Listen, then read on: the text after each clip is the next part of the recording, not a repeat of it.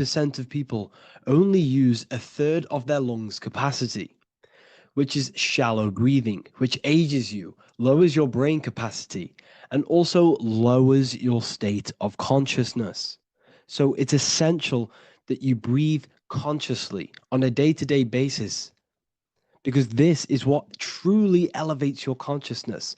I am going to give you the key for you to raise your consciousness just through breathing alone. Such a simple thing, but yet the most effective way for raising your state of consciousness and becoming more spiritually and mentally advanced.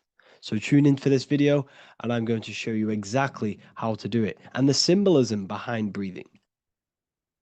Air is more than just air. It carries electromagnetic energy. So now I'm going to give you the science behind this spiritual truth. This invisible force is what sustains all physical life, providing the life force energy essential for existence. Electromagnetism. Everything is fed off electromagnetism. Your body is an electromagnetic battery. Now, we can prove that air carries electromagnetism just by doing a simple test, a simple scientific experiment, by getting liquid oxygen and pouring it between a north and south magnetic pole, two polar opposite magnets. We see that the liquid does not fall straight through it. It is sucked, it is magnetically attracted to these two opposing forces, opposing magnets. This is proof that air, liquid oxygen carries electromagnetism. When you are breathing electromagnetism, the essential life force behind all living beings. This is known as energy or prana, chi, ether, or spirit. This is all the same thing. Air is not just empty space. It is energy. It is prana. It is life force. It is spirit. It is ether, chi, prana. You are an electromagnetic being. Your consciousness is in direct correlation with your electromagnetic aura or biofield around your body. Your state of consciousness is mirrored within this field around your body. Now, your breath, when you breathe in, you're breathing electromagnetism or life force. Breath is the vital link between the physical and the spiritual, bridging the body with the soul. Through breath, we connect with both tangible world and deeper, the unseen realms of energy and consciousness. Breathing deeply and properly elevates our consciousness, enhancing the brain's functions, heightening the sensitivity of our five senses. It also brings a profound calmness to the mind, creating a state of clarity and inner peace. Like I said earlier, breathing properly is the fastest way to elevate your consciousness. It is the fastest way, because breathing, when you stop breathing, what happens? You lose physical consciousness. Your body will shut down if you do not breathe in this vital electromagnetic energy in the oxygen. If your body does not get this for 5 minutes or however you can last without breathing, this makes you lose physical consciousness. Your body will not survive without this essential life force energy. Therefore, air is one of the most overlooked things. This is why we see the symbolism of Buddha having a big belly. Why does he have a big belly? Because it's symbolizing breath work, proper spiritual breath work, the certain teachings of breath work, of when you breathe in through the nose, you have to breathe in through the nose. You don't want to breathe in through the mouth, because the nose acts as a filter which catches dust particles and filters out the air before it enters the lungs. The mouth does not do that. The nose is for breathing inward. We breathe in through the nose, and when we breathe in, we breathe into our belly, not our lungs. When we breathe into our belly and our belly expands outwards, we are then moving this energy down from the nose, down the spinal column, And when we breathe back out, the belly goes in, which is raising the energy up the spinal column, back out through the mouth. This is the true way of breathing, because when we breathe, we are moving energy. We are moving electromagnetic energy. When we breathe in through the nose, the energy travels down the spinal column. And when we breathe out, we are raising this energy back up the spine, some of it going out the mouth, and some of it reaching the brain, activating dormant brain cells in the brain. But when we breathe, we need to make sure we are using 100% of our lungs' capacity, because the lungs is what transforms this special energy into consciousness, physical consciousness. So this is why Buddha has a big belly. It's not because he was fat. It's not because he was overweight. It's symbolism. It's symbolism of breath work. So try this. Do this for 2 minutes while you watch this video. Breathe in through the mouth as hard as you can until you no longer can fill any more air into your lungs and belly. Breathe it into your belly, not your lungs. And breathe out through the mouth. Do this for 5 minutes or 2 minutes, however long. I promise you, breath affects your consciousness. You will notice the difference. If you do it quicker, the quicker it'll affect your consciousness, and you might go lightheaded. But that lightheaded is you activating your spirit, your energy body. So try this just by when watching this video. When you breathe consciously, you are renewing both your energy body and astral body, aligning your consciousness with a higher state. This practice feeds new life force energy into the body, revitalizing and enhancing your overall well-being. Like I said, your brain requires the most amount of oxygen. When we have shallow breathing, this is reducing the brain's capacity. Because when we are not breathing properly, which 98% of people are only using a third of their lungs capacity, we are essentially only using a third of our consciousness, because your breath is directly correlated to your consciousness, your state of consciousness. When you breathe in through the mouth, out through the mouth, out in through the nose, out through the mouth, consciously and deeply for 5 minutes, you will notice that your senses are more powerful and sensitive. Your brain is quicker.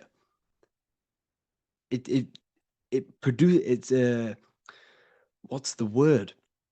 It processes information quicker. You become quicker. You become a superhuman, and you feel more spiritual because it activates your spirit, your astral and energy body. So when we meditate, it's definitely important to breathe in through the nose and out through the mouth as deeply as possible to align with a higher state of consciousness. And this is the easiest way to separate your consciousness from the body. When you breathe in deeply for long periods of time, while meditating, while taking no thought, when no thought is present and you gain a rhythm of deep breathing, this is the gateway. This is the gateway to opening your consciousness. Because when you stop thinking, other aspects of your consciousness can open up. All of our lives we've been thinking, which is blocked off the higher states of consciousness.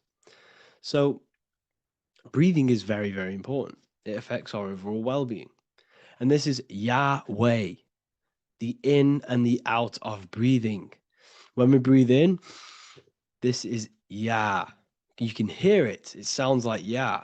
And when we breathe out, that is Way. This is the name of God, apparently. But God is within you. You can connect with God. You can connect with source consciousness within you by breathing, by raising your state of consciousness through breathing and meditation. This is why the Bible tells you the Spirit of God has made me, and the breath of the Almighty gives me life. You are consciousness. You are God. You're an extension of God's consciousness.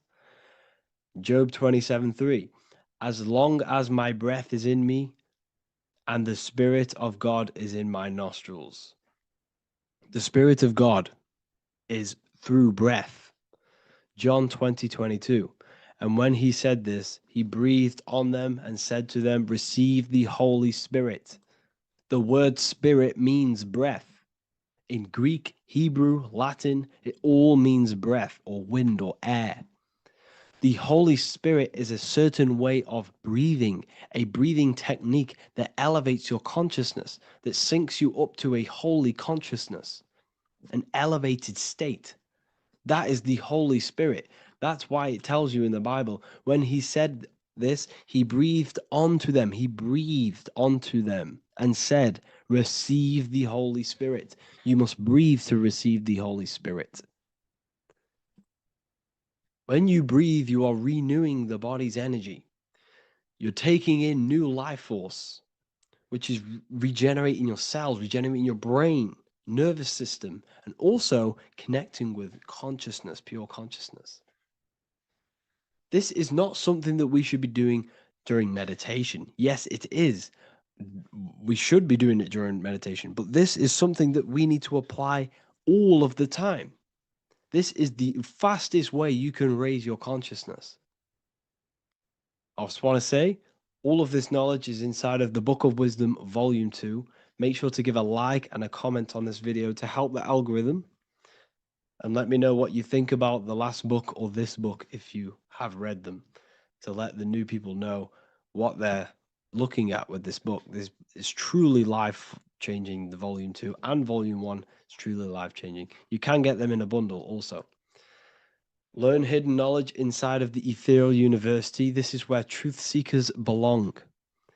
I'm not here to try sell you this, but this is the place for truth seekers. And if you are serious about your spiritual journey and serious about gaining knowledge, which gives you the advantage over life, join Ethereal University.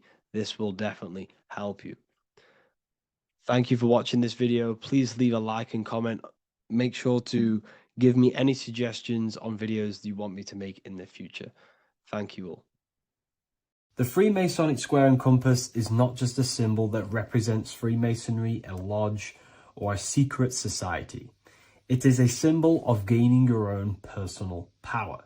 Now, in this video, I'm going to be breaking down this symbol in the most detail I can possibly go into. Most people live in a state of illusion. They live their life impulsively, acting based on their five senses, tasting. They want to feel a certain thing like an orgasm, or they're basically just slaves to external things and their five senses, which leads to a very dark path where you'll never actually become a conscious creator and you'll never actually be internally happy. The Freemasonic square and compass reveals some deep wisdom about this. Now let me break this down.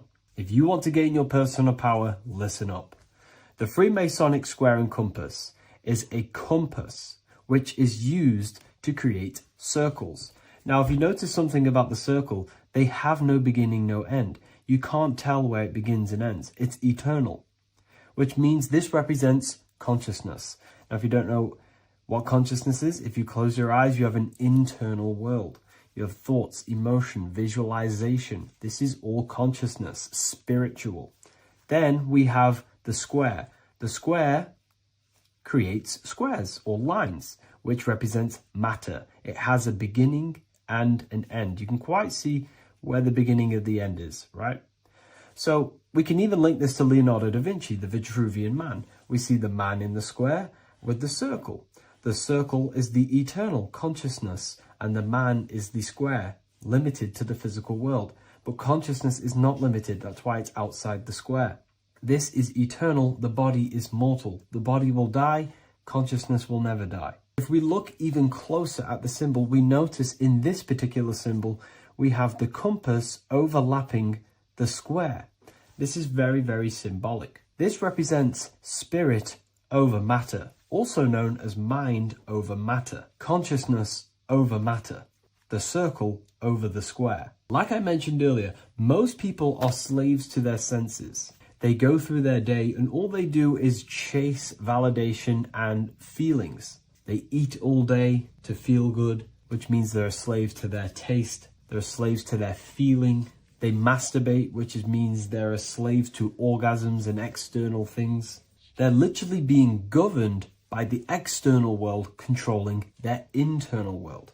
They're literally living life on autopilot. And don't get me wrong, I was guilty of this too. We're all guilty of this when we join this world because we're not taught this sacred knowledge. Until you actually stop and recognize this, you'll be living life on autopilot. Literally not even living. You'll be running off subconscious programs, seeking external validation and being ruled by these five senses. The square underneath the compass represents consciousness on top of matter, which means the internal world is controlling the external world. It is the mind controlling matter and not matter manipulating the mind. In the occult and esoteric world, it's very important that you are conscious of every action that you are taking in your day-to-day life. Never act subconsciously. Always be conscious. What are you thinking? What are you acting? What are you giving your attention? All of this is contributing towards creating because you are a creator. Consciousness is a creative force. You need to make sure that the compass is on top of the square, that your inner world is controlling the outer world and not the outer world controlling the inner. As I've mentioned in many videos before, the internal world of consciousness is what's producing the external world. Your life is just a result of every thought and emotion that you felt in the past. Everything you own, everything you possess, your friends are all reflections of your consciousness. They're all reflections of what you are thinking about. When you change your thinking, your external world starts to rearrange itself. On a basic level, this symbol represents the combination of spirit and matter. You are a spiritual being and a material being. You are heaven, the sky, and earth, the ground. You are heaven and earth, spirit and matter infused into one. You are a bridge between the divine and the earthly worlds. And you can bring down these higher realms of consciousness, thought, imagination, and emotions into a physical, tangible reality. To do this consciously, we need to make sure the external world is not manipulating the inner world. Because if your internal world is being controlled by external circumstances, for example, you have a circumstance happen in your reality, an emotion triggers inside of you, and that emotion is a command to create more of that. And the thoughts that you think are creating more of that negativity. So it's a constant cycle of negative manifestation if you let the external world control your internal world of consciousness. So we need to make sure the compass is on top of the square, that the internal world are commands and not reactions to create your external reality. And not only just to create, but to actually enjoy life. If we let the external world bother our internal world, this means that we have some sort of mental or emotional attachment to the external world. We need to detach from the external world. Why do I say that? Because it's temporary. It's an illusion. We are going to die one day, and none of this will matter. You need to understand that everything in this world is temporary. You have to be okay with losing things, losing family, losing things in this world, because it's guaranteed to be temporary. We need to make sure the internal world is order and not chaos, commands and not reactions. Now, at the back of the Book of Wisdom, Volume 2, the book that I've wrote here, I go over the different meanings of the different arrangements of the square and compass. Sometimes we see the square overlapping the compass, which is the opposite of what we've just broken down. Or sometimes we see one leg of the compass on top of the square and one leg of the square on top of the compass. These are all highly symbolic. When we see the square overlapping the compass, this pretty much represents the beginning of the Freemasons' journey, when their internal world is being controlled by the external. They have a lot of spiritual growth and a lot of learning and inner work to do. Now, when we see half and half, one leg of the square on top and one leg of the compass on top, this represents the Masons' gradual emergence from the material realm into the spiritual. This interplay of symbols reflects the process of gaining greater light and knowledge as the Masons ascend from material concerns towards spiritual enlightenment. And of course, we've just broken down what this means. This represents spirit over matter. They're not chasing external physical things anymore. They're actually chasing and gaining validation and happiness from spiritual growth, more knowledge and deeper understanding of consciousness and themselves. Most people chase external material things, which actually don't make you happy in the long run. You could be given £1 million today. In a week's time, you would be back to the same original state of consciousness and actually chasing more and more millions of pounds. It's because nothing physical in this tangible world will ever satisfy your internal world of consciousness. So through spiritual growth, we can actually become happy and seek higher understanding, higher consciousness, which actually satisfies us eternally. So when we see the compass on top of the square, it symbolizes the triumph of spirit over matter. This arrangement not only signifies the mastery of spirit over the material realm, but also represents the resurrection, ascent, and dominion of spiritual principles over all earthly conditions. It's all about gaining personal power and spiritual growth. It's all about spiritual evolution, going from matter to spirit.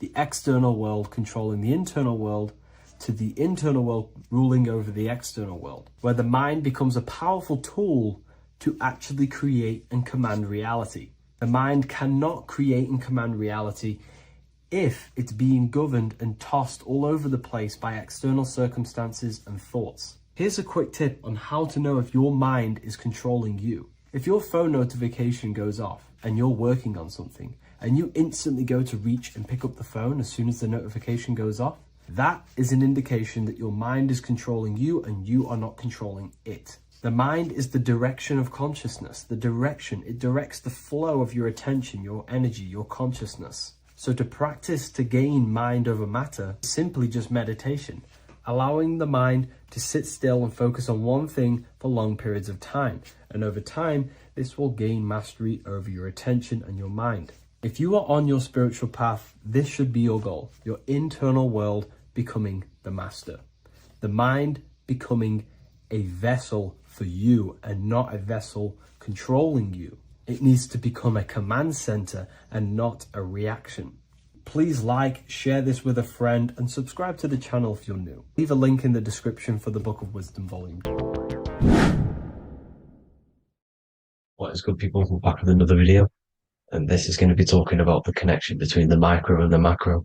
You know, you are the universe. Everything is inside of you. So the first thing you need to understand is that the law of mentalism, we are a thought in the creator's mind. Everything's being thought into existence. We have a spark of this mind, this same mind of the creator. And everything is a state of mind. Particles or atoms, whatever you want to call them, are a mental thing. They're a product of the mind. Everything's thought into existence. Thoughts influence everything. Thoughts are energetic effects which send out waves into the quantum field around you. And your consciousness is actually the universe experiencing itself, expressing itself, and viewing itself. So we are the creator, but viewing itself in separate bodies. And this is why they call the material world the world of illusions. Because everything's separate here, but we all forget that we are all one. We've all been brainwashed to think we're all separate, but we're all one. We're all the same mind, the same consciousness, everything. So everything's created out of toroidal fields. God created the toroidal field. That's the only thing that exists because the atoms are toroidal fields. And it's the basis behind all creation. As you can see it in the owl's eyes. It creates the infinity symbol. And this was the apple. That apple is a toroidal field. And the toroidal field is made out of dielectricity, which is ether. Ether is black light, and this is counter space. This is another realm. This is what creates God to be omnipresent, to be everywhere at one place at all times. He is everywhere because ether is everywhere. And ether is infinite potential. It connects everything together, and that's what energy moves through. It moves through the ether. And that's black light. Everything is light, as it says in John 4:2, God is light. Everything's a vibrational state of light. So the torus field is made out of dielectricity, ether, black light, magnetism, which is white light, which is the center of the toroidal field. And magnetism radiates, it has no vibration. And then when white light splits, it turns into electricity, which is physical material, and that has a vibration. This is the Holy Trinity. The sun, the moon, Saturn. Saturn, the god of materialism. If you've watched my videos on Saturn, you know that Saturn is crystallizing everything into physical matter. And that's why his old name was El. The ancients called him El. And this is why we get electricity. This is where electricity comes from, because electricity is only a product of the physical world, which is redshift, blueshift, Adam and Eve. And this is what creates the redshift, blueshift is what is a product of magnetism. When magnetism, white light splits, and this gives us vibration. And this what creates the toroidal field, which is the basis of all physical creation. The sine wave is created out of the magnetic wave and the electric wave. The electric wave is the blue wave, and the magnetic wave is the straight wave, which is radiation. This is vibration frequency. So the magnetic wave is straight, and then you have longitude and amplitude, which is depth, which is dimension. You see how the electric wave has depth and dimension. This is why you get the cross. This is the cross of Earth. This is the symbol of Earth, of bondage, of physical matter, because it consists of magnetic wave and depth, which is electric wave. And this is where you get the sun cross or the Earth cross, whatever you want to call it. It's the cross of physical matter, and the ancients knew this. This is why they used that symbol. Redshift, blueshift, which is the toroidal field, is the basis of all creation, physical creation. And this is why you have the police siren is red and blue. The Matrix movie, red pill, blue pill. You have red blood and blue blood in your body. The Democrat and Republic, the two parties, red and blue. Like your taps on your taps, you have a red and blue tap. One's generative, one's destruction. Fire, destruction, water, generative. So this is the basis of all things. And electric wave has dimension, like I've already said, depth, material, and it's measured in hertz. It's measured in hertz because it hurts you. It decays because the electric wave has a vibration, and vibration always has to go back to a standstill point. This wave cannot go forever, but the magnetic wave will go forever. It's radiation. Magnetic is radiation. It radiates forever. It pulses. But the electric wave will at some point come back to a standstill point, and that's why it hurts. It decays. That's why our physical body decays, because we contain of electricity. This body is an electric body, and it will return back to stillness like a guitar string. If you vibrate a guitar string, you pull it, it will vibrate, make a sound, and then go back to a standstill point. It's the exact same with every single toroidal field within the body.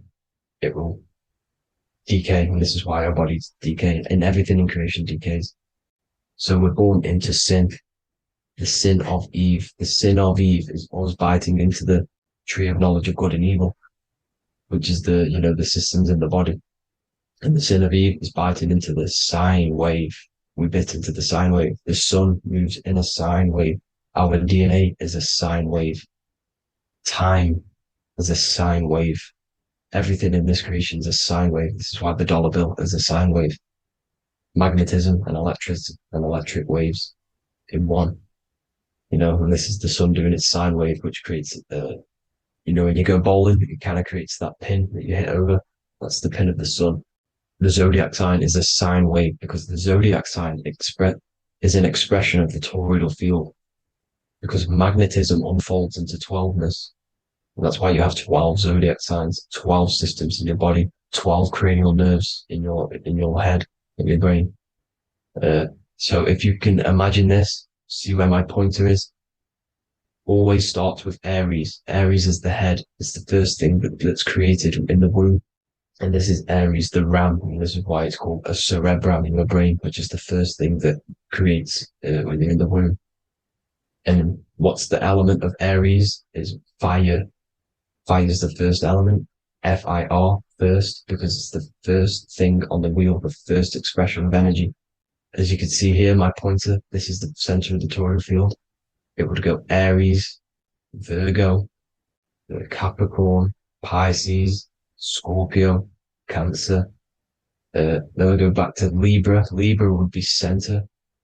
But you see how the toroidal field is the expression of the 12 energies. That's what the constellations are, the energy expressions of the toroidal field.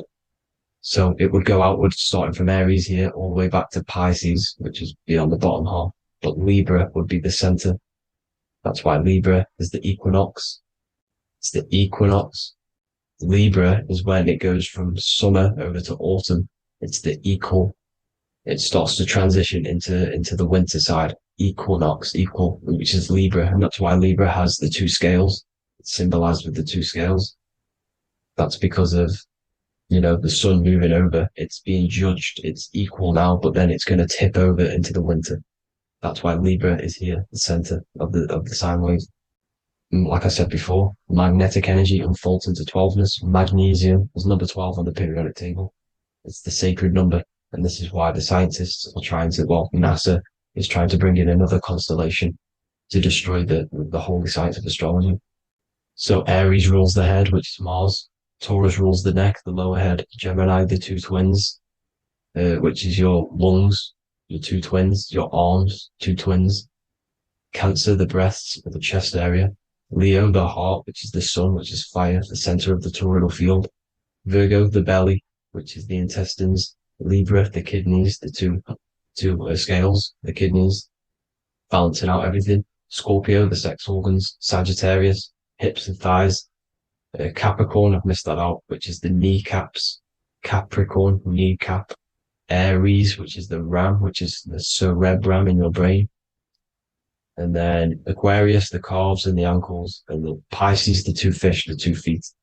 So everything corresponds, as you can see here. This is an ancient way of depicting it, of the folded human. And this is everything. Each constellation rules that part of the body, gives energy to that part of the body, makes you do certain things.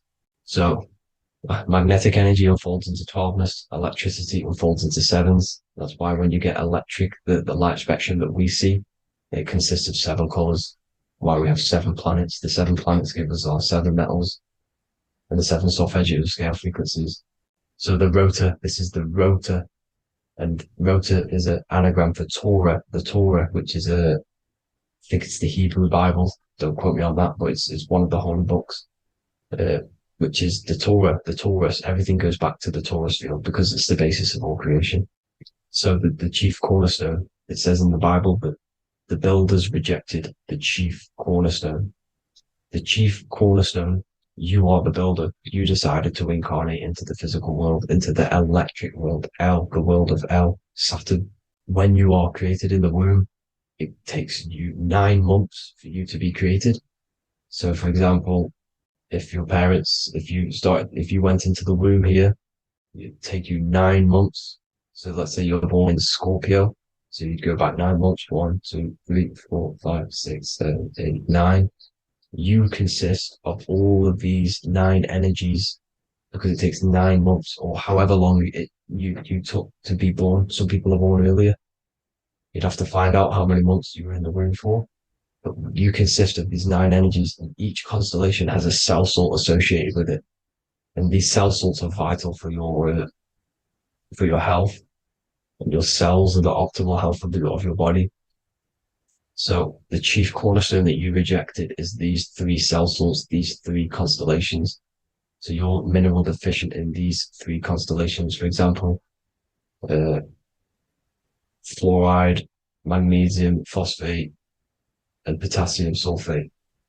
So that's the chief cornerstone. And a cornerstone, people always get it rejected with the cornerstone. The cornerstone is not, it doesn't say the cornerstone in the Bible. It says the chief cornerstone. The cornerstone is a cornerstone of a building, but a chief cornerstone is the top of the pyramid. This is where we get the pyramid of the wheel. So you're mineral deficient in whatever 3 zodiac signs you're not. You were not in the womb for. This is the chief cornerstone you rejected. So the human body is the micro. It is the universe in a physical form. It consists of everything in the universe. Just like your consciousness is the universe watching itself, experiencing itself. Your body is the whole universe. 12 systems in the body, 12 zodiac signs, 7 chakras are the 7 planets. The Holy Trinity of you is your Temple of Solomon, the soul and the mind, the sun and the moon. Everything is in you. You consist of everything, all the energies, everything. Heaven and hell. Heaven and hell is a mind state. It's a state of the mind. Head, Hea, which is heaven, and the heel, the bottom of your foot, is hell. And the bottom of your foot is the soul. So they're basically saying, well, it's wordplay. They're saying that your soul is in hell because, with the elites being in control. So they call the bottom of your foot the soul, trying to say that you're in hell. the Christ is in you. And this Christ is Greek for what Christos. And Christos is Greek for the oil. And this oil is produced in the cerebrum, the Aries, the ram, the cerebrum. It goes down the pineal, well, the pineal and the pituitary are underneath the cerebrum. Goes down the pingala and the ida. The pingala being the positive charge connected to the pineal gland, pin, and the ida connected to the pituitary. And this is the two serpents going down the spinal column. And this is why Jesus goes from Nazareth to Bethlehem, and then Joseph and Mary are waiting for Jesus in Nazareth. Joseph and Mary are the pineal and the pituitary gland waiting for Jesus to come back up the River Jordan, or spinal column. So this is the oil. This is the story of Santa as well. Santa comes from the North Pole. Why? Because the North Pole of the Earth is the center of the toroidal field, and the North Pole of you is your spinal column, which is the North Pole of the toroidal field. The North Pole, he comes from the North Pole. This is the North Pole. This is the South Pole of the toroidal field. Comes from the North Pole, which is your mind. And he goes down the chimney and then back up the chimney. This is the chimney. And he drops off the present, which is the Christos, the oil. And this is why Jesus is crucified at 33, because he crosses over the vagus nerve at the top of your spine. When this oil comes back up the 33 vertebrae, these are your vertebrae here. When it goes up the 33 vertebrae, it gets crucified at 33 because it crosses the vagus nerve, and he's crucified on the cross at 33. This is the story behind Jesus and Santa. The Ark of the Covenant in the Bible is the two hemispheres which cover the vital parts of your mind, the brain side, which is the cerebrum, the pineal, the pituitary, etc. So the two hemispheres are the two angels, the Ark of the Covenant. This is the Ark of the Covenant covering the two vital parts of your brain. So these are the optic thalamus is another part, and it protects the Christ oil, which is inside at the center of the brain. See, the Bible is all a massive metaphor about yourself, because you are the universe. You are a microcosm of the universe. Your consciousness has experienced itself, and the universe experiencing, and your body is the whole universe. Your head's heaven. So Moses crosses the Red Sea. These are the two hemispheres of your brain. This is the corpus callosum, the Red Sea. So he's pretty much saying that he's uniting the two hemispheres of your brain, because most people in this generation are stuck in the left brain, which is just logic, reasoning, science and maths, writing. You know, this is what school teaches you to do. It keeps you stuck in your left brain. And you want to cross over to you want to cross the Red Sea, which is the corpus callosum, to the right brain, which is awareness, art awareness, creativity, imagination, intuition, insight, you know, using the higher mind, creativity, imagination. If you don't have intuition, then you can't read energy, you can't pick up on bad things. This is what Moses is symbolizing by crossing the Red Sea. And it's also the upper room where Jesus met the 12 disciples. 12 disciples are the 12 cranial nerves in your brain. It doesn't just represent the 12 zodiac signs. The 12 disciples symbolizes many different things. It's like I said, energy the universe consists of 12ness. So you have 12 cranial nerves in your brain, and that's the 12 disciples as well. And they want you stuck in your left brain, which is the five senses, materialism. So they say in the Bible that Satan blinds the mind. Satan is Saturn. If you've watched my videos, Satan is Saturn. And you consist of the whole Trinity, which is the sun, moon, and earth. The soul, moon, the soul being your sun, the solar, the moon being your mind, the earth, your physical body. And Satan blinds the mind. Why? Because we enter a soul system. This is a soul system, not a solar system. And Saturn is the Lord of the Rings, which is the outer ring. When your soul enters the soul system, your soul starts to materialize. It hits Saturn. Why? Because Saturn starts to materialize you. You take on the 7 virtues, which are the 7 planets, which are your 7 chakras. And to get out of this soul system, you must get out of your lower nature, your animal nature, which is lust, desire, greed. You know, the number of the beast, 666, which is Saturn, Satan. So you enter the soul system, you take on the 7 energies, which you turn into physical matter. And this is your descension from heaven to, well, to say hell. And then you must raise back up from matter to spirit. They say Satan blinds the mind. Why? Because your mind gets materialized. Your soul and mind get materialized. And when you get materialized, it's an intense experience. You lose the divinity within you. You forget the divinity. So Satan, which is the first planet, the first energy you take on, the material body, he blinds the mind. He makes you forget everything, your divinity.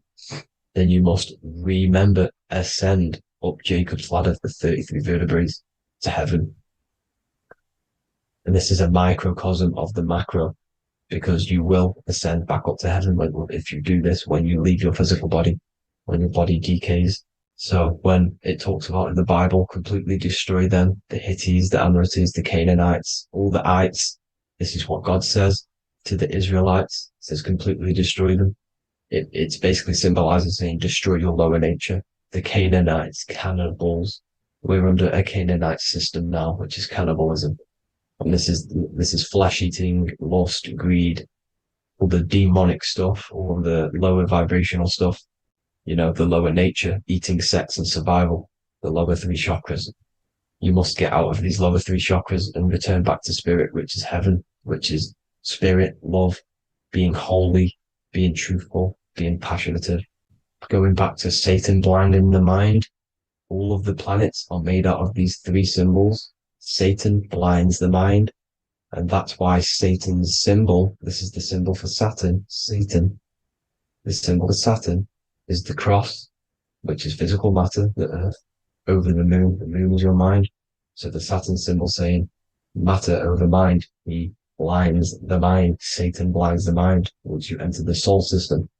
And you must remember, in the Bible, it talks about the Genesis, which is Eve, the sin of Eve, which is biting of the tree of knowledge, with the serpent, which wraps around the tree. It says the serpent placed himself on the tree. Well, the serpent is the spinal column. It's the serpent telling you eat from the tree of knowledge of good and evil, which is your nervous system. And eating from the tree of knowledge of good and evil is doing bad things. For example, over-sexualized, overeating, eating the wrong food. That's eating from your nervous system. It's decaying you, and it's preventing you from achieving the God self, the God consciousness. This is the symbolism of, the tree on the serpent, telling you to eat from the left brain, with the left brain being the sinister. Sinister is Latin for left. That's sin. Sin is left. And left is lefty Lucy, Lucifer, right, righteousness, right, God, godly. The tree of knowledge of good and evil, which is your nervous system, because it determines good or bad. That's the only thing you experience in this world is your nervous system. And then the tree of life is the cardiovascular system, and the Garden of Eden is your body. So that's it for this video, people. I hope you've got a greater understanding of how you are the universe and everything is inside of you. Just keep in mind you are the universe experience in itself, and your body is a reflection of everything. The 12 constellations, the 7 planets, everything's inside of you. This world is an expression from the inside outwards. You can't affect the outside world to manipulate reality. Everything's inside of you. I hope you got a greater understanding of this. God bless. Ancient symbol hidden in plain sight. One that holds the key to transformation, power, and unlocking your true potential. It's been used for centuries by mystics, rulers, and even modern science. But almost no one understands its true meaning. Once you do, it will change the way you see yourself and the world forever. Stay with me, because this could be the key to your own awakening. The symbol of the snake, or the serpent, is a very powerful symbol that refers to something within you, that we all are on this journey. So first of all, we see this symbol in ancient Egypt on the top of the pharaoh's head. We also see this with Buddha, with the snake on top of the Buddha's head and below. We also see this in Rome, with the Roman god Mercury holding the staff with the snake. We see this in Adam and Eve's story with the snake tempting Eve. We even see this today on the medical facility.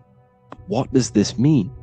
Why is this symbol being used for thousands and thousands and thousands of years? It has a very deep esoteric meaning. We see this in the caduceus staff, and we even see the snake representing the kundalini. What does the snake actually mean? A lot of people think it represents the kundalini, which it does. However, there's a deeper interpretation of this symbol, and it goes very far beneath the surface of what the snake actually represents. Okay? So first of all, when looking at symbols, we need to observe what the snake does in nature. The serpent sheds its skin. The serpent shedding its skin is a sacred symbol of an inner transformation. It transforms from its old self to a new self. It sheds layers of itself. As the snake discards its old exterior, it mirrors our own journey of realizing outdated beliefs and patterns, paving the way for a renewed, authentic self on the esoteric path of awakening. Essentially, it represents transformation, but not transformation of our physical bodies, transformation of our inner world. Now, this is where things get a little bit tricky and you may become a little bit confused, but I'm going to make this very clear for you. The snake symbol or any symbol can be used for different context. For example, the kundalini. We see the snake representing the kundalini. We all know that energy can't be destroyed, only transferred. Like I said, this is a transferring of energy. It's a changing, a transforming, shedding its skin. It represents transformation.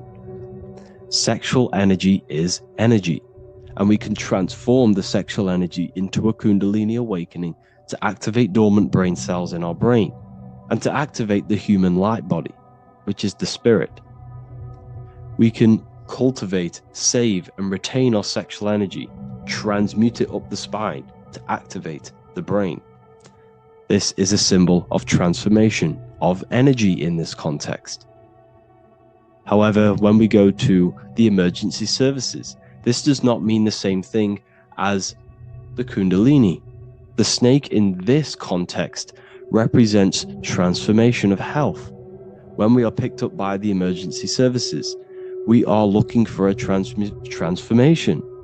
We are unwell and now we need to transform to well-being.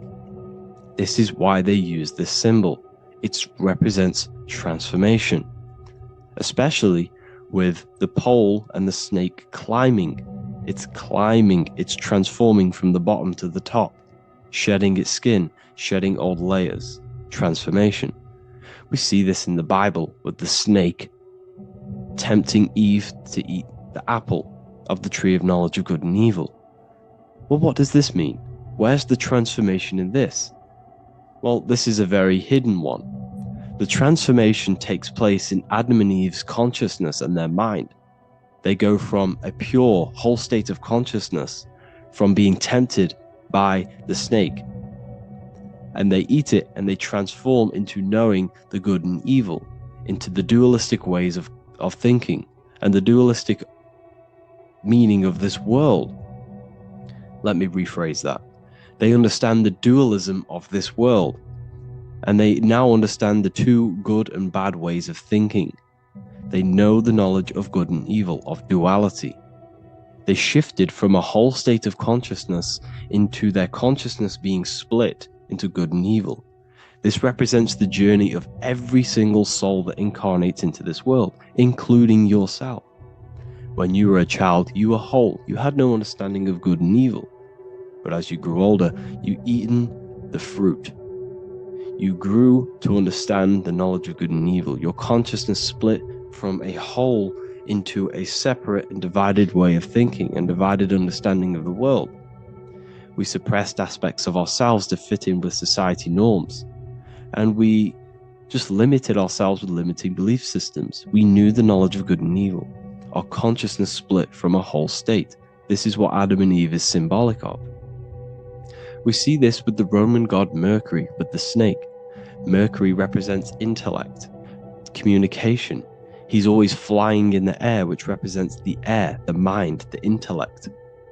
He's holding the snake to represent transformation of the mind. This is what we call mental alchemy, turning base metals into gold, turning the unenlightened aspects of our mind into enlightened ones, turning our negativity into power and control. We see this with Buddha, and Buddha is all to do with transformation of the inner world, transformation of the mind and the soul and the emotions. And it also represents the Kundalini. We see this in ancient Egypt. We always see the snake on the head, representing the place where the third eye is, representing the intellect or the mind's eye, the third eye, whatever you want to call it. This is the place of the invisible intelligence within us. This is our mind or intellect. And this is the transmutation of the mind. This is why the snake is on the head, representing the transformation of the mind, going from the unenlightened into the enlightened, going from the uncontrolled to the controlled mind, so that we can control the very fabric of reality. I've kind of just given that away. Why is this important? Humans are creators. We're the architects of creation, endowed with the divine power to channel the fourth dimension, which is the imagination, into reality. Each thought and intention is a seed. When nurtured with focus and clarity, transforms the unseen into the tangible experience. This creative process bridges the gap between the ethereal and the material. Humans are creators. It's impossible for you not to create. Whether you're doing this consciously or subconsciously, you've been creating your whole life, turning non-physical thought into physical reality. We are creators. However, the mind cannot create in a state of chaos. The mind cannot create with limiting beliefs. The mind cannot create with thoughts that come and destruct our minds.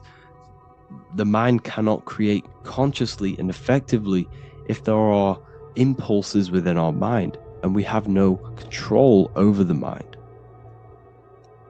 So this is where self-transformation comes from within. This is where the snake comes in. The snake represents the transmutation of our mind from the uncontrolled to the controlled. In this context of the Egyptians with the snake on their head, it's all to do with mental alchemy. In the occult tradition, the mind is seen as a delicate instrument that demands constant vigilance. Left unchecked, it reverts to archaic and destructive thinking patterns. Like a finely honed blade, it must be continually sharpened through discipline and self-refinement.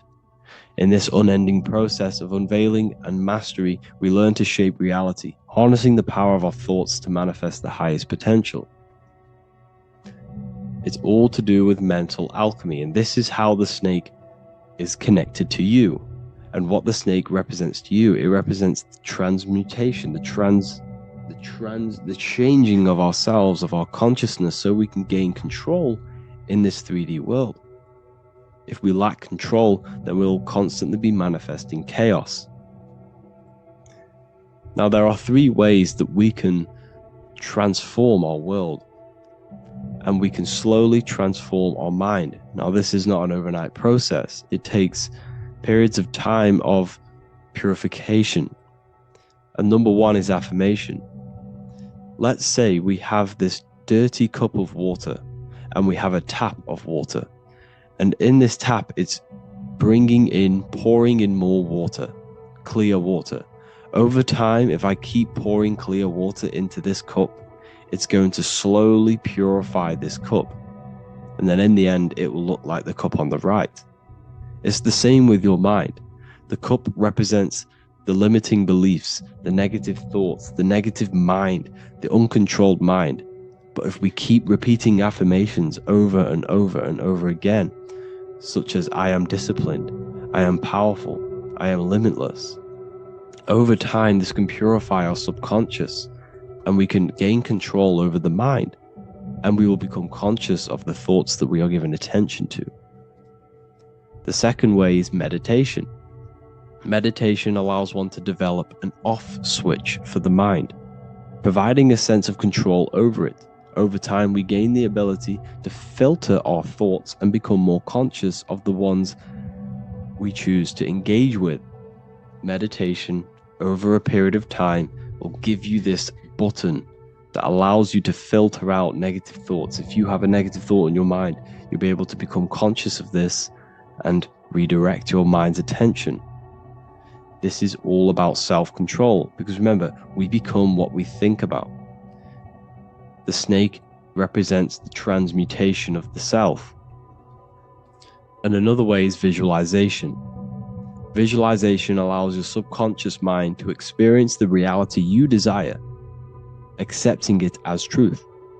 As the subconscious becomes more immersed in this imagined reality, it works to manifest it into your conscious experience.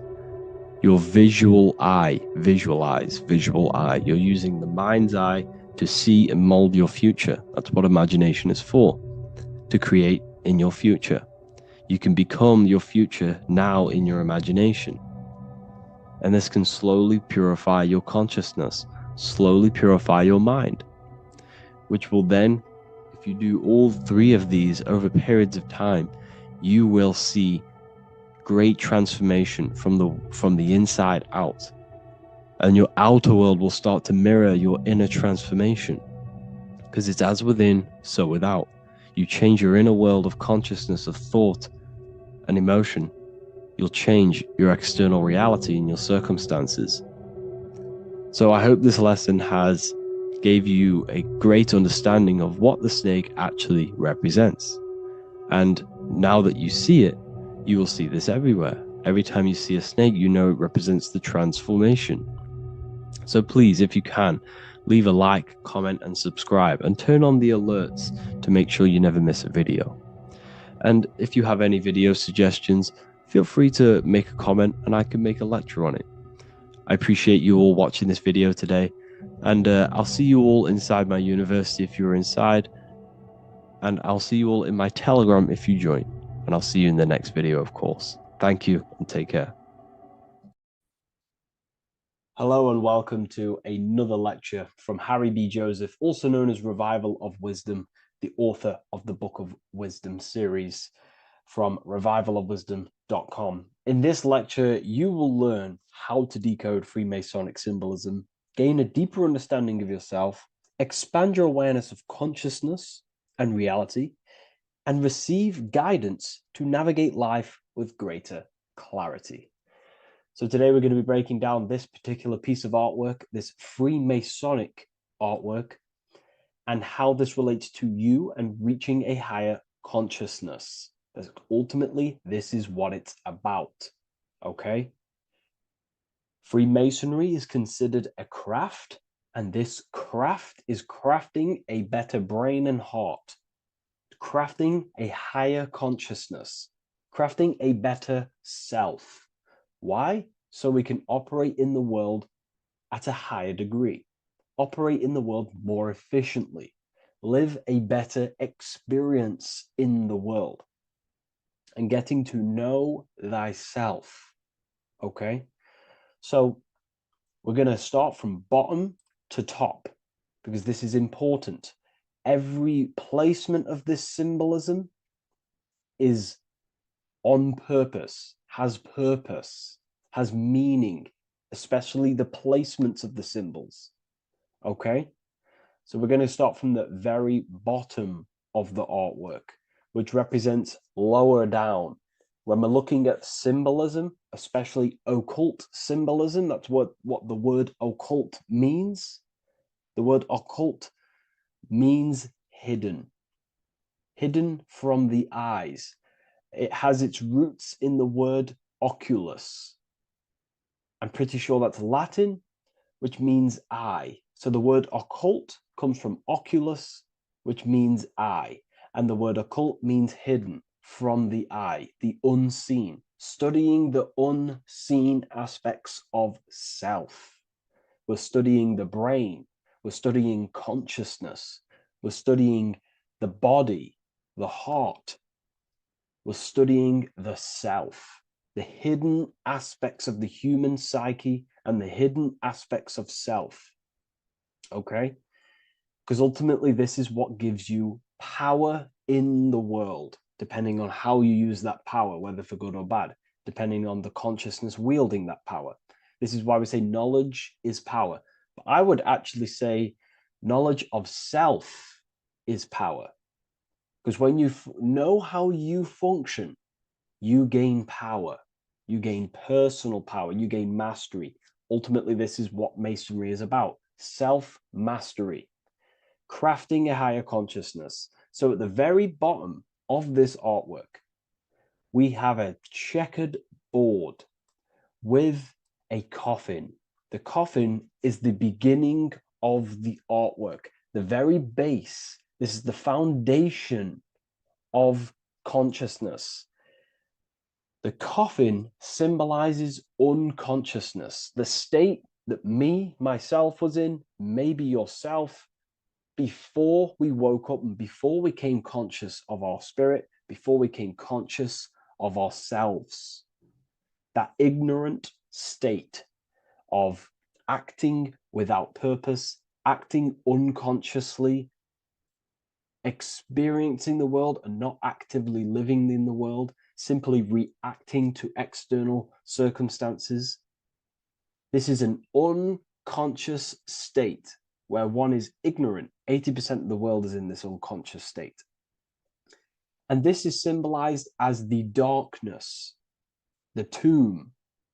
Look at how the tomb is fully blacked out, representing dull, no emotion, it's dark. This represents the darkness of self. The spirit is buried. The spirit is in the tomb. They're not even aware that they possess consciousness. They think they're the material body flying on a ball millions of miles per hour through space, and the sun is, they think they're a monkey evoluted. They've never questioned themselves. They stay in ignorance. They're in the spiritual darkness, okay? And they're furthest away from the light. Look at the top. This is the light sources. They're in the darkness, okay? They're in spiritual darkness. They're in ignorance. And they're in division. Their mind has no power. Their thoughts contradict themselves. They say they're going to do something, but then their mind tells them, oh, I'm going to fail. Or I want to do this, but my mind says this, and I believe this about myself.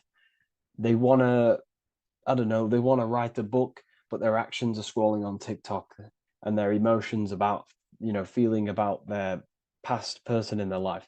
That's division between the self. That's divided consciousness. They also have a divided brain hemisphere.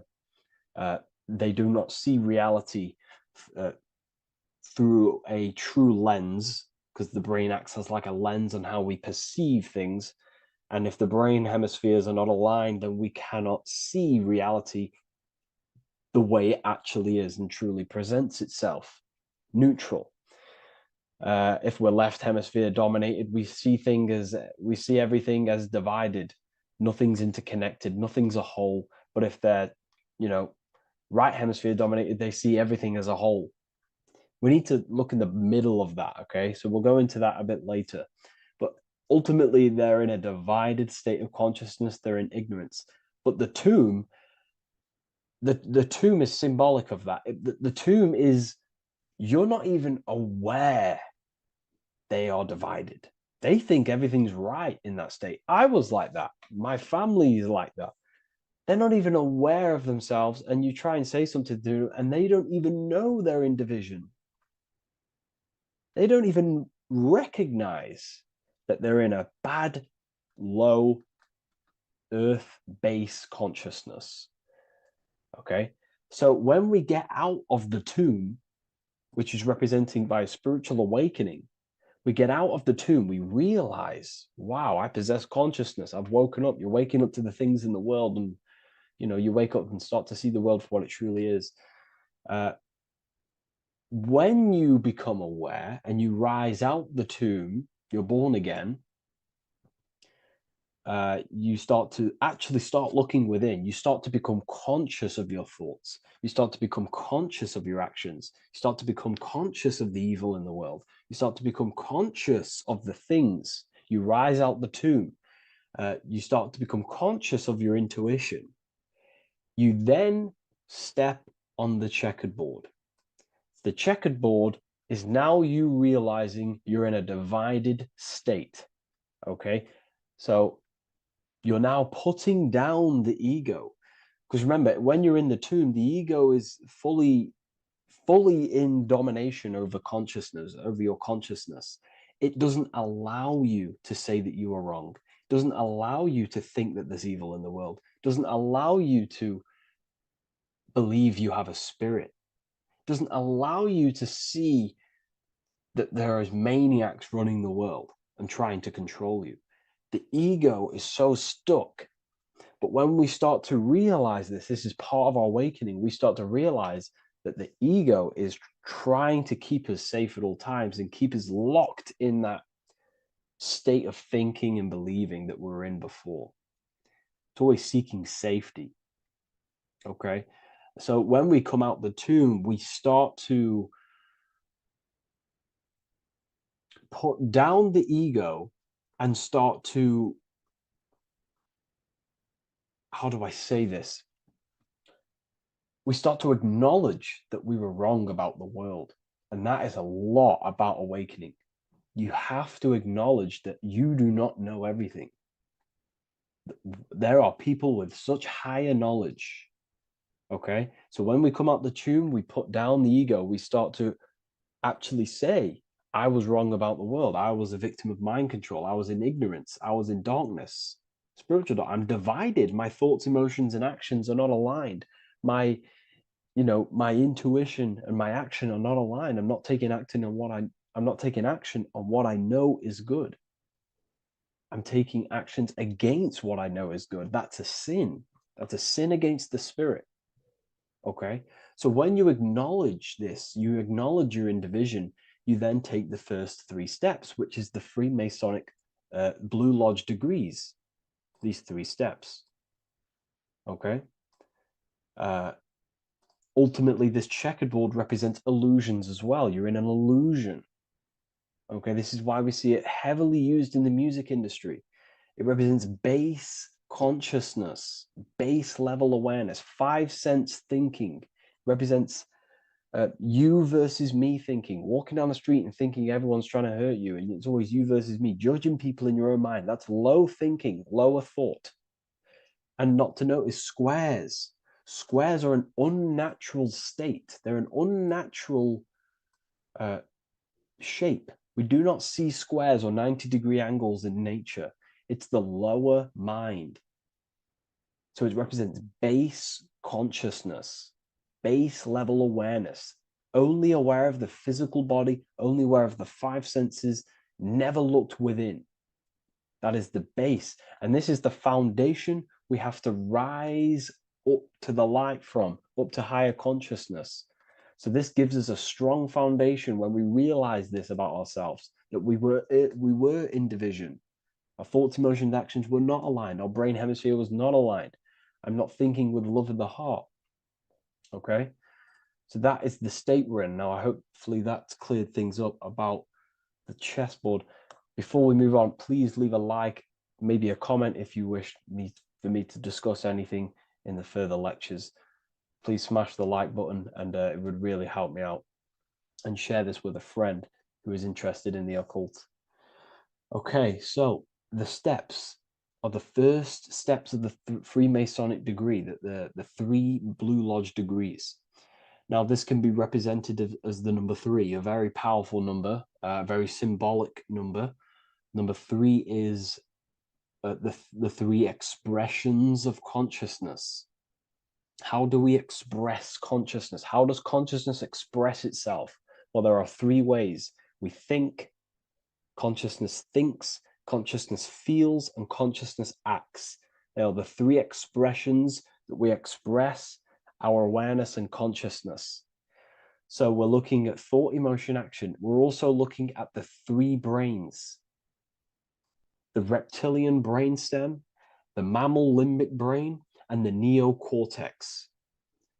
The reptilian brain governs basic functions of the human body: breathing, surviving, scanning the environment for threats, automatic responses, eating, scanning for food, base consciousness. That's the reptilian brain.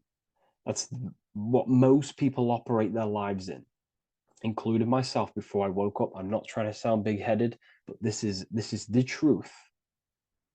Ignore my tone of voice, ignore my voice, focus on the words I'm saying. You know, if you're judging, that means you have divided thinking. It's always you versus me.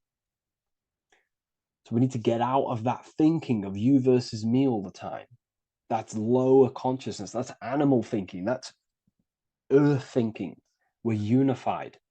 We need to reach a higher consciousness and do not waste our mind's potential on low-level earth divided thinking. Okay? So we're looking at the reptilian brain, the mammal brain, and the neocortex. Now, the neocortex is ultimately what makes us human. It allows consciousness to operate on a higher degree, okay? This is what makes you human, the neocortex. The neocortex.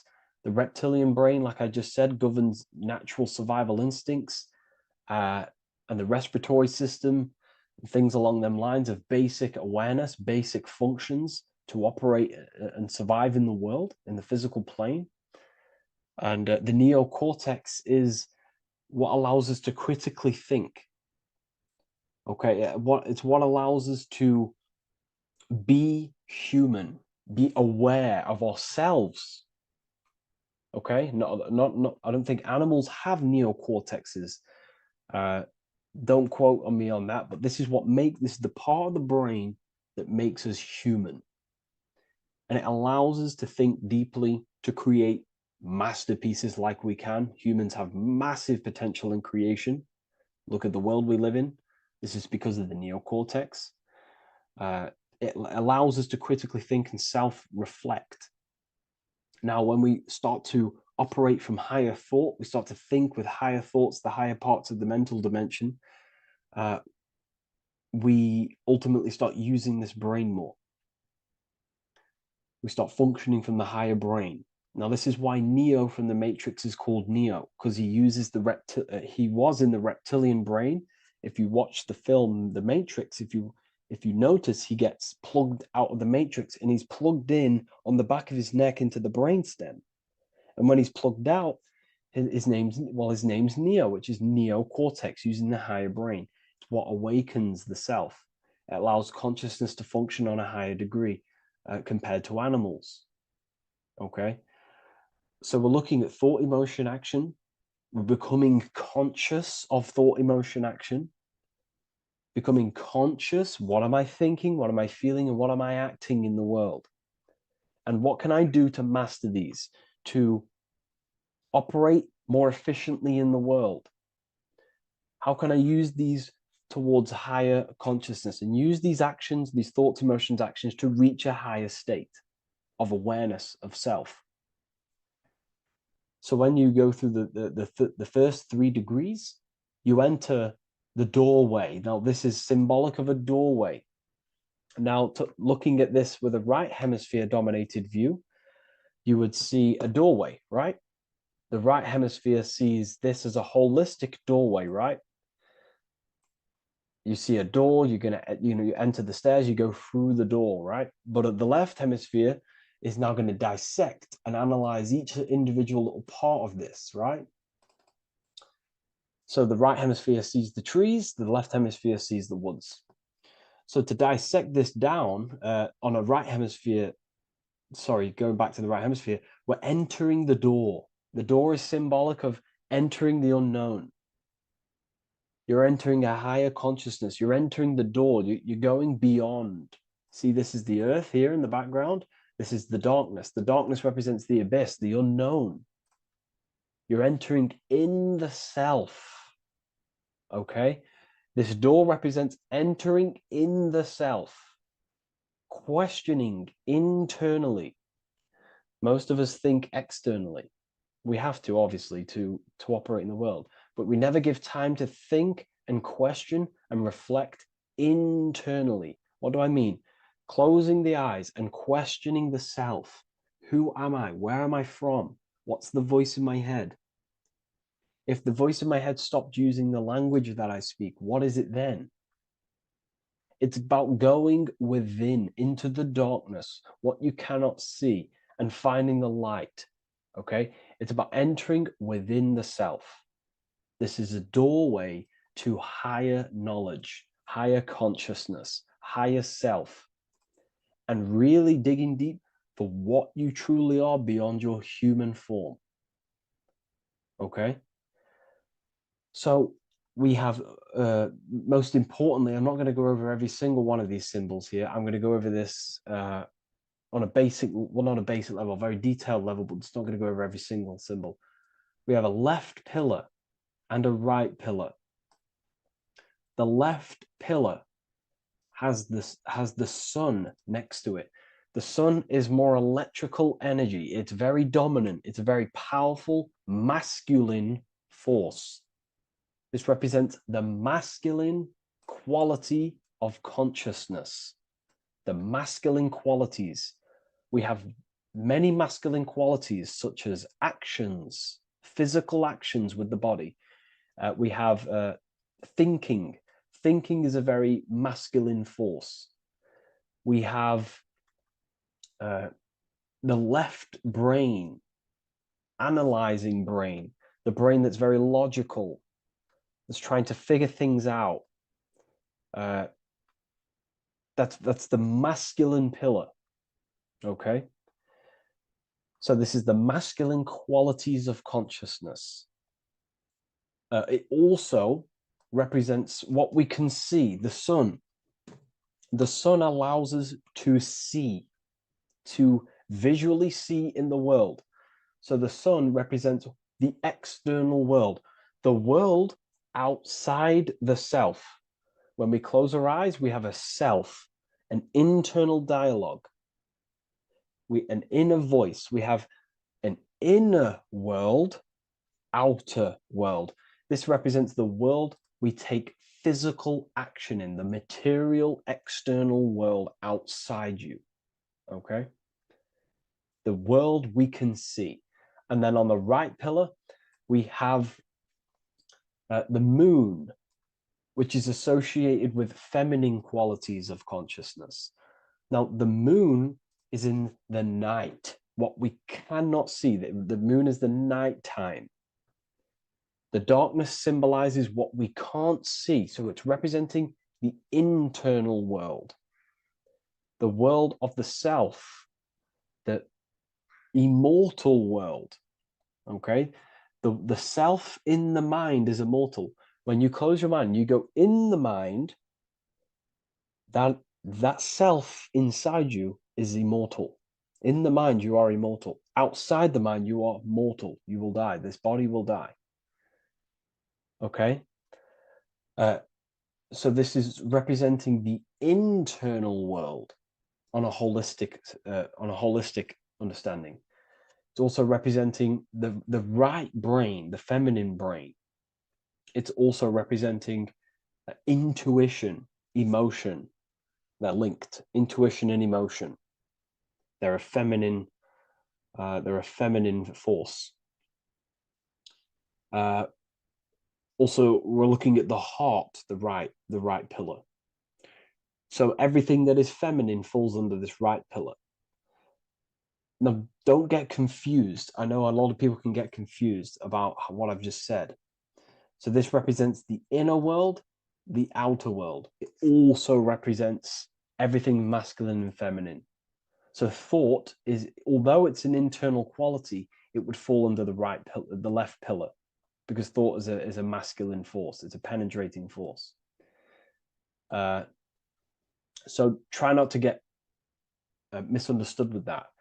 On a holistic scale, it's also represented inner world, outer world, and how they are reflections of each other. Now, these pillars, they're the same height, they're the same structure, but just different in sun and moon, which represents their reflections of each other. Their reflections, the inner world reflects in my outer world. My My external world, what I see outside of me, is a reflection of my thoughts and my internal world. So the inner reflects the outer. The inner reflects the outer. As within, so without. So we're also looking at the right and left brain. I've already gone over that. So what we need to do is build the bridge between the two to reach higher awareness of self. Because ultimately, remember, we're still divided. We came from the checkerboard, we entered up here, we've just entered within the self, started questioning the self. We're still divided. We need to build the bridge. And this is what they're crafting in Freemasonry. The bridge, the arc, the agreement, the great work. This is the crafting of aligning the left and right brain. We're also aligning intuition, feminine, with the actions. Because ultimately, the higher self is always guiding us. That's our true spirit guide. Our true spirit guide is our higher self.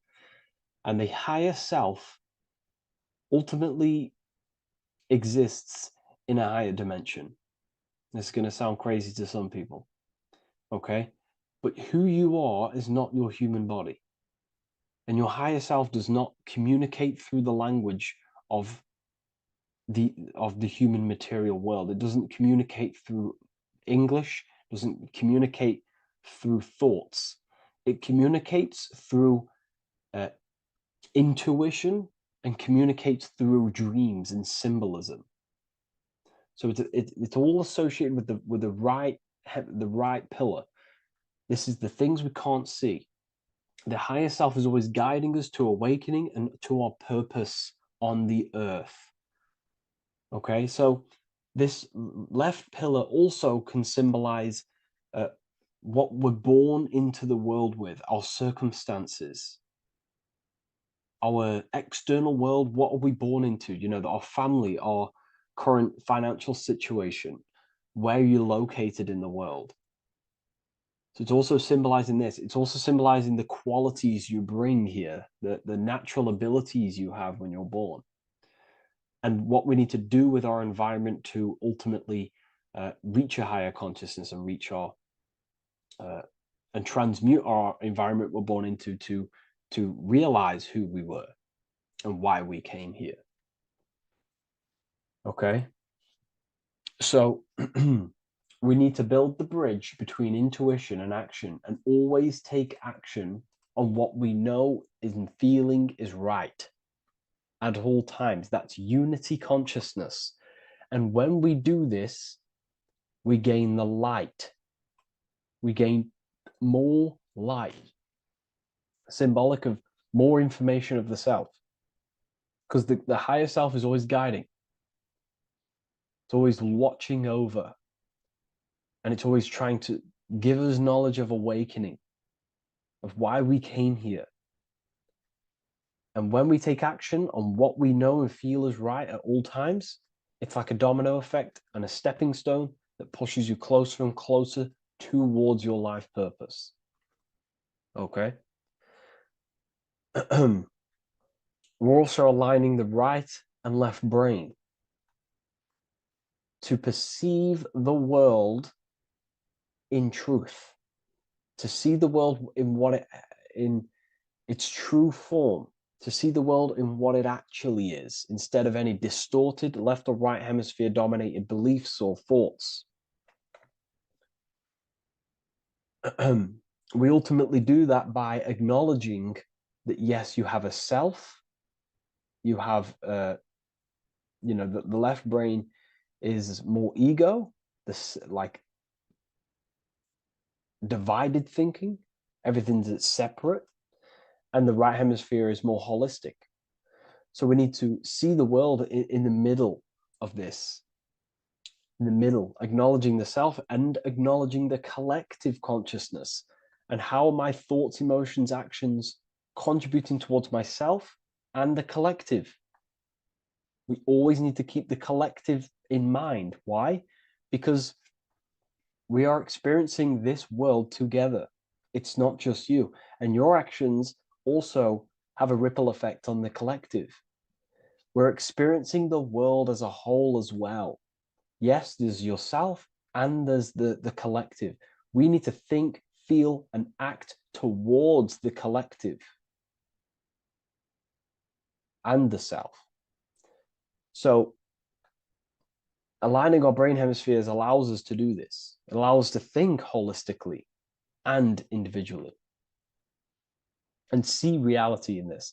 And when we do align the left and right brain, what do? We gain higher insight, the eye. We build the bridge between the left and right pillars. We gain the eye. The eye is what? Insight. The eye requires light to perceive and see the material world. So this is symbolic. This is the inner eye, the inner self, consciousness. And when consciousness has light, which is symbolic of truth, knowledge, light is a massive symbol in Freemasonry. And light represents knowledge of self, information. And when we gain information and knowledge of self, when we align our left and right hemispheres, our actions take action on our intuition, we gain higher light, higher knowledge of self, ultimately. And this is why we also have the square and the compass. Okay? We have a square and compass here.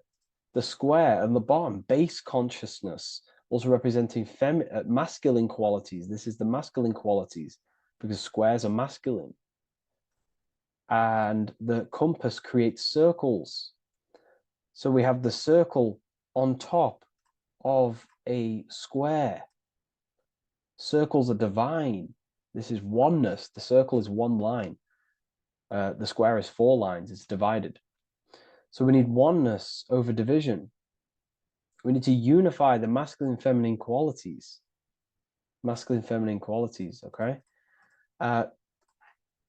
This is in the middle because the compass would fall on the right pillar and the square would fall on the left pillar. And it's unifying. It's representing unification of these 2 pillars of masculine and feminine qualities of self to ultimately rise towards this light, out of the darkness and into the light. Okay? Let's go back. The G. This is very important. This is one of the most important teachings I could possibly give you about the G. The G is the generative principle, is what generates things. And the force within you that generates things is care and the heart energy. The heart ultimately expresses our actions. We think, if we care, we act. Everything in your external world is in front of you because your heart cares. You care about the video and gaining knowledge. You're now here watching this video. That's the care energy expressing actions. So in order for us to truly get out of this divided consciousness, we have to go through the G. We have to go from base consciousness, the square, divided, we go through the G, because we have to care. And if we care, we'll reach the higher mind and gain higher self-knowledge and master the self. You cannot do this if you do not care. And if you do care, you will take action towards it. If you're watching this and you don't actually truly deeply care, you won't take the action. You'll just gain the knowledge, which is ultimately useless. You have to take action on this knowledge. And if you do not, there's no point watching the video. It's difficult. It's difficult. It's not easy. And things, throw us off our path sometimes. I understand. I'm not saying I'm perfect, but we ultimately have to give care towards reaching higher knowledge. Seek and you shall find. If you have the care about reaching higher knowledge of self, you will seek it and you will take actions towards it. Okay? We see this everywhere, and I mean everywhere. The Temple of Solomon has the two pillars, Jachin and Boaz pillars, feminine and masculine qualities. Sol, O, Mon. Sol is sun, Mon is moon. It's building the temple, which is the temple is the inner self, ultimately. It's symbolic. The temple's not a real place. The temple of self, building the Temple of Solomon and reconstructing the Temple of Solomon, is about reconstructing the self through masculine and feminine qualities. We see it everywhere. And this is very symbolic, you know, like very symbolic. We have the two pillars, we have building the bridge, and we have a stairway that goes to what you can't see because it's going to the unknown. You have to have faith. Okay? What I'm about to say is very important. You don't know what higher consciousness is, okay, until you get a little bit higher. This is hard to explain, but I didn't know what everyone talks about what higher consciousness is. I can't give you my higher consciousness. It doesn't work like that. You have to enter in and go within and have faith, going into the unknown, because you're ultimately going into something you do not understand. Higher consciousness, I cannot give it you. You have to enter the door and take action and think, feel, and act towards it, and you will go to the place, and then you will understand what higher consciousness is. Ultimately, what higher consciousness is higher knowledge and understanding of self, what you actually are. Okay, that is what's being symbolized here. It's again in the Masonic art. We have the darkness. We have to have faith to leap into the darkness, into the unknown. We see this everywhere. Like, you know, you'll see when I say this everywhere, and I mean everywhere, you'll see this. Every doorway has this symbolism in the ancient world, because ultimately this is what it's about, people. The door represents going within into a new light, a new room, a new level of understanding of self. Okay. Here we have Astral World. Now, this is obviously a darker aspect of this. But again, we have the two pillars. See you on the other side. That's the doorway. The other side. And I'm not going to break down, you know, this ritual, but you can guess what I'm on about here. That's for the university, of course. I can't break that down on YouTube. It's way too deep. But there's knowledge out there that is so deep you couldn't even comprehend it with the current mind, even for myself. And this is the power of symbolism. The more you learn about yourself, the more these symbols reveal to you. It is a journey of self.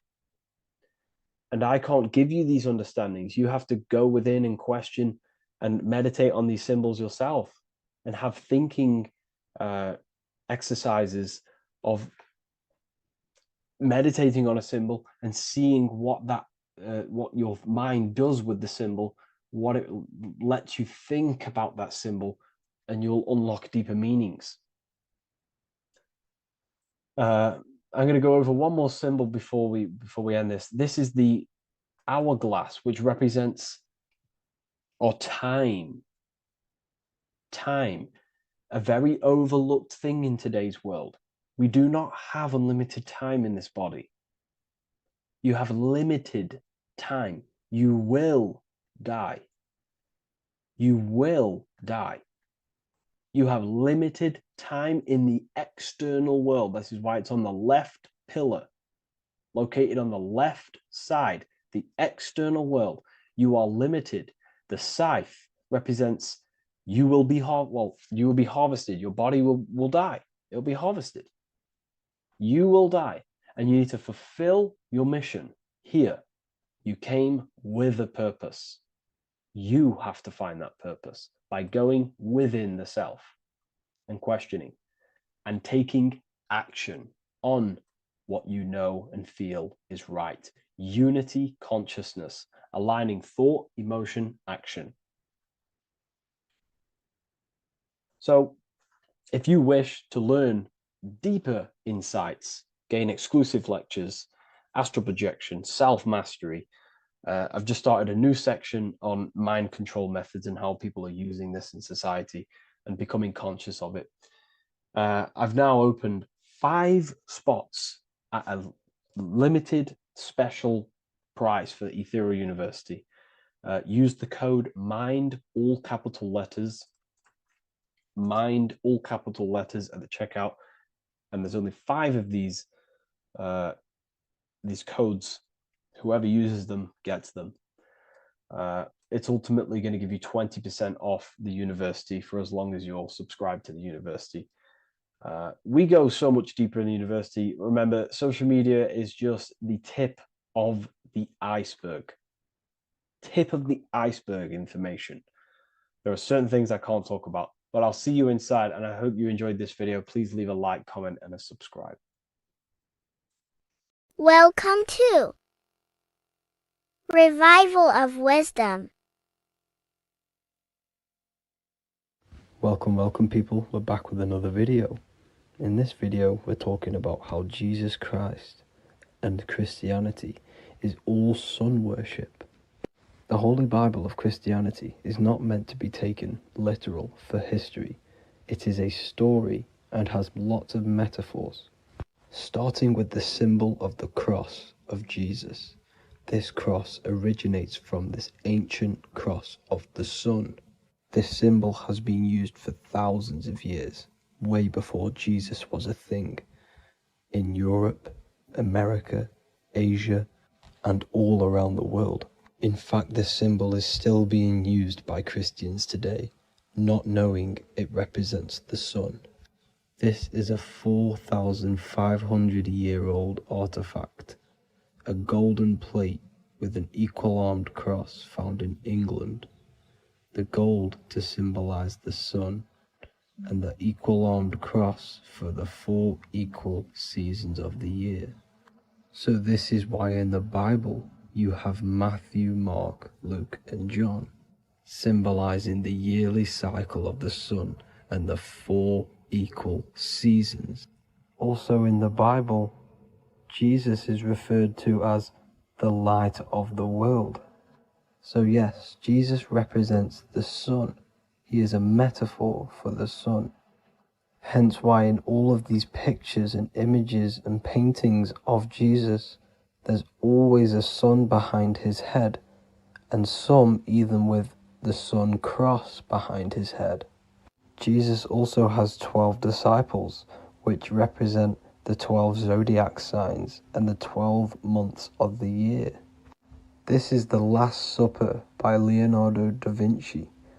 As you can see, the sun, being Jesus, is in the center, because the sun is in the center of the zodiac signs.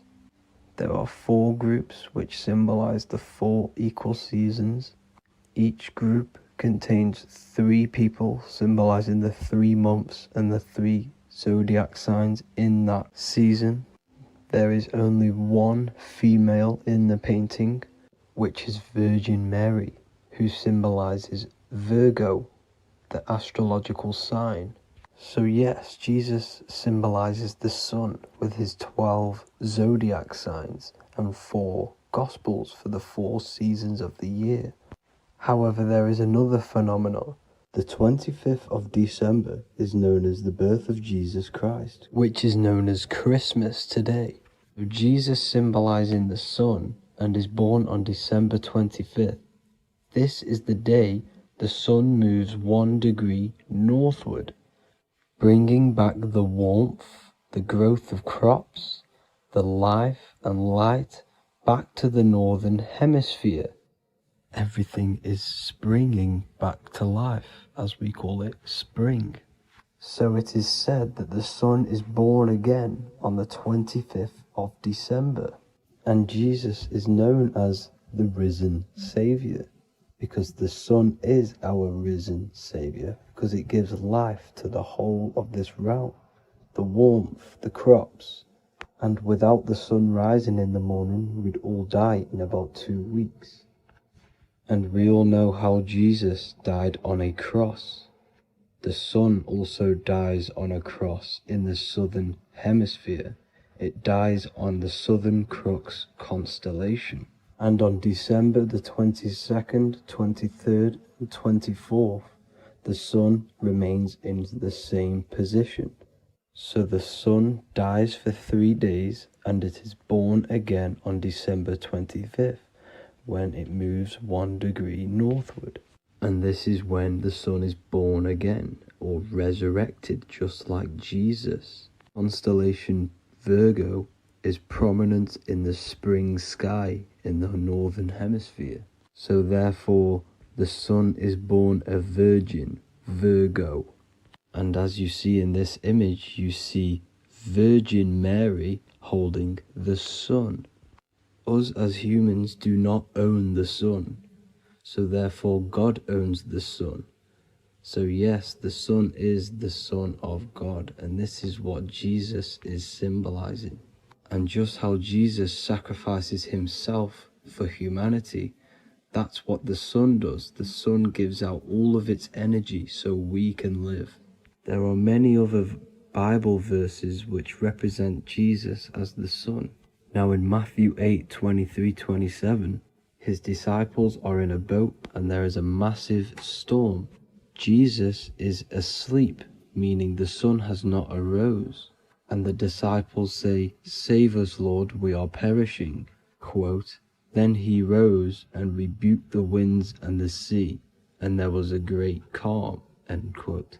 Now this is a metaphor for the sun rising and calming the storm, because in the ocean, when the sun is down, that's when there are great storms.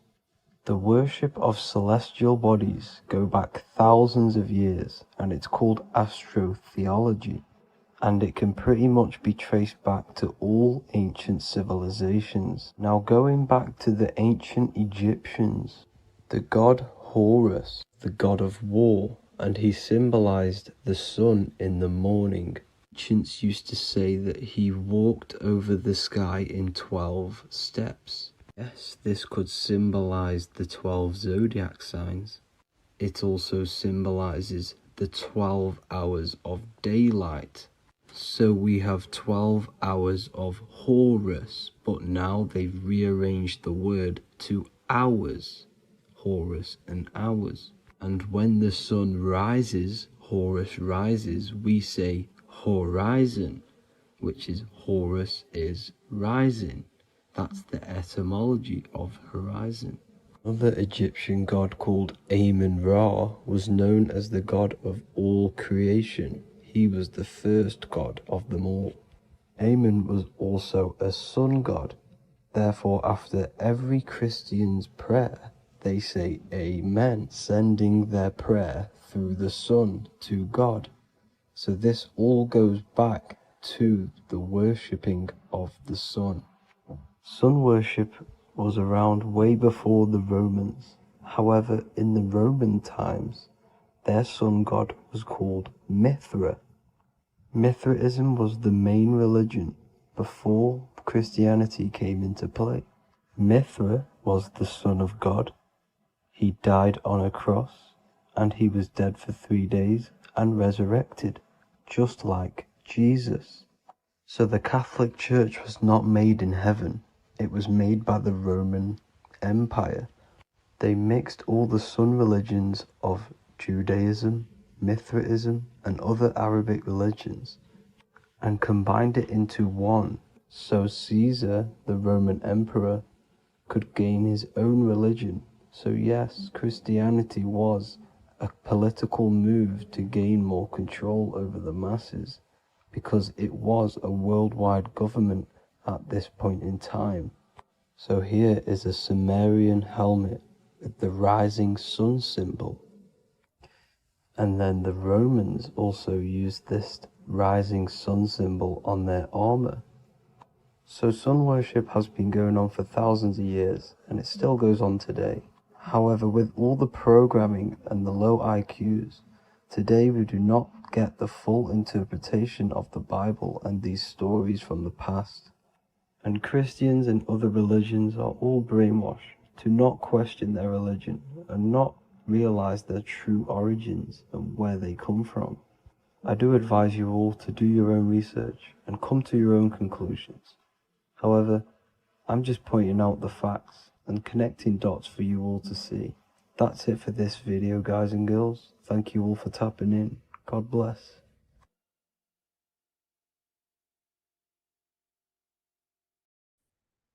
What if I told you that you are under a spell and this spell is controlling you in every aspect of your life and you don't even realize it?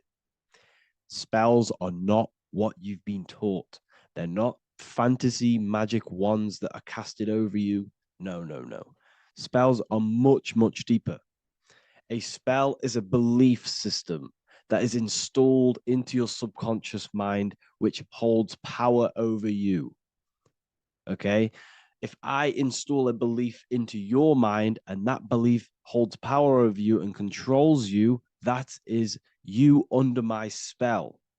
A spell is a belief that someone has installed into you. Okay?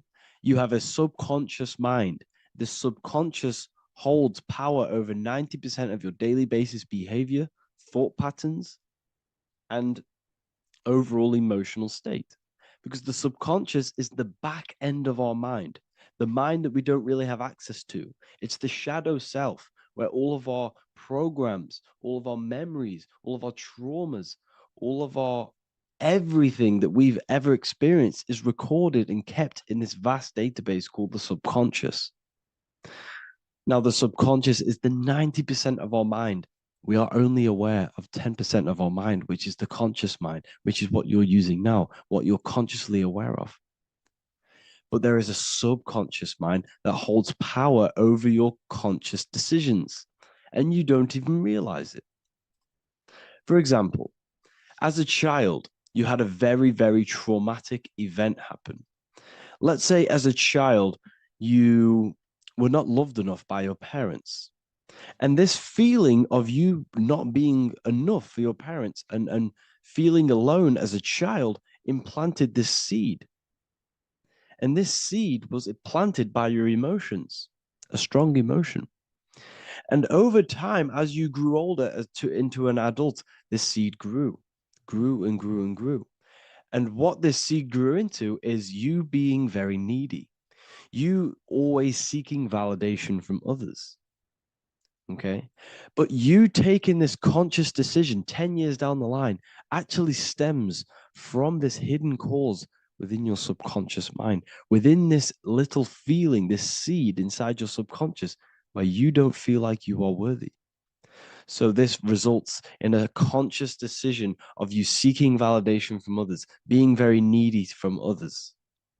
Okay. This is what the subconscious is. The subconscious holds power over us. For example, posting on social media. Why are you actually posting on social media? If you take a selfie with your new watch, new car, and you go and post that onto your social media, why are you actually doing that? On the deepest root cause, it's not because you just want to post a picture. No, it's much deeper. It comes from a subconscious belief or a subconscious emotion of you seeking external validation, whether you believe that or not. But that's what it is. If you're posting on social media, you're seeking attention, you're seeking validation from others on a deep level, on a subconscious level. You may not even realize this because it's subconscious. Now, this is what a spell is. Money is a type of spell. Remember, money doesn't actually exist. Money does not exist. Money is a physical object inside of the material plane.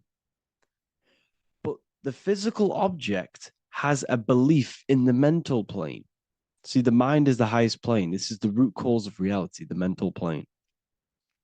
Okay? So our belief in our mind has given this piece of paper value and a meaning. But in reality, it's just a piece of paper with a belief behind it. But this subconscious belief behind this piece of paper is controlling your daily basis behavior, is controlling your emotional state, and controlling your life without you even realizing it.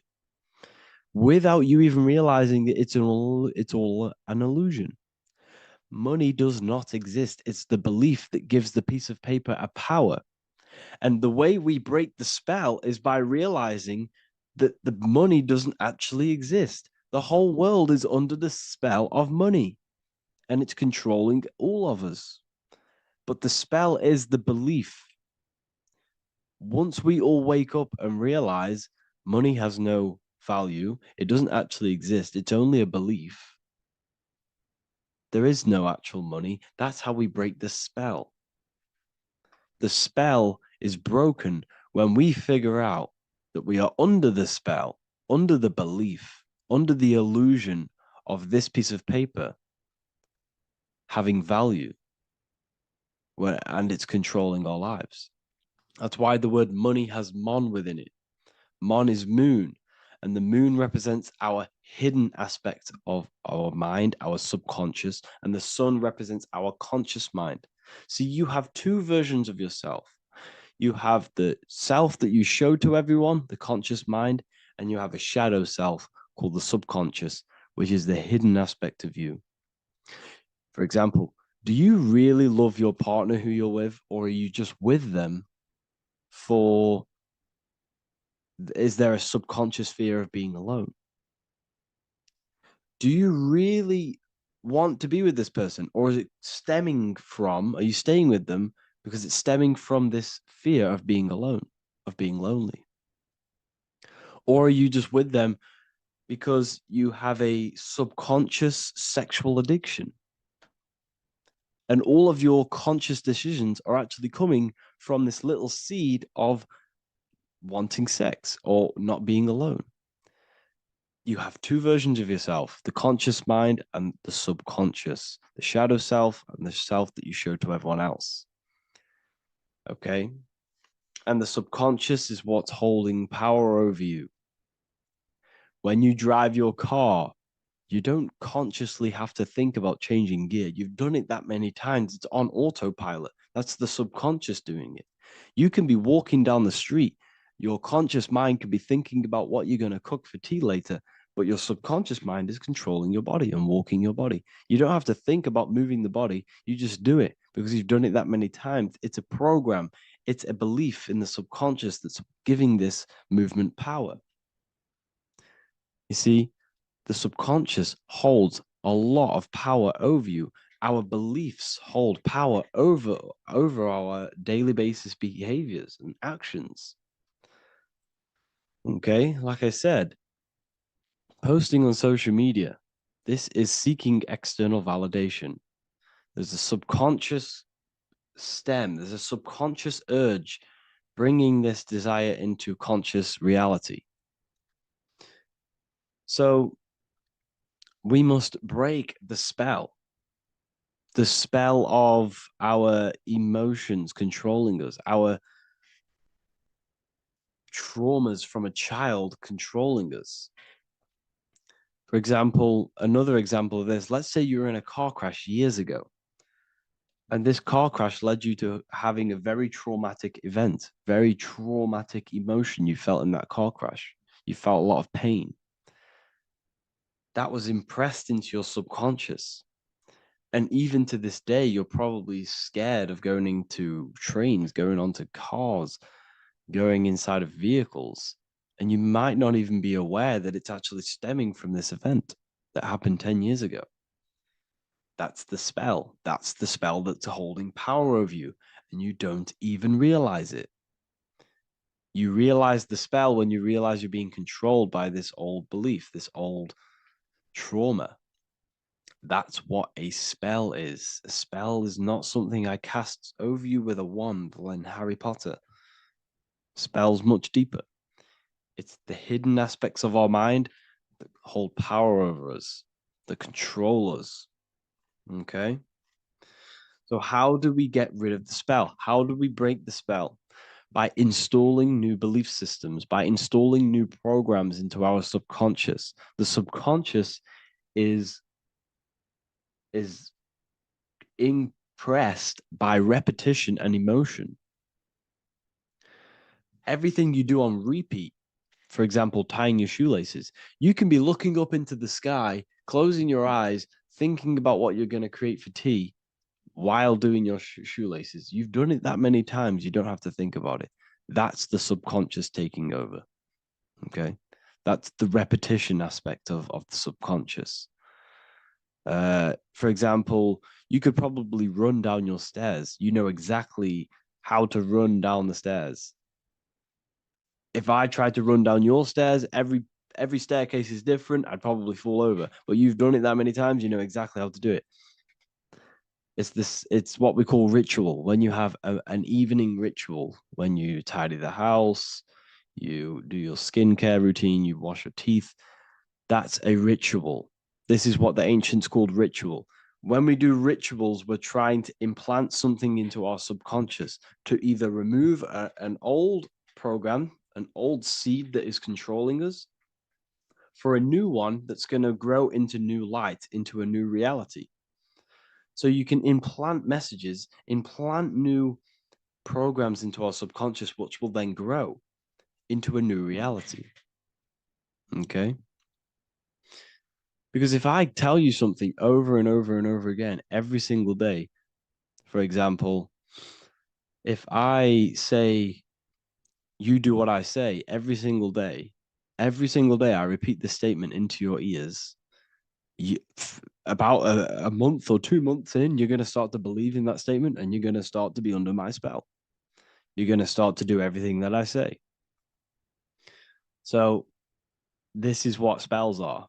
Spells are subconscious beliefs that hold power over you, and you don't even realize it. So we need to remove these old programs we have that are controlling us for new programs. And we do that through ritual, affirmation, and imagination. Repetition and emotion is key to impressing the subconscious. They are the two ways that spells are created, that programs are created. The subconscious only knows the now, and it only knows you. So every word you say is a spell. So when you call someone else a name, you're calling yourself a name, because your subconscious takes everything you say as truth, because it only knows you. It doesn't know anyone else. So every night we can do affirmation. We affirm the reality we want. This is what we call a ritual. We sit down or we stand up, whatever it is, you affirm the reality you are, I am statements. And then you imagine that reality. And you do this over and over again, every day, twice a day, 3 times a day, however many times. And this will cause repetition. This will install a new belief system into your subconscious, which will then start to show in your external reality. It will start to put you under a spell of the new program. For example, if I install into my subconscious that I believe that I am rich, every single night I affirmate that I am rich, I am wealthy, I am free. And then I do a ritual. I start to imagine this reality. Every single night, I do these two things on repetition, and I start to feel the reality and imagine the reality. Over time, I'm going to start to believe that I am rich, that I am free, and I am wealthy without having the physical reality. And what this will do is that it'll implant a message deep within your subconscious mind. It will plant the seed of this belief. And this belief over time will grow into 90% of my thoughts, 90% of my actions, 90% of my words.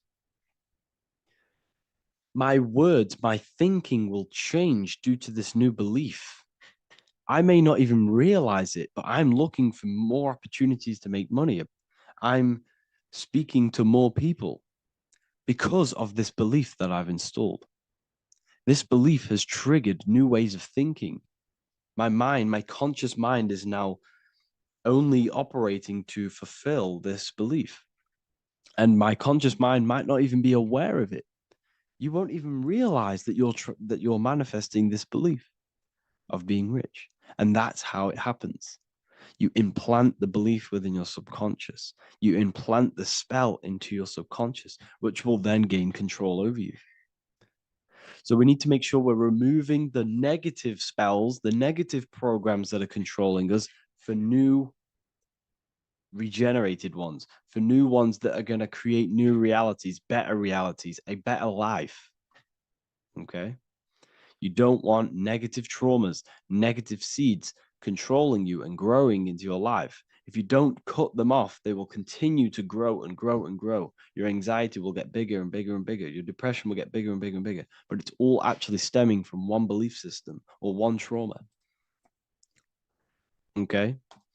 So this is important. Everything in this physical plane is an effect of the higher planes. It's a shadow of the mind. Everything we think, all physical objects, began as a thought, then an imagination, then energy, then a physical reality.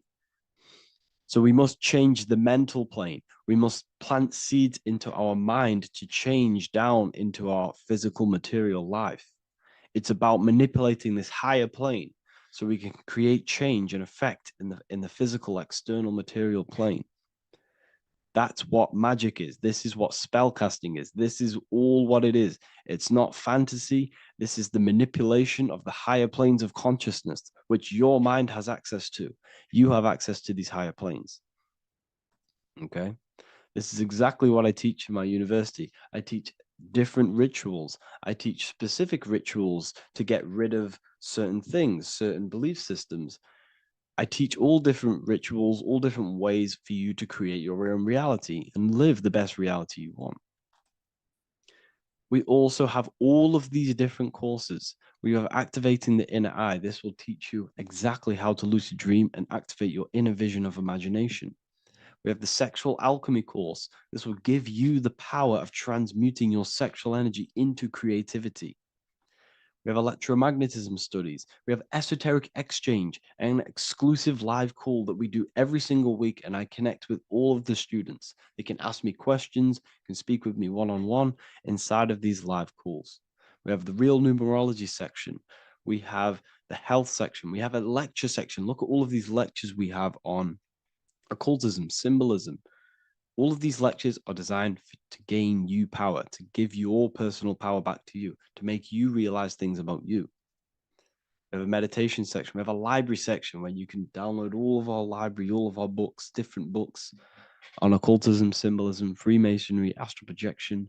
And of course, we have the Manifestation Mastery course, which teaches you exactly how to create reality so you can live that desired reality that you want. This is the last chance to lock in the price of $55 a month. This is less than $2 a day. You can really level up your life because the price is going to increase as the value of the university increases, because there's a new symbolism course coming out. And if you join now, you'll get this course for free, because obviously when this course releases, the price will go up. The symbolism course will teach you the language of esoteric and occult symbolism. I'll leave the links in the description. Make sure to leave a like, comment, subscribe to the channel if you want to see more content. Thank you all, people. Have an amazing day. In this video, we're going to be talking about the evolution of consciousness. You are born human. However, you possess consciousness, which is the awareness behind your being, the awareness behind your thoughts, the experiencer behind your five senses, the experiencer, the observer behind your thought, emotions, and senses. You are an eye, an invisible consciousness looking through a lens, which is your body. Your body produces this physical world that you experience. Your brain produces this world. Your brain and body is a technological computer. However, you are an infinite, ever-expanding consciousness behind this physical body. And there is an evolution of consciousness, a cosmic journey of expansion. And this is why we see so much pyramid symbolism in the occult and esoteric world, and especially within Freemasonry. because the pyramid represents climbing, an evolution, a raising state of consciousness, a journey. Steps symbolize a journey upwards. This is the raising and the evolution of consciousness, our inner world, the transmutation of our inner selves, of our souls and consciousness and our minds. So when we see this pyramid, we're seeing a evolution, a way up to source consciousness. And the eye in the pyramid represents your source consciousness. It represents illumination. It represents divine guidance through this evolution of consciousness. This is why we see the ladder. Consciousness is ever expanding on an infinite journey of evolution. Each individual is a part of this cosmic process, contributing towards the ongoing expansion of both mind and awareness. As we evolve, we collectively explore deeper levels of existence, expanding the boundaries of thought and consciousness. The mind has the ability to expand infinitely into new realms of thought, into new dimensions of mind. The mind cannot be filled up. It is not a physical substance. The body can be filled up because it is a physical thing, but you cannot fill the mind. Therefore, the mind is constantly expanding, ever expanding into new fields of thought. So what we see in Freemasonry, the ladder, is again a journey, an elevation of consciousness. When we are born with an infant consciousness, and as we gain older, we gain an adult consciousness. Our inner world, our inner mind, and our emotional intellect changes and evolves. We are significantly different from when we were very young as an infant. It's because our consciousness evolutes, it changes, it alters like water. So just like this evolution of your own consciousness as growing up, there is consciousness of beings existing in cycles beyond our own. And their consciousness is unimaginably different from ours. They operate on a higher level of understanding and knowing, experiencing reality in ways that transcend our current comprehension. Our minds right now cannot comprehend the highest states of consciousness. There are entities, there are beings beyond our own, existing in higher dimensions of consciousness that we cannot comprehend because they have expanded. They are on a further way up the ladder of consciousness. However, we are all on the same journey. None of us can take the same journey. There is one ultimate goal, reaching source consciousness. However, this is always ever expanding. However, we are all on a different journey. There is one truth, one source, one goal. However, there are billions in different ways of reaching it, and we are all on these different paths to source consciousness, to this ladder, this evolution of universal evolution. Okay? Their awareness is attuned to new dimensions of existence, reflecting a more advanced stage in the cosmic journey of consciousness evolution. So when you take DMT, you are shot into these higher realms of consciousness where you meet these beings who look similar to these images. They are not speaking to you physically. They don't speak to you three-dimensionally through vibration and words. They speak to you mentally. If you have done DMT, then you know this. And if you have met these beings, then you know this. You might have even met some of these types of beings on mushrooms or any psychedelic drugs. Because ultimately, when you take these mind-altering substances, it's altering your consciousness. It's merging your consciousness with the spirit of that substance. And you are essentially attuning your mind to higher dimensions of consciousness. That's why we say we're getting high when we take these substances. Therefore, when you meet these beings on DMT, you are essentially meeting beings who are attuned to higher dimensions of consciousness, and they speak to you mentally. They speak to you telepathically, through thought. Because the universe is mental, everything exists within the mind. The way you are now, your physical existence, is a state of mind. Mind, thought creates matter.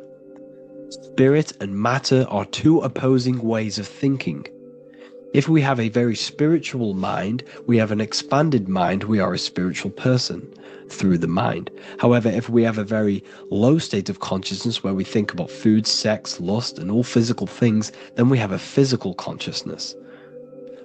Matter and spirit are two opposing forces, two ways of thinking. The mind attunes itself to different levels of understanding in different dimensions. So, essentially, this is what we're looking at. The body is a vessel for the fluidic, formless consciousness, a temple that houses the essence of our awareness. While the five senses are limited to perceiving only the physical plane, the mind transcends these limitations, capable of perceiving the full scope of reality. It is through the mind that we access deeper truths beyond the material, tapping into boundless nature of existence. Physical existence is a thin band, a thin layer of reality. It's like 0.001% of reality. And your five senses are only tuned into this layer of reality. But the five senses are, by design, only allowed to perceive physicality. But the mind has the power to expand beyond this physical five sense state. The mind has the power to expand and evolute. It is a conscious decision whether you want to take this path or not. You can stay in a three-dimensional way of thinking, or you can expand your consciousness from within. It's not an external journey. There is no God going to save you. You must save yourself. Therefore, behind every single one of these eyes is the same source consciousness. However, we are all different cells in a different journey. The organs in your body, the cells in your body are all alive. They all possess same consciousness, universal consciousness. However, we are all on a different journey of evolution. As above, so below. As the baby is in the mother's womb, when the baby becomes conscious, there is a world outside of its mother. What does it do? It presses and seeks a way out to be born in the other world outside of its mother. It is the same with your consciousness, your mind. When your mind becomes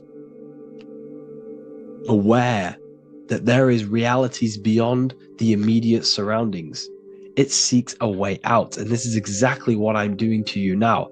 I am now expanding your mind and telling you there is other ways of reality. There is other dimensions of consciousness which you can access through inner transmutation, through different ways of thinking, spiritualism, and meditating and connecting with yourself and detaching from external things. We can upgrade our consciousness. Your body is a womb. Why Jesus says you must be born again to see the kingdom of God, because you are born physically and then you must be born again spiritually, awakening your inner consciousness. So like I said, as the baby is in the womb, it's the same principle. As above, so below. You were a baby, you were in your mother's womb, and you figured out there is a world outside of your mother, so you seek to way out your mother to be born in another world. It's the same now. You must do this now. This is your spiritual evolution. This is the evolution of consciousness. It's ever expanding. When you die, this is a transition. You must learn to not fear death. This is another part of your spiritual journey. You must master death. Therefore, like I said before, the mind has limitless capacity to expand into new realms of thought, continuously exploring uncharted ideas and concepts without boundaries. The mind can ever expand. It can never be filled. It can never ever know everything. There is infinite fields of knowledge, infinite fields of thought. Your current state is just one stage on an infinite pathway. You won't remain human forever. The human experience is a crucial phase where we learn to balance polarities, master the fundamental laws of the cosmos. It is a period of growth and transformation, preparing us for the next stages in our cosmic evolution. The goal is to strive for perfection, yet the true perfection is unattainable. It's like a tunnel, and there is a light at the end of the tunnel. And as you walk through this tunnel, the light is ever moving backwards. You should forever seek to meet that light, but you will never meet that light because consciousness is ever expanding. You should strive for perfection, yet knowing that perfection is forever unattainable. The journey is endless, with each step revealing deeper layers of understanding and experience. The pursuit of growth and expansion is itself the essence of our evolution. You can find all of this knowledge in the amazing book that I have read for years. I have read this book, The Emerald Tablets of Thoth, the Atlantean, by M. Dorial, translated by M. Dorial. I'm telling you now, this book, now that I've told you this, you have some context on the book. The whole book is about evolution of consciousness. He's talking about higher dimensions beings. He's talking about how you can transcend this physical plane. It is truly the most amazing book you will probably read. One of the best spiritual texts you'll see. It's hard to understand, so you must read it over and over again. And the more your mind progresses, like for me, I read this every couple months. And the more I learn about consciousness, the more I expand my own consciousness. And every time I read this book, I pick out something new that just completely blows my mind. Because you can only understand this book to your level of consciousness, to your level of understanding. So now that I've told you all this information, go and read this book and it will absolutely blow your mind. And so will the Book of Wisdom Volume 2, which is now available. I released it the other day.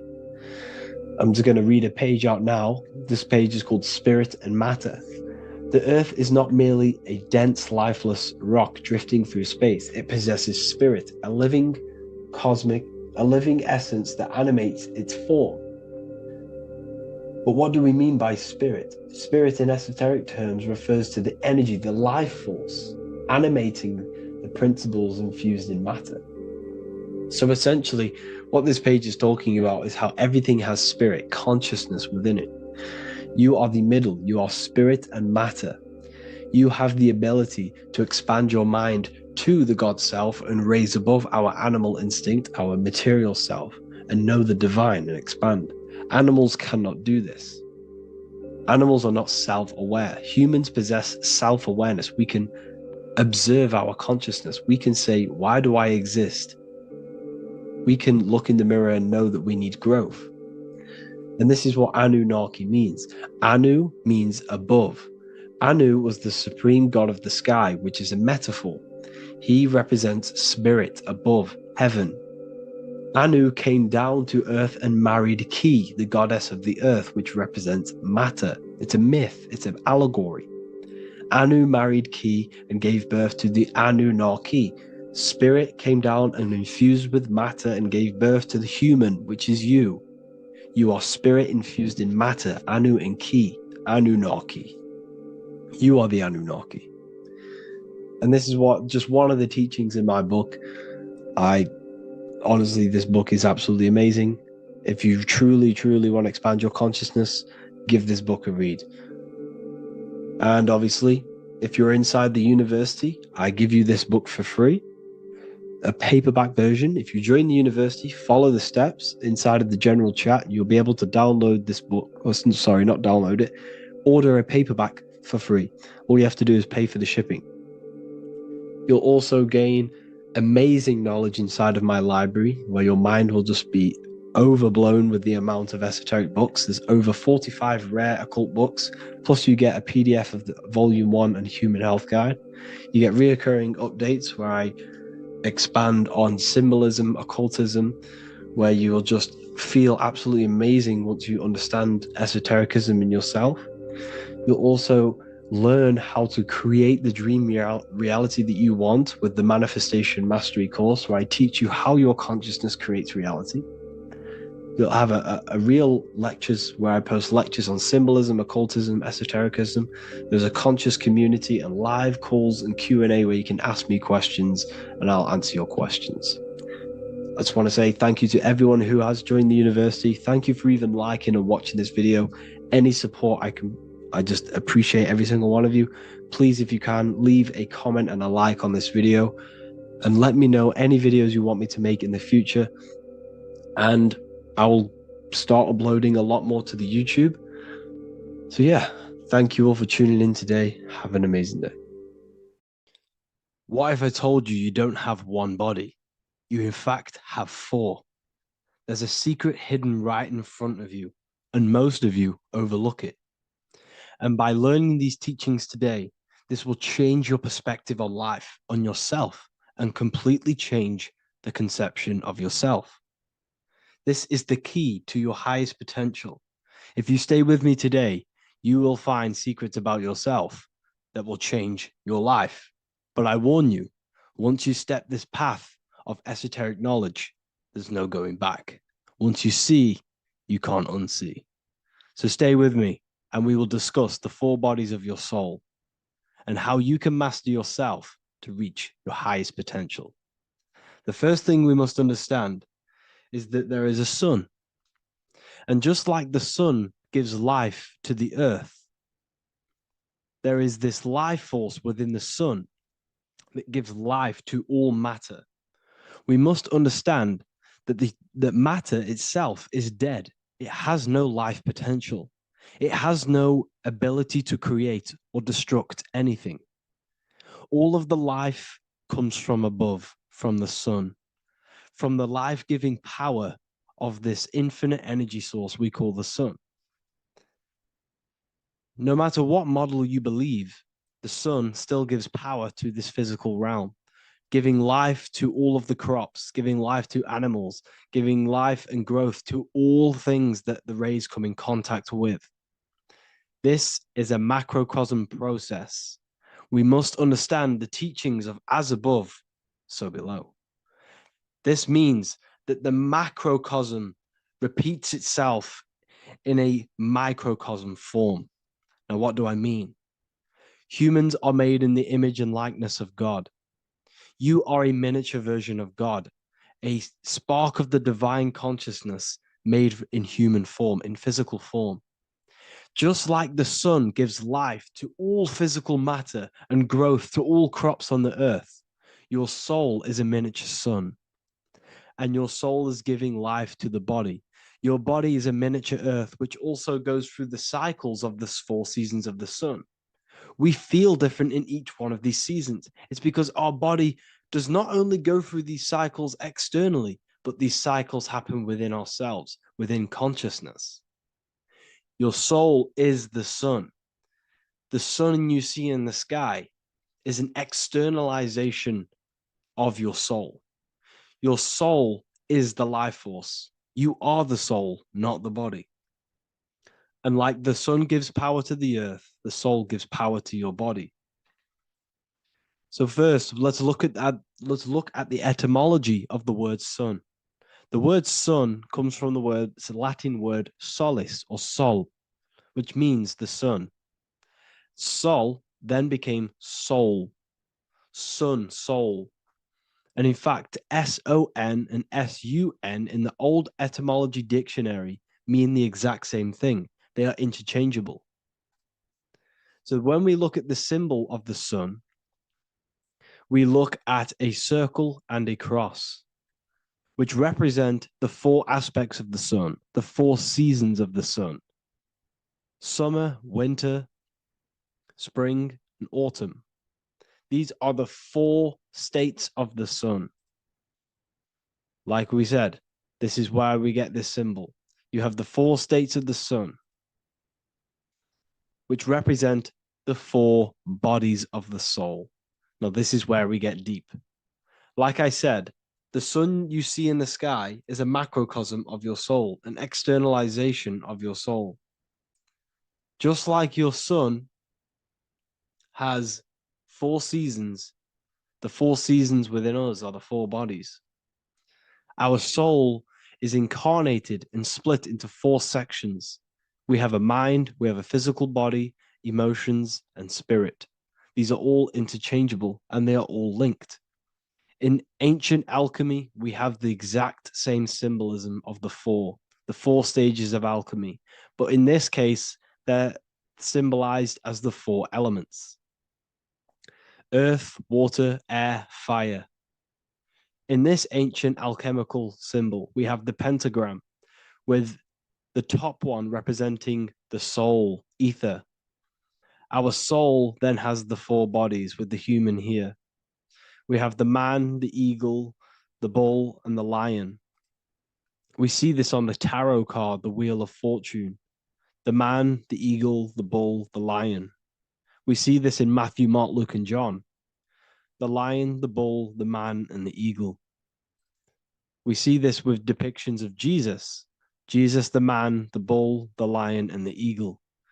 These represent the 4 fixed signs of the zodiac: Taurus, the bull; Scorpio, the eagle. Scorpio was symbolized as an eagle. It's an ancient symbol. Now it's been changed to a scorpion, of course.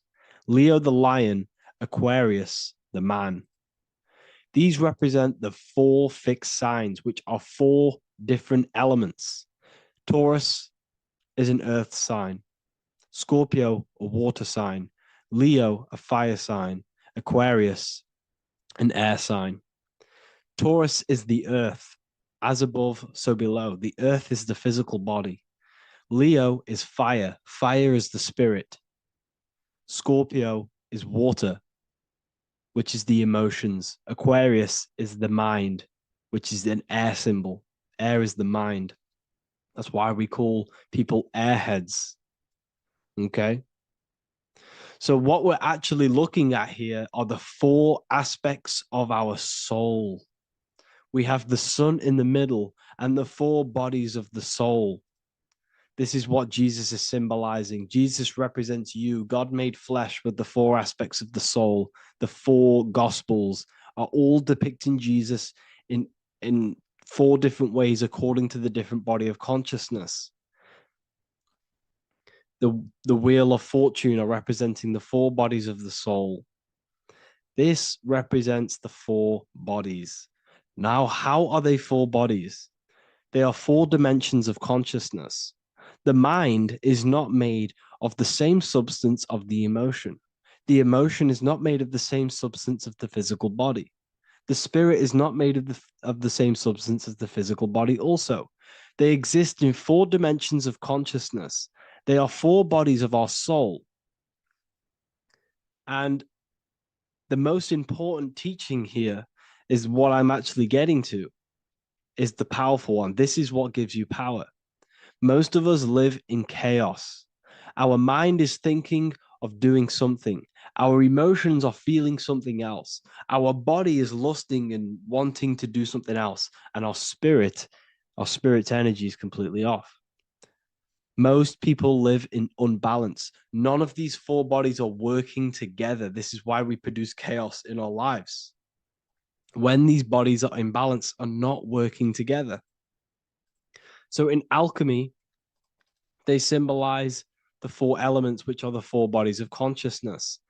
These are the furnaces with the fire. They represent transmutation of each body. We have to sync these bodies. We have to sync the mind with our emotions, and our emotions with our actions, the physical body, and with our spirit. These 4 key bodies need to be in line in order for us to create consciously in our life. Because each one of us is a creator, a miniature version of God, creating our own earth, creating our own material reality.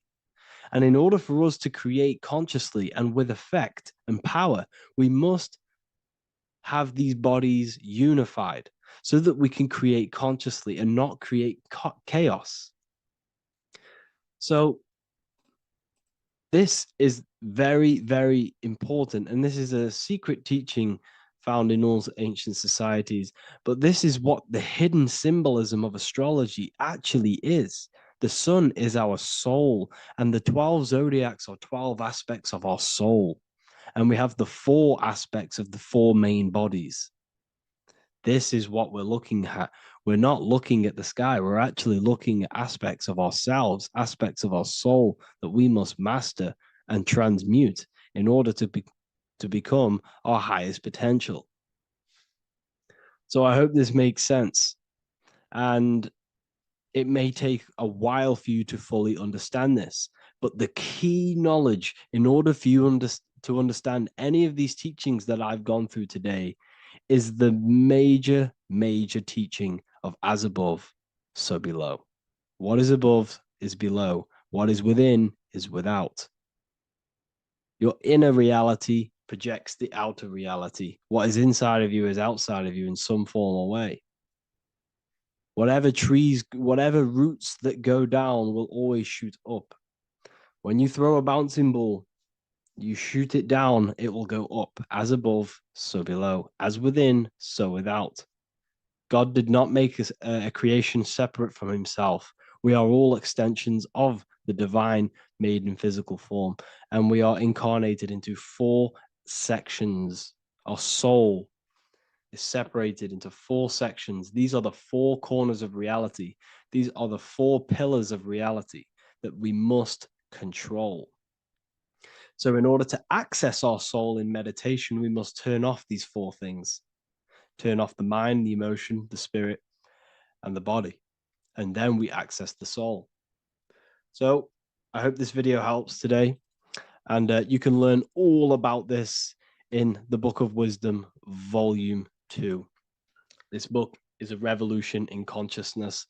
I do not recommend everyone reads this book. This book is only for people who are serious and want to transform their lives. This book is a book that will change the scope you see reality. It will change your perspective on yourself because you will resonate with this. This book does not just give you information. It gives you a sense of well-being. It gives you truth, and you will find your power from this information. This information is not just information, it's a key to your path of enlightenment and transformation. So you can find this book in the description of this video. And if you are part of the university, I will see you on the live calls. Thank you, everyone. Please leave a like, subscribe, and a comment, and let me know whatever videos you want me to make next. Anything that you fail to understand or have any confusion with, I can make a video on it. So let me know in the comment section any reviews or anything I should do. Thank you all, people. Have a great day. Left and right hemisphere, and what are they doing? How does it contribute towards your perception in this world? And this is what we're going to be talking about in today's video. We're going to be breaking down the 2 hemispheres of the brain and how they function in your life. So first, we have the left hemisphere.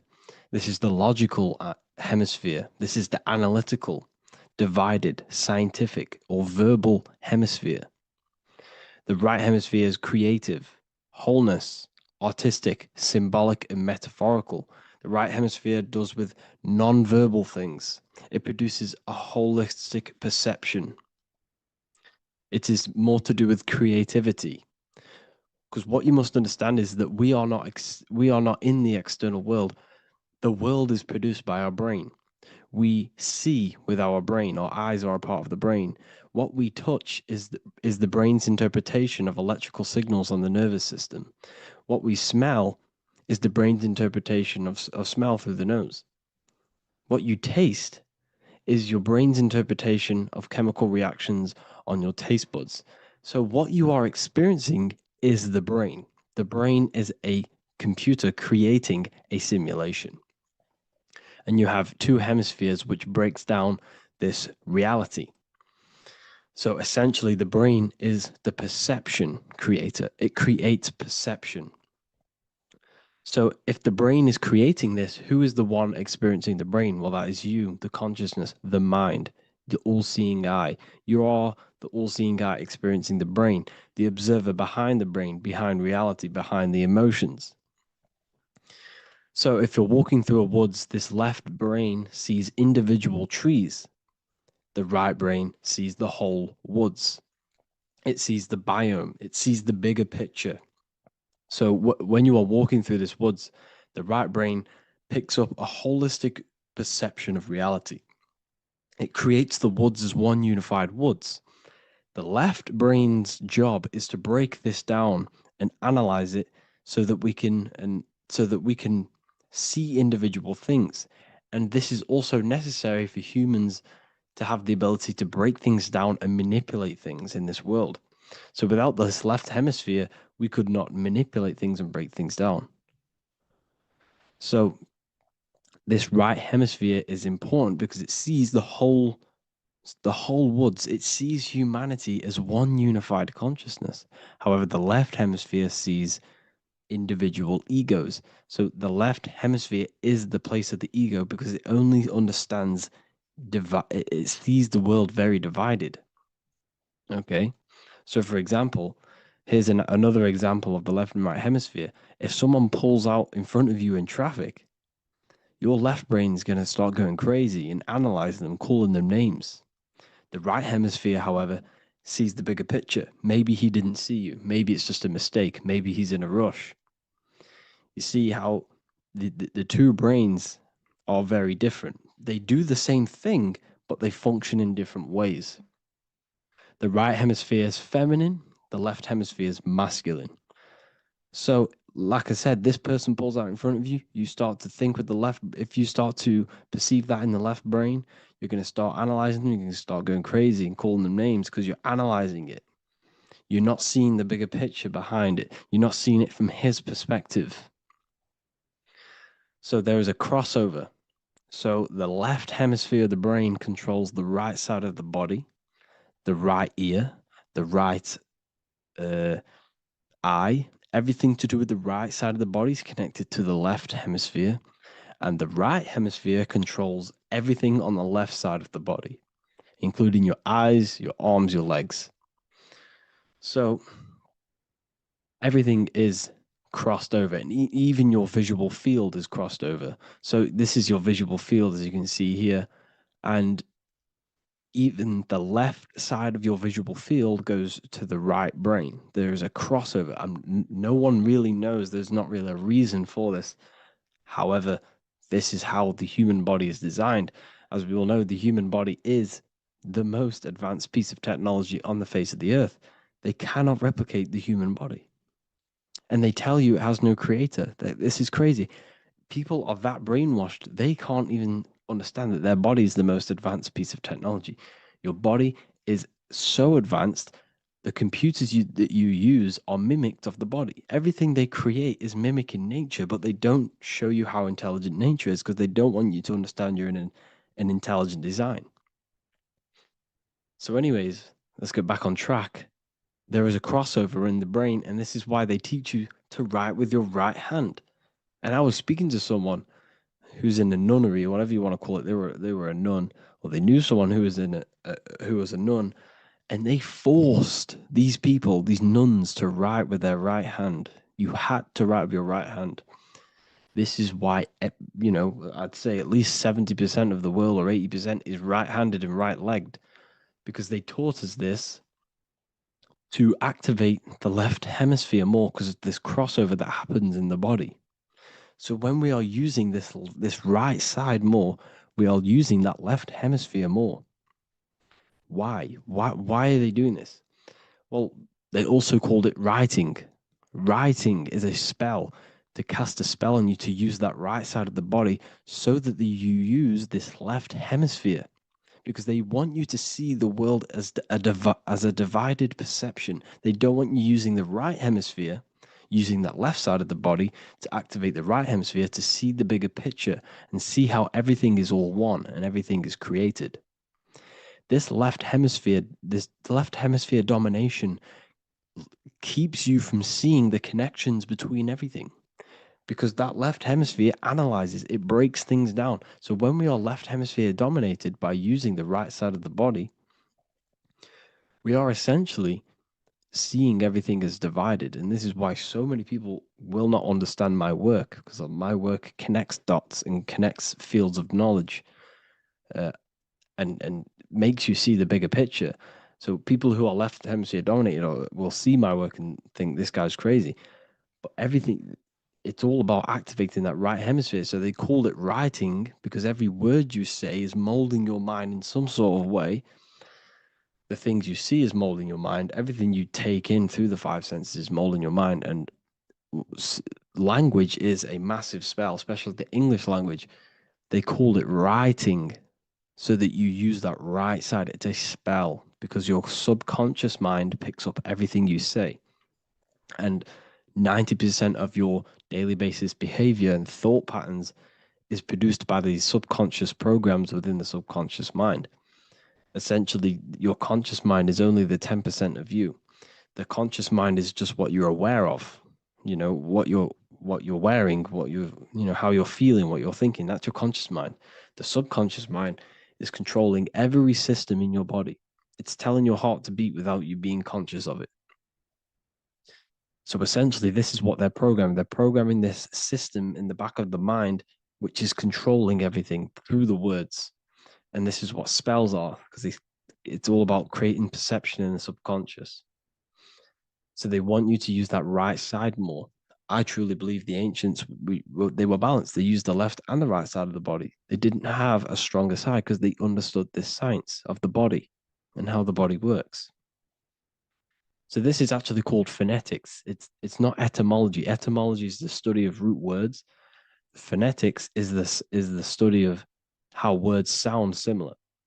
The way words are spoken. So phonetics, phone is why we call them a phone, because you speak into a phone. So this is write and writing, to use that right side to activate the left hemisphere more. So your hands are a manifestation of your brain. The left hand is the right brain, the right hand is the left brain. And as a child, we were always taught that when you place your hands together like this is the size of your brain, which is true because your hands are a part of your brain. They're an extension of your brain. Every part of your body other than your brain is an extension of the brain. Everything's working and feeding back information to the brain because you're experiencing the brain. So another trick that you can do, or another exercise, is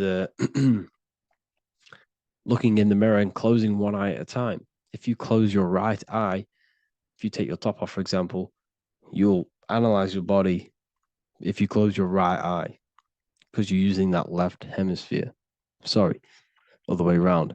If you look at yourself through your right eye, you'll use that left hemisphere, which will analyze yourself. You'll see individual body parts.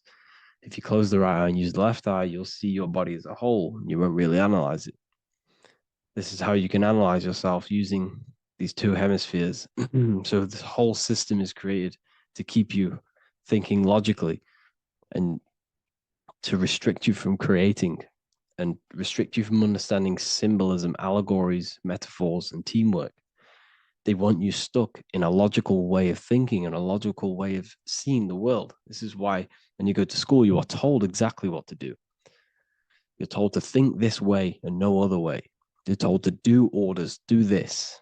It's a very left-brained system, because if we all started to open up this right hemisphere, we'd all see, wow, everything is all one, everything's all connected. And this is what my work is doing. I'm showing you everything is one.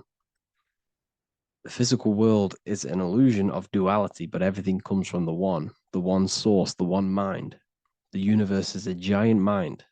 I am mind, you express mind. We all possess mind. Behind the physical body is the same mind consciousness. And we are all expressions and fractals of this infinite consciousness called mind. And this is what they don't want us to figure out, is that we are all just one consciousness expressed. It's an infinite consciousness. It's even in the squirrel, it's in the dog. All of these different animals, they're just different bodies, but behind the bodies is the same consciousness, which is mind. That's what the pineal gland is. The pineal gland is not the mind, and it's not the third eye. The third eye is your mind. If you have a closed third eye, it just means you have a closed mind.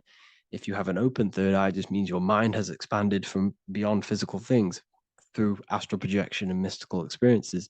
This is how you gain an open third eye. It's just an open mind. A mind that has astral travel, that has explored the realities within the mind. So everything they do is to keep us in a divided state. Divide and conquer, right? That's their motto. All to keep you thinking how everything is divided. Everything they've done is division. Postcodes, countries, everything is divided. Like football teams and all this stuff. It's also a natural process when you grow up, because as you grow up, your brain is constantly analyzing the world. So this is sort of a natural process of how you become more left hemisphere dominated, because your brain is always analyzing. And unless something awakens you, you can awaken that right hemisphere where you can start to see the bigger picture. Even the music, all tuned to 440 hertz, shuts down the right hemisphere of the brain. 440 hertz, Spotify, Apple Music, the radio. Every time you turn on the radio, it's tuned to 440 hertz. This was specifically tuned. It never used to be tuned to this. It was in the 1950s. It was changed. The standard music tuning was changed to 440 hertz because it shuts down that right hemisphere of the brain. They don't want you thinking, seeing the world in this way and perceiving things as one. And I'm going to show you. It tells you this in the Bible. Cast the net onto the right-hand side of the boat and you will find the fish. What was Jesus saying? You see, people read the Bible and they don't understand it. If the Bible is not talking about you, then it has no meaning. The Bible, everything you read in the Bible is about you and how it can better your life. It occurs to you. So if Jesus says, cast the net onto the right-hand side of the boat, this is an allegory. The boat is your body. Cast the net.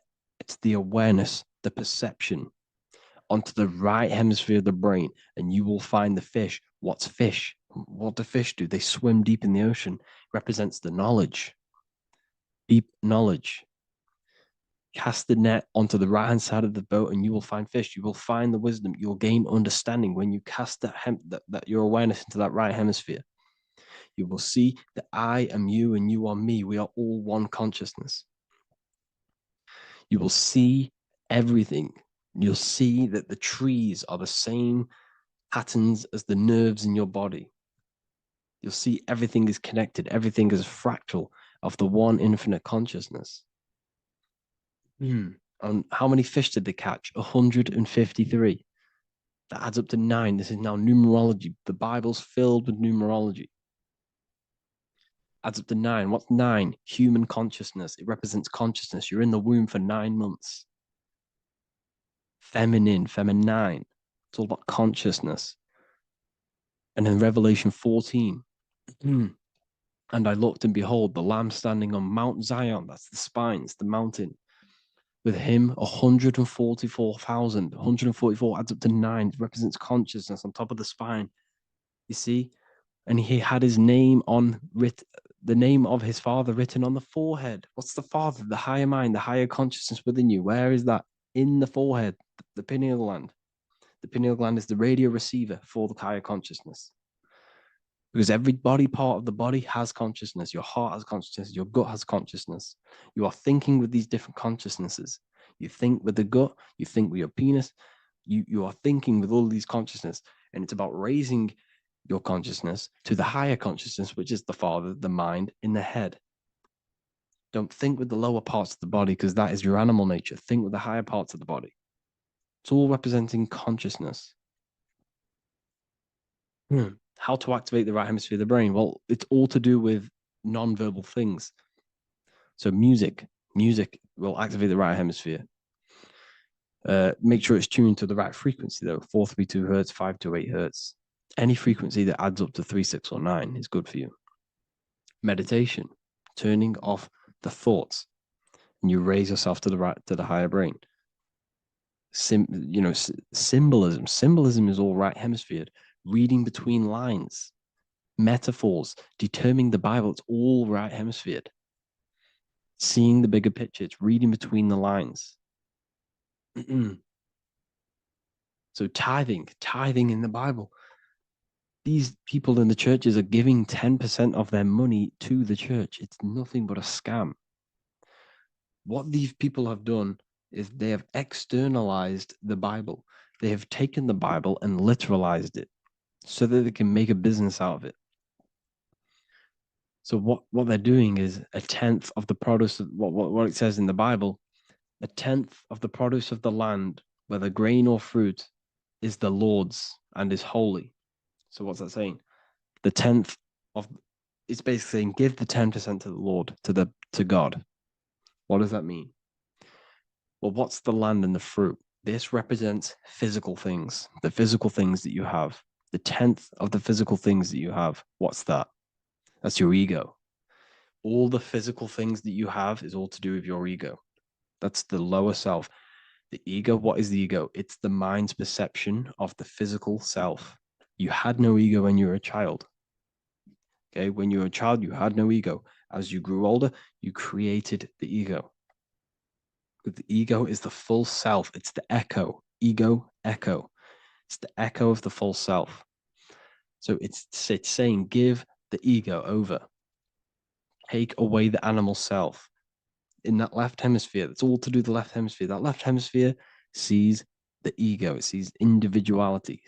It's divided. So it's saying give that 10%, give that 10% of you over to the right hemisphere, the 90%. The 90% of you is in that right hemisphere, the higher self. Now, I'm not saying the left hemisphere is bad. Okay, I'm not saying that at all, but it sees it sees things divided. It's like I said, the left, the hands are manifestations of the brain. So when these Christians are praying, they're putting their hands together. What are they doing? That they're syncing the brain hemispheres. What you're doing, because everything's an extension of your brain. So if you put your hands together, you're putting the two hemispheres together. And what's happening when you place the hands together? All the electricity in the body is now running in a circuit. Once you connect these two hands, the electrical energy is now running in a circuit. And energy can move around the body quicker and more efficiently. So when you pray, when these people are praying, they don't realize that they're engaging in ancient forms of meditation, of balancing the two hemispheres. So now we're talking about balancing the hemispheres, not the right hemisphere. This is what Israel is. Look at the symbol for Israel, the up triangle and the downward triangle. What's that? The up triangle represents male. The downward triangle represents female. Okay? This is talking about the brains. Israel is Ra. Isis, which is female, the Egyptian god. Ra, El. El means God. Electricity. That's the force of the physical world. It's the force that runs this world, electricity. It's the force of God. El, consciousness. It means God. Is Ra, El. Isis, Ra, and El. It's the two hemispheres of the brain, the holy land of Israel. It's the holy land, it's the brain. Once these two hemispheres are synced, this is how you unlock your consciousness. This is the easiest way of astral projecting. Hemisphering, I forgot the word for it. Hemisphere syncretization, something like that. It's about syncing the hemispheres. This is how you unlock your consciousness. Once the brain is running as one electrical system, this is how you balance the two masculine and male opposing energies. Once these opposing energies are no longer in war with each other, the brain, they come together to work as one. You unlock your consciousness. You are born again. What happens when a male and female have sex? It creates a new child. It becomes one. You are born again. Once the two hemispheres of the brain, you are born again. You can then have an out-of-body experiences. So this is why the symbol of the Holy Land, Israel, is the up and down triangle back combined together, because it represents unification of the male and female, unification of the hemispheres. You're born again. You unlock consciousness. And you can get this for free. It's called the Gateway Tapes on my website. Basically, it's a audio track from the government. And they did this in the Gateway Experience. It's a CIA document. And what they do is there are different forms of meditations you go through. I think there's about 5 waves of meditations you do, half an hour each one. And it will teach you, it will sync your hemisphere. Because what does it do? They understood that playing one frequency into one ear and another frequency into the other, they understood that the right ear is connected to the left hemisphere, the left ear is connected to the right hemisphere. So when you play 2 different frequencies into both ears, what happens? The brain picks this up, the 2 hemispheres of the brain picks this up, and it syncs it. It syncs these 2 hemispheres, these 2 frequencies together. So now the brain is working as one to sync this frequency. So this is how you can sync your hemispheres through listening to these frequencies. Okay, you can get them for free and do the meditations yourself. This will definitely help you. This is an easy way to astral project. So it's all about syncing the hemisphere and seeing reality from a unified perception. We should all aim to get out of that left hemisphere. I'm not saying don't use it, but we should now start to see we should not start to read between the lines of the Bible, read between the lines of the symbolism they're showing. Study symbolism, study allegories and myths. What are they trying to tell us through these allegories? And, this is how we start seeing things in a better way. Once we understand that we are all microcosms of an infinite consciousness, we can all come to one, because love is the unifying force of this infinite consciousness. We are all divided. We are all disconnected from our hearts. Once we all connect with our hearts and see that everything is one, we can all start to love and come together as one, because love is the unifying force of consciousness. So if you haven't already seen, I now have launched the Ethereal University. I will be doing lectures like this one, but even better, deeper, and even releasing knowledge that I can't talk about online, as they are censored. I'll be doing lectures every single week. I'll be doing live calls every single week. You also gain access to my library, which is filled with over 45 occult books, filled with knowledge. Okay, I'll show you now. Plus, you get my book, The Book of Wisdom, PDF form, and the Human Health Guide, PDF form. You also get all of this stuff, the health section, Q&As, Ethereal meditations. We've got some celestial studies, cosmology, and numerology coming soon. You also get the brand new Manifestation Mastery course, plus the library. And there'll be new books, new lectures, new live calls every single week. Or you can get the Book of Wisdom, use the code WISDOM in all capital letters to gain 40% off. This sale will be ending very, very soon. So if you're watching this, be very quick to get yourself a physical version or a PDF of my book. You can get it in all these languages. Hope you enjoyed this video, people. I'll see you inside the Ethereal University, the real university. So this is known as the Bag of the Gods. This symbolism is widely known, but no one knows what it truly symbolizes. We see this in ancient Sumerian artwork. We see this in the Mayans' artwork. We always see this bag with the gods. What does this actually represent?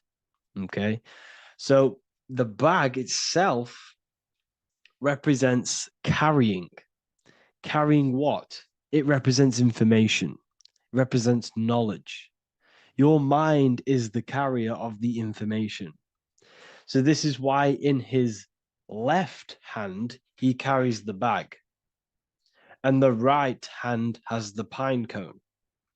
This represents carrying of information. Why is it a bag? A bag can be passed on to someone else. The information can be taught to someone else. This is the information of activation of the pineal gland or higher consciousness of humans.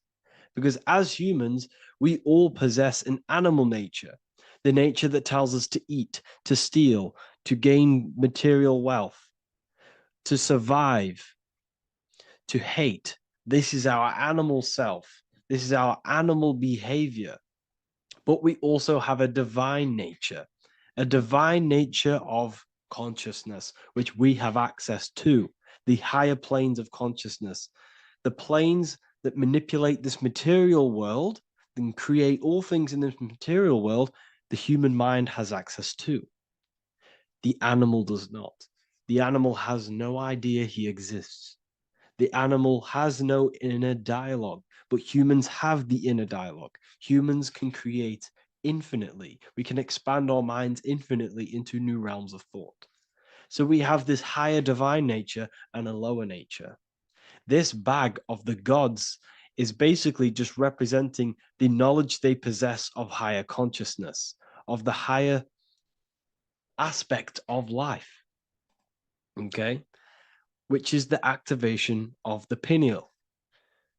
The pine cone. The pine cone is in his right hand. The right represents wisdom. The left represents intellect, knowledge. Knowledge and wisdom are two separate things. Wisdom is applied knowledge. It's a feminine aspect. Knowledge is just gained information that you know, which is masculine. So in his right hand, he holds the pine cone. The pine cone can be opened and shut.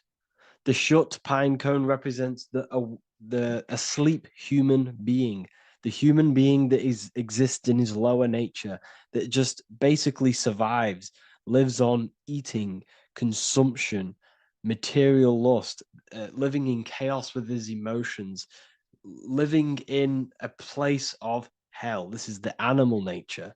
Then we have the awakened human, the one who has consciousness of himself, the one who looks within himself, the one who knows there is more to him when he looks in the mirror. He is far more than just the physical body. He is a divine spiritual being, a divine being who has limitless potential of creation into the material plane. So this represents the awakened. This represents the asleep. This is why he carries the pine cone in his right hand. It represents applied knowledge. This is the information. This is the intellect he possesses. And this is the applied knowledge of the awakening, of activation of the pineal gland. Because remember, the pineal gland is not your consciousness. The pine, pin, pineals, the same root word. Pine cones were always symbolizing the state of consciousness one was living in, whether he was asleep or awake. We see this at the Vatican. We see the pine cone over the two pillars. This is the two pillars of Freemasonry, and the dome. This is the Royal Arch of Freemasonry. This represents your head.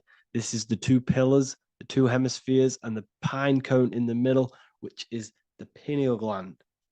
What is the pineal gland?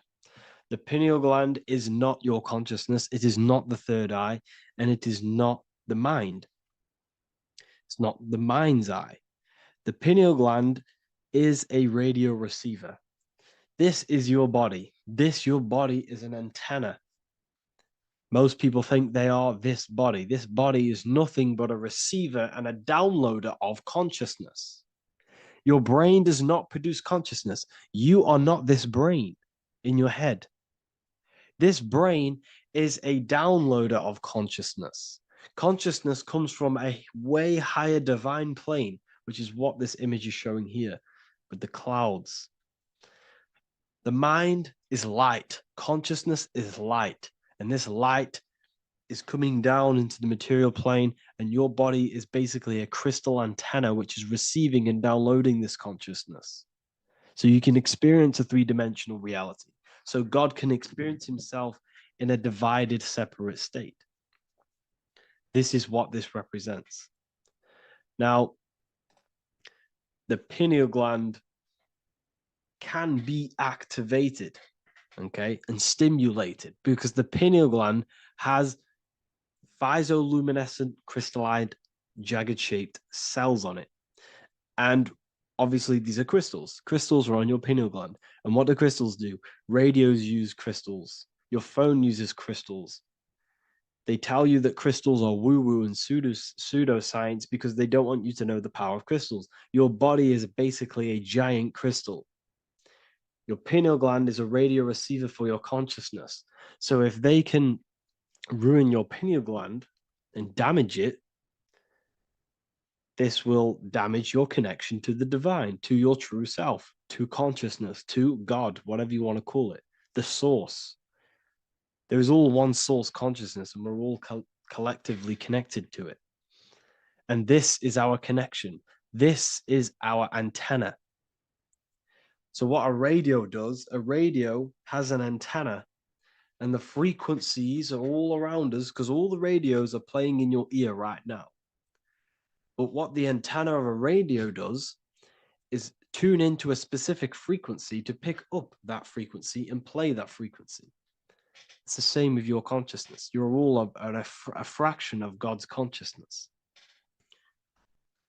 So that is essentially what we are looking at here. We're seeing knowledge, intellect in the left hand, and applied knowledge, activation of waking up to higher consciousness, to the higher human form. Because we can reach beyond our physical form. We can turn our animal self into a divine being, into one of these so-called gods. These gods are nothing but human beings. The Anunnaki were not gods. They didn't come from the sky. These are normal, regular human beings who activated their higher consciousness. This is what we have here. This represents spirit. Birds represent spirit. So do we have any questions? I'll take some questions now. That was just a short lecture on what that symbol truly means.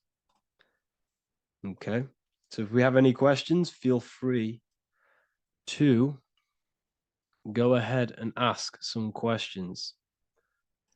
Anything that you don't understand, anything that you want to know. Okay.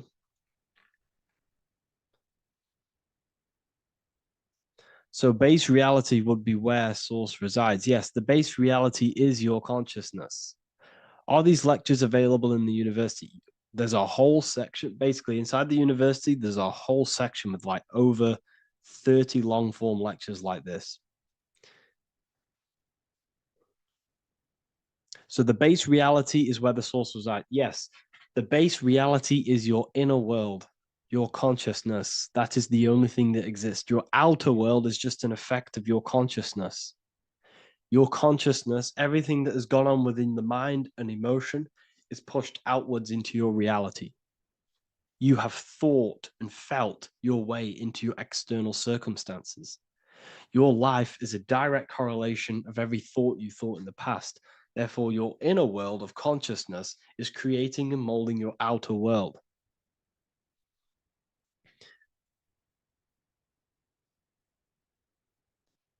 The best way to keep connection consistent, the best way to keep your connection to the divine or the higher planes of consciousness is through meditation and through imagination.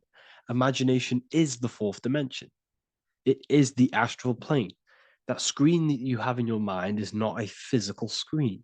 That is the divine plane of the astral. And this is essentially where all objects of this material world comes from.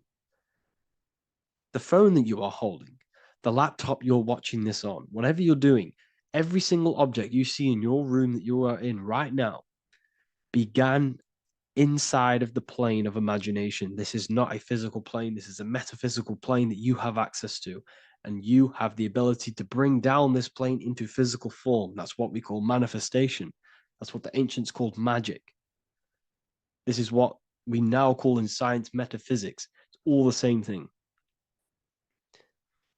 So yes, you all have access to the divine planes, unlike animals. This is why humans are so advanced.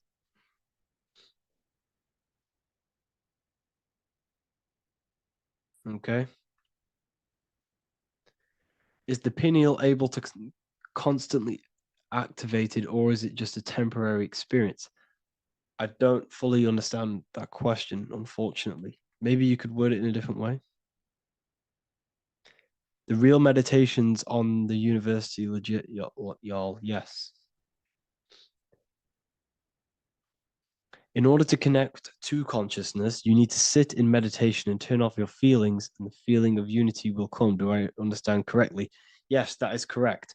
So when you sit in silence and in stillness, I highlight the word stillness because stillness, when you are still, no information from your nervous system is being decoded by the brain.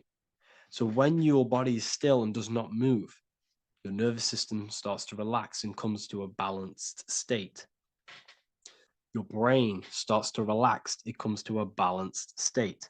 The left and the right brain stop working. The nervous system stops working. Then, once the body, the material body is shut down, you then have access to consciousness. You can't access consciousness if the body's in such a busy state. If electricity is being fired every 2 seconds, your whole body's electrical.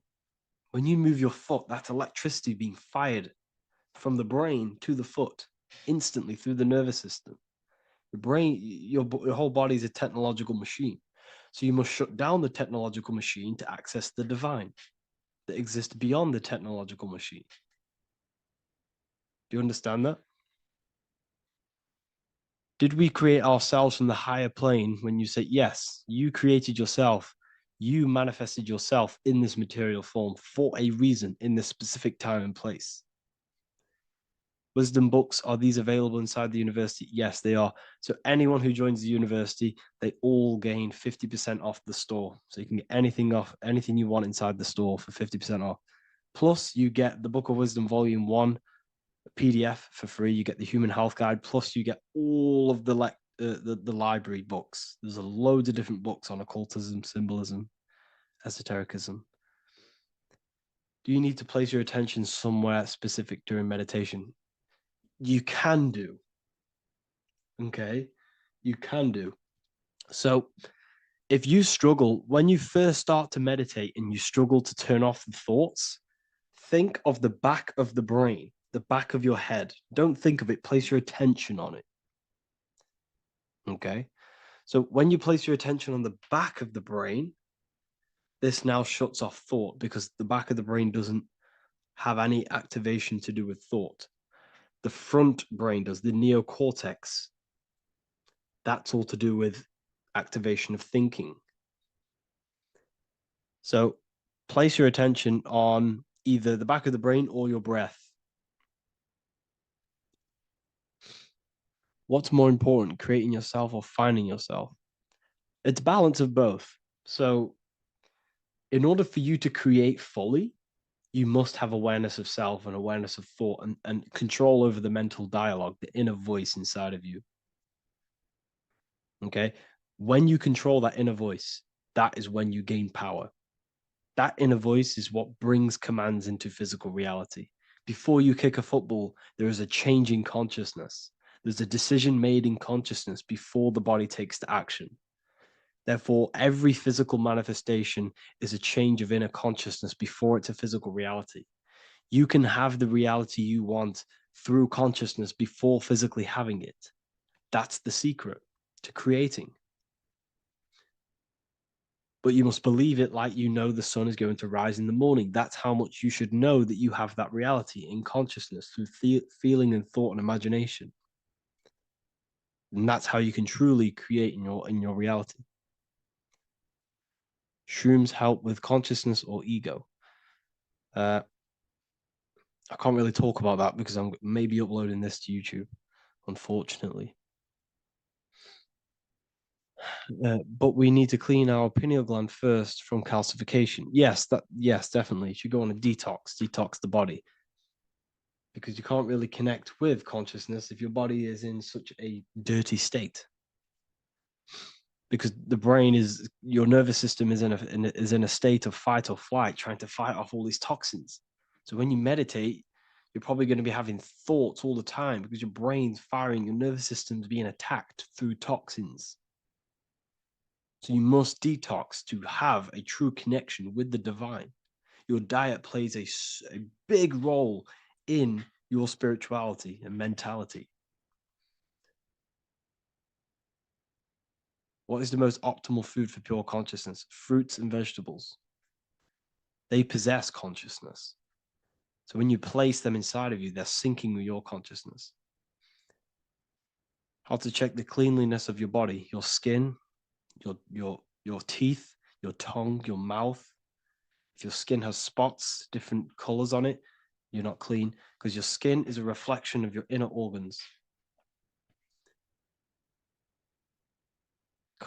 Coffee's not the best for you. Coffee gives you fake energy. Okay. So what coffee does, that buzz you get off coffee, is actually the toxic effect of the chemicals reacting with your body. If I'm inside the university and wanted to buy your book, you said it would be 50% off because we are your student. Is that automatic or we need to have a code? You will have a code. Yes, I'm going to releasing a code for all the students after this. Caffeine equals neurotoxin. Yes, it fries your brain, it fries your nervous system, it fries your dopamine receptors. Will the Q&A last week about money symbolism be posted? Oh, I didn't post that. That's my bad. I totally forgot. I will post that after this. Thank you for reminding me. How to detox the body. The best way to detox the body is going through a week cleanse of fruit. So only consume fruit, sea moss, and cayenne pepper, and lots of freshly pressed juice. Do that for a week or 2 weeks, depending on how you feel, and then start to fast. You will lose weight, but you're not losing weight. You're losing impurities. It's good to do this every couple months, to just go on a raw fruit diet, cleanse the body, push everything out, and then start to fast while consuming sea moss and having lots of freshly squeezed juices. What is an alternative for coffee? Something with high energy levels. Okay. We're not taught the most simplest thing about the human body. It is an electromagnetic machine. It's electrical. It runs off electricity. The only energy you need is electricity, and that is found in fruits, vegetables. If you want energy, drink pure, fresh, pressed juice. That will give you more energy, more electricity than coffee. Can we cleanse ourselves through oil pulling? Do you recommend it? I do oil pulling every day with coconut oil in my mouth. Celery juice is a good one, very good one. Yeah, celery juice.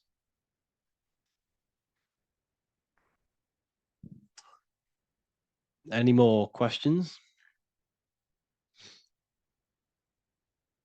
What kind of music do you listen to when lifting? For me, rap, hip hop push me work harder, but I know it's terrible for my subconscious. Yes, very. At least you're aware of it. You should be definitely try and stay away from the hip hop music.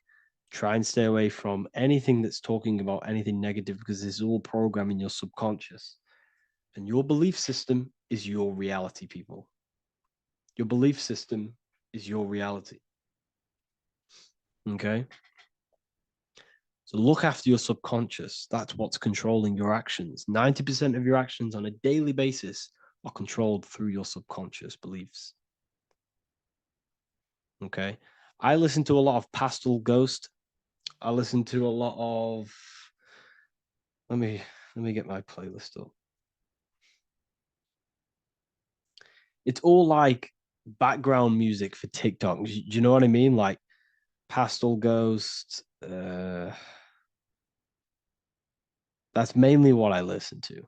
That sort of music. I don't know what it's kind of called. I don't know what that genre is called. Does anyone know what that genre is actually called? Because there's not much words in it. The reason I listen to it is because there's not much words in it. And, it helps the subconscious. And I just love that music.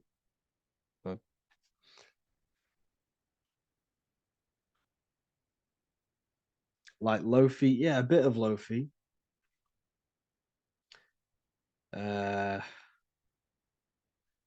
Most people won't even know this type of music.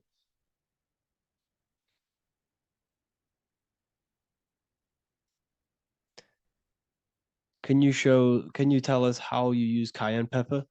So I mix it with freshly squeezed orange juice every morning. So the first thing I have, empty stomach, I have a teaspoon of cayenne pepper, mix it in and just down it every morning. And sometimes at night. The feeling you get in your stomach after putting cayenne pepper on an empty stomach is absolutely amazing. It tingles in your stomach. It kills parasites. It kills all horrible organisms.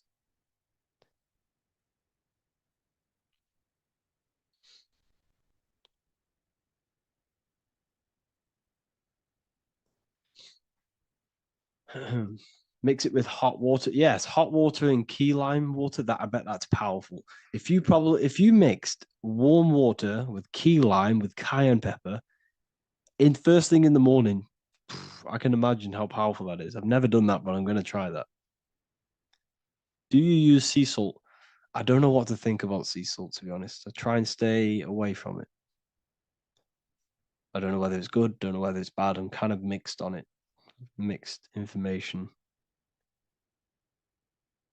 I've heard people have benefits. I've heard other people say stay away from it. So I don't know. I just stay away from it. I'm not too sure on it.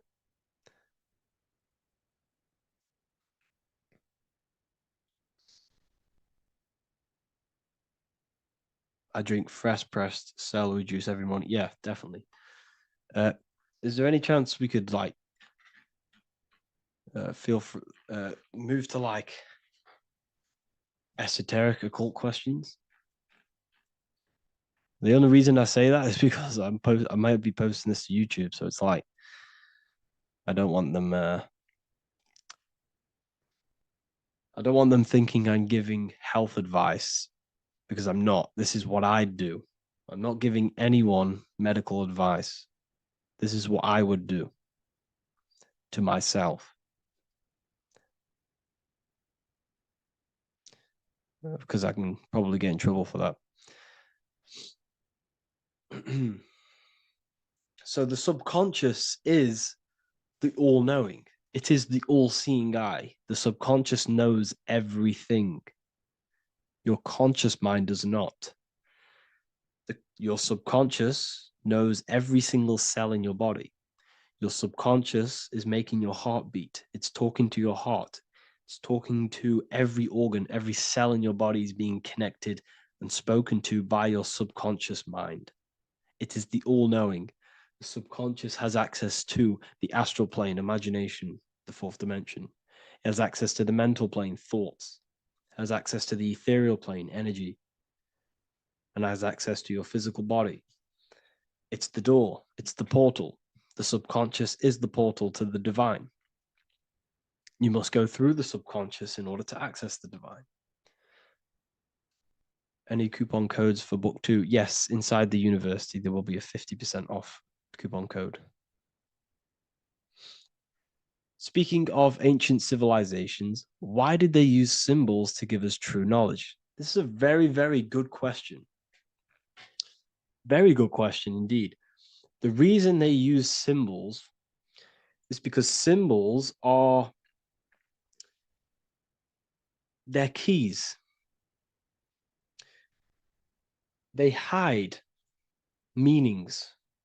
They hide things. For example, if it was written down, if all of this sacred knowledge that I'm speaking now was written down, it can be easily taken.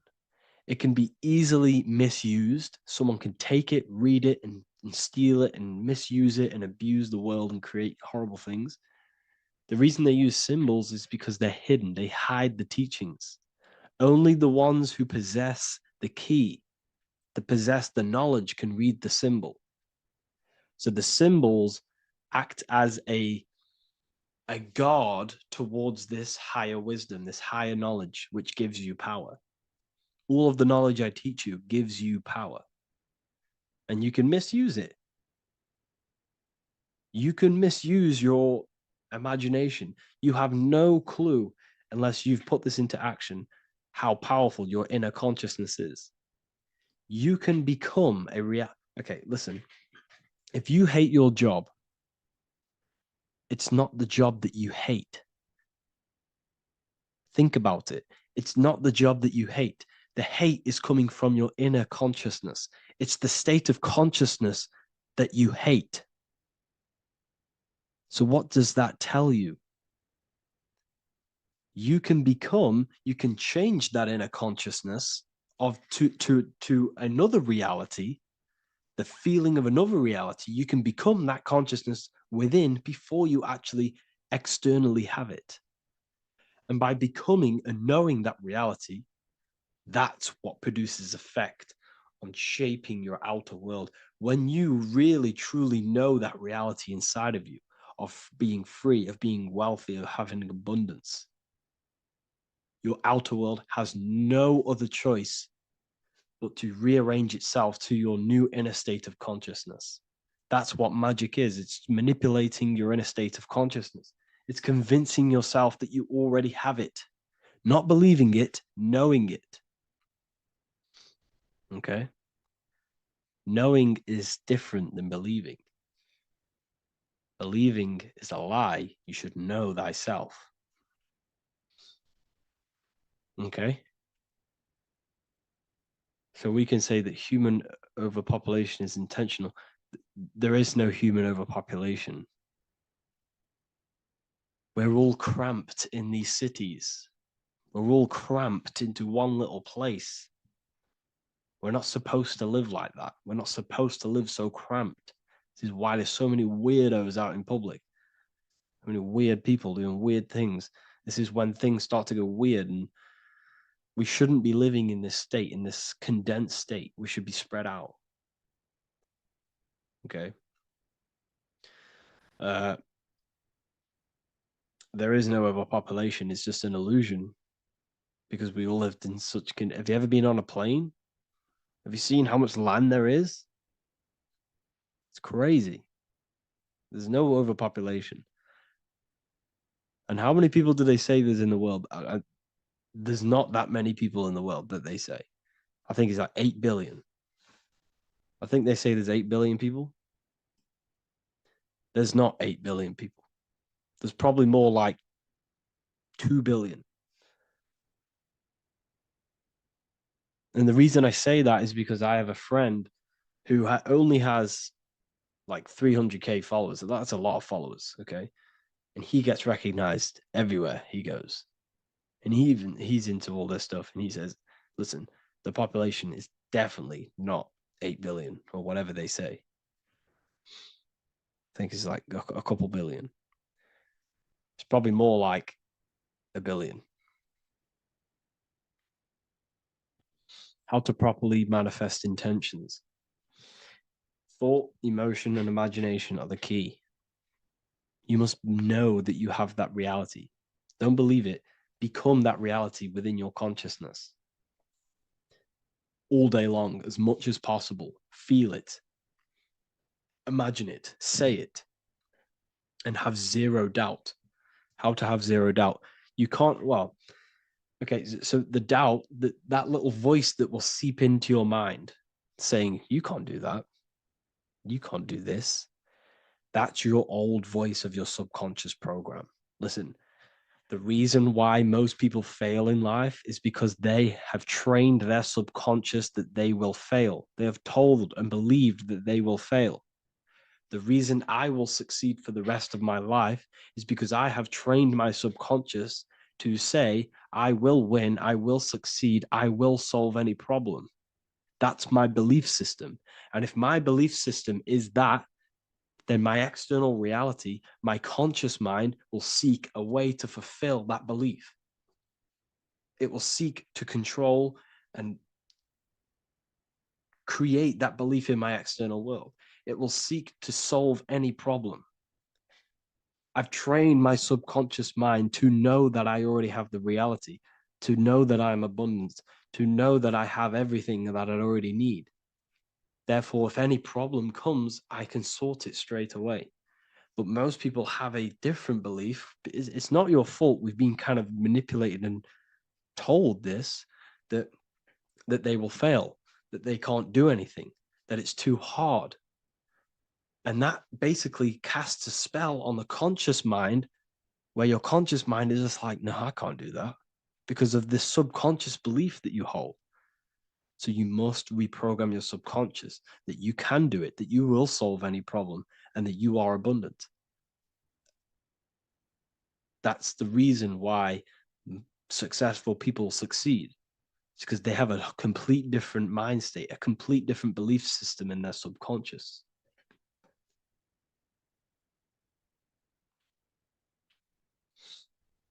Do you offer mentoring? Yes, I do offer mentoring, but it's mainly for people who want to grow their online presence, and for the amount of value and transformation that I can place into your life, and the time that, well, the price of my time, it will be a higher price tag, but your life will completely change if you join my mentoring, because I will transmute your life. I will transmute your mind, and I will transmute your whole reality, because I could tell you exactly what you need to do. How to have super genius power pulling information from the source. Okay, so you can do this. I talked about this in Book of Wisdom, Volume 2, if you've read it. This is a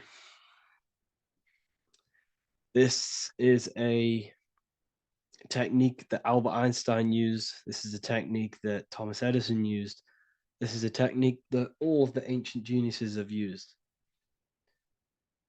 So you get on a chair, you place metal below you or plates, and you hold a metal ball in your hand, and you fall asleep. And every time you fall asleep on the chair, you're going to drop the ball, because your body will become unconscious, and you will basically drop the ball, and it will wake you up, because it's going to hit and make a loud bang on the plate. And every time you go to sleep, basically what this is actually doing is shifting your consciousness from conscious into the subconscious. So from physical into the astral. Your consciousness is shifting between these two planes. And as you do this, you can bring down great ideas from these higher planes. So when you fall asleep, have an intention. And when you fall asleep, you'll drop the ball. And when you wake back up, you'll have an idea, and you got to write it down.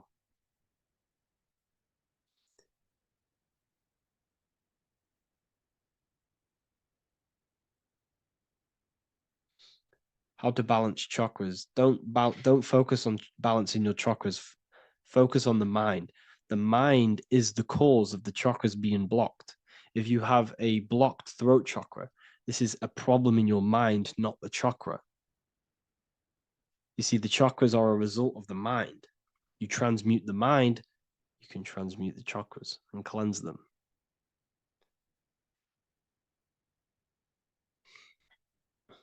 So was Jesus a real man that walked?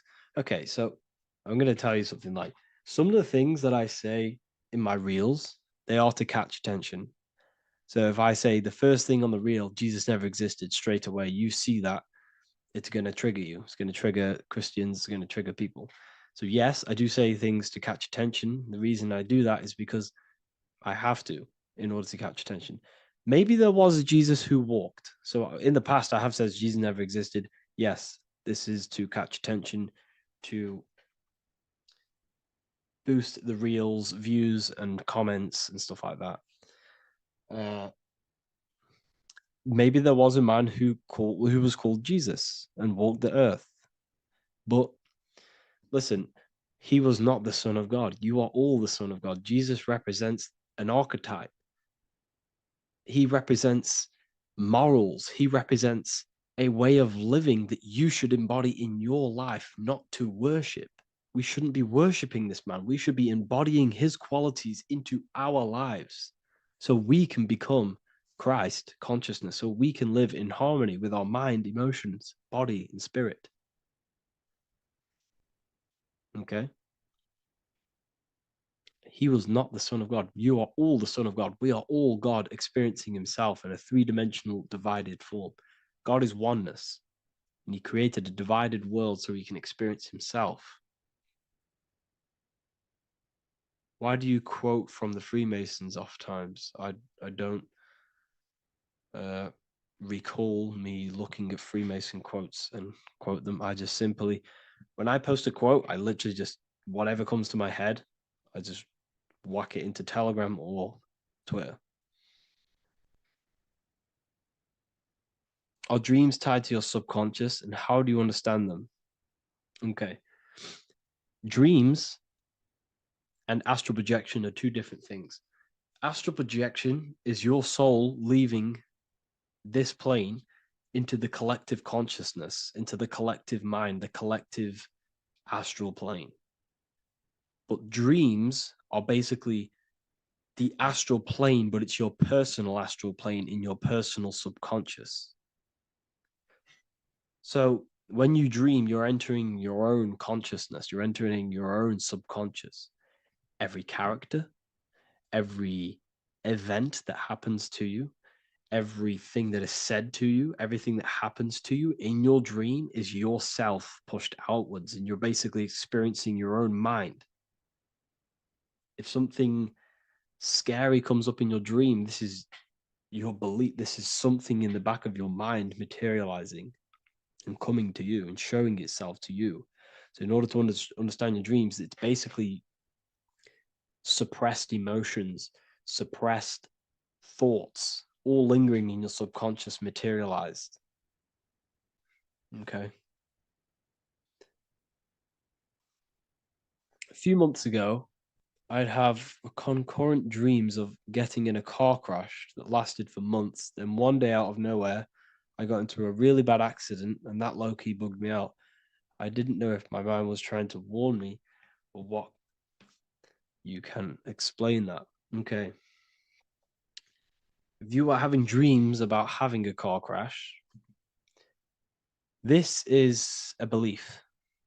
Okay, so let me tell you something. Let's say you're a drug dealer, okay? And you live in fear every single day of the police coming to you.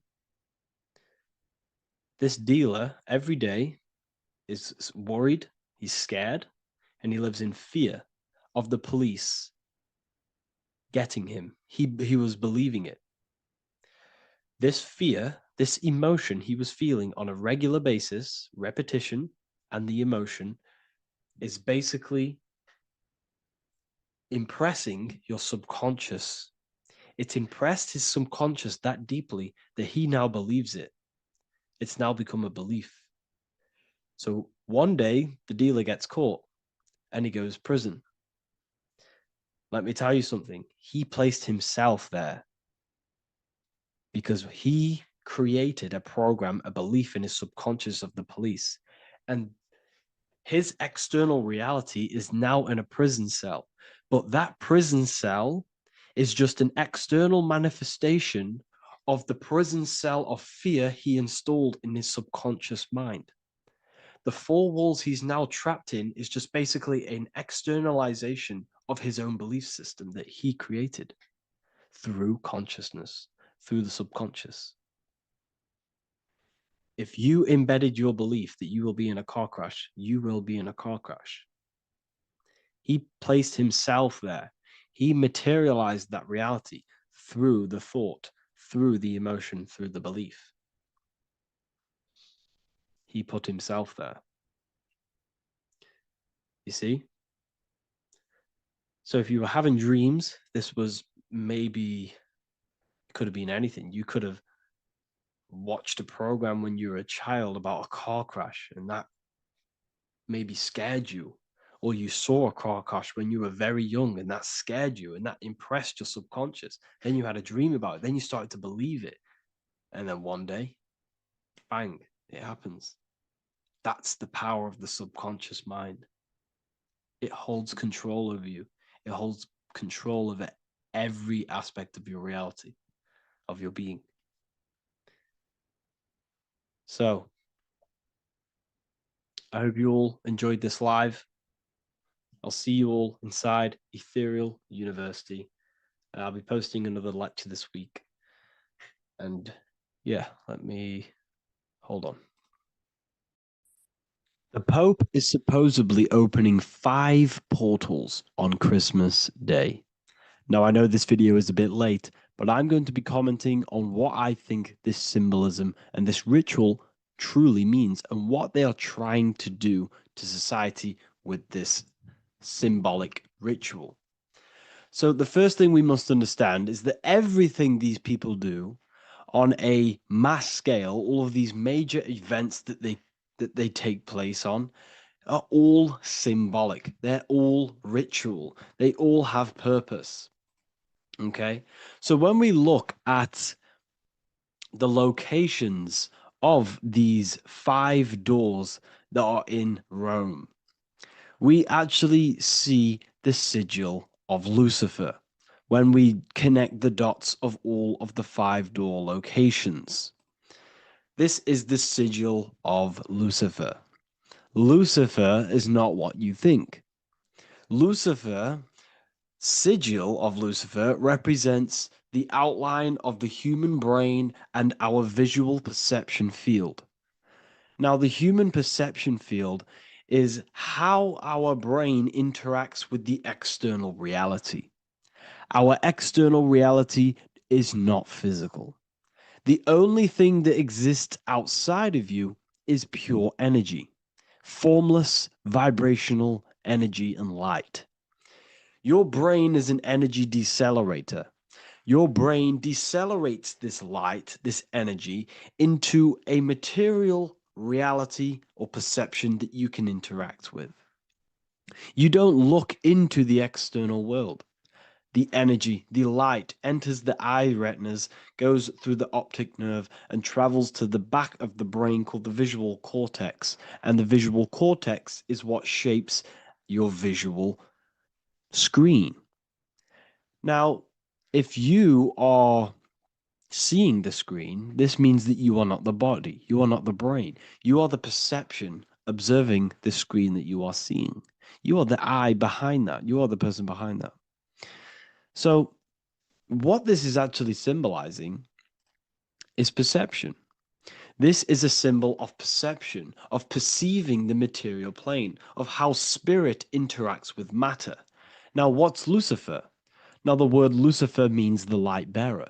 He's known as the light bearer. The word Lucifer originates in Latin. Luci means light, and fer means to bring. It's the light bringer. The eyes, the visual perception of the light bringer to your reality. You see, everything outside of you is light. You are made of light. The word hue man means light. Hue means color, which is a form of light. And man means manifest. We're light manifested into material form. Every single one of us is Lucifer. When we fall for the material world, the external world, is an illusion. It is the false world. It can elude you. It can make you fall in love with the material things, material pleasures, lust, money, fame. These things make you fall. This is the fall of Lucifer. This is the mythological story. This is the symbolism behind Lucifer. It's you. Are you falling for material pleasure because you are a divine spiritual being from the higher planes, not from this plane? Now, if you let your divine being fall for this material plane and fall for the evil that can take place in this plane, then you are Lucifer. It represents the false light, the false reality. This symbol, the sigil of Lucifer, it symbolizes the interplay between light, consciousness, and the perceptual experience of the physical reality. The external world is truly internal.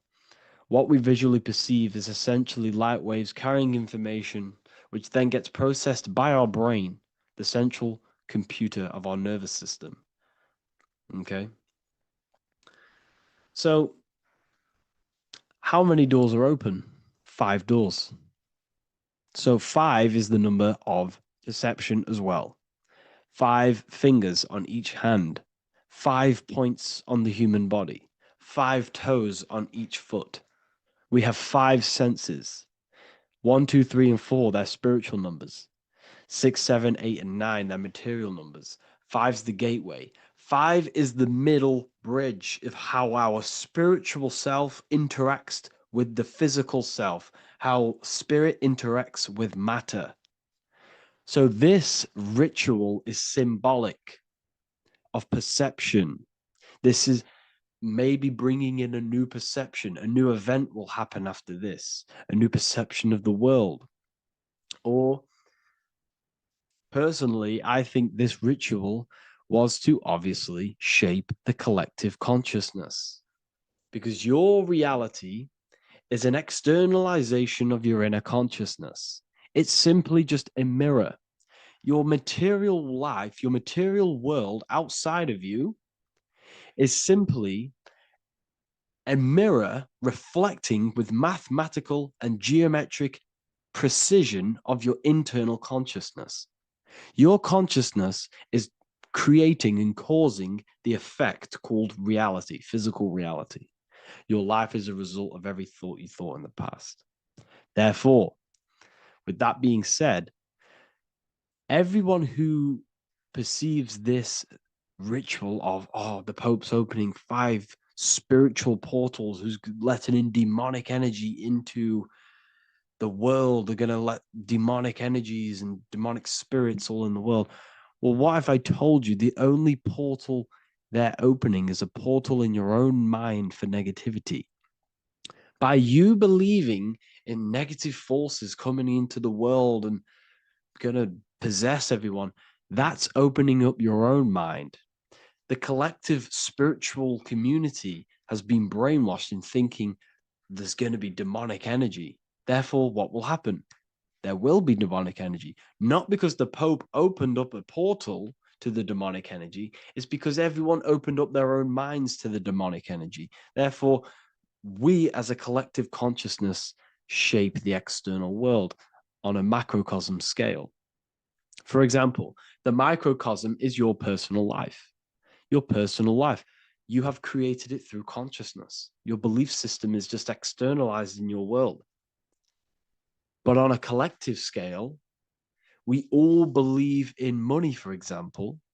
And because we all believe in money and we believe that this piece of paper holds value in our minds, okay, in the mental plane, this has an effect on the physical plane by shaping the physical plane by being ruled by this belief as on a macrocosm scale. Yes, I know that money doesn't exist. It's just a belief in my mind. But that doesn't have an effect because the collective consciousness believes that money has effect, has power. When it doesn't, it's just a piece of paper with a belief behind it.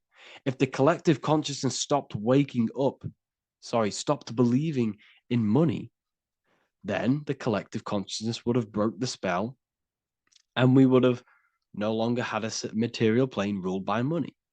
You see, our beliefs is ruling and shaping our physical plane. This physical world outside of you is truly just an effect of the mind, an effect of our consciousness, our inner world.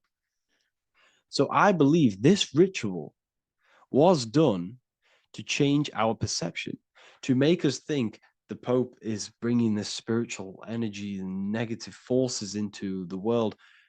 And it's just simply us creating the negativity in the world by believing in this, by thinking this. Remember, they have the power to send messages into millions of people's minds through media. And then messages are then believed, and that belief is shaping our world. What have I told you? That the New World Order is not manifested by the elite, it's manifested by you and us. We're all manifesting the New World Order. They can't manifest it. We can, because we are the ones believing it. We believe it. It is reality. It shapes our own prison. We're all shaping our own prison by believing in the prison, by believing in money.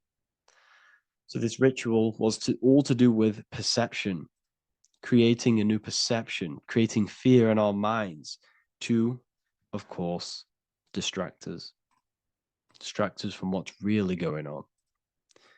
It's all a ritual to implant messages in your own mind. So I hope you all understand this video, and I hope you all gain some insight, and I'll see you inside the university. You're living in 4 planes of existence right now, but most people are only aware of one. And that's why they feel lost, disconnected, and stuck in cycles they can't explain. If you don't understand the blueprint of reality, you'll keep trying to fix the physical, while the real causes lie in the unseen dimensions that you have direct access to.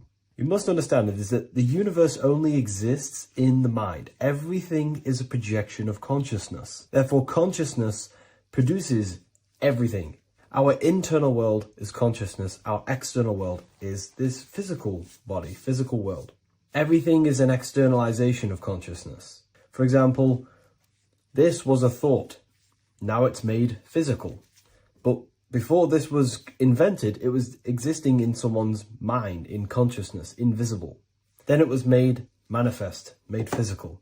So everything in this physical plane is the effect. The cause is consciousness, mind, the mental plane. So now I'm going to explain these different dimensions of consciousness. You don't just exist in this physical plane. The physical plane, in fact, is the lowest plane there is. It's the illusionary plane. So first of all, we have the Buddhic plane. This is the nothingness. So think of it like this. Absolute nothingness. If you turn off thoughts, there is nothingness. This is the void. And out of the void springs infinite potential, which is the mental plane. Now, your mind has no limitation. It can think anything, be anywhere, anytime, any place. In the whole world, there is no limitation with the mind. This is the realm of infinite possibilities. This is the realm of thought. Thought is a dimension, information and thought. To go a little bit deeper on this, there are pockets of thoughts, what we call in the occult fields of thoughts. Your mind does not think thoughts, it receives them. Your mind is like a radio. Whatever the mind is tuning into, setting its mindset, setting your frequency or setting your mind, you will receive thoughts based on that set, whatever you set your mind to. So there are pockets of thoughts that we penetrate in the mental plane. The mind is the mental plane, the infinite possibilities. This is the spark of creation. This is where all things begin to manifest as an idea in the mind as a thought. So if you want to gain certain information, you need to meditate or do thought exercises where you are penetrating that dimension of thought, that pocket of thought. For example, if you want to find a way on how to make financial wealth, you would use your mind, set your mind on wealth and money, and think, close your eyes and think about that specific topic and see where your mind takes you. And you will expand your mind into different pockets of thought and gain information. So this is the mental plane. This is how you can use the mental plane. You can use the mental plane to do this. Then we have the astral plane. We have higher, middle, and lower astral plane. The astral plane is the body for thought. So every dimension, physical, etheric, astral, mental, Buddhic, is a body for a dimension above. Each dimension below is a product of the dimension above. So for example, the astral plane is imagination. This is the lucidic realm of imagination. This is where thoughts begin to manifest into some sort of form. It's not a physical form because this is physical, but imagination is a lucidic form. It's not really physical, but it's there. It's a projection of light. It's astral matter condensed by the willpower of the mind. So depending on the vibration of that thought will depend whether it manifests in the higher astral plane, middle astral plane, and lower astral plane. If you think about more material things and visualize material things, this will manifest on the lower astral plane because material matter is low vibration. Now, that does not mean it's evil. That does not mean it's bad. Okay? It just means low vibration, just means more material. But if you think and imagine more spiritual things, this manifests on the higher astral plane. So the astral plane is the screen in your mind that allows you to vision an apple, that allows you to vision anything. It's that mental projection that's inside of your mind. Now, this is what we call the third eye. It's an eye because the eye is the mind, and the mind can see into the astral plane. It perceives this spiritual world, this lucidic realm that we have access to. This is where also infinite potential takes place. This is the realm of spirits, demons, jinns, whatever you want to call them. Spiritual entities exist in this, because this is where thought forms manifest into form. This is where thoughts create bodies. Think of it like this. The mental plane is a thought of a chair. The astral plane is the imagination of that chair and all of the different possible chairs that could possibly be. The etheric plane is the energy double of that chair. And the physical plane is the physical chair. So, as you can see, the higher we go up, the more formless and lucidic it is. The lower we go down planes, the more dense it becomes. This is formless and this is form. Everything manifests through this process. This highlighter is down here in the physical plane, but the idea began in the mental plane. Everything begins in consciousness before it creates a physical body. It goes through this process. Therefore, if you want to start to mold and create your own reality and create things in your world, you can use these planes to your advantage. You can use your mind to do mental thinking exercises by closing your eyes and expanding your mind into a different pocket of thought to gain wisdom, gain information, gain downloads. The way you do that is simply get into a meditative state, close your eyes, pick a topic that you want to think about, and see where your mind takes you, but always remain centered on that topic. And you can do this for maybe an hour or two or half an hour, and your mind will take you places where you will unlock information. You can even use this to make decisions in your life. Think of the topic and see where your mind takes you. You'll gain information. This is how you use the mental plane for ideas. The astral plane is imagination. You have to reconnect with your imagination very vividly. Your imagination, your consciousness is infinite. It's not a three-dimensional plane. It's an infinite plane. You can think and make form anything in your consciousness, in your imagination. You can think anything and you can imagine anything in the most vast details. You just have to reconnect with your imagination. I have a free book on my website. I'll leave the link in the description. It's an ebook. It's called Activating the Inner Eye. This is going to help you reconnect with your imagination. It's a practical guide on how to imagine. So once you know how to use the mental plane and astral plane, thought and imagination, you pretty much need to use the physical plane to take physical action with this physical body that you have and start to manifest these desires you have in the higher planes.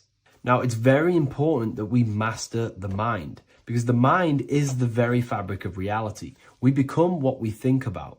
Your life is a product of every thought you thought in the past. It is the mind that directs the flow of consciousness.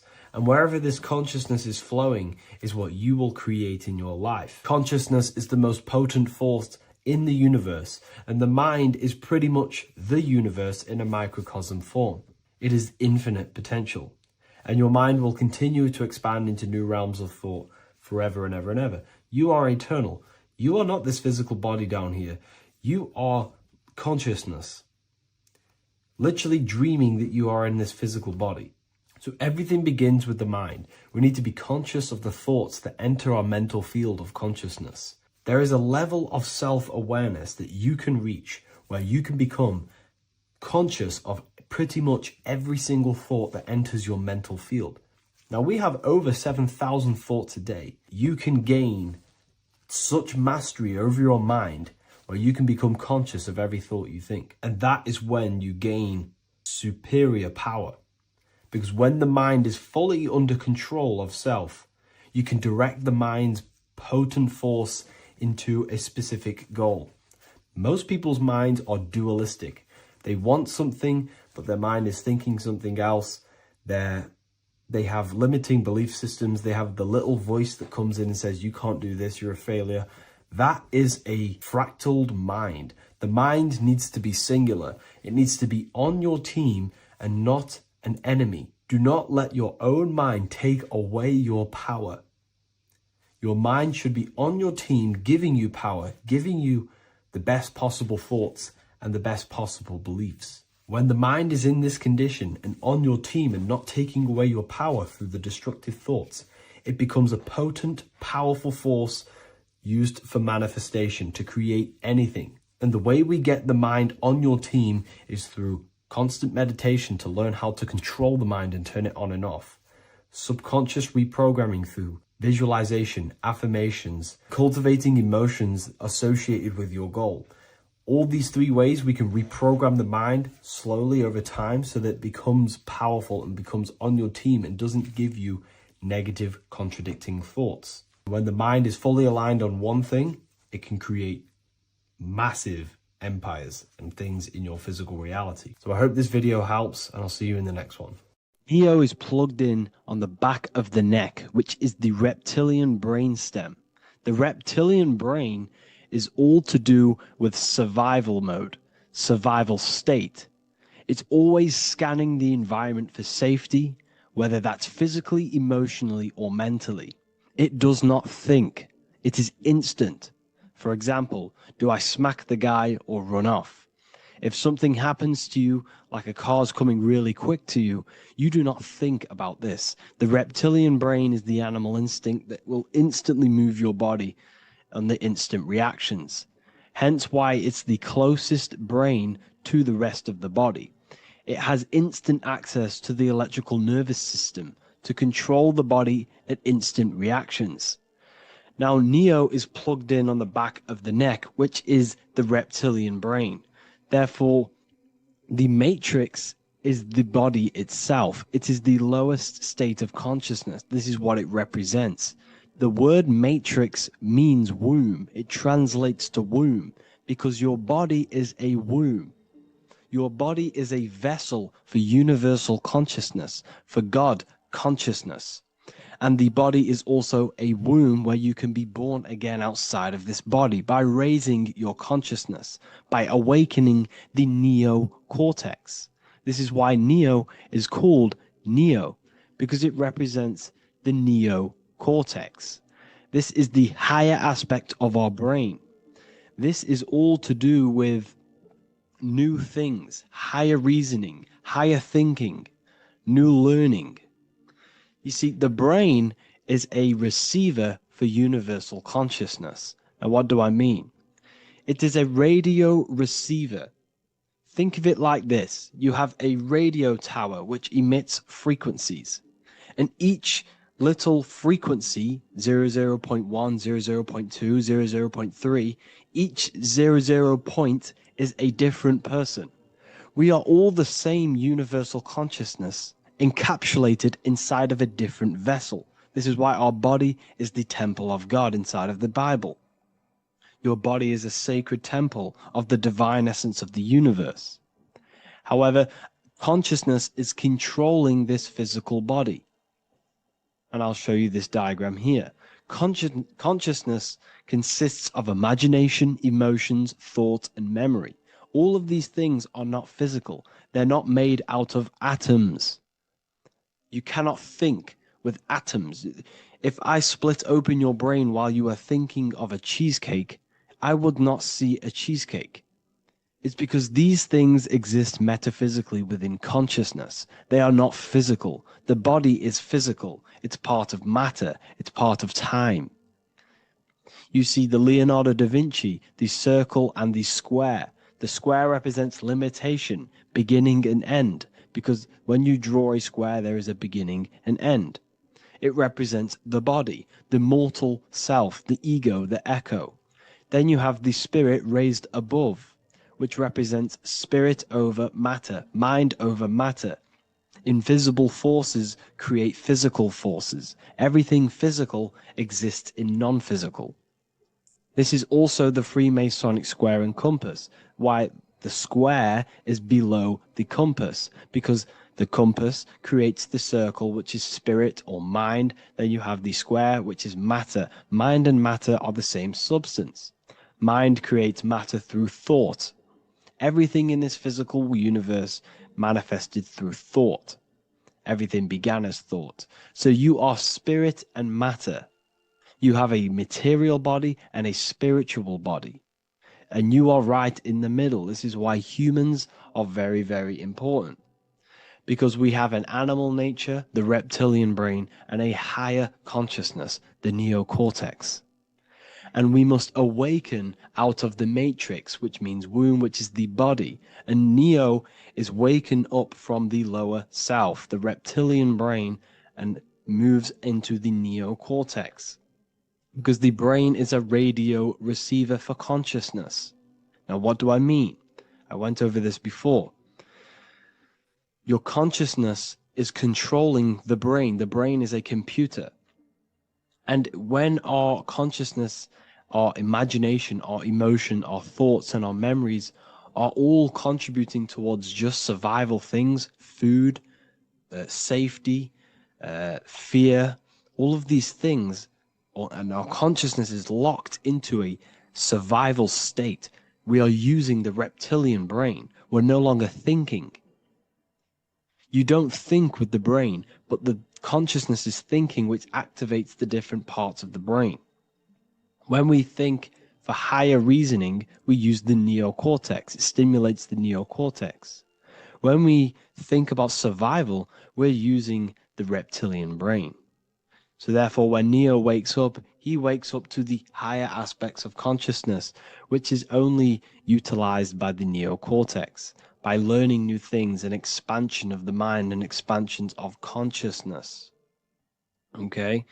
So the whole matrix is to keep you designed, well, the whole matrix is designed to keep you in a survival state, in the three-dimensional awareness.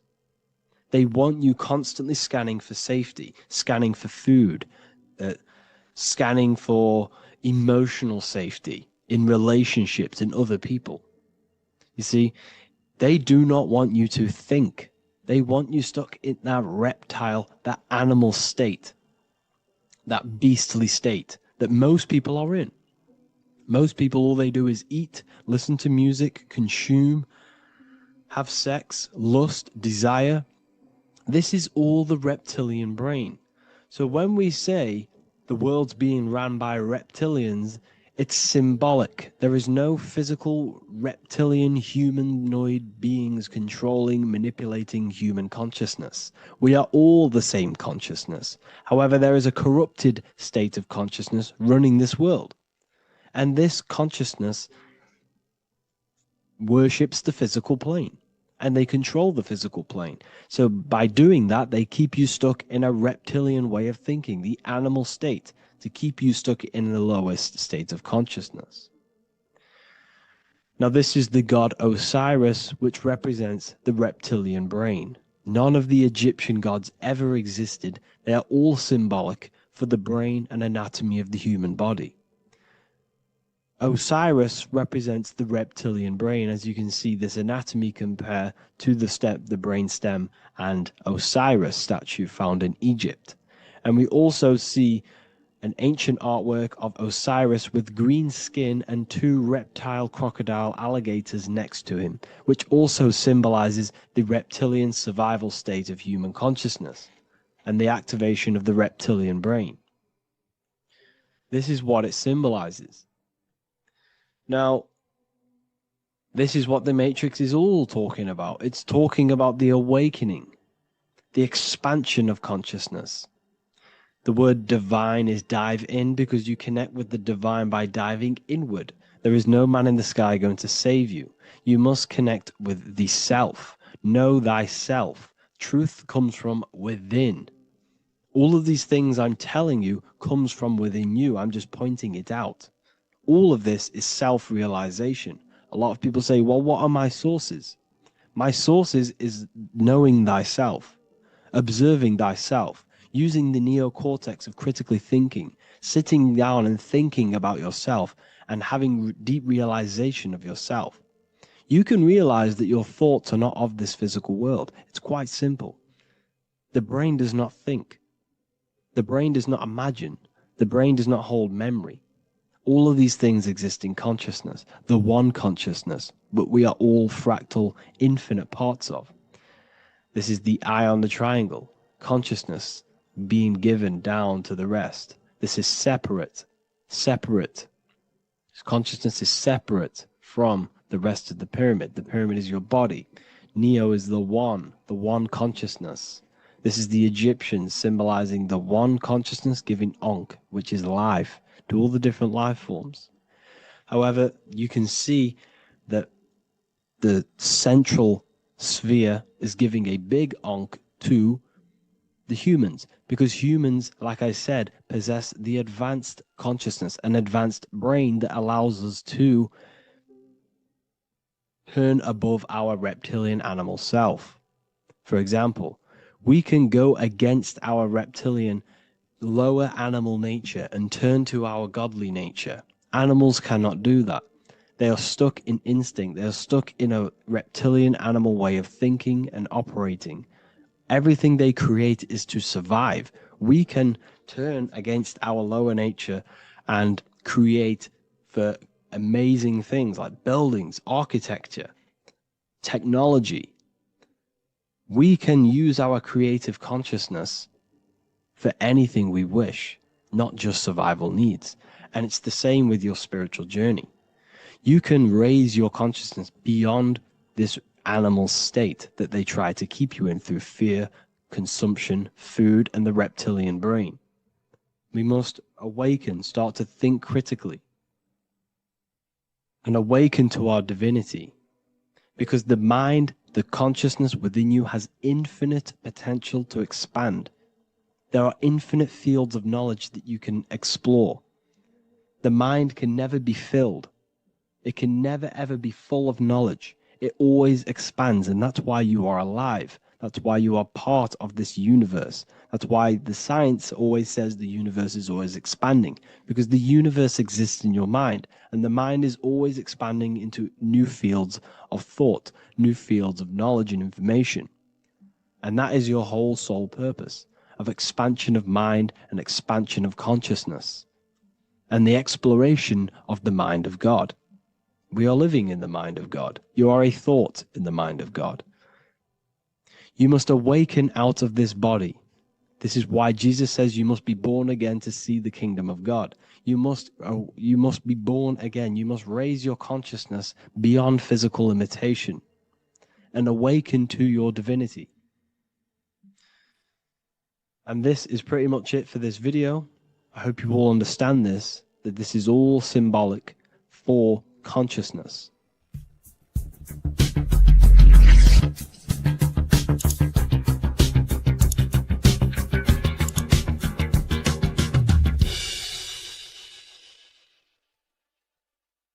"666 is a code, and this code needs to be broken down to fully understand what 666 truly is. In an esoteric view of 666, it represents a state of consciousness, a way consciousness functions within the individual. Now, if we look at the Bible in Revelations, it says that the mark of the beast, 666, is going to be placed on the right hand or on the forehead of an individual. The forehead symbolizes the mind, while the hand represents action or behavior. The forehead represents a belief or a mindset, a way consciousness functions. Therefore, the mark of the beast is not something external. It is actually a way consciousness functions within the individual. But the code reveals the darkest secret about 666. 666 is 3 sixes. The number 6 in esotericism and occultism represents the cube, because the cube has 6 sides. And the physical dimension, everything has 6 sides. Up, down, back, forward, left, right. Everything is 6-sided in this 3-dimensional world. The body is the cube itself. It is the number 6. And the number 6 is the number before 7. 7 is a divine number. It represents divine perfection, as there are 7 functions and cognitions of the mind, 7 energy centers along the spinal column, 7 major planets for the 7 days of the week, 7 days of creation, 7 visible light spectrums, colors. The number 6, therefore, is often understood as imperfection, as the body is imperfect. The physical form is imperfect compared to our divine spiritual nature. But let's decode the 666 code properly so you can understand this. Now you understand that the number 6 represents the material 3-dimensional world, or the physical body of consciousness. We can then look at the number 3 because there are 3 6s. The number 3 represents the 3 ways consciousness functions. Consciousness thinks, consciousness feels, consciousness acts. We have a mental body, an emotional body, and a physical body. Most people confuse these things to be all one. They think their mind is their emotions and their mind is their brain, and they interlock all of these, but these are actually 3 different bodies of consciousness. Consciousness has many vehicles or bodies it expresses itself in. So the 3 ways that we ultimately create our life, the 3 ways that shift our reality, and the 3 full things that we have full control over are our thoughts, emotions, and actions. If you try and control anything else other than these 3 aspects of life and consciousness, you are then breaking natural law. If you try and control someone else, you are then breaking their will, their natural rights. These are the 3 things you have full control over: your mind, emotions, and your body. Therefore, the number 3 represents the 3 ways that you express consciousness in this life or reality. And the number 6 represents the material body. 666 is the mark of the beast. Therefore, the mark of the beast could be a state of consciousness where your thoughts, emotions, and actions are all directed towards the physical, material 3-dimensional world, leaving no room for true spiritual connection with your higher self, no divine connection to the source or God, giving no attention to your true internal nature, to the self inside the mind. All of your thoughts, emotions, and actions are directed only for physical pleasures, for materialism, for status, for egoism, leaving no room for connection with the divine. And this is the mark of the beast. When people's minds become so obsessed with materialism, chasing desires for the material things, they disconnect themselves from their true internal nature. And we can see this today. People are becoming so obsessed with materialism, money, becoming rich, whatever it is, they're gradually losing connection with their internal self. They think that they are the body. They think that they are these 5 senses. But ask yourself, if I remove my thoughts, if I turn off my mind, who am I then? Because who most people think they are is a bunch of beliefs in their subconscious mind. Their name, their job, their reputation, their friends. If you remove the mind and no longer think, who are you then? The observer, the pure awareness, beyond the mind, the body, the emotions. That is your true nature. You are the internal thinker. And when that internal thinker becomes so attached to the external physical body and does everything in its power to think, feel, and act only towards the material things, you become disconnected to your true powers, to your divine nature, to literally God. If you don't want to become the mark of the beast, then have balance. Now, I'm not saying materialism is evil.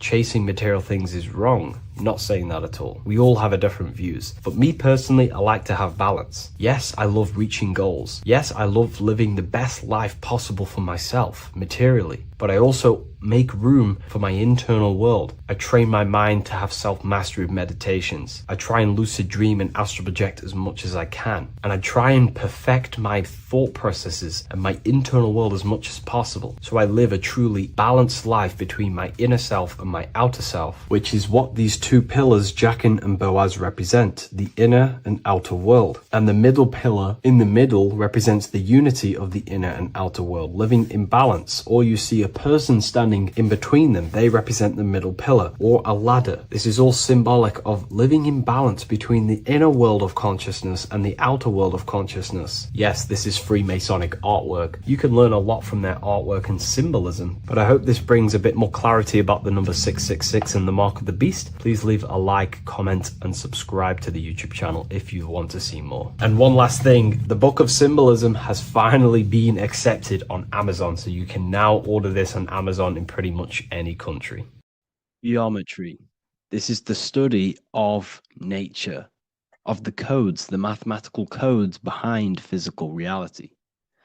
So today we're going to be going deep into geometry and the true esoteric internal geometry, the geometry that no one really talks about, and how geometry relates to human consciousness. So essentially, what we must understand when it comes to geometry, the basics of geometry is everything is vibration. And this vibration is vibrating on a certain frequency. And this certain frequency creates a geometric shape, which is why in nature we see all of these different geometric shapes. All matter takes form in shapes. So if we put sand on a plate and we vibrate the plate on a specific frequency, we see that the sand goes into specific geometric shapes and patterns. So essentially, matter is energy condensed. It's energy vibrating on a low frequency, vibrating at a certain frequency. So matter is condensed energy. And each geometric shape is manifesting and showing a specific energy. Some shapes carry more energies than others. For example, the cube is what traps energy. A square is what traps energy. So geometry and the flowers are basically how energy manifests itself into physical matter. We are in a world made out of energy or light. Light is energy. So everything is vibration, everything is frequency, and everything is energy. Even the words, each atom in our body, everything. So everything in nature has these mathematical energetic codes. So geometry is basically the study of nature and the shapes that are in nature and their energetic principles. Because like I said, matter is energy. So this is what we call cymatics, when we place water in a petri dish and we shine light on top and we vibrate the water. And we can capture, this creates certain patterns. Each frequency, like you see here, has its own pattern. So what we are seeing here in the physical plane is essentially energy condensed into physical reality. We see it in the turtle. We see it in every single form in nature. Now, external geometry and normal geometry, we normally get taught that this is God's way of creating physical reality, which is essentially true. However, it's far more deeper than that. Far, far, far more deeper. Okay, so what geometry truly is, it's not God's codes to reality. What we must understand is what the brain truly is. And what we must understand is that we are not in the world. We are not in the universe. The universe is us ourselves. And the world is produced by our brain itself. Okay? So the way you must understand how the brain works, so what you visually see, so geometry is to do with what we visually see. And what we visually see is heavily connected with our eyes, which are an extension of the brain. The eyes are the brain. And essentially how we see is energy enters the eyes, and each eye goes to the optic nerve. And this energy is transferred into electricity, which travels to the back of the brain, to the visual cortex of our brain. And this is where the image is produced, what we see. Therefore, the world outside of us is truly inside of us. It's a projection from within the brain. The brain is an energy condenser, a decelerator, an energy decelerator. Everything outside of us is basically formless energy. It is formless energy vibrating at a certain frequency. So what the brain is, it's sucking in this energy, this light, and turning that frequency, that code, that light code, into a physical reality. It's condensing the energy and turning it into a visual image inside of the brain. Therefore, everything outside of you is not what it looks like. Everything outside of you is basically energy, infinite energy. And our brain is condensing this into a physical reality and projecting it outwardly, which you experience your visual field. Okay? And the ancients knew this. So this is basically called the sigil of Lucifer. Lucifer is known as the light bringer. Lucifer in Latin means to bring the light. This is the sigil of Lucifer, which shows the visual field and the brain. We also see this in the Google Play symbol. It's a powerful symbol showing you the visual field, which is basically a symbol that tells you that reality is inside of the brain. The brain is what produces reality, but consciousness is not produced in the brain. The brain is essentially a consciousness downloader. It's a computer, and it's a reality simulator. The body is a simulation of physical reality. You are inside of the body experiencing the body simulation. The body produces this reality. It's a piece of technology. So Lucifer is to bring the light. Lucifer is the light being produced in our brains. Okay? So this is why they say Lucifer can tempt you. Lucifer can be the devil because it represents physicality. It represents the false light. Lucifer can trick you because it represents the physical world can trick who you truly are. So now that you understand how the brain is basically an energy decelerator and it creates and simulates a reality to your consciousness, you are no longer a person in a universe. You are the universe itself experiencing itself. Therefore, geometry is heavily linked in with the brain. Geometry is essentially how your brain and how your eyes decode energy. So what you are seeing is the mathematical codes of your brain creating reality. So what they teach you is the external is that geometry is God's way of creating this world, and these are the mathematical codes God's created. But now I'm telling you the internal. This is the truth. Geometry is how your brain mathematically condenses energy and light into a physical reality. So therefore, your brain is a computer program.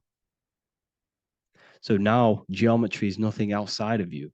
Geometry is not something created by something else. It's created by your brain. Your brain produces these patterns through mathematical codes by breaking down energy into physical reality. And this is why you see geometry in everything around you. This completely changes your view on geometry.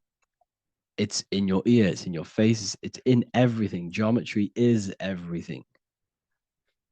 Okay? So now that you understand this, now, as we were talking about the visual field earlier, the ancients knew about this. The ancient Egyptians knew about this. We can see this symbolism inside of the casket, the Egyptian casket. See, this crossover represents the visual field. This represents the back of the brain. This is the left hemisphere, the right hemisphere. And now some of the most simplest teachings in geometry is that straight lines are masculine and curved lines are feminine. And we even see this in the human body. The feminine human body is curvy and the masculine human body is liney. And even with the genital reproductive area, we have a line and a curve. 0 and 1, the binary code of all creation, 0 and 1, because that's basically all that exists. Nothingness and one, nothingness and God, nothingness and consciousness. That's all that exists. Now that I've told you that, the basics of geometry and the line and the curve and the feminine and the masculine, what do we have here? You see this stick here? This is a curve. And what's the right hemisphere? The right hemisphere is the feminine, the feminine energy, the feminine aspect of our brain. Then we have a straight line. This is straight lines. Now this represents the left brain. So the Egyptians are showing you the left masculine brain and the right feminine brain because of the curve and the straight line. And this is the visual field, the crossover.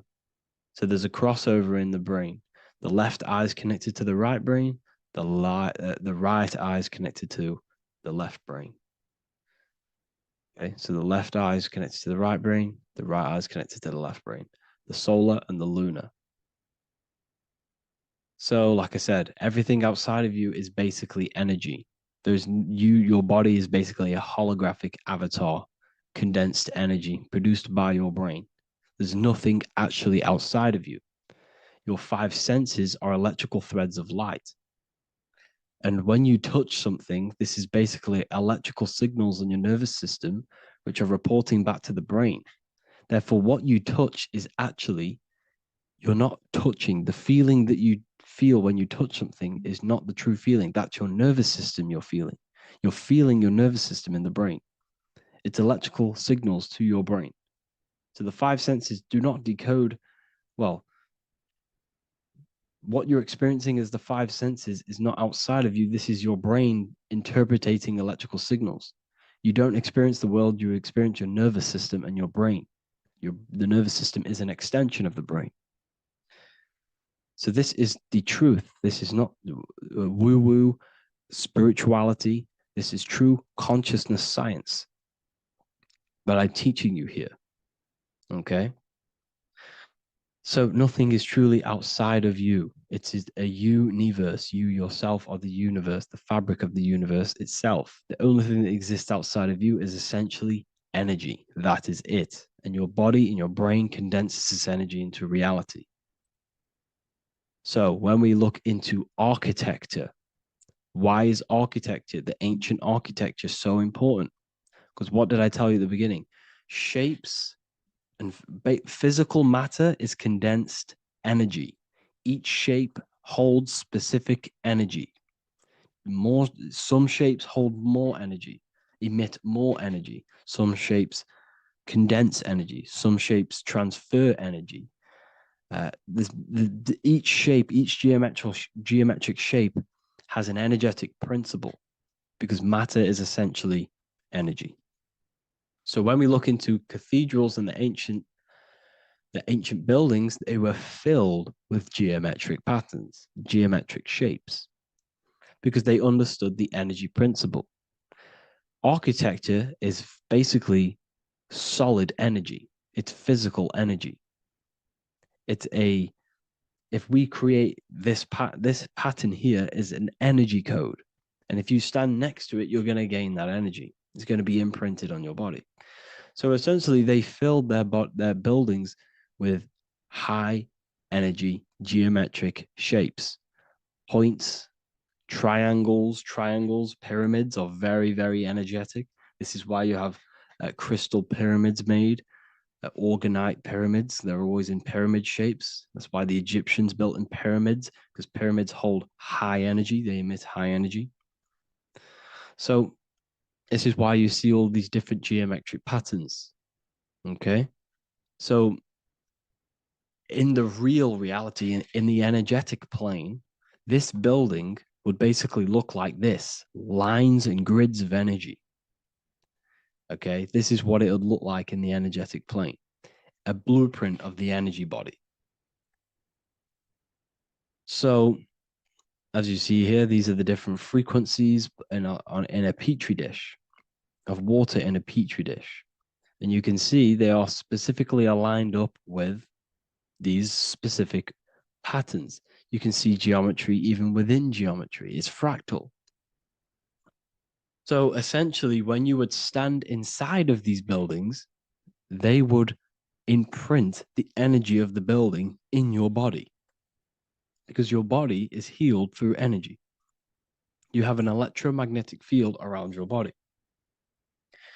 So by creating buildings with geometric patterns, we are essentially increasing the energy of the building, because the building itself is energy. Okay. So when we fill it with geometric patterns, we're increasing the energy. We're giving it a certain energetic imprint. So when you stand inside of that building, you're being imprinted with that energy. Okay. So especially with these windows, these stained glass windows. Well, why are they stained glass? Well, color is frequency. So when you have all of these different colors, and not only were they just painted, some of these colors are specific gemstones, crystals, natural stones, which all hold energetic principles. Each crystal is vibrating on a certain frequency. Wood has its own frequency, metal has its own frequency.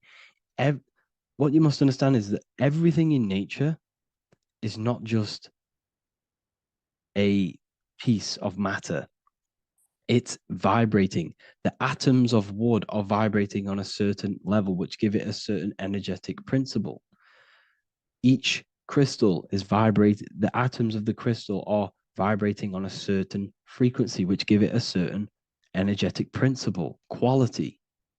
So each thing, this is why the ancients were obsessed with natural stones, natural things, crystals, natural metals, and they wore different metals, different things like copper on their bodies because they understood the atoms of these natural things are vibrating, which give certain qualities to you if you wear them.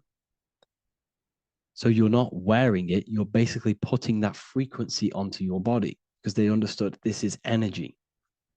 If I put copper on my body, I'm not putting copper on the body. I'm putting the frequency and the energy of the atoms onto my skin.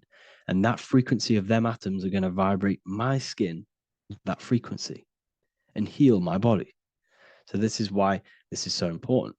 So each building is an energetic code. Okay. So when you stand in these buildings, it can heal your body. This is why when people walk into these ancient churches, they feel like they've met God. They feel a certain way. They feel so amazing when they enter these churches. They feel holy, for example. It's not because God's there. It's not because these man in the sky dwells in these holy places. It's because the energy of these buildings affect our consciousness. They increase your energy. They raise your vibration. They heal your body. They heal your cells. They imprint the water in your body, especially with these stained glass windows. Like I went a bit on a tangent there, but these stained glass windows were encoded. Well, they use different gemstones, different lights, different colors.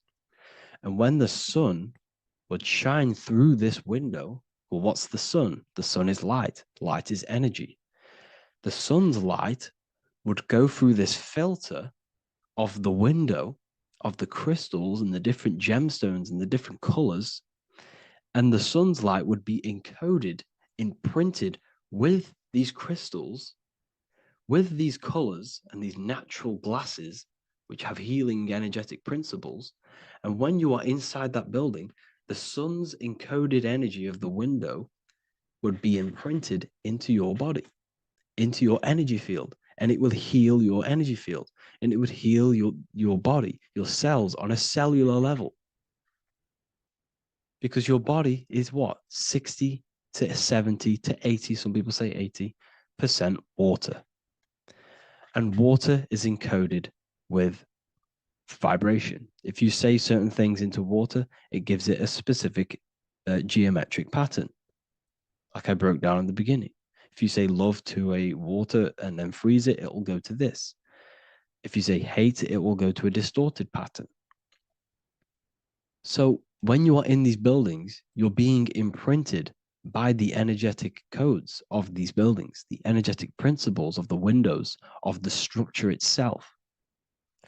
The ancients never used to build in squares. Their buildings, their insides were never square rooms because they understood squares trap energy. They always had pointed roofs so energy can escape. So there's many little things that we need to look into geometry. For example, when you see magicians, when you look at ancient magic, why do they stand in circles with different geometric patterns? They use different geometric shapes. Why? Because shapes are energy. They hold specific energy. So when the magician stands in a circle with a pentacle, they're working with the energy of that pentacle. You can work with different energies based upon the different geometric shapes that you draw. And you can use this in your structure, in your architecture, in your work, and it can influence everything. So this is the true geometry. I hope you gained a deeper understanding on geometry and how it relates with you and your consciousness. Like I said earlier, your brain produces geometry. It's basically how your brain decodes energy. It's not God, how God creates this reality. And no, you're in this reality. You are the reality itself. Your body produces the reality. Therefore, geometry is one with you. So therefore, if I play with the geometry of the buildings, for example, like the government have, everything's in squares. If you look outside, everything's a square, everything's a rectangle. You go to a city, every window is a rectangle, every building is a rectangle. You live in a box room, everything is boxed and squared off in this reality, in this modern society. Why? Because they're trapping energy. The box is the cube is the most simple geometric shape, which basically condenses energy and it traps energy. And if you subconsciously see squares all the time, your phone's a square, your TV screen, everything's a square, your keyboard, your desk. Go and look at the ancients. They never used to build in squares and cubes. And if you go into nature, you'll never see squares and cubes.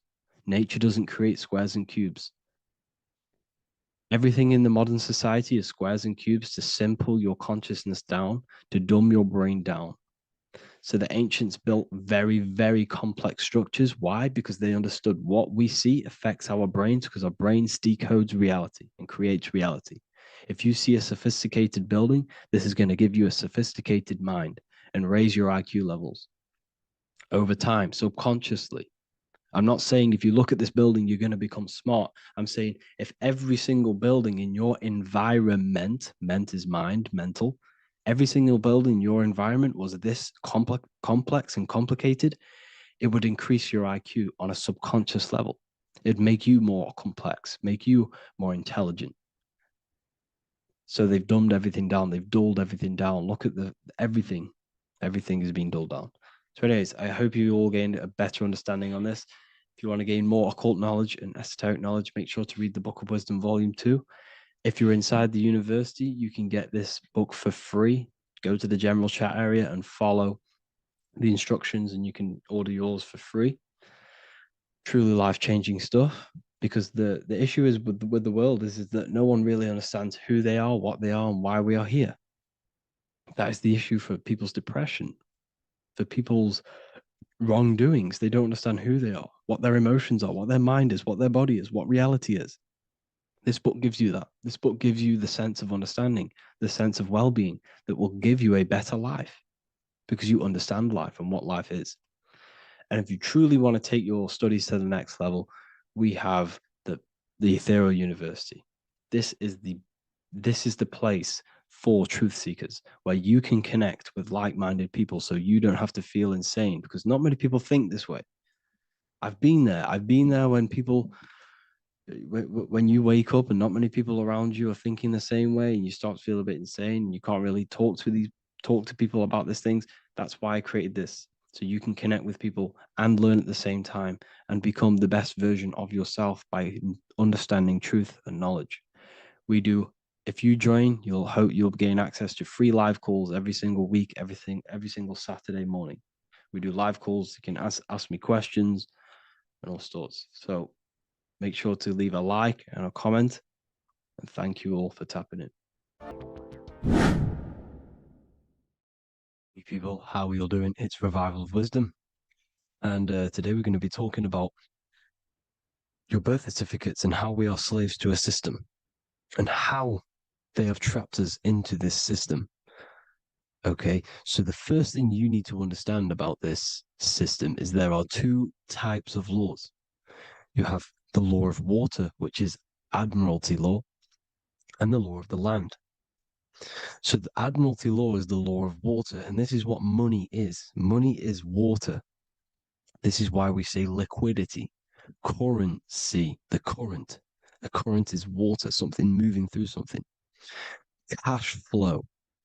And this is why banks are called banks, because a river bank is on either side of the water and it directs the currency. You see? So money is water. And as you can see here, Ripple, the cryptocurrency, Ripple, water Ripple, and they're building a bridge over water, overseas, international banking with cryptocurrency.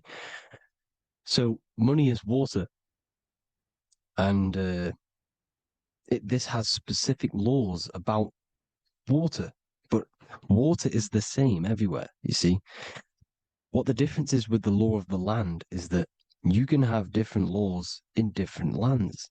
I can't do certain things in the UK that people can do in America, for example. You see, that's the law of the land, but the law of water is the same because water is everywhere. Now, this is very important to understand when it comes to, you know, these birth certificates. So, Pope Gregory, this is where we're going to start off. Pope Gregory in 1582 took the Orthodox Eastern sunrise calendar and changed it to his own Gregorian timeline, not a calendar, a timeline. This timeline was copyrighted by Pope Gregory under the name of the Vatican. So the Vatican owns the timeline that we are using today, 2023. They own it. They own the title of this Gregorian calendar. Okay. Therefore, anyone who is born under this copyrighted timeline, not calendar, they are subjected to Rome because Rome owns the timeline. They have a patent, a copyright for that timeline. What is on our birth certificates? That timeline. We are born underneath, we are subjected to the Vatican. This is why all birth certificates go to the Vatican. They own every single birth certificate. Okay? So when we use this timeline, we are subjecting ourselves to this timeline. Okay? Which the Vatican has a claim over. This calendar or timeline is set to sunset, not the sunrise, which is associated with death, darkness, and the moon, lunatics. You see, so this is a sunset calendar timeline. Okay, this is now, they've changed a couple things, right? They say that the new year is January the 1st. Okay, when we know this is in winter. January is winter, which is associated with darkness, death, the death of nature. So this is a death cult, people. These people are evil. They're so evil. The Vatican. And this is why we use April Fool's Day, because April is in Aries, and Aries is always the start of the Zodiac. This is why Aries rules the head region. 12 zodiacs, 12 systems of the body. Each zodiac is associated with each part of the body, and this is why Aries is the head, cerebrum. But we're not going to talk about in this video. But yes, that is what April Fool's Day is. They're putting it in your face.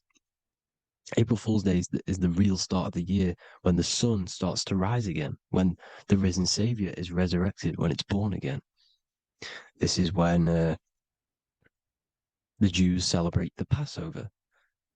This is when the Christians celebrate the resurrection of Jesus, and they eat lamb.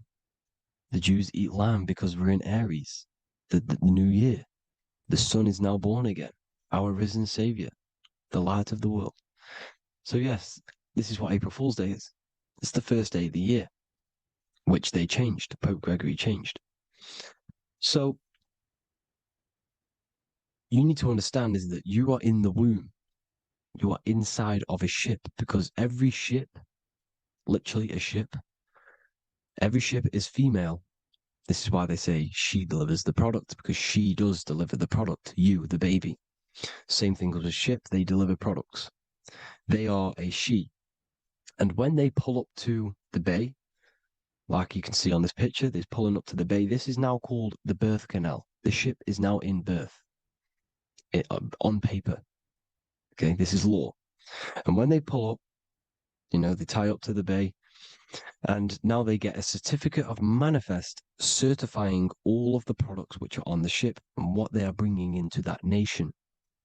Okay, so you're bringing in this many of that, everything's on the certificate of manifest. And this certificate as manifest is also your birth certificate because you are traveling through water when you are in the birth canal of your mother, because you are in water when you are in the womb.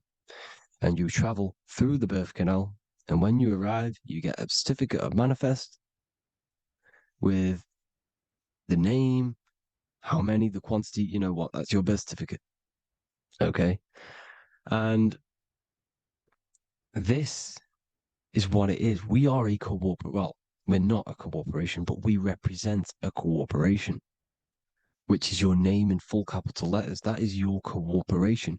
You cannot physically tax a body, but you can tax a corporation. This is why we get charged. This is why we get taxed, because it all goes down to the corporation, which our name represents, which we are subjecting ourselves to. We are my name.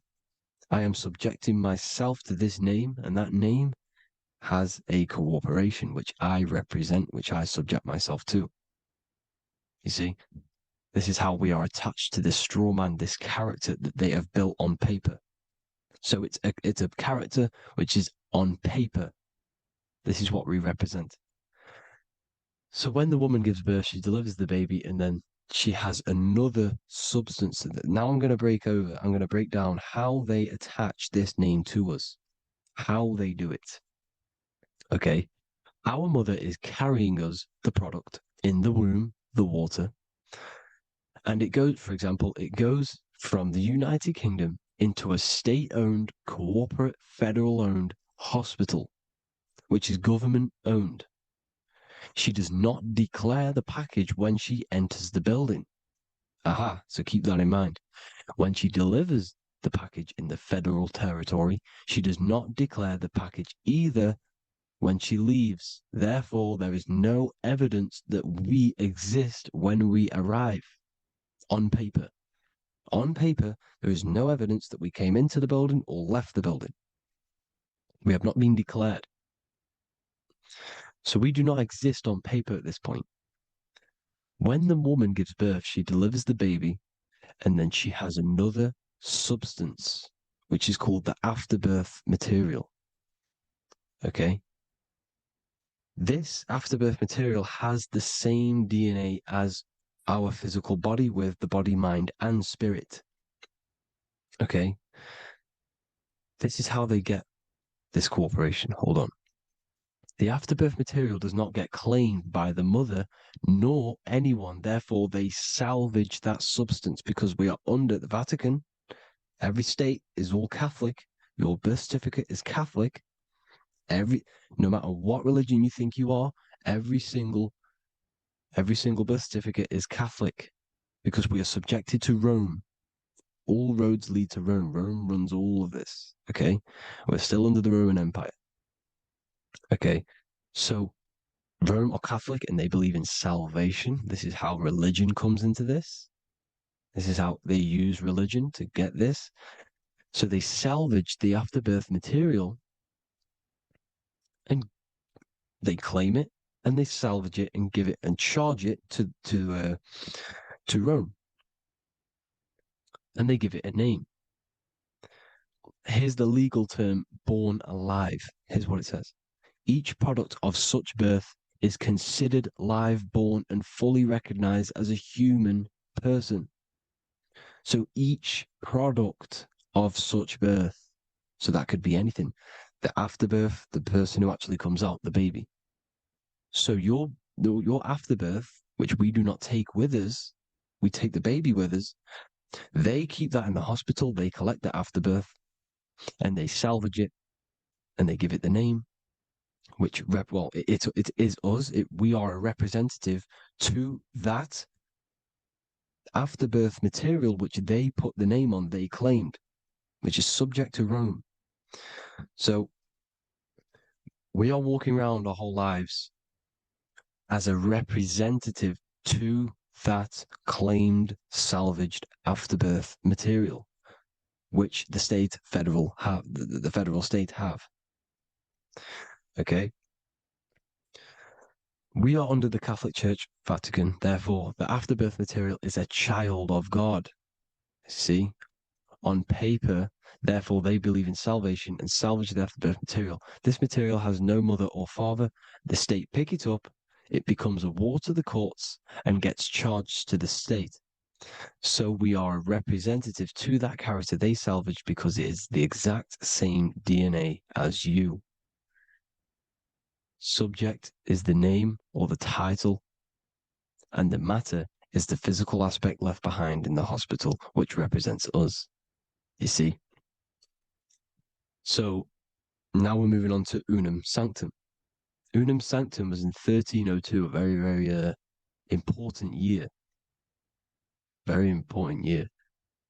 Unum Sanctum says this is basically how they claim everyone in the world. So the Vatican had all this power, all this gold, all these people under them. They need to get a claim for them so then they can rule over them and make them slaves. So what they did, they created Unum Sanctum. Pope Boniface VIII did this. And it says, the spiritual man judges of all things, and he himself is judged by no man.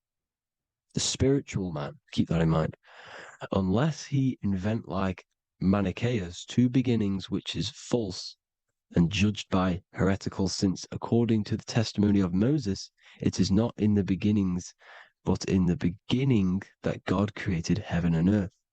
Furthermore, we declare, we proclaim, we define that it is absolutely necessary for salvation that every human creature to be subjected to the Roman pontiff. So they are claiming us in Unum Sanctum, and it's in the vaults in the Vatican.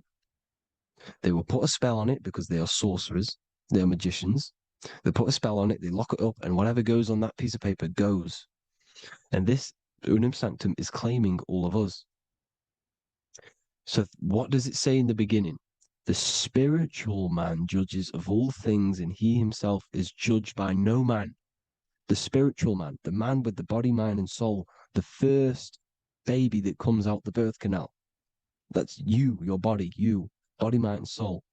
You have the Christ, which is I am, which is grace. Grace means here, now, in the present.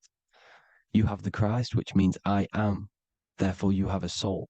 If you can say I am, you have the Christ. You have a soul. But a creature can be anything with no soul. You see? So no man can judge the man with the soul. However, as it says in the second part, we proclaim, we define that it's absolutely necessary for salvation that every human creature to be subject to the Roman pontiff.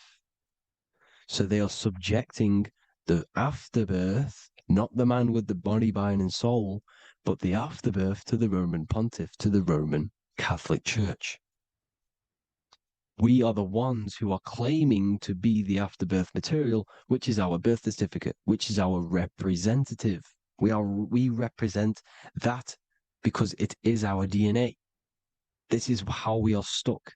We are stuck because we represent this DNA, which is on paper, recorded. You see? So we, being untaught, uneducated in these subjects, we are subjecting ourselves to this system, to this slavery, because we just want to live. We just want to live happily, just peaceful. Think about it. Where's all this coming from? Where's all this war, all this killing, deaths coming from? We just want to live.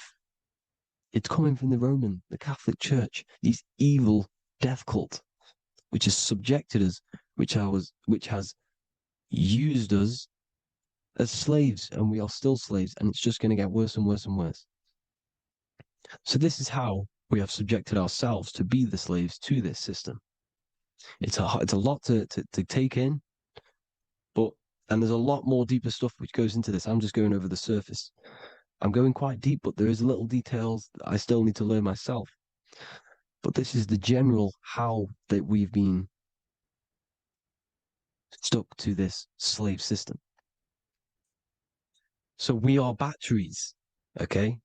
This is why we get charged. When you go in a court, you get charged. Okay? Because you're a biological battery. This is why cities look like motherboards, because we are feeding energy to this matrix. Okay? When we look outside of ourselves, when we give power to so-called Jesus Christ, worshipping idols outside of ourselves, where attention goes, energy flows. We are feeding the matrix with energy. By looking within, placing your attention within yourself, you are taking back your power. Because the I am is Christ. The you, the soul, is Christ. It's God. The awareness is God. Okay? However, we are subjecting ourselves to this system. We're subjecting ourselves to this system and the feeding of our energy.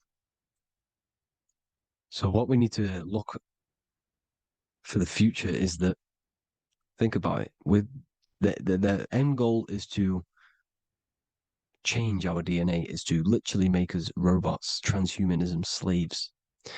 This is why we have smart cars, smartphones, smart watches, smart meters, smart cities.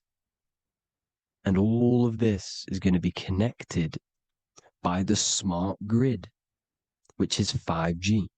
This is why 5G is rolling out. 5G is going to connect all of these technologies to one. It's like a big net system. And you know why they're doing this? It's because all of this is going to be connected through AI, through this 5G, and that 5G is going to be controlled by the elites. So you say anything wrong, you do something wrong, you say the wrong thing online, they'll turn off your car, they'll turn off your phone, they'll turn off your smartwatch, they'll turn off your TV, because it's all going to be connected and controlled by the smart grid. And this is what the Great Reset is, people. But they're going to trap us inside of these 15-minute smart cities so we can't leave the area, because they're going to use climate change as a tool to enslave us to not travel because of so-called climate change and the fumes that we are putting into the air, which is all BS. They're doing this to push these new cities, to push all of it. But listen, they're trying to get inside of your body. The only way they can do that is to get you addicted and using this technology. First, they got on the body with the smartphone. Well, first of all, we use the technology. We get used to it with it in our hand. The next step for them was to get on the body, which is the Apple Watch, as you see down here. They have now successfully got onto the body. The next thing is to get inside of the body. This is the brain chip. You see how they've slowly lured their way in, slowly got you addicted to this technology, got you dependent on this technology. And what they're going to do is that they're going to mold society to be dependent on the brain chip. So in order, for example, if you want to go and pay for food, you're going to have to get a chip to pay for the food, because it's all going to be digital money. And that digital money will be connected to the chip, and you'll need the chip to pay for things. You see? So this is how they're slowly transhumanizing us. These phones, these apps, these things which are all we are all using was created by Freemasons. Mason means traveler, because they travel the depths of the mind. They understand human consciousness. They understand the brain. They understand the mind. By the deepest root cause, they understand it. This is what Masonry is. It's the occult. So these technologies is designed by these people. This is why they're so addictive, because they understand how it works. They understand how to get people addicted, because they understand human consciousness, the brain, the body, and the mind. So this is the advantage Freemasons have over us. And these secret societies, which have gone through the orders of Freemasonry and progressed onto these secret societies, which are the evil side, because I'm not saying Freemasonry is evil, okay? But the societies which they go beyond Freemasonry, because you can go beyond the 33rd degree into these secret societies, and they use this knowledge for the bad, to enslave people. And this is what's going to happen. Transhumanism. So I hope you all learned some insight for today. Please do a bit more research on, the birth certificate and stuff like that, the straw man. And have an amazing day, people. Please like, comment, and subscribe. Peace. Revival of wisdom. Today we're going to be breaking down Saturn worship and how the occult are linked in with Saturn. Okay, so first of all, let's start with the celebrities. All these celebrities are doing 666. Okay, covering the one eye, which also symbolizes the all-seeing eye, which is another occult symbol. But we're focusing on the 666, the 6 with the 3 fingers. Also, we have CERN with the 666 within their logo.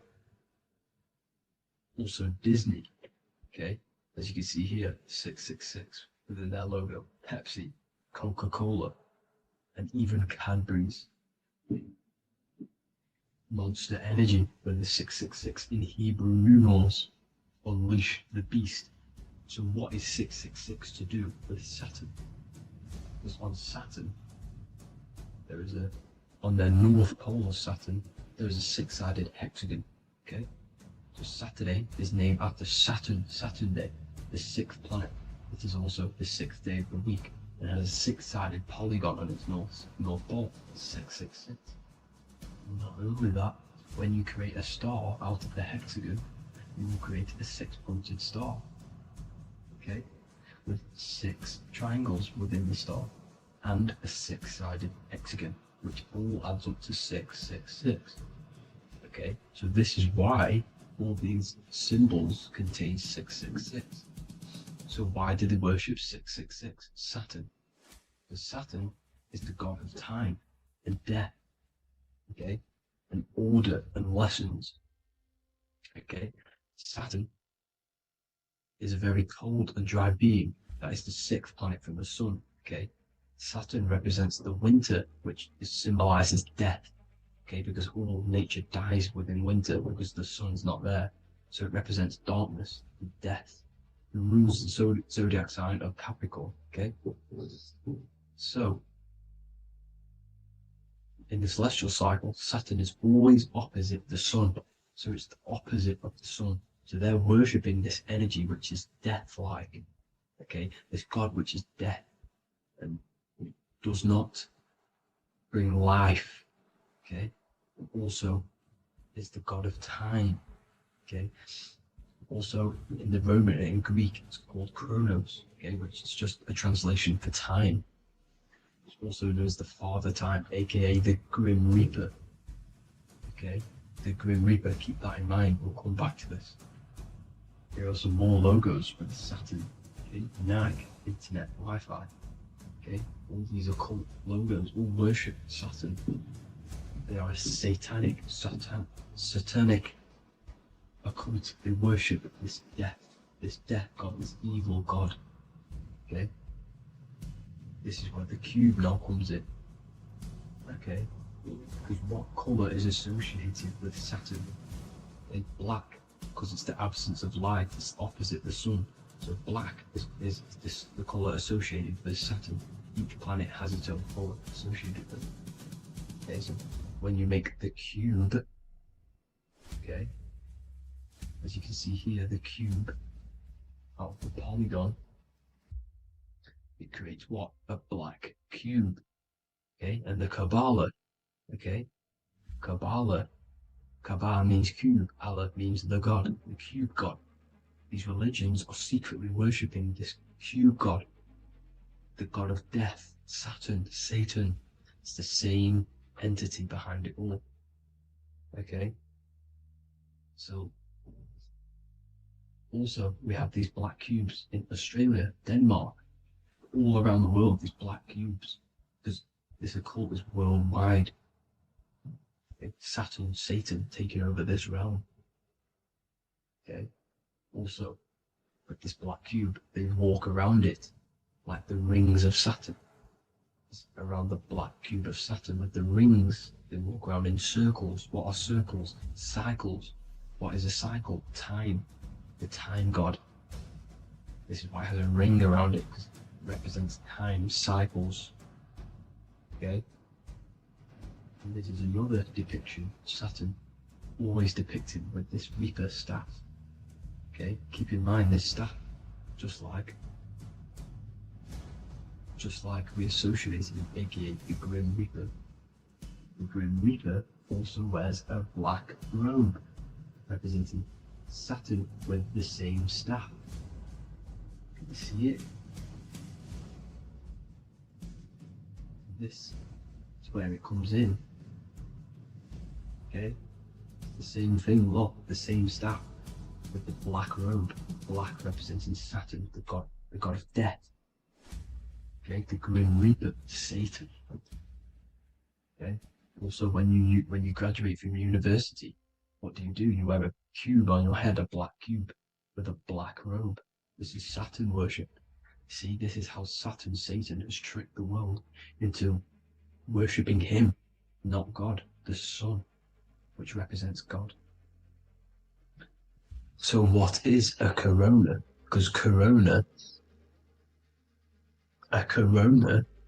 is a crown, a circle, okay?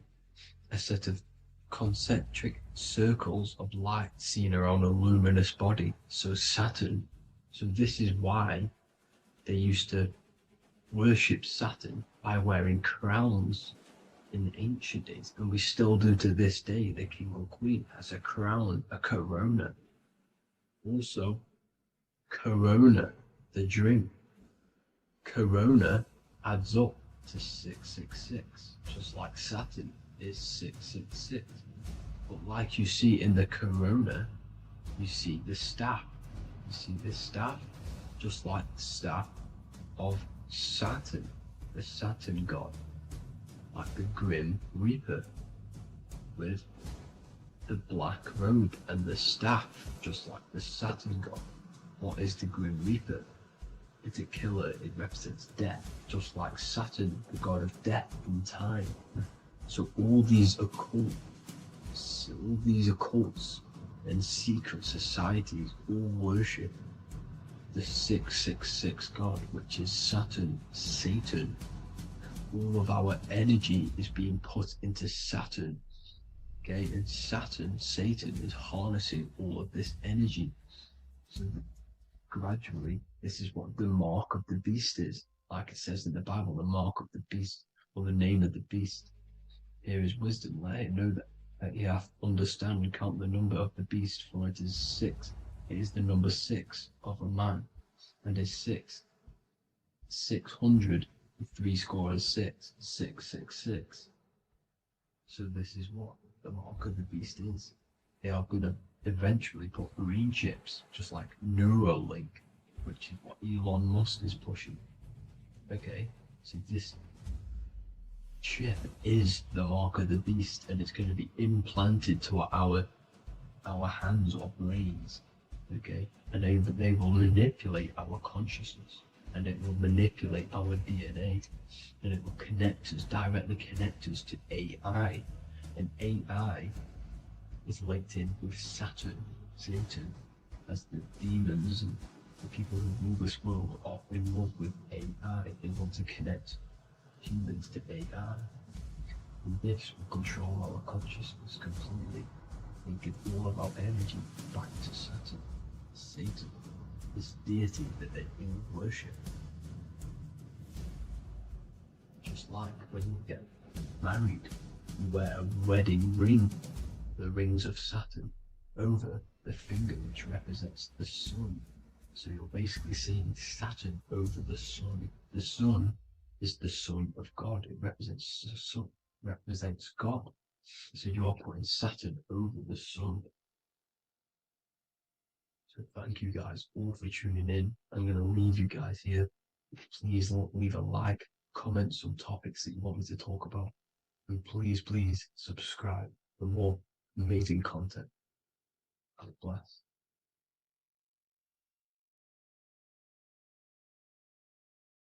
There is a massive mystery around the Freemasonic G, and in this video we're going to be discussing it. Some people call it geometry, God, gnosis, genesis, generation, but in fact it's all of these things, and all of these things relate back to one concept that links them all. And in this video, you will be discovering this secret force, which pretty much creates everything in your reality, in your life, and has done unconsciously, whether you are aware of it or not. The Freemasonic G is the 7th letter in the English alphabet. This is important because the number 7 has many mysteries inside the esoteric and occult traditions. Some people say the number 7 represents the 7 colors of light, the 7 major planets, or the 7 musical tones, 7 days of creation. The number 7 is a massive mystery. But what we have to understand is that in the context of Masonry, Freemasonry is all about building the self. Every day we wake up, we are either building our prison of our mind or freedom of our mind. Everything inside of esoteric Freemasonry is about building the self and reconstructing our consciousness, our inner dialogue, the inner voice. We're transforming the mind from low awareness to high awareness. This is why Freemasonry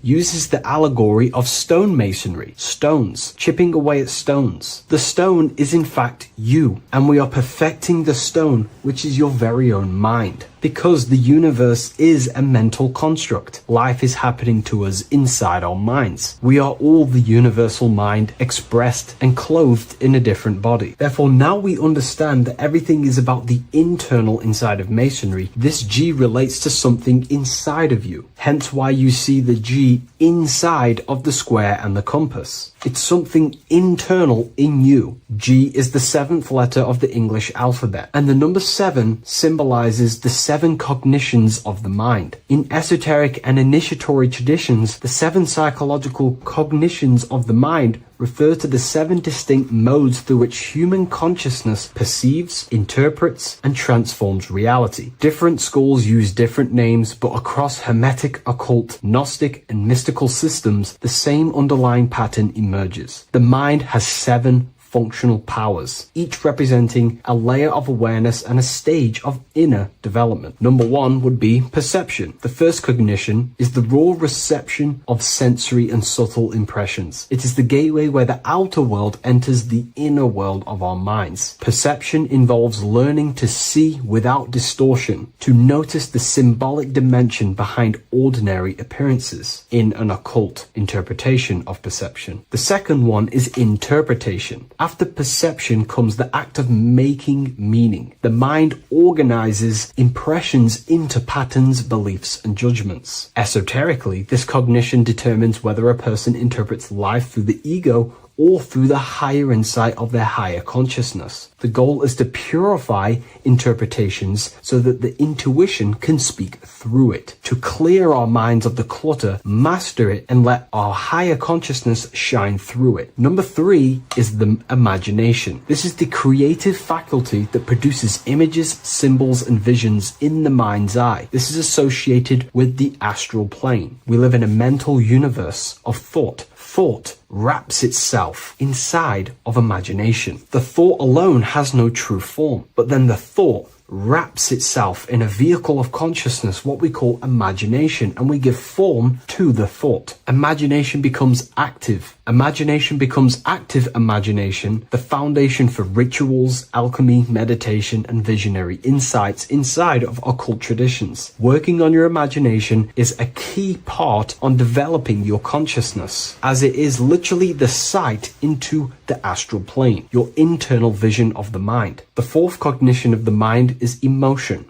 Emotion is energetic response that gives intensity, direction, and magnetism to thoughts. Emotion fuels the magical will. Unrefined emotion binds us to lower impulses. Refined emotions become devotion, compassion, and the inner fire to to transform thought into a tangible reality, to become a conscious creator. The fifth cognition is will, the faculty of intention, decision, and directed energy. Will is the power that aligns personality with the higher self. It is the driver of discipline, transformation, and the capacity to act consciously rather than react unconsciously. Most people walk through life as an unconscious zombie, living day to day, running off subconscious programmings, never actually using their conscious mind. We develop our will and try to align our will with the highest will possible so we can align our will with our higher mind. So the higher mind can manifest through us in the material plane. The sixth cognition of the mind is memory, the storehouse of experience, impressions, and archetypes. It shapes identity, determines how one repeats and transcends past patterns. Memory includes not only personal memory, but also a deep strata of the subconscious and the collective subconscious field, what we call the Akashic records. Memory is a massive quality that you must work on inside the Masonic system. You are required to remember certain rituals and certain things so that you can regurgitate them to pass on along the degrees. Based off my research, I myself personally am not a Mason. The seventh cognition of the mind is intuition, the highest cognition possible. It's direct knowing. It bypasses the linear reasoning and reveals truth as the inner illumination. Intuition is the voice of the soul. It is the guiding force, guiding our physical vehicle of consciousness through this physical experience, providing revelations, insights, and even sometimes gnosis and higher understandings.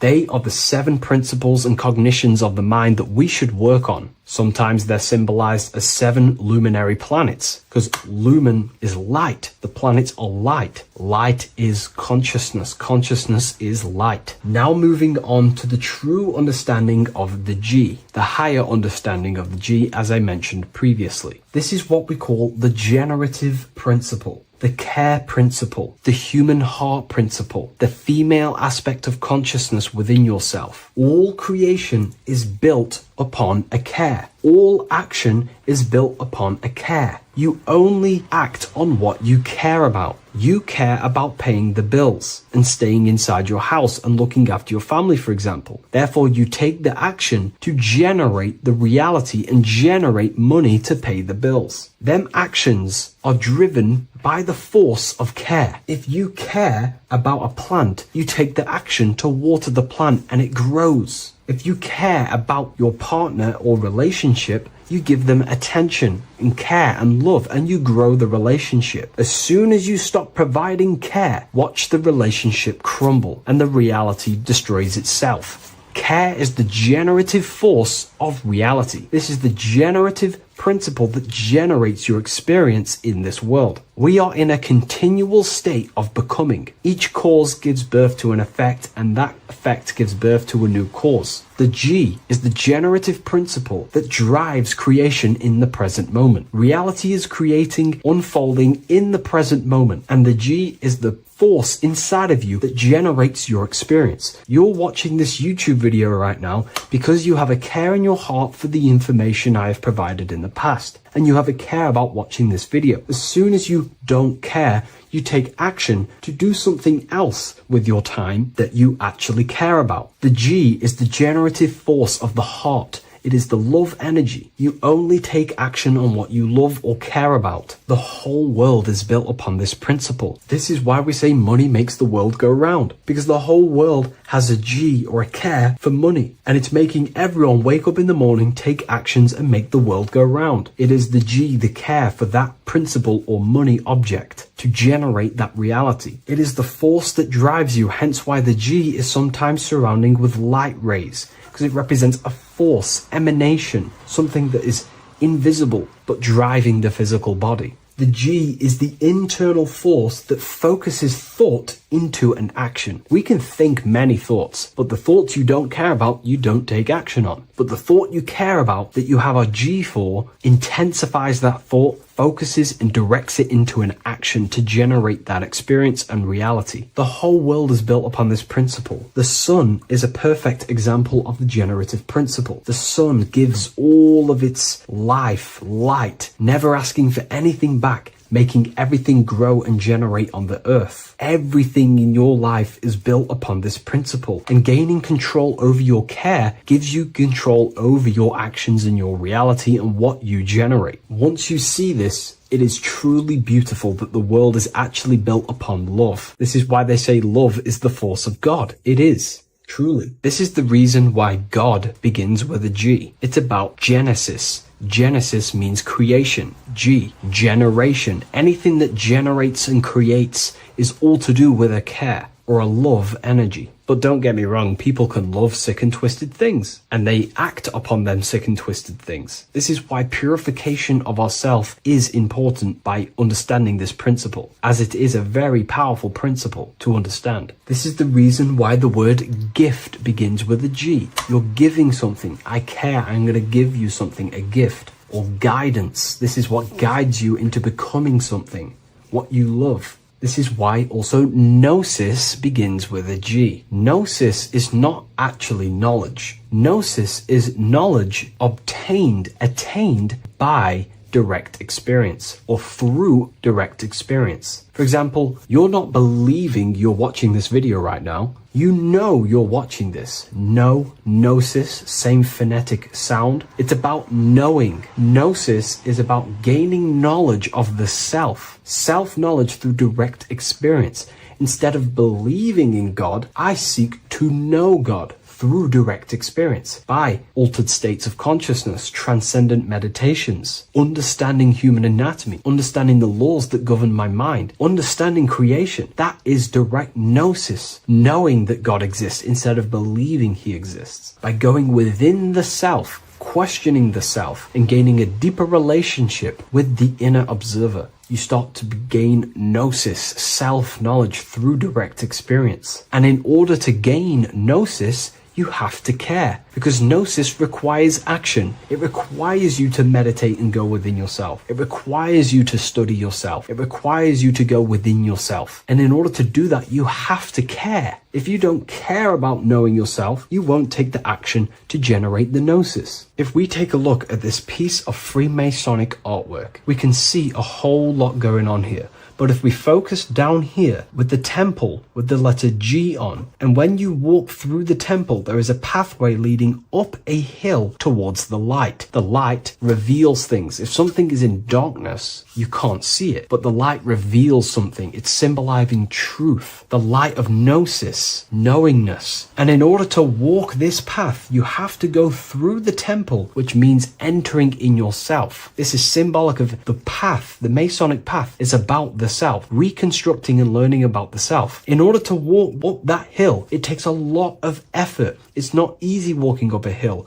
You're going to be tired. It's not easy. It's horrible. Who likes walking up a hill? I know I don't, but people like hiking and stuff. I understand that, but it's symbolizing this is hard work, working on yourself, because the labor of working on your mind is the hardest labor you will ever do. It's called the great work or the Masonic work. And in order to climb that mountain, you go through the G. You have to have the care. If you do not have the care, you will not walk up that mountain. You will not generate the gnosis. You will not get close to the light. You have to have the G to walk that path of self-mastery and working on your mind. This is very, very important. If you want to gain the light, you have to have the G inside of you. You have to have the care to generate a higher consciousness. If you want to earn more money, you have to have the care, or else you will not take the action necessary to generate that reality. This is why we have to master ourselves and write down everything you love. It could be even the bad things. It could be lust. It could be anything you're wasting your care energy on. Try and remove them one by one. Master them and become disciplined. And then you will have more G energy, care energy to direct towards something else in your life to generate and grow that experience or reality. Again, the word grow, G. It is a growing force. What you place your love and care into grows and expands. What you have a G for is what you spend your time and attention on, your two spiritual currencies. So this is the Masonic G, and I hope you gain a deeper understanding of this. So that is pretty much everything about the Masonic G that you need to know, and hopefully this has helped you. If you wish to learn more and gain guidance through your life and understand yourself on a deeper level, the book I've used today is called The Book of Symbolism. I'll leave a link in the description.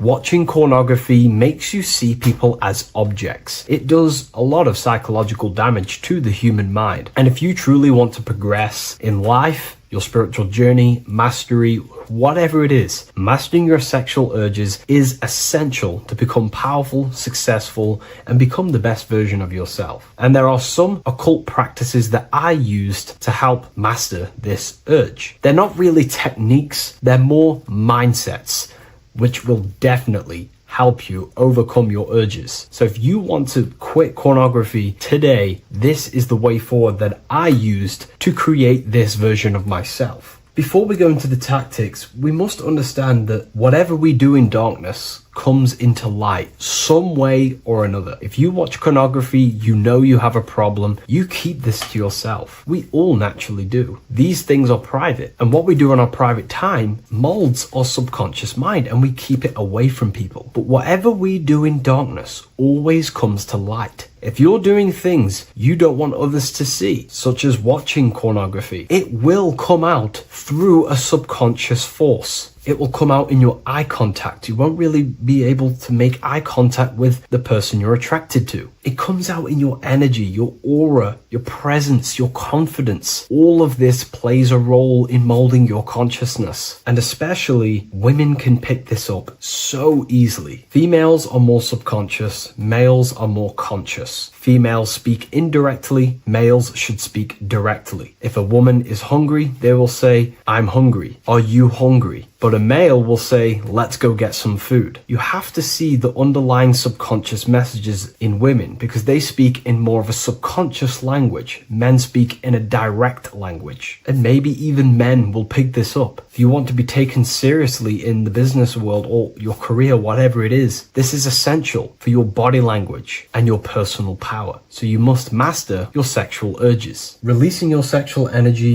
your sexual fluids, removes the life in your eyes. A lot of people get dark bags underneath their eyes. I used to have them years and years ago. My eyes were always half shut. There was no life in my eyes. But as you purify yourself, the life and the energy comes back into your glaring eyes. The first tactic on mastering your sexual urges is understanding that thoughts produce emotions. Whatever we think about inside of our mental body directly corresponds to what we feel in our emotional body. What we see here is a piece of alchemical artwork showing you the light of the mind shining down into the heart. This represents the mental body with the clouds. This represents the human heart, the emotional body of consciousness. What we think about, if we think about sex, or if we watch things that are stimulating to us on Instagram, TikTok, that thought goes into the mind and the feeling gets then produced in the heart and the body becomes aroused. What we think inside of our brain becomes emotional energy in our heart. As above, so below. And what becomes in our heart is what we take action on. We take action on emotion. Human action, human behavior pretty much comes down to what we feel. We only act on what we care about or what we love. If you love that feeling of watching pornography, that is the reason why you're taking the action. So keeping this in mind at all times is very important in your journey of self-mastery. What you think is what you feel, and what you feel is what you act upon. Remove stimulations that can possibly produce that thought of watching pornography. Unfollow the people. Purify your environment so these thoughts do not enter your mind. And if you do become stimulated, remember, thoughts produce emotions.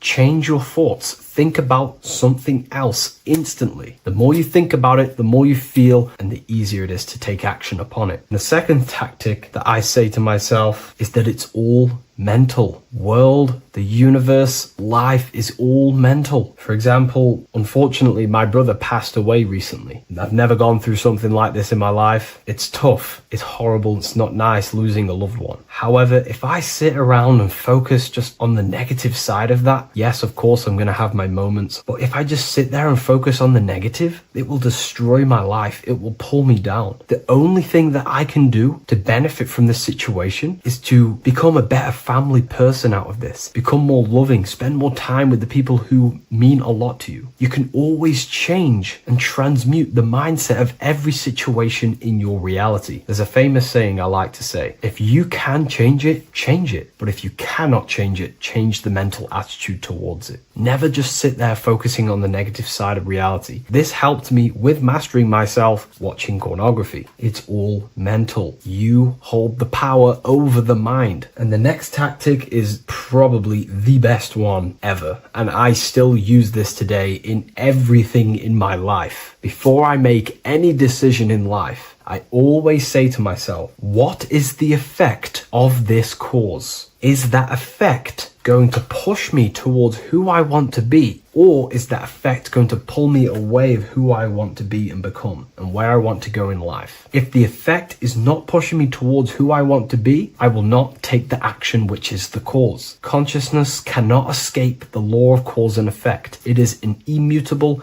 inchangeable law that is governing your consciousness and your mind. You have to keep this law in mind because it is the law that is creating and crystallizing your reality. Any decision you make, what is the effect of this cause? The law of cause and effect is a force that you cannot escape. So you have to work with this law and become conscious of the law. So before you do take the action, what is the effect? Is watching pornography going to push me towards who I want to be and where I want to go? If it's not, do not take the action. That's where willpower comes in. You can do little exercises for willpower, meditation for 30 minutes of not thinking. You can do rituals that strengthen the connection to your mind with your willpower. At the end of the day, the willpower is the most essential force in the consciousness. Another thing is remove any music that talks about it. Even the words will be producing thoughts in your mind. What you feed your consciousness is ultimately what you project back outwards. Don't listen to the rap music. Don't listen to any music that talks about it. Try and remove this from your environment. These tips that I've given you don't just work in quitting pornography. These work in every aspect of your life, and they will dramatically change your life if you become conscious of them and actively use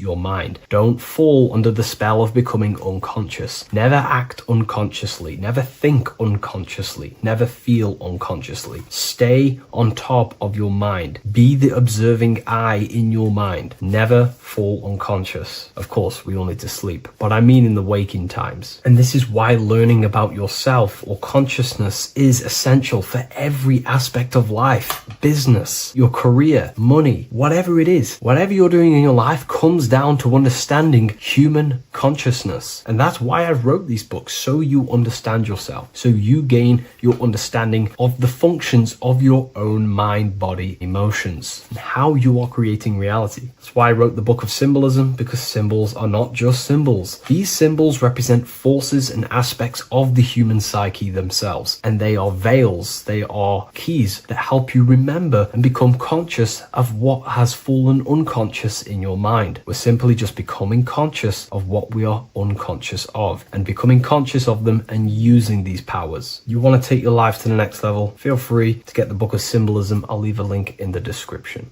Take care, everyone. You don't just have a physical body. You have a physical, mental, spiritual, and emotional body. Each one of these aspects are a body of its own.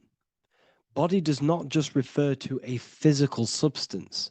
You have a mental body for thinking, an emotional body for your emotions, a spiritual body for your energy in your astral form, and a physical body to encapsulate all of these.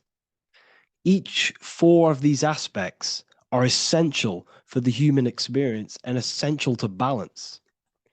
Now, today we're going to be syncing the four aspects of your consciousness with the four seasons and the four elements and how this ties into the Bible. So we have 4 physical elements. We have 5 elements in total, spirit being the most important, but spirit is pure invisible. We have 4 physical elements. We have air, fire, earth, water. Air and earth, earth and water are feminine. Air and fire are masculine. Air and fire are active. Water and earth are passive. The air corresponds with the mental body of consciousness.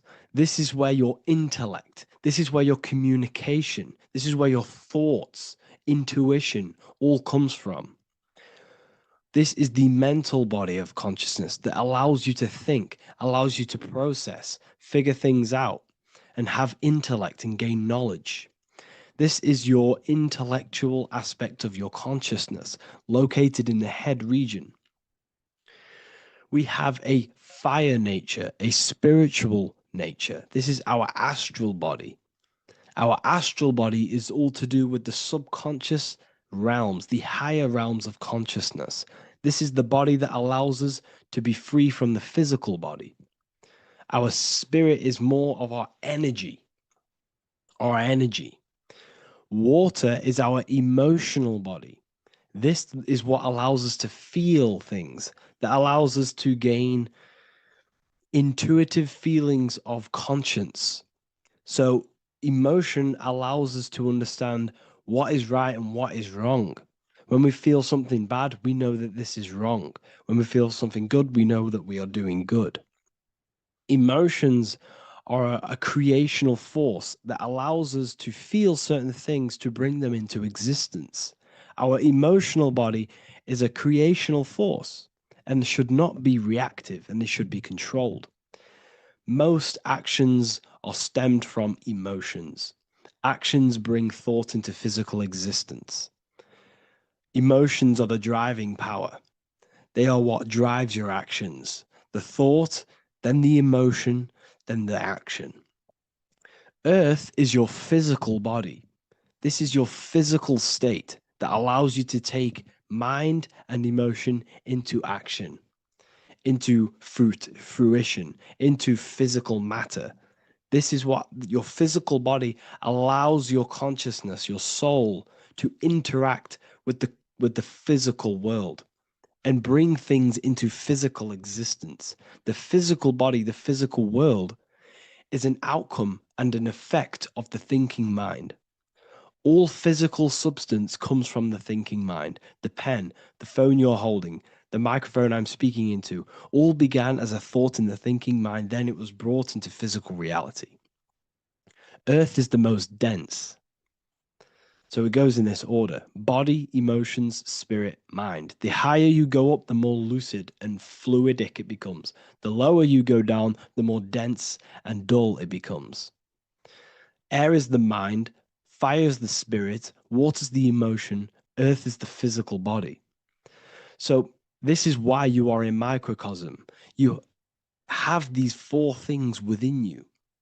You contain of these 4 elements, which correspond to the 4 bodies of your consciousness, the 4 bodies of the soul. You are the soul. You are the spirit. So this is why in Theologians 4:17 it says, "Caught up together with them in the clouds to meet the Lord in the air." You don't meet God or the Lord in the physical air, in the clouds. This is clearly a parable. A human being cannot go up to the clouds and meet a mystical man in the clouds. This is obviously a parable, a metaphor. The air is your mind. You must raise your consciousness beyond the body, beyond the emotions, beyond the spirit, and enter in the mind during meditation, turning the mind inward to connect with the Lord. The Lord is the highest aspect of your consciousness, the one that exists beyond the physical body, beyond your emotions, beyond the thought. So you meet the Lord in the air, in the mind. The mind represents the air. This is why in America there's a saying called an airhead. You're an airhead. This means that you are stupid or you don't think, or you have nothing in your mind. You have nothing in your head. When someone's very stupid, you call them an airhead, because air represents the mind. The air is elevated. The air is invisible. The mind is totally invisible to the human eyes. It is a metaphysical substance. In fact, it's not a substance at all. It's so fluidic. It's everywhere. The mind can be everywhere at all times. It can be anything. Nothing is impossible within the mind. Now, this is synced with the 4 seasons. The 4 seasons represent the 4 aspects of human consciousness, the 4 bodies of your consciousness, the 4 bodies of your soul. The sun is your soul, okay? And the sun travels around 4 seasons. Summer, when the sun is the most hottest point. Autumn, when the sun starts to move away from the hottest point. Things start to die. Then it goes to winter. This is when everything dies. This is when things enter in within itself. This is when darkness occurs. Then spring. This is the reignition of the sun. This is when the sun starts to bring back the warmth back to the summer. You have 4 seasons, which correspond to the 4 bodies of consciousness. Fire is the spirit.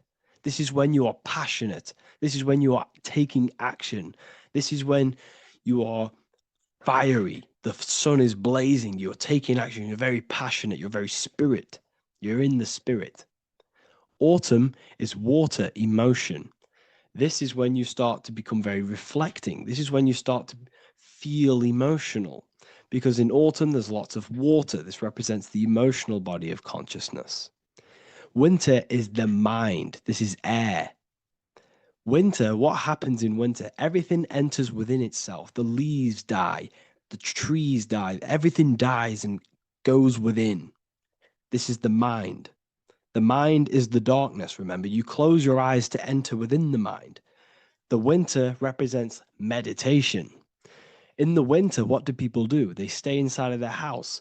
They research more. They read more books. They become more intellectual. They think more in the winter because we are so we're stuck inside. So we're more reflective, we're thinking more, we're more communicative, we're more intellectual. In the spring, this represents the earth, the body. This is when we start to come out of the mind and we awaken to the body and things start to grow again. The plants start to grow. The earth is growing again and reborn again. This is the body. This is when you become more active in the spring.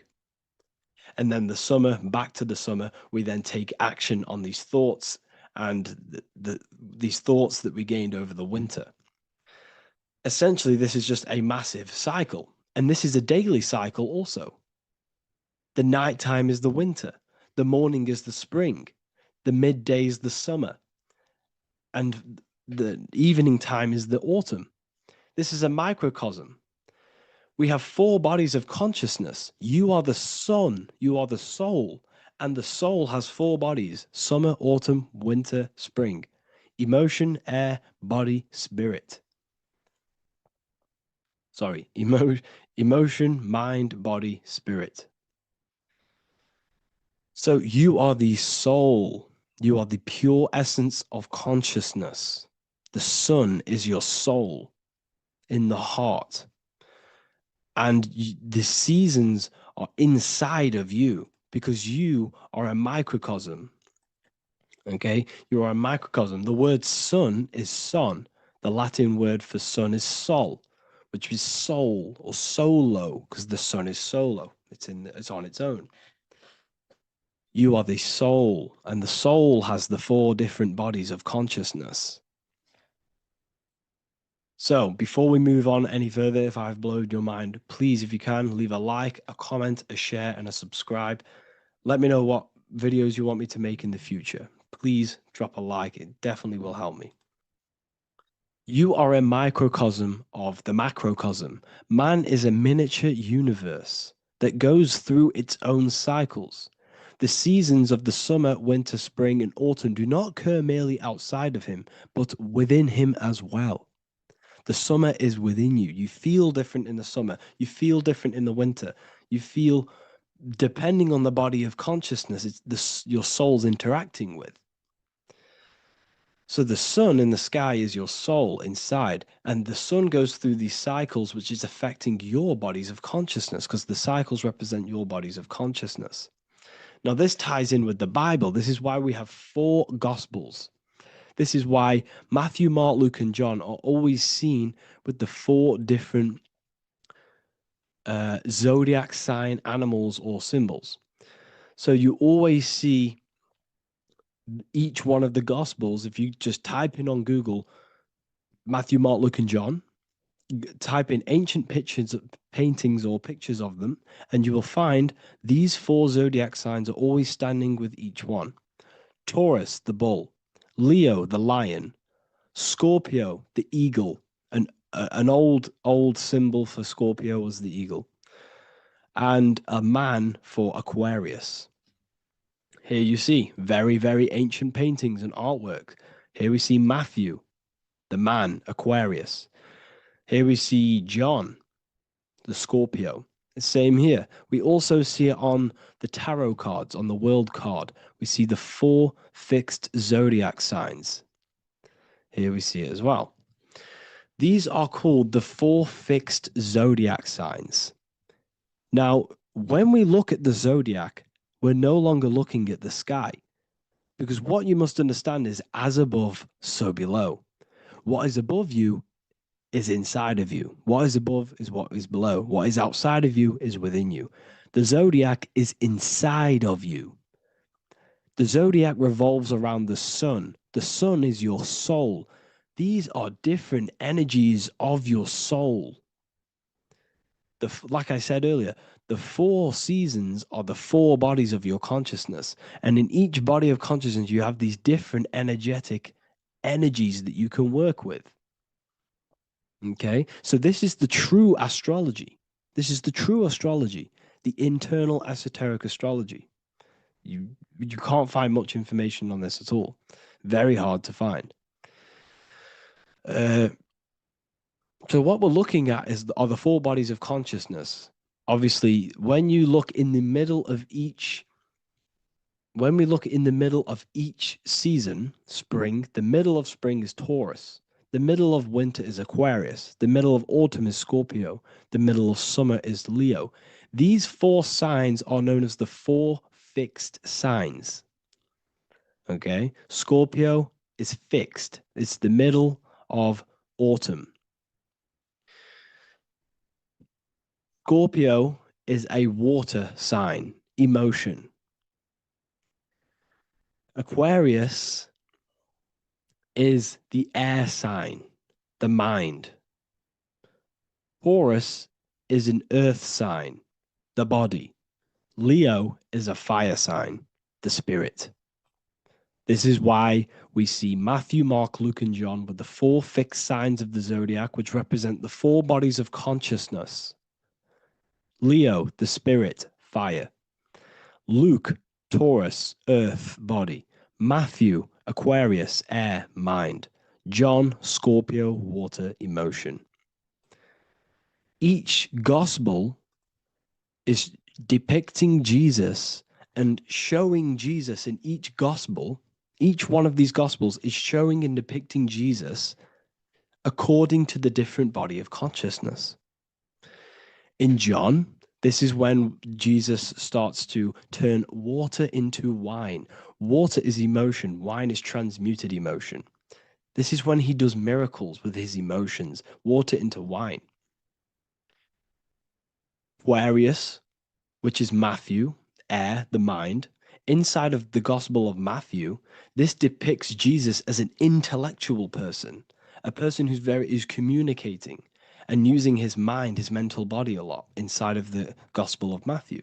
Go and read it, and you will see this. Luke, Taurus, earth, the body. Luke shows and depicts Jesus according to the body of consciousness, the physical body. He shows Jesus as a human, being a human being, helping people physically and helping people's physical needs, like giving away food and doing all sorts of good things for other people. Leo, Mark, inside of the Gospel of Mark, This shows Jesus as a spiritual teacher, a passionate person who is taking action. Each gospel is showing Jesus according to the different body of consciousness. And Jesus represents you, the Son. That's why it's called the Son of God, the light of the world. Jesus represents your soul, and your soul has these four gospels, the four bodies of consciousness, the four fixed signs, the four elements, and the four seasons. These things all correspond to your consciousness. So this is Leonardo da Vinci showing you the exact same thing.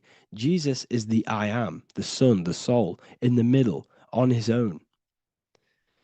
Luke, spring, earth, body. There are three people in each group. There are four groups, and there are three people in each group. 1, 2, 3. 1, 2, 3, 1, 2, 3, 1, 2, 3.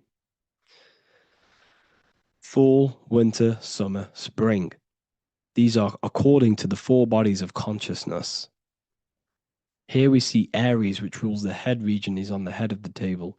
Gemini, he's holding up the two hands because Gemini rules the two hands, the two arms. Gemini is the two twins, which is the two arms and two hands, and the two lungs. Here we see the beginning of summer, which is Cancer. You see the big knife here. Cancer, him here, this gray-haired guy, holding a knife for the crab. Cancer, they pinch. You have a knife, symbolizing the crab. Leo, the middle of summer, showing dominance. The sun is very dominant. He's got his elbow on the table, showing dominance. Virgo has no Adam's apple. Cancer here is pointing at this woman's neck, saying there's no Adam's apple. This is Virgo, the virgin, the only woman. Jesus, the sun. This is Libra, the balancing. He's holding his arms out, balanced, showing the balancing of the sun. Because when the sun enters Libra, the sun is balanced between winter and summer. So it's balanced. This is all astrology, but this is internal. Okay. This is Ezekiel's vision. Ezekiel had a vision in the Bible, and he saw the face of a man, the face of a lion, the face of an ox, and the face of an eagle. The eagle, Scorpio, the ox is Taurus, the lion is Leo, and the man is Aquarius. He saw the throne of God, and he saw the different bodies of consciousness. This is all symbolic for the different bodies of your soul. So when we look at the zodiac, we are actually looking at a map and the energies of our soul, and the energies of our bodies, and the energies of our consciousness. This is what we are looking at. Each zodiac is an aspect of our consciousness and an energy that we can work with and that we must purify. Balance and purification is essential. Imagine playing a brand new video game. Let's say a brand new video game came out and you had to play it. What happens when you play that game? You don't know the controls. You cause chaos in that game. You can't really run properly. You can't do anything properly. You're getting destroyed by other people who are playing that game. It's the same with your physical body. When you are born, you must learn how to play the game. You must learn how to balance the mind, learn how to balance the spirit, the emotions, and the physical body. We must balance and purify each body of our consciousness, which we must look after our physical body with our physical health by eating physical, electrical food like fruits and veg. We must look after our minds by being conscious of what enters our eyes, enters our ears, enters everything. Whatever enters our five senses is affecting our mind, our mental health, our environment, mental. We need to look after our thoughts, control our thoughts by purifying our thoughts, only positive thoughts. Then we must purify our emotions, feeling only gratitude and love and not feeling these negative, dull emotions. Then we must look after our spiritual body through meditation and looking after our spirit. But remember, when we look after our mind, it all begins in the mind. Each body of consciousness is interlocked with the other. If you have an unhealthy body, you have an unhealthy mind, spirit, and emotions. If you have an unhealthy mind, you have an unhealthy body, spirit, and emotions. If you have an unhealthy emotions, you have an unhealthy spirit, mind, and physical body. They're all interlocked. You must balance each one of them. Look after your physical body, look after your thoughts, look after your emotions, look after your spirit. But remember, the mind is the most powerful one. It's mind over matter. Once we look after the mind, because once we start to control our minds and control every thought we think, this will then turn into discipline in our physical body. Because once we learn how to discipline the mind, we learn how to discipline what we eat, we learn how to discipline what we feel, we learn how to discipline our spirit. This is all interlocked, but work on the mind first. Work on the mind first. All of this knowledge is inside of the brand new Book of Wisdom, Volume 2. This is a revolution of human consciousness. If you've read it, please leave a review down below. If you've read Volume 1, leave a review down below. This is the next revolution. I don't see this information anywhere. This is the next revolution of human consciousness. And of course, if you are serious about this and you truly want to gain enlightenment and join an amazing community where you can connect with me on live calls, lectures, the Manifestation Mastery course, you can gain access to my library with over 45 PDFs plus my books. And if you do join the university, you can order a Volume 2 free of charge. All you have to do is to pay for shipping. If you truly take your knowledge serious and you want to take advantage of life, join the university. This is where truth seekers belong. Just want to say thank you all. Please leave a comment. Please leave a like. It's going to help me a lot spread this knowledge to the world. And yeah, share this with a friend and subscribe. Thank you all. Welcome to Revival of Wisdom. Today, we're going to be talking about portal symbolism, what portals are, okay, and how they show them to us, because they have to tell you the truth, guys. This is the thing with the universal law. They have to tell you the truth. And they tell you through symbols, they tell you through movies, and different things like that. But let's jump straight into this. So first, I want to talk about the Freemasonry symbols. Okay, so first we got, obviously this is some Freemasonry art, but notice how you've got the ladder with a key. Okay, so this is ladder symbolism with a key. So maybe this is talking about ascending.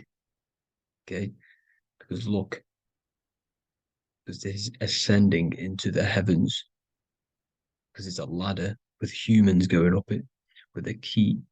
In order to ascend, you must have the key. Okay, so what else do we have with a key? Well, the Netflix show Lock and Key, which is all about portals and keys. Because what the keys do, they open doors, gateways. Okay, so what's interesting about this is that they've got this key here, which represents the Kundalini energy rising up the spine. Okay, but we'll come back to this.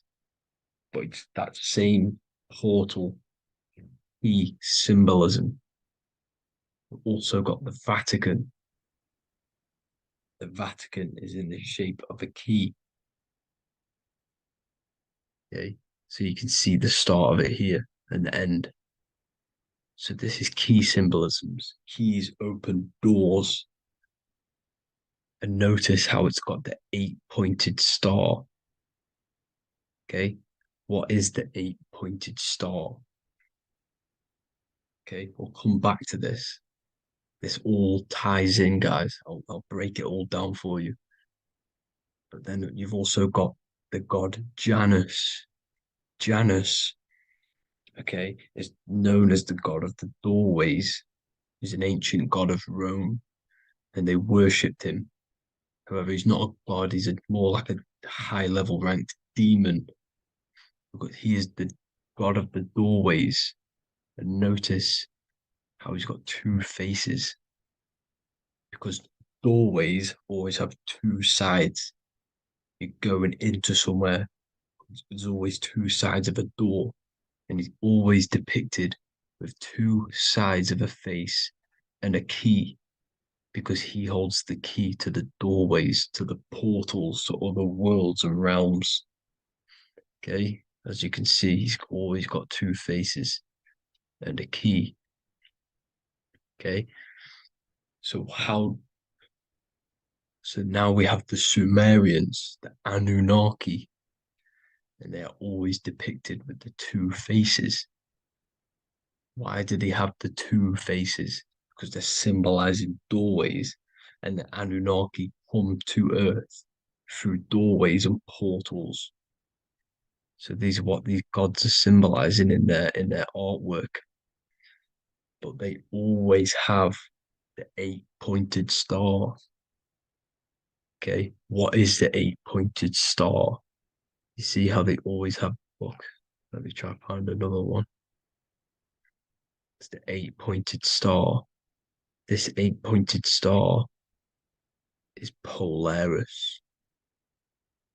Okay, Polaris, just like the Vatican has the 8-pointed star with a key. Polaris is the center star. Polaris is a fixed star, it doesn't move. Okay, so the Anunnaki's symbol is also the 8-pointed star.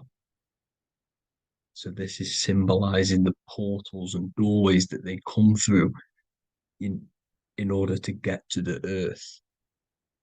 But Polaris is that center star which does not move. It's always symbolized with the 8-pointed star, just like a compass.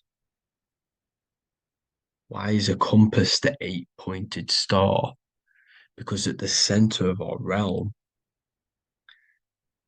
is where the most electromagnetic energy is stored. As you can see, we have an aura field, an electromagnetic aura field. So does the Earth. And in the center, so like our heart, for example, is where the most energy is stored. And like the center of the Earth, this is why all compasses point to the center, because this is where the most electromagnetic energy is stored. Because it's at the center of our realm. Okay. So like I was saying with the lock and key series, see this here? The Kundalini energy rising up the spine, just like your Kundalini energy rising up the spine. Let me try. I can't zoom in. But you know what I'm trying to say here. Let's go back to Polaris. Because at the center is where hold. Can you see the pole of electromagnetic energy? Polaris, the North Pole. It's symbolized. The truth is in the words. It's like a pole of electromagnetic energy. And this is where the aurora borealis comes from. Notice how it's got the word aura in it, because it's the Earth's aura, electromagnetic field. Just like you have an aura, also known as the northern lights, because it's coming out of this center hole in the center of our realm, where the black sun is. And this is where the electromagnetic energy is coming up from. And this is what the aurora borealis is, or the northern lights. It's just electromagnetic energy. And it's symbolized through our symbols, the original O. Okay, because it's like a pole through the middle. Polaris. So this Polaris is the sky vault. It's the portal into this realm. Because this is what the Anunnaki are always talking about. Always symbolize it with the 8-pointed star. And just like a compass is the 8-pointed star pointed to the center, to Polaris. Okay. See here on the Sumerian tablets with the 8-pointed star again. And how we know it's talking about portals with this 8-pointed star is because CERN 666 are opening up portals to the underworld, letting in demonic entities into this realm. How do we know it's a portal? Because their Hydro Collider has 8 points, just like the 8-pointed star. So they are creating synthetic portals to the underworld to let these demonic entities into our realm. But what is the key? Because if we're talking about ascending through Polaris, notice how here on the masonry art, this luminary here, so this is the sun, that's the moon. This is Polaris because it's a luminary with what? 1, 2, 3, 4, 5, 6, 7, 8 beams coming off the luminary, just like the 8-pointed star. So you see the ladder with the key going up to Polaris. It's symbolizing ascending out of Earth. So what is this key that they're keeping from us? Because it's a human holding a key going up the ladder to Polaris. Well, chakras. We have 7 chakras. Okay, so this is what they are telling us in the lock and key symbolism. The Kundalini energy rising up the spine. Okay, just like they have 33 vertebrae on the back of your spine. Okay, this represents the Kundalini energy going up your 33 vertebrae, just like in Masonry has 33rd degrees. Okay, so what is the key? Your chakras. Your chakras have to be unlocked. Okay, you have to unlock your chakras, and you can't unlock this one without going through this one. You have to go through them all. It's like a ladder, just like Jacob's ladder. You can't go from the bottom to the top. You have to unlock each one.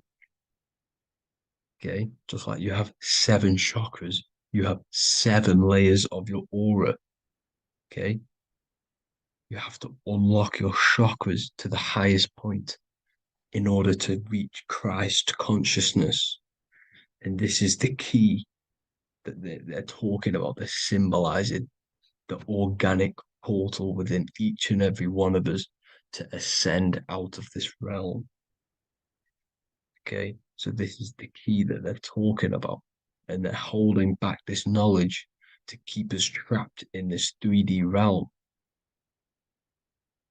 Okay, so like I was saying with the 33 vertebrae and the Kundalini energy coming up the spine, 33 vertebrae, you can see this sort of symbolism going up to the light, because it's the light. You see here, your crown chakra turns on and becomes enlightened, just like the Illuminati symbol. Can you see it? But also, Jesus also died at 33. So this is symbolizing, okay, they're symbolizing the death of the ego, the body. So once you open up your chakras and reach Christ consciousness, which is your 33rd vertebrae, once your Kundalini energy goes up your 33rd vertebrae, your body technically, not physically, but spiritually dies, because you then become formless. You reach Christ consciousness. So then you can travel other worlds. Okay. This is what they're talking about with Vatican, 8-pointed star, and the key. Janus with the key. The Sumerians with the 8-pointed star. Anunnaki, the 8-pointed star. Polaris, 8-pointed star. So Polaris is the way out of this realm, which is at the center. Pole, North Pole. Okay. So the key is that they're hiding from us is the knowledge to unlock our chakras. Okay. And without this knowledge that they keep from us is trapping our souls in this reality to keep reincarnating. Okay. Well, thank you all for tuning in. I'm going to leave you all there. Make sure to leave a like and a comment in the comment section.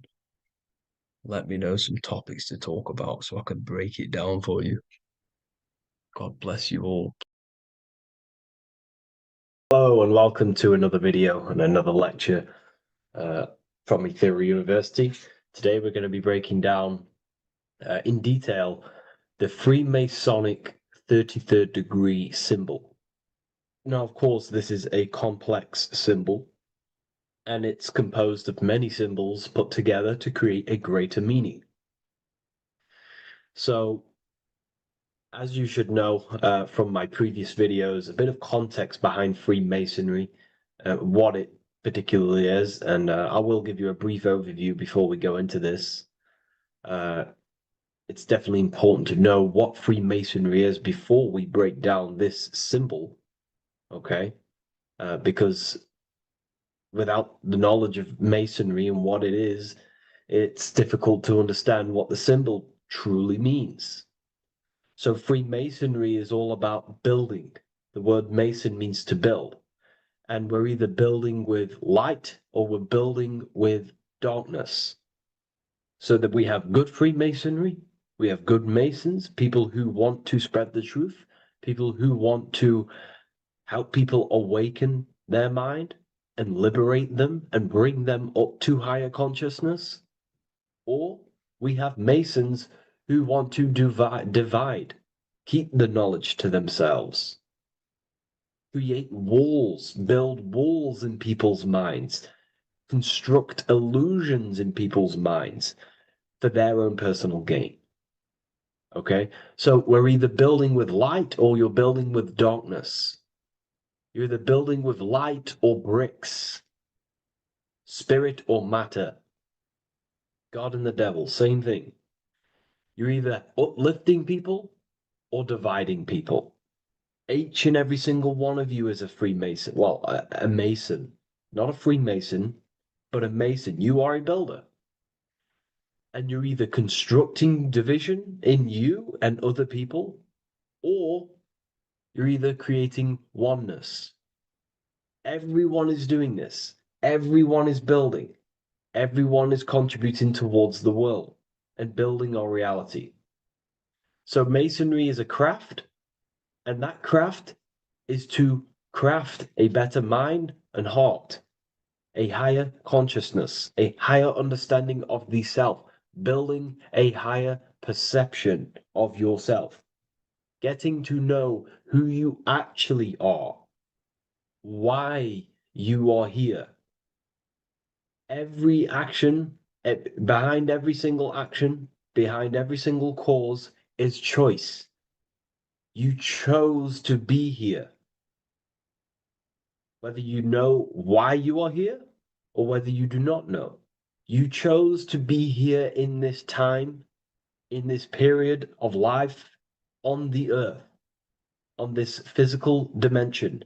You chose, the mind of yours chose to be here in this body at this specific time. You are playing a role, you are building in this world at this specific time. So Masonry is all about getting to know the self, to know what you actually are through gnosis. Gnosis is direct knowledge obtained and extracted from direct experience. Knowledge extracted from direct experience. Knowingness. You know you have hands. You don't believe you have hands. You know you have hands. That's what knowing thyself truly means. to go within the self, to dwell in meditation for long periods of time. Not even meditation, to dwell, closing your eyes and thinking internally. Not thinking externally about anything outside you, but thinking and questioning internally, and you shall find answers. Seek and you shall find. If your heart is truly set on knowing, on getting to know true knowledge and knowing yourself, then you will find it. Okay, so because that's what the heart is. The heart is where we find our treasure. That's why it's inside of our chest. Our chest holds the treasure. What is your treasure? Your treasure is your physical manifestation. And whatever you act, whatever your heart cares about, your body follows. Your body takes action towards what you care about in life. This is why we say follow your heart, because your body follows the heart, what you care about. If you do not care about something, you do not take actions towards it. Whatever your heart loves and has that love energy for, the body follows. If you truly want to become enlightened and truly want to reach higher consciousness, then you will. You truly care for that, then you will find it. You have to go within. Okay, so this is what Masonry is about. It's about going within and finding out your true nature and constructing a higher consciousness by dissolving walls and blockages inside your mind and heart, purifying the self. Because you can care about sick and twisted things. Okay? We can see that in society. People like killing people. It's psychotic, but I know. So we can be corrupted. Okay, so going into this symbol, what does this symbol mean? What is it trying to portray? Okay? Before we go into this symbol, particularly, we're looking at the Scottish Rite Freemasonry. So we have the first degree all the way up to the third degree is Blue Lodge Masonry. Then from the fourth degree of Freemasonry to the 32nd degree is what we call Red Lodge Freemasonry, the Red Lodge degrees. So again, that is that symbolism of that red and blue, the left and right, masculine, feminine, water, fire. It's that symbolism again of the two polar opposites of reality, of masculine and feminine qualities, solar and lunar. The left and right hemispheres of the brain, the inner and out world, inner and outer world, the brain and the heart. These are all polarities, okay? Spirit and matter. We have to unify these. But we're looking at the 33rd degree. This is the end of the Scottish Rite of Freemasonry, and it's considered the illuminated degrees. Illuminated. This is when one gets to know the true self, the true knowledge, when one has gone within, mastered the self, got rid of mental blockages, blockages in the heart, purified the self, and they know who they are. They have higher consciousness. And in this breakdown today, I'm going to show you how they have higher consciousness through this symbolism. Okay, so I was going to say something, but I totally forgot what it was. But anyways, we'll move forward with this symbol. Oh, that's what it was. Water melts. Well, ice melts at 33 degrees, symbolizing ice represents solid matter, ego, the physical body, left brain thinking, physical reality identification, identifying self with the ego, the name, the job, the reputation. That's the ice, that's solid, that's ego thinking, left brain thinking. When we identify ourselves with the body, our ego, our name, our job, our reputation, our family. That is ego. That is pure earthly survival base level consciousness. This is the degree, this is the level of state of mind that we need to rise out from and figure out what we are, what you actually are inside you. When you turn off your thoughts, what are you then? If you do not think, you are not your name, your job, your reputation, your family, your beliefs. Because when the mind is turned off, there is still something left. That is you. And that is the substance that we have to get to know through gnosis, through going within and thinking internally and dwelling within. Okay. So Freemasonry is all about learning about the psyche, the true nature of consciousness, how it functions, the mechanics of consciousness, how we can integrate universal law with consciousness. We're going to be going into that. Natural law. How we can become one with God's law. We can become one with the universe and integrate universal consciousness into yourself. Okay, so the first thing I'm going to say about this symbol, straight away, the first thing you probably notice about the symbol is the eagle. The eagle is a bird. Okay, what do birds do? They are high in the air.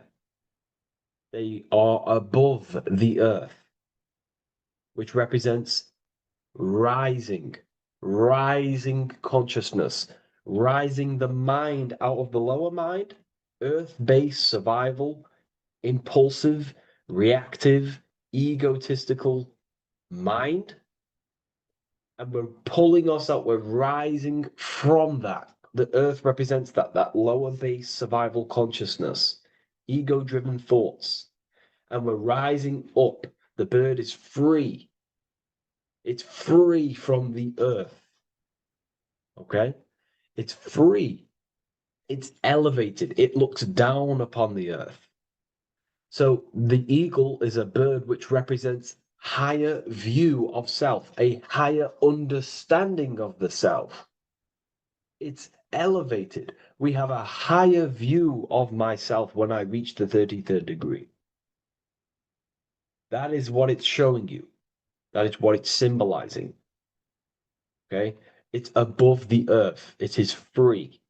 It looks down. When you have higher consciousness, you become enlightened. It's impossible not to look down. You do look down on people, but not in a bad way. Not in a bad way. That sounds bad. I understand if that sounds bad, but that's not a bad way. I don't mean that in a bad way or a bad-hearted way.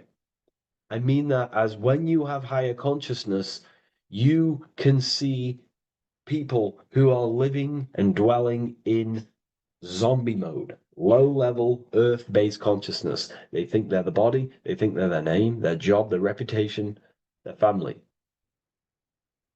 So it represents looking down because I have higher awareness of myself. I know what I truly am. The water is flowing at the 33rd degree. The water melts at the 33rd degree, representing the flowing of consciousness, the flowing of the mind, flowing of light energy entering the body. Because when we reach higher consciousness, when you raise your consciousness, which is just an easier way of saying mastering thoughts, mastering yourself, we no longer give attention to negative thoughts because we understand what thoughts are. And why would you let your own mind take away your own power? So again, Freemasonry is about gaining personal power, not in a bad way. Well, it can be used for bad. Gaining mental power, a strong mind. Most people have very, very, very weak minds in this world. Very weak minds. This world is a mental world. We have to gain strength in the mind. It's a mental universe. The stronger the mind, the better your reality. The less affected you are by external things. Nothing external should ever bother you. Okay?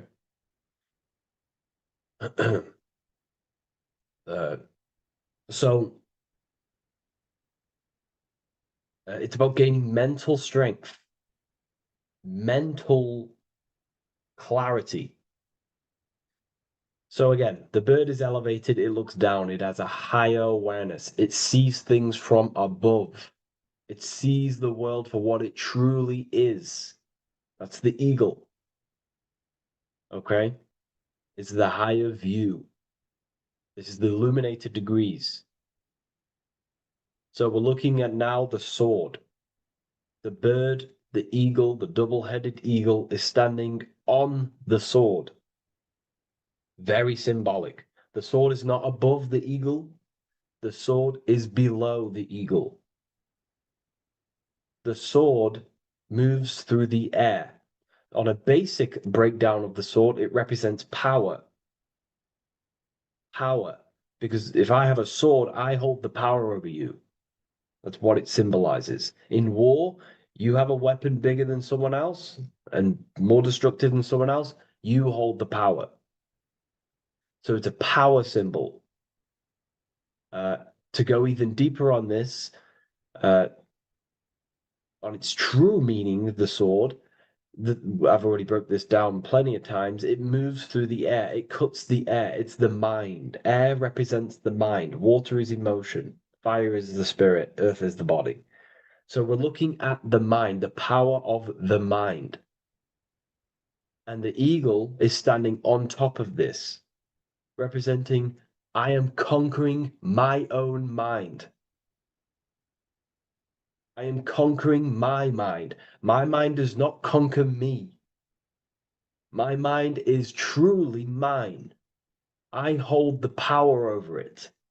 I stand on top of my mind. The mind does not rule me. Thoughts do not enter my mind that take away my power. I think it, I feel it, I act towards it. It's unity. My mind is the monarch. It is the command center. It is mine. I'm above the mind. That's what it's showing here. I hold full control over this mind. I hold the power. Okay? And I have an elevated view of the mind. The eagle is elevated. It looks at the earth from above. It's the higher perception of the mind. The mind has a higher view of the self. It is conscious. Most people are not conscious. Okay? Most people walk around, they act unknowingly, they don't even know they exist. They don't realize they have consciousness. They think they grew from a monkey. They're born on a spinning ball in the middle of space, and they think they're the body.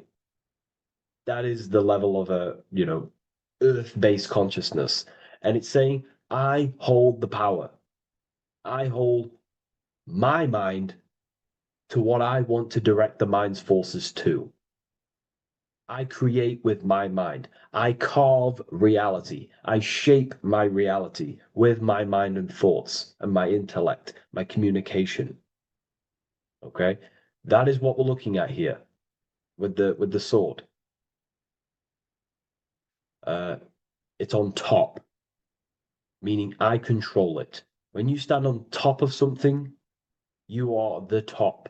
You are on top of it. You hold the power. You rule over it. When you are the boss of your business, you rule the business. That's what we're looking at here.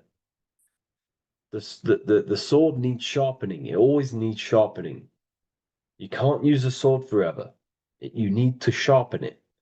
The mind will not stay powerful and strong and and aligned with what you actually want unless you continuously refine the sword. The mind needs to be refined or reminded.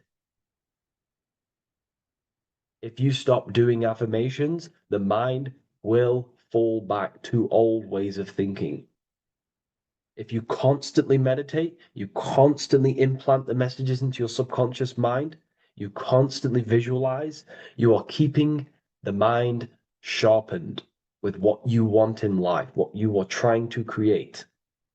And the mind will continue to think with that power, with them words, with them visualizations. If you fall off, if you stop meditating, you will lose control of your own mind. Okay? This is symbolizing you have to keep on top of the mind. You have to keep control. This is what the world is. The world is like Minecraft. You ever played Minecraft? You're a builder. Okay? What do? You control the man in the world. That's what you are. You need to control this body in the world. It's all about control. You are in a game. It's like Grand Theft Auto. You don't know how to use the buttons. You're going to create chaos, and you're not going to have that much fun in the world in GTA if you don't know how to work the buttons. Same with this world. You are in a world, and you need to learn the buttons of the body, the mind, the soul, the heart. How will these things function so you can actually live a better life and create what you want in the world, aligned with natural law, of course, unless you want to walk down the path of Satanism. So this is what we're looking at with the sword. Now, moving on, we're looking at this little banner here. This says "God and my right" in Latin. God and my right. What is your right? Natural law is your right. What is natural law? You already know the natural laws. We all intuitively know the natural law. What is natural law? Do good.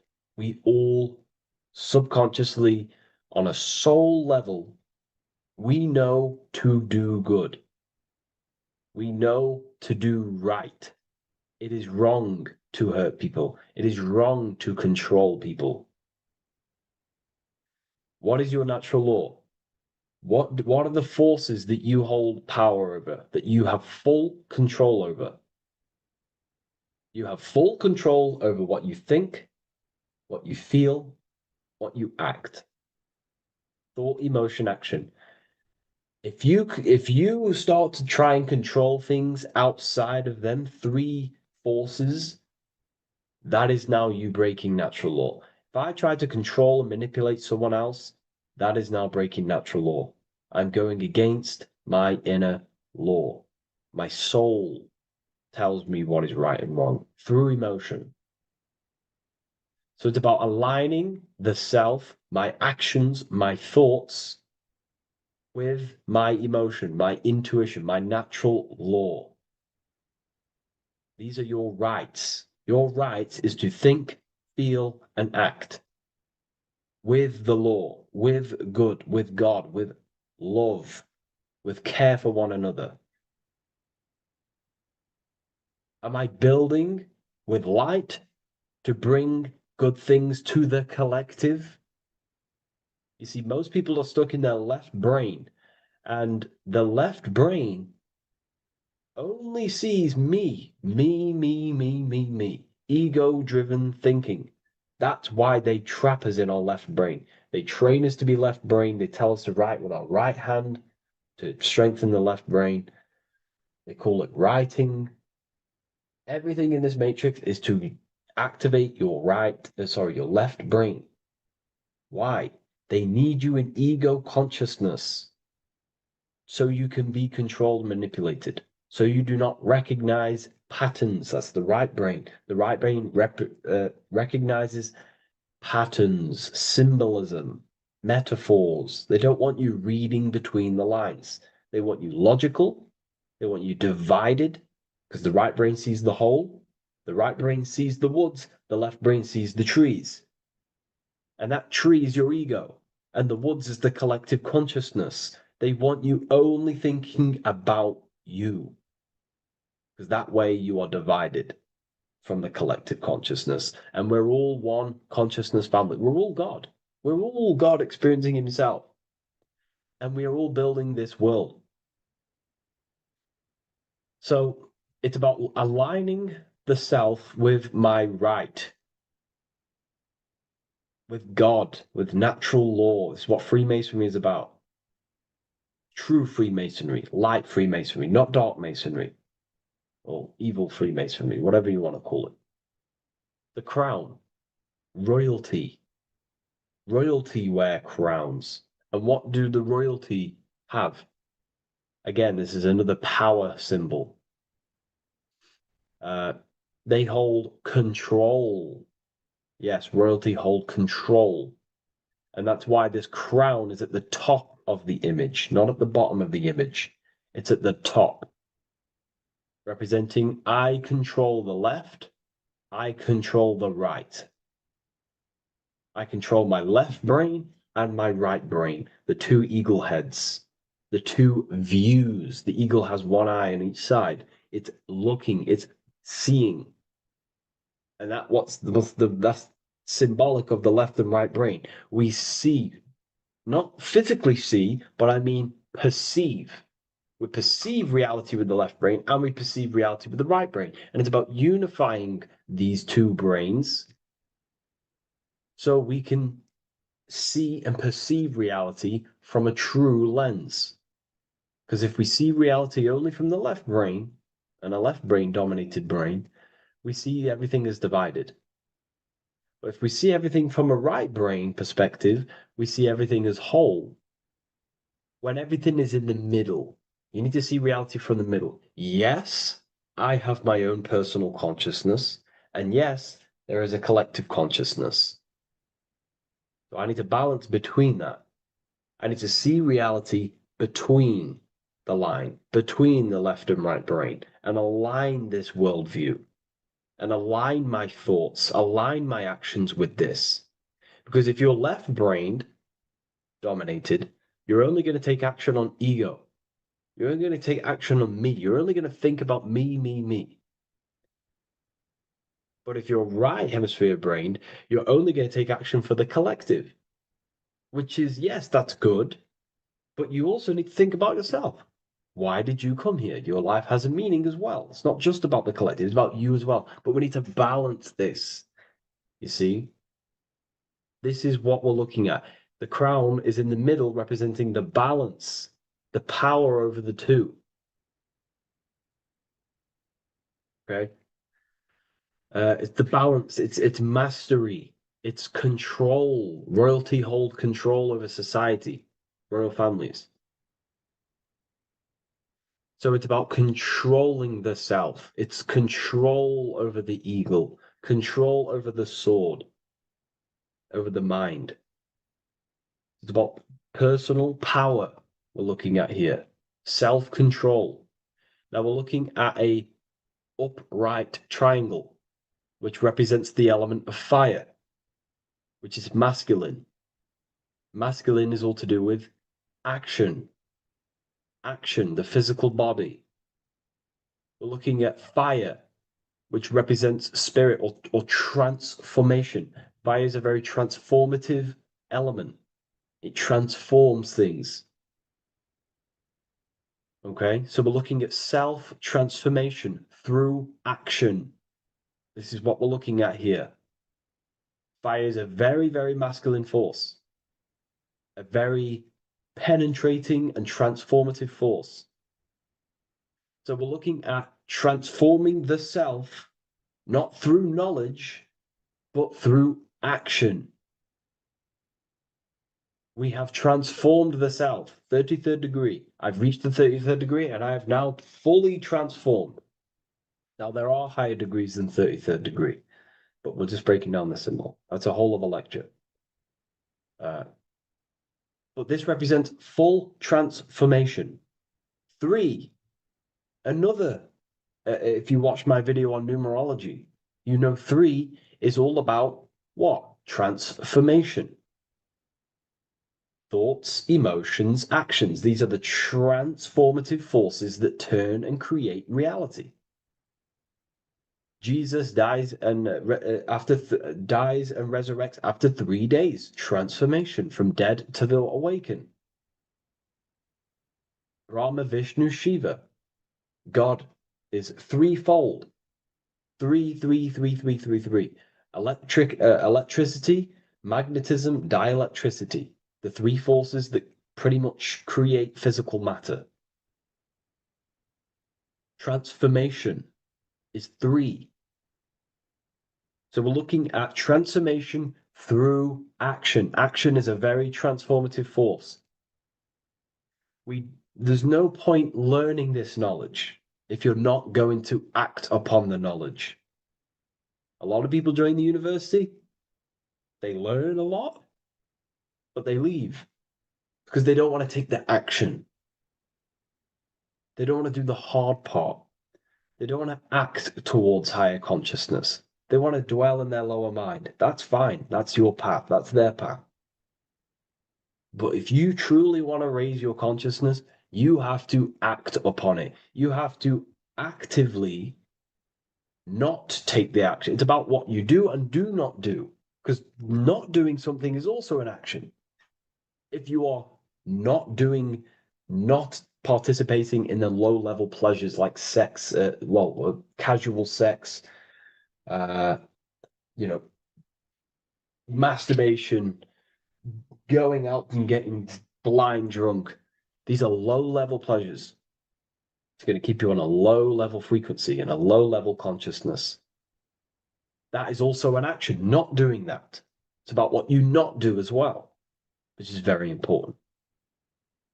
You have to act upon it to reach this degree. You will not reach this degree if you have not taken a lot of action towards reaching higher consciousness, reaching self-mastery over the mind, controlling the mind. This is what, again, it's about taking action on actually controlling the mind, controlling the self, gaining your power.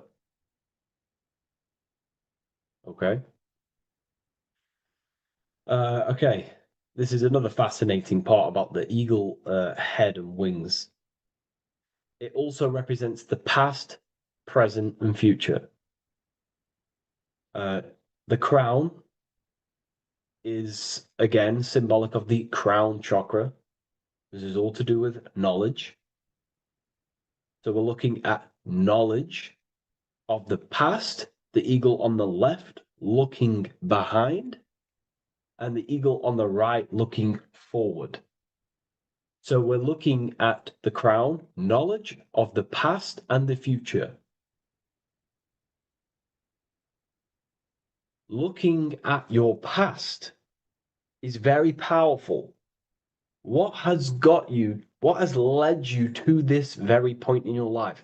What actions have taken you to this point? And not only you, remember, there is a collective. Remember, you always have to keep that in mind. Every action you take, you have to always align it with the collective consciousness. It's not just you in the world. We have a collective. So how did you and how did the collective get to this point in life, in this present?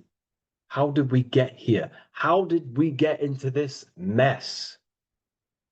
Humanity is in a mess.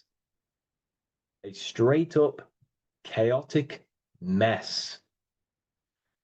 And if you think everything is perfect and everything's divine and everything's just, there's some people out there in the spiritual community saying, everything's divine, everything's meant for this purpose.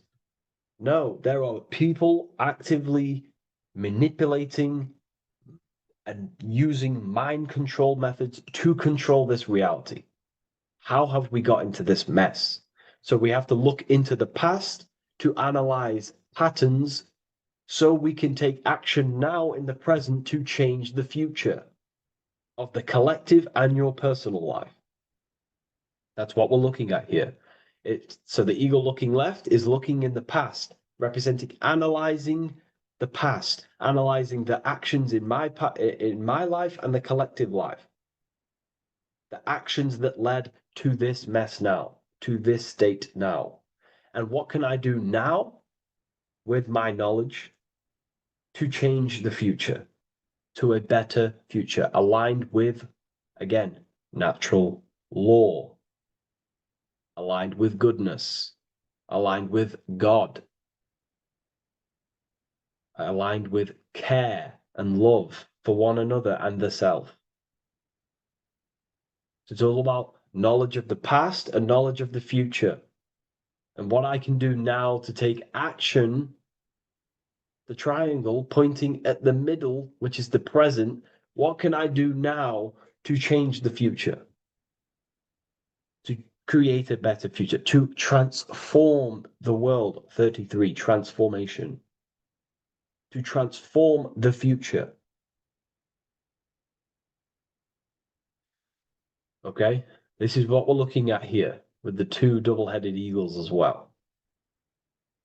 Again, this is more art. This is a lot more complex symbolism here.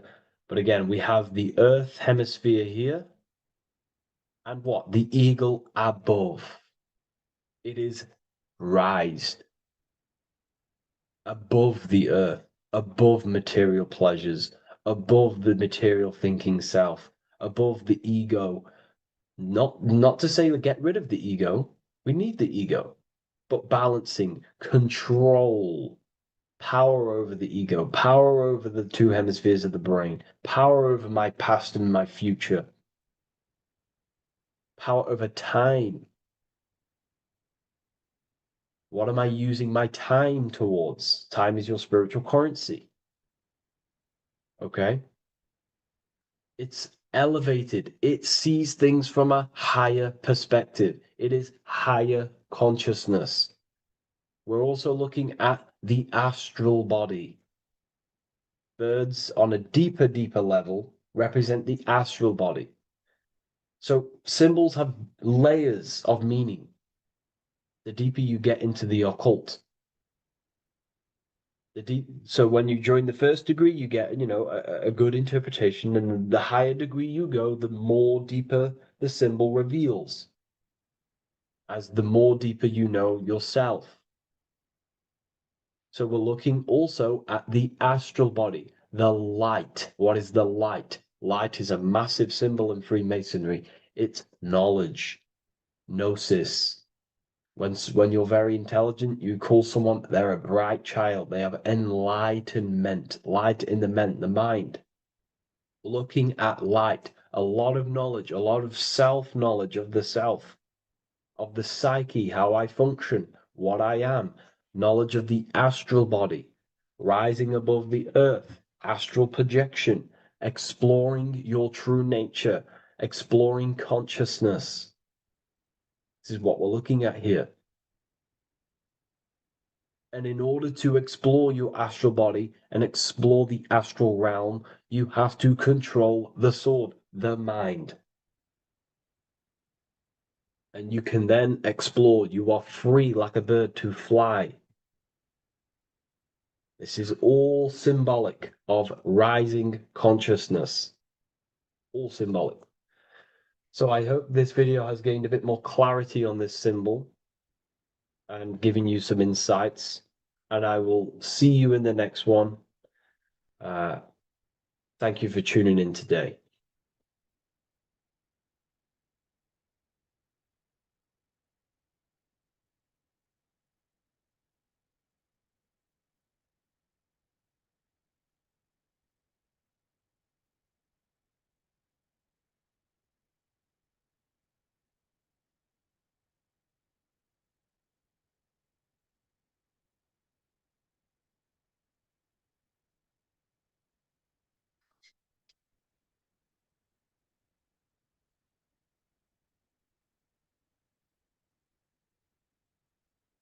Welcome to Revival of Wisdom. Welcome people, we're back with another video. Please make sure to hit the like, the subscribe button, and turn on notifications to never miss a video. The Vatican is a giant key from a bird's eye view, and it also contains an 8-pointed star. The Anunnaki Sumerian gods also depicted this 8-pointed star. The sky god Anu from the Anunnaki also uses the 8-pointed star for his symbol. And even Freemasons depict an 8-pointed luminary with a ladder and a key. This is symbolizing the key to ascension up to the 8-pointed star, which is Polaris. Polaris is always depicted as an 8-pointed star. Polaris is the standstill star at the very center of our realm, which is perfectly aligned with the North Pole. The Earth is a giant torus field, and at the center is where the most electromagnetic energy is stored. This is why all compasses point to the north. Hence why a compass is an 8-pointed star, because it points you to Polaris, which is the North Pole, the center of this realm.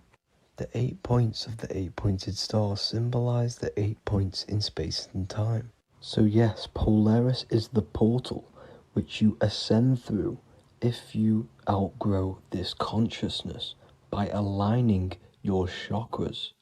Our earthly realm is a macrocosmic reflection of us, and we as humans are the micro reflection, with the earth containing its 7 chakras as well as us.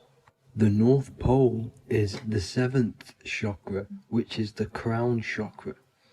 So the key to ascension is held by the Vatican, hence why it's a giant key, because they mislead the masses through their religions, which teaches the masses to look outside of themselves.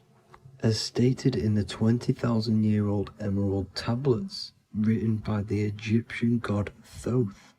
On Earth, man is in bondage, bound by space and time to the Earth plane. Encircling each planet, a wave of vibration binds him to his plane of unfoldment. Yet within man is the key to releasement. Within man may freedom be found. So the 7 planets are associated with each 7 chakras. The lowest chakra being the root chakra, which is associated with Saturn. This is why the elites love Saturn and reflect it in all of their symbols. Because the chakras are an ascension of spiritual principles, starting from the material and ascending up to the spiritual, the crown chakra.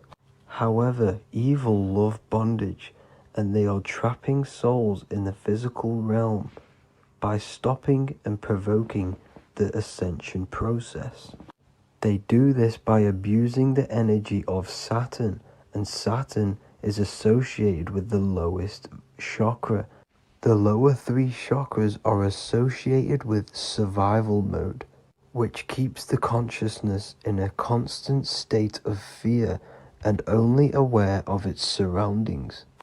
Once you start to ascend up your chakras, you become more consciously aware of spiritual deeds. And this is the process of returning back to your true spiritual form. Going back to Polaris and its connection to Ascension, Kanye West symbolizes this on his music video 24.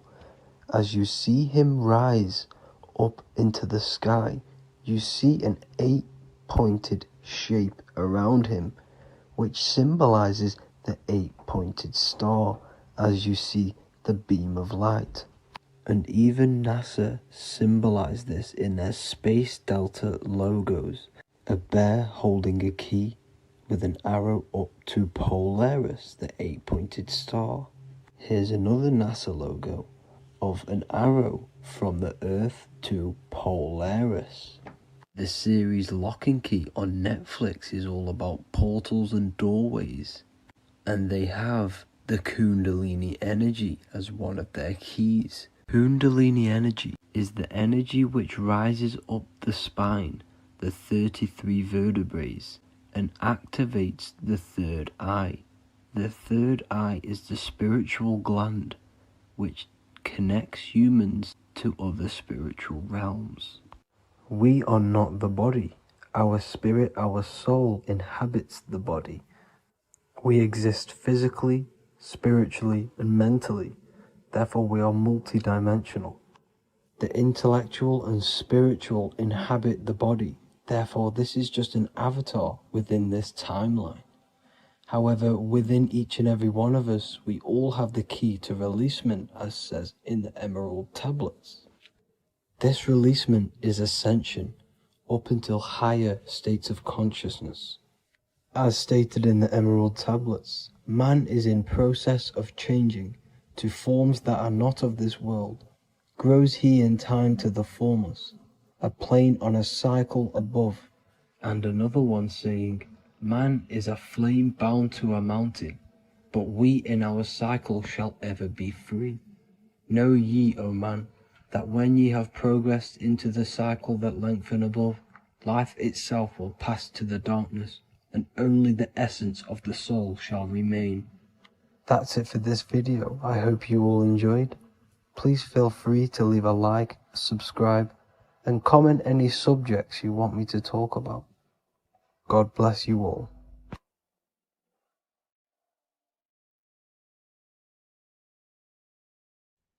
What if I told you many people around you have probably sold their souls? It's more popular than you think, and it's very easy to do.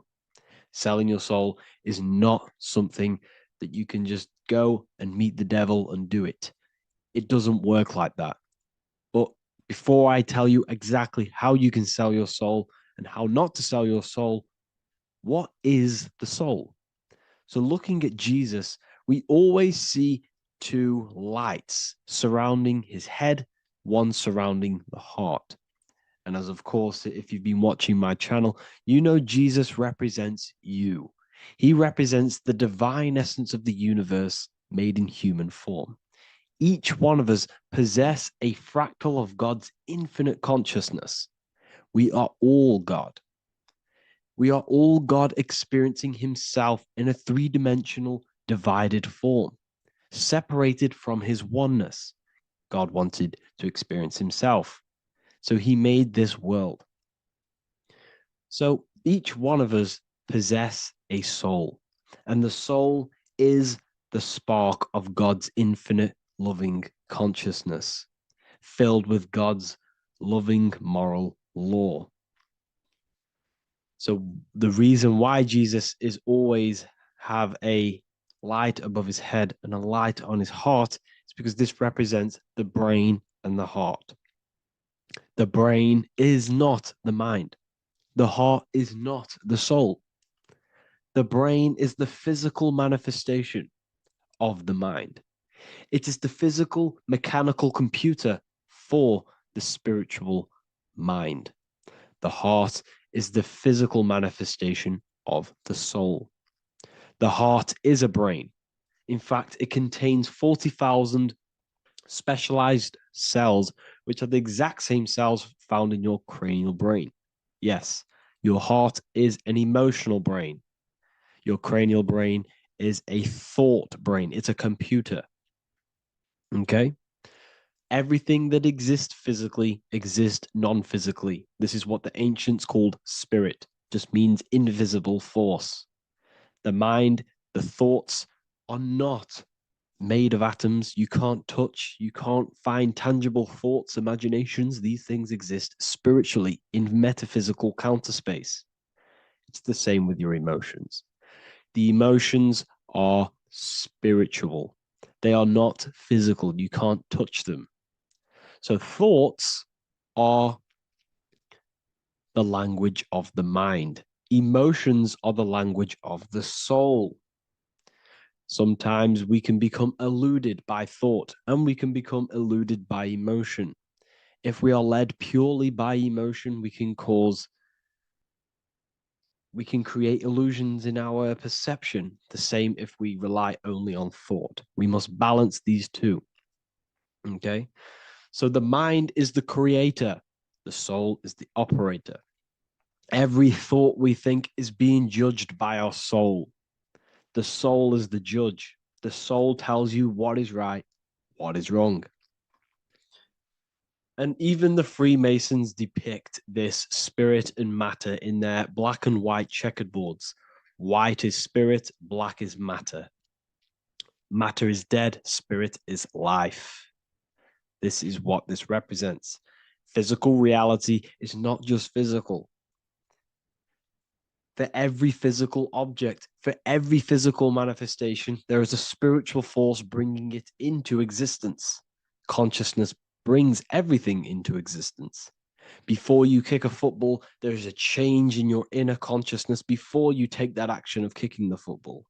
Everything exists in spirit before matter. You existed in spirit before you were physical. We also see this in alchemical Freemasonic artwork. This represents the clouds. This is the mind. This is the heavens. And then coming down into the heart, which represents the earth. The light entering the mind into the heart, because every thought we think is being judged by the heart. The heart speaks to you through emotion. The soul speaks to you through emotion. Every thought you think, your heart is telling you that is right, or it's telling you that is wrong. Why? Why is this? Emotions can guide us, okay? Emotions are the language of our soul. Our soul guides us to our soul purpose. Each one of us contains a purpose in this physical life. There is a reason you are alive. There is a reason why you came from spirit into a material reality. Your jealousy reveals where you need to be in life. If you are jealous of someone, this is your soul saying you need to be there. That's where you need to be. Your fear reveals your greatest growth in order for you to reach your life's purpose. If you fear something, this is your soul telling you you need to overcome this in order to reach your life purpose. This is the next obstacle. The soul, your life purpose is not found in your passion. It's found on the other side of your greatest fear. The soul's always seeking, it's always seeking truth. It's always seeking to expand, to learn. The soul must go through pain in order to overcome, in order to grow. That's why we are here, to grow and expand and create. You also see this in alchemical artwork. Again, the mind in the clouds, the heart and the soul. They must work in unity. Each one of us contains the spark of the divine, which is the soul. Okay? Which is the soul. This is the operator. G-O-D, generator, operator, destroyer. The generator is the mind. The operator is the soul. The destroyer is the body. Everything will generate, everything will operate, and everything will die. That's the Trinity, the Father, the Son, the Holy Spirit. There's always a Trinity, Brahma, Vishnu, Shiva. Okay, so each one of us contains God's law, and it's encoded within our consciousness, within our soul, within our heart. That is what's judging everything you do. Every time you hurt someone, you can feel it. If you've ever punched someone, you can feel it. You know it's wrong.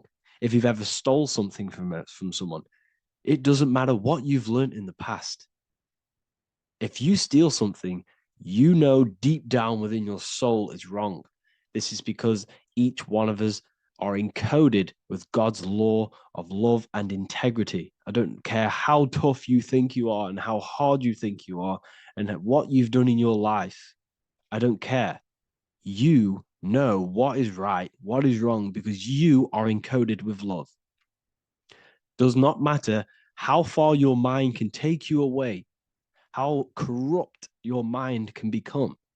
There is always a spark of love and empathy in your heart, in your soul. You know this when a child. When you're a child, you're not racist.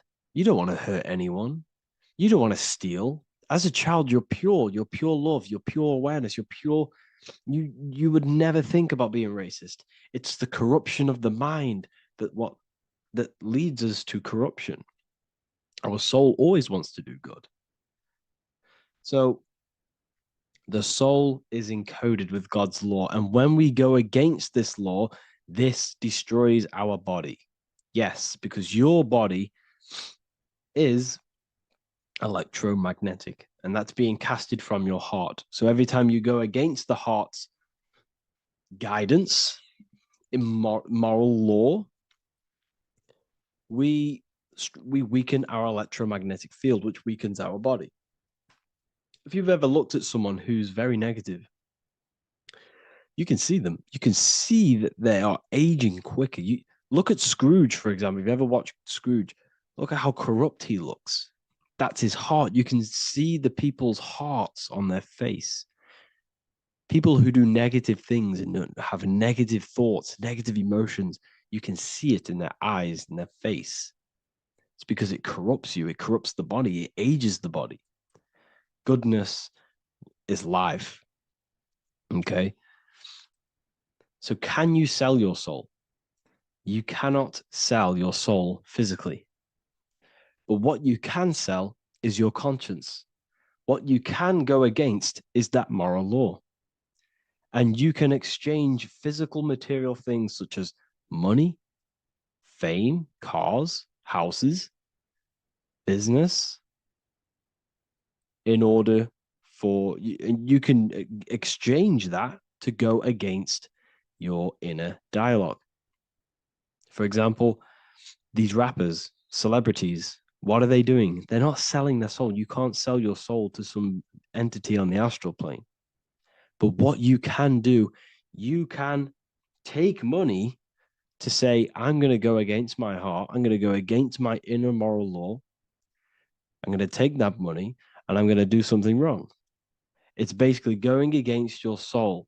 It's selling your soul's guidance of moral law. That's what selling your soul is. And that's what these rappers are doing. That's why they're so sad. You know, this is why all these rappers are on drugs, doing all sorts of things to escape, to short-term escape what they've done. They're going against their inner guidance for money. And yes, short-term pleasure may be happy for now, but in the long run, it will leave you feeling voidless because nothing material can ever satisfy your soul. Nothing. You could gain £1 million tomorrow, guaranteed within 2 weeks, you'll be back to the exact same position mentally, emotionally as before, because nothing physical can ever satisfy you. Guaranteed, if you received $1 million yes, if you received $1 million now, in a week's time, you'd be hunting for the next million because it does not satisfy you. There's a reason why these billionaires don't stop working, because they're so addicted to earning and earning and earning. It doesn't satisfy you. The only way you can satisfy yourself is through Christ consciousness, is through self-love, is through loving thyself, knowing thyself, and becoming balanced internally in consciousness instead of seeking external validation through material things, which end up leaving you feeling voidless, empty inside, and sad and depressed and anxiety. Everyone's looking outside of themselves for validation, when true validation comes from within. True satisfaction, true happiness comes from within, reaching Christ. Christ is a state of being, a state of consciousness that we must cultivate within ourselves so we can live a happy, balanced life. You can have all these material things when you're satisfied inside, but don't rely on them. Me, I enjoy material things, but I don't desire them. I don't chase them. I don't rely on them for happiness, for validation. You can have big cars. You could have your favorite watches. You could have Lamborghinis. Yes, it's fun, but don't let it give you your happiness.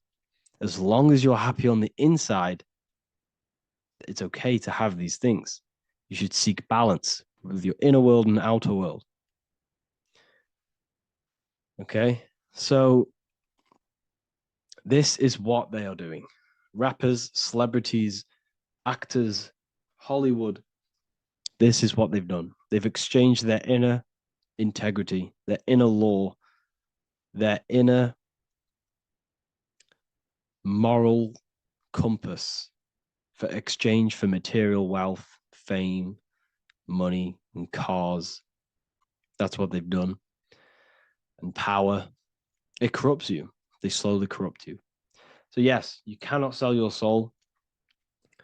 And if you wish to learn more, I'll see you inside Ethereal University with my community, where we are learning every day to master ourselves, to expand our consciousness. If you want to lucid dream, astral project, master yourself, create the desired reality you want, learn about human consciousness and your full potential, then Ethereal University is for you, and I'll see you inside. The link will be in the description.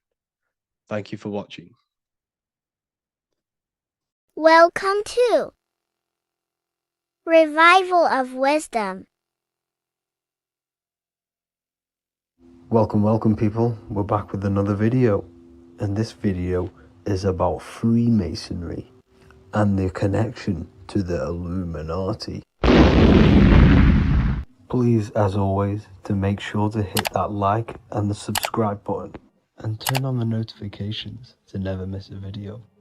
On May the 1st, 1776, the founder of the Illuminati, Adam Weishaupt, founded this secret organization, and this date can be found in Roman numerals underneath the all-seeing eye pyramid on the $1 bill. This $1 bill also says Anu Coptus Novus Ordo Secularum. This is Latin for announcing the birth of the New World Order. This New World Order will be headed by Lucifer, the all-seeing eye, and followed by the 13 layers of bricks for the 13 elite bloodlines. So your Orsini's, Rockefellers, Rothschilds, Soroses, and the other 9 elite families. So when Adam Weishaupt created the Illuminati, he made it consisting of high-level degree Masons, French and Latin philosophers, and many more powerful people to all become one society. So this is why you see Masons using this same symbol of the all-seeing eye inside the pyramid. But not all Freemasons are part of this Illuminati secret society. As the 33rd degree Freemason Manly P. Hall said in his book The Secret Teachings of All Ages, Freemasonry is a fraternity within a fraternity, an outer organization concealing an inner brotherhood of the elect. So what he's saying here is that Freemasons have to go up the degrees of Freemasonry, and once they hit the top, they either get elected or not into these secret societies like the Illuminati, Skull and Bones, and Knights Templar. So when you see celebrities doing this one-eye symbolism, either covering one eye, doing the triangle, or doing 666 over one eye, this is showing and reflecting the symbolism of Freemasonry. They have taken the oath to never speak on anything they learn about Freemasonry. Duncan's Ritual of Freemasonry book states the oath they have to take. Quote, I ... of my own free will and accord, that I will hail, ever conceal, or never reveal any of the secrets, arts, points of Master Mason's degree to any person whomsoever. All this most solemnly, sincerely promise and swear. Now, this is what happens when they break the oath, stated in this book, quote, myself severed in two, my bowels taken from thence, and burnt to ashes.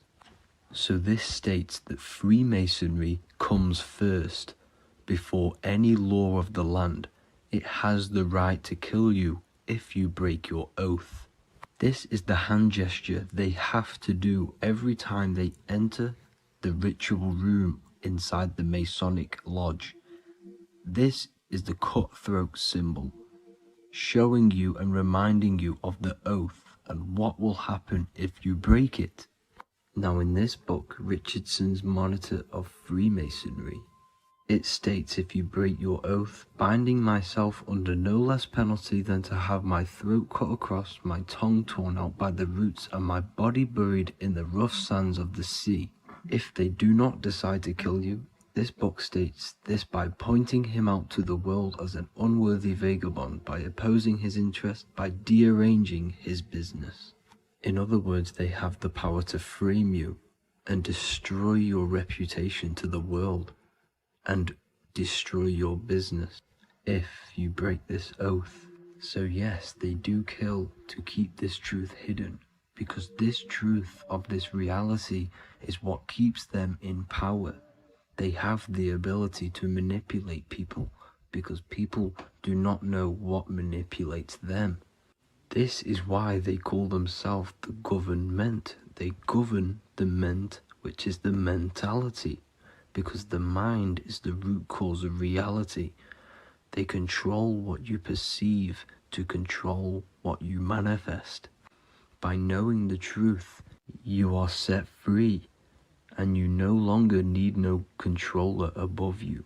So this is why they are willing to kill and do whatever it takes to keep the truth concealed within these high-level degrees of masonry and these secret societies.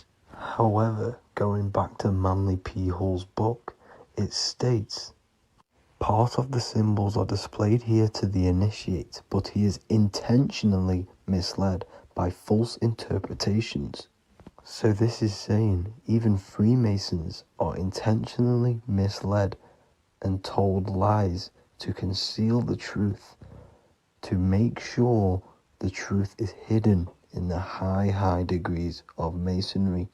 So that's it for this video, guys. Thank you all for tapping in. Please leave a like and a subscribe. God bless.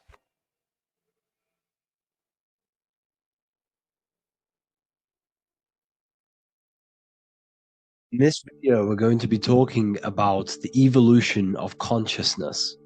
You are born human, however, you possess consciousness, which is the awareness behind your being, the awareness behind your thoughts, the experiencer behind your five senses, the experiencer, the observer behind your thought, emotions, and senses.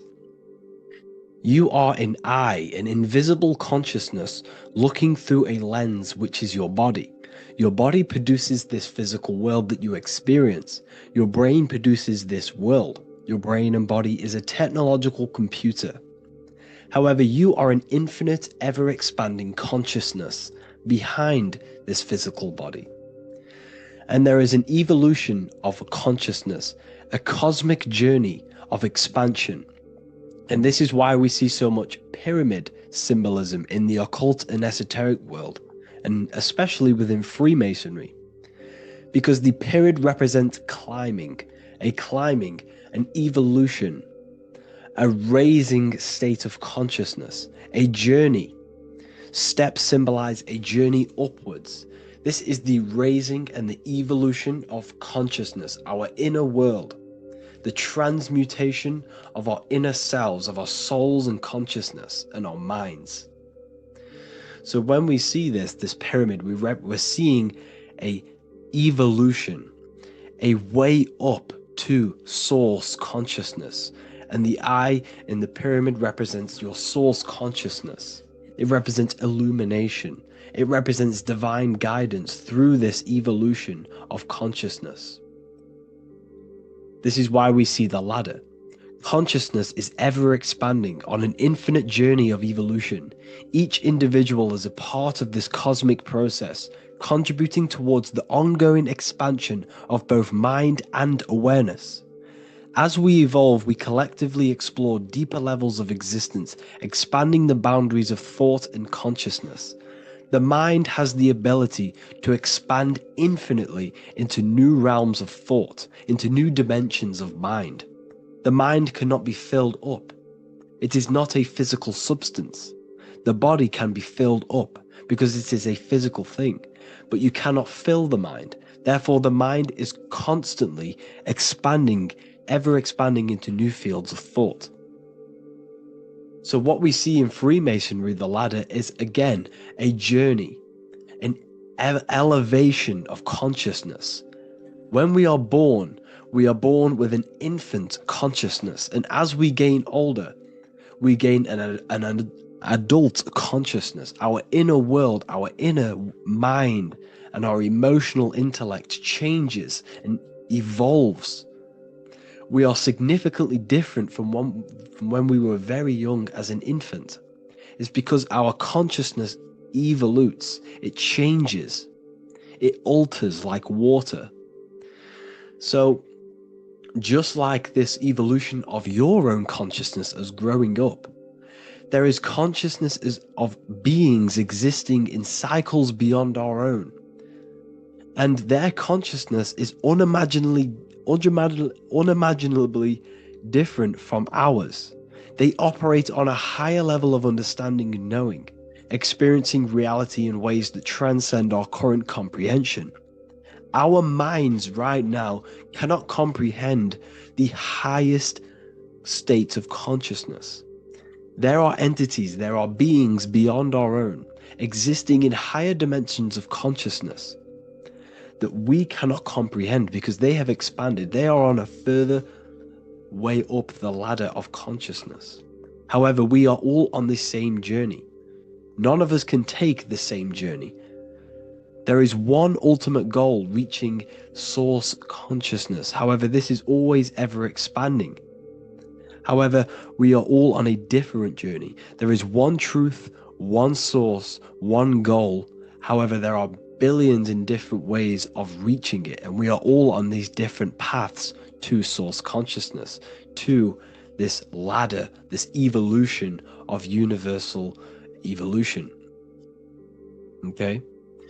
Their awareness is attuned to new dimensions of existence, reflecting a more advanced stage in the cosmic journey of consciousness evolution. So when you take DMT, you are shot into these higher realms of consciousness where you meet these beings who look similar to these images. They are not speaking to you physically. They don't speak to you three-dimensionally through vibration and words. They speak to you mentally. If you have done DMT, then you know this. And if you have met these beings, then you know this. You might have even met some of these types of beings on mushrooms or any psychedelic drugs. Because ultimately, when you take these mind-altering substances, it's altering your consciousness. It's merging your consciousness with the spirit of that substance. And you are essentially attuning your mind to higher dimensions of consciousness. That's why we say we're getting high when we take these substances.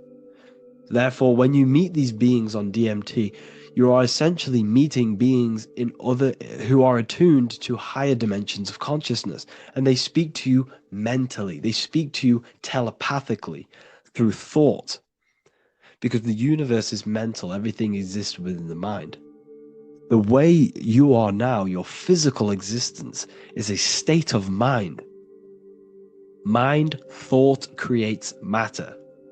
Spirit and matter are two opposing ways of thinking. If we have a very spiritual mind, we have an expanded mind, we are a spiritual person through the mind. However, if we have a very low state of consciousness where we think about food, sex, lust, and all physical things, then we have a physical consciousness.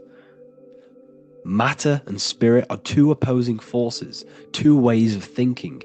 The mind attunes itself to different levels of understanding in different dimensions. So, essentially, this is what we're looking at. The body is a vessel for the fluidic, formless consciousness, a temple that houses the essence of our awareness. While the five senses are limited to perceiving only the physical plane, the mind transcends these limitations, capable of perceiving the full scope of reality. It is through the mind that we access deeper truths beyond the material, tapping into boundless nature of existence. Physical existence is a thin band, a thin layer of reality. It's like 0.001% of reality. And your five senses are only tuned into this layer of reality.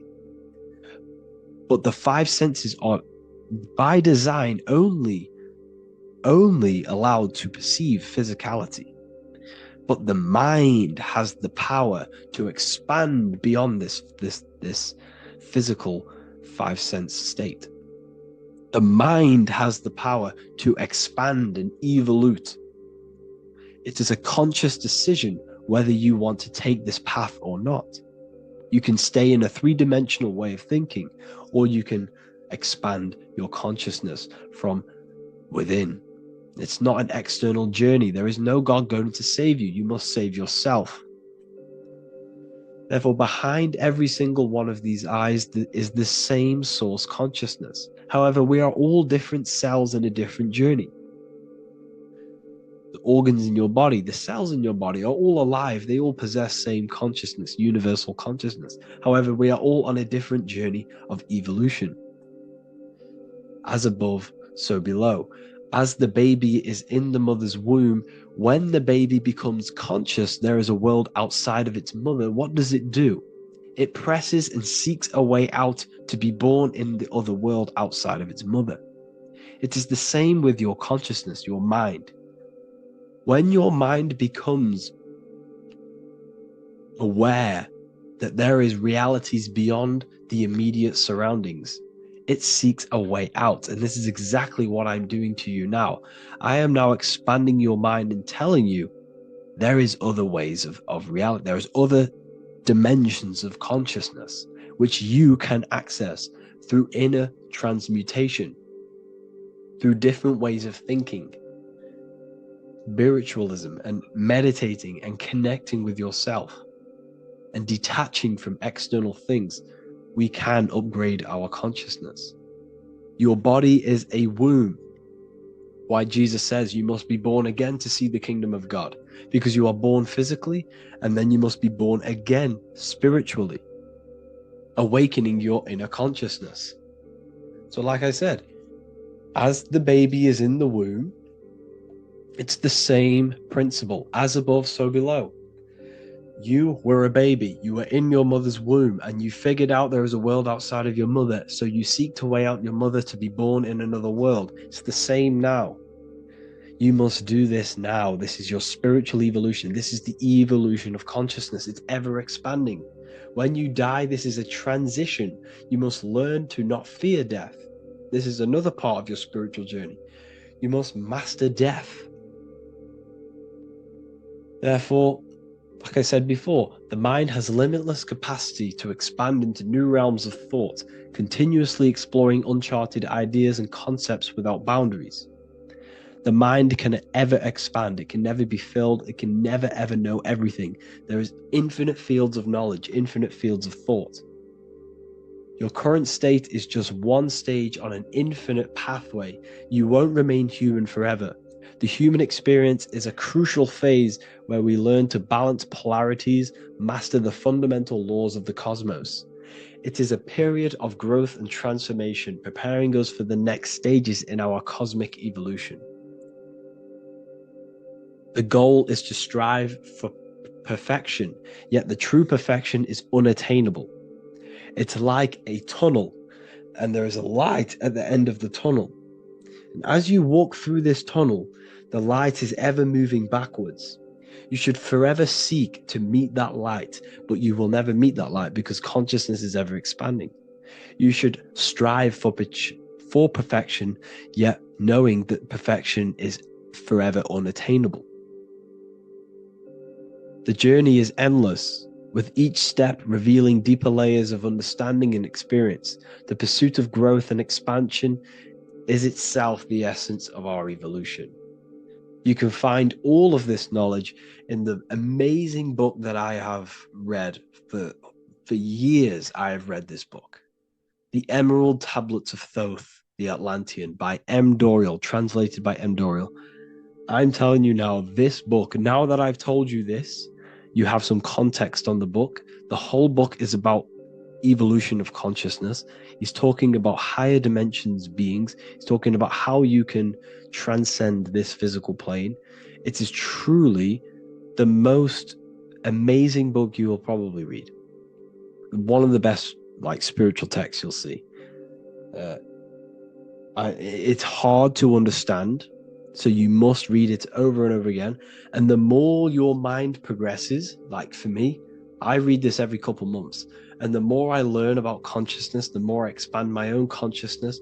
And every time I read this book, I pick out something new that just completely blows my mind, because you can only understand this book to your level of consciousness, to your level of understanding. So now that I told you all this information, go and read this book and it will absolutely blow your mind. And so will the Book of Wisdom Volume 2, which is now available. I released it the other day. I'm just going to read a page out now. This page is called Spirit and Matter. The Earth is not merely a dense, lifeless rock drifting through space. It possesses spirit, a living essence that animates its form. But what do we mean by spirit? Spirit in esoteric terms refers to the energy, the life force, animating the principles infused in matter. So essentially, what this page is talking about is how everything has spirit, consciousness within it. You are the middle, you are spirit and matter. You have the ability to expand your mind to the God self and raise above our animal instinct, our material self, and know the divine and expand. Animals cannot do this. Animals are not self-aware. Humans possess self-awareness. We can observe our consciousness. We can say, why do I exist? We can look in the mirror and know that we need growth. And this is what Anunnaki means. Anu means above. Anu was the supreme god of the sky, which is a metaphor. He represents spirit above, heaven. Anu came down to earth and married Ki, the goddess of the earth, which represents matter. It's a myth, it's an allegory. Anu married Ki and gave birth to the Anunnaki. Spirit came down and infused with matter and gave birth to the human, which is you. You are spirit infused in matter, Anu and Ki, Anunnaki. You are the Anunnaki. And this is just one of the teachings in my book. Honestly, this book is absolutely amazing. If you truly, truly want to expand your consciousness, give this book a read. And obviously, if you're inside the university, I give you this book for free, a paperback version. If you join the university, follow the steps inside of the general chat, you'll be able to download this book. Sorry, not download it. Order a paperback for free. All you have to do is pay for the shipping. You'll also gain amazing knowledge inside of my library, where your mind will just be overblown with the amount of esoteric books. There's over 45 rare occult books, plus you get a PDF of the Volume 1 and Human Health Guide. You get reoccurring updates where I expand on symbolism, occultism, where you will just feel absolutely amazing once you understand esotericism in yourself. You'll also learn how to create the dream reality that you want with the Manifestation Mastery course, where I teach you how your consciousness creates reality. You'll have a real lectures where I post lectures on symbolism, occultism, esotericism. There's a conscious community and live calls and Q&A where you can ask me questions and I'll answer your questions. I just want to say thank you to everyone who has joined the university. Thank you for even liking and watching this video. Any support I just appreciate every single one of you. Please, if you can, leave a comment and a like on this video and let me know any videos you want me to make in the future. And I will start uploading a lot more to the YouTube. So yeah, thank you all for tuning in today. Have an amazing day. Hello everyone, and welcome to another lecture inside Ethereal University. In this lecture, you will learn about the death process and how to prepare for it, and why that preparation is so important. So let's get straight into this. You must understand, as a spiritual creature that you are, you have a visible nature and an invisible nature. You never truly die. You are an eternal soul experiencing a temporary physical world. The inner world of thought and emotion is eternal, while the outer world of matter is mortal. Everything that is seen is mortal. Everything that is unseen by the eyes is immortal. When you die, your external physical world will be stripped away. leaving only your pure consciousness in its raw form, drifting within the astral plane. So here you see your physical external body and your internal world. And your internal world is your state of consciousness. It's your state of consciousness. Your thought and emotion is one overall state. Okay? So you must understand these planes. You have the physical body, the etheric double, an astral body, a mental body, and the Buddhic body. When you die, you leave the physical plane. Then you will more than likely leave the etheric plane because the ether acts as like a portal. Everything comes out of the ether and returns back to the ether. I can break that down in another video in electromagnetism. But electromagnetism is ether, energy coming in and out of the ether. You will, every single day you die, every single day. There's a cycle of life and death occurring all the time. Every single day, you go to sleep, you go back, your consciousness slips back through the ether. And then when you wake up, your consciousness comes back through the ether into the physical plane. Death is just a bigger macrocosm of the microcosm cycle of life and death. So you will return back to the astral, which is the realm of imagination, infinite possibilities. And this is where thought forms start to manifest. Okay, so depending on how advanced you actually are mentally and emotionally, will depend how long you stay in the astral. Now, what we must understand is that there is many different components to the astral. We have the higher astral, the middle astral, and the lower astral. These are all vibrational states. So if your mind and soul is operating in lust, lust, desire, hate, food, physical addiction, smoking addictions, then these are quite heavy. These are quite heavy attachments to your consciousness, and they're quite low level desire, which means they have a low vibration. You will manifest in the lower astral when you're stripped from your physical body. The lower astral is not inherently evil. However, there's just low vibrating things going on there. Low vibration does not mean evil.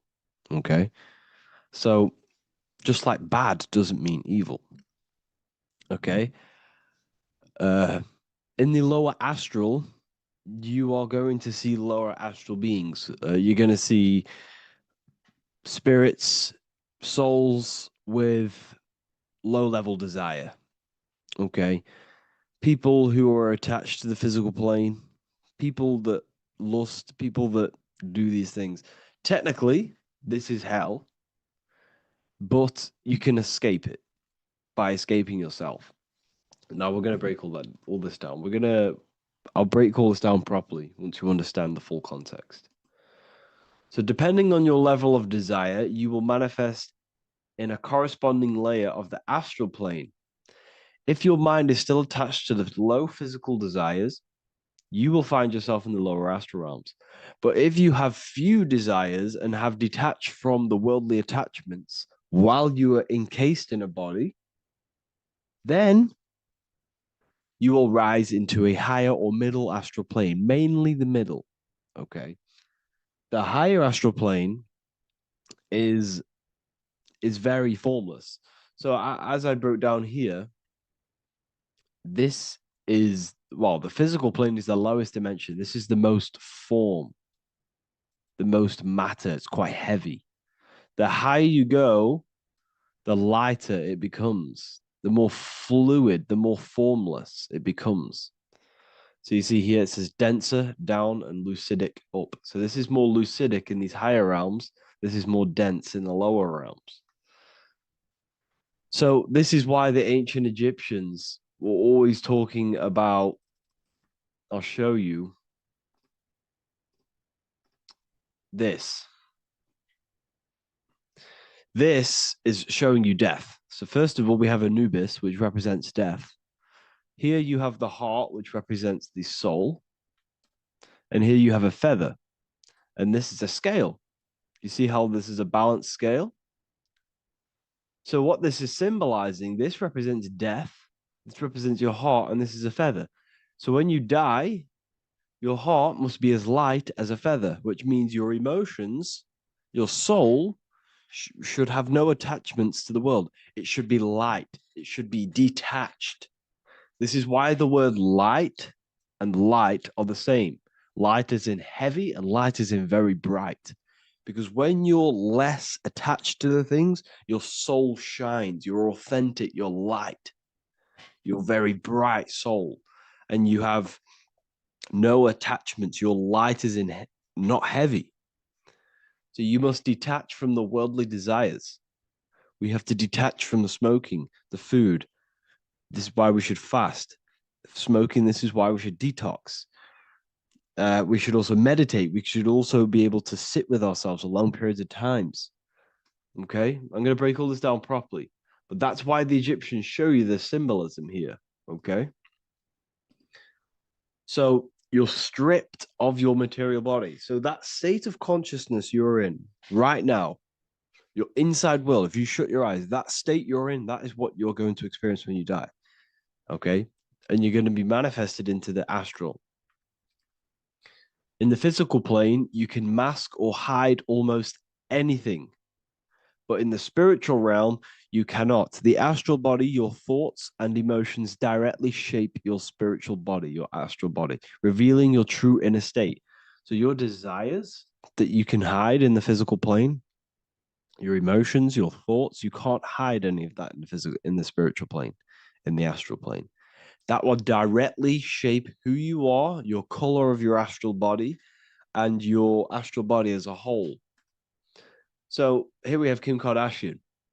If you could see this lady's astral body, you would run so far that you would be horrified for the rest of your life.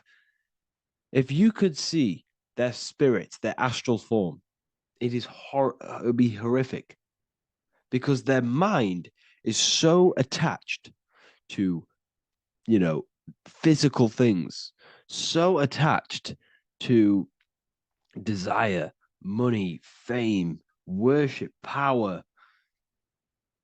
These people do not want to die. These billionaires and millionaires will never want to die. They will do whatever they can to stay alive because they understand what when they die, they have to face themselves. They have to face their inner world. And their astral body, their true authentic self on the inside is horrible and horrific and so low vibration. So this is where it comes in. You must be as light as a feather. This is what the Egyptians are showing you in their artwork. Your soul must be as light as a feather. In order for the soul to ascend to a higher plane and not look at that physical plane and say, I want to go back or I want to desire things down there, you must detach now and prepare for death. Hell is not a place, it's your own personal suffering born from within. If your mind and soul are deeply attached to mental fixations, emotional wounds, and physical addictions tied to the material world, that pain will follow you into the astral. This is your true judgment day. You judge yourself when you die. You see your authentic self. There's no hiding. Right. Imagine right now that you that everything you cling to was stripped away. No matrix, no electricity, no food, no TikTok, no phone, no possessions, no distractions, no one else.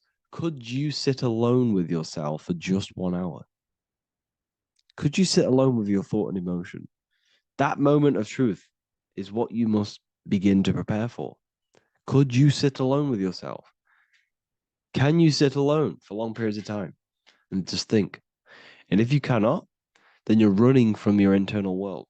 You're running from your thoughts. You're distracting yourself from your thoughts. This is what we must address. Now, don't feel bad if this is you. We've all have problems. We all have internal problems. But this is what we have to face directly in order to prepare for life after death. We must meditate for long periods of time. Not even meditation. We should be able to sit with ourselves with no distractions and just think. This is what the people of the past used to do when we had no technology. People would sit and think for hours. This is what we need. Because if you cannot sit with yourself, imagine sitting with yourself with no physical body. That's the level that's going to happen. And we need to prepare for that. The soul and mind must become as light, as weightless, as radiant as a feather to ascend to a higher plane and move beyond the physical life. To rise, they must release heaviness, attachments, burdens, fears, and desires. The lighter and brighter your inner being becomes, the more freely it can rise into a higher state of existence. Ascension is not about going somewhere, it's about becoming something pure, clear, and luminous. Okay, this is very important. Very, very important. We must detach from the worldly things. So enough of that. How do we do it? How do we attach? How do we prepare? Number one, you must detach from the material things. Start loosening your grip on things, possessions, titles, even identities. They are temporary. Appreciate them, but don't let them define you. Let nothing outside of you define you. Nothing. Your name is not you. Your job is not you. Your reputation is not you. Your bad past is not you. Your good past is not you. Your business is not you. Everything outside of you is not you. Now, what I'm saying is, I'm not saying go full right-hand path and never care about anything physical, never care about your family, don't love your family. I'm not saying that. What I am saying, love these things, love these outside things, but do not become attached and do not let them define you. You must be okay with losing anything that is outside of you. You must be okay with that, because you must understand the physical plane it's promised that everything is temporary. Everything is temporary in this plane. So don't ever think it's going to be there forever, because it's not. And you must remind yourself, not remind yourself, but I think about this sometimes when I start becoming a bit attached to work and stressed. I just remind myself that I'm going to, this is temporary. I'm going to leave this world one day and I'm not going to care. So you must have the balance. Okay. The balance is key. You can go down that right hand path and just fully cut off from the world like a monk and shave off your hair, disconnect from the physical world. You can do that. That's not wrong. There's different paths in life. You have the left hand path, purely physical. You have the middle path, which is balance between the physical and spiritual. Then you have the right hand path, which is monk mode, where you fully disconnect from the world. They shave their hair off to disconnect from the physicality. They meditate for long periods of time. This is what they're doing. They're preparing for death. Monks prepare for death. They understand this. They understand that you don't die. Your inner world is the true world. The inner world is the only world that exists. Everything outside of you is an extension of you. Number two, cleanse the mind. Watch your thoughts. Are they rooted in fear, anger, regret, or craving? Meditation, mindfulness, and inner reflection help purify the mind. The cleaner your thoughts, the lighter your spirit. So your astral body is formed by your thoughts. It's formed by your emotions.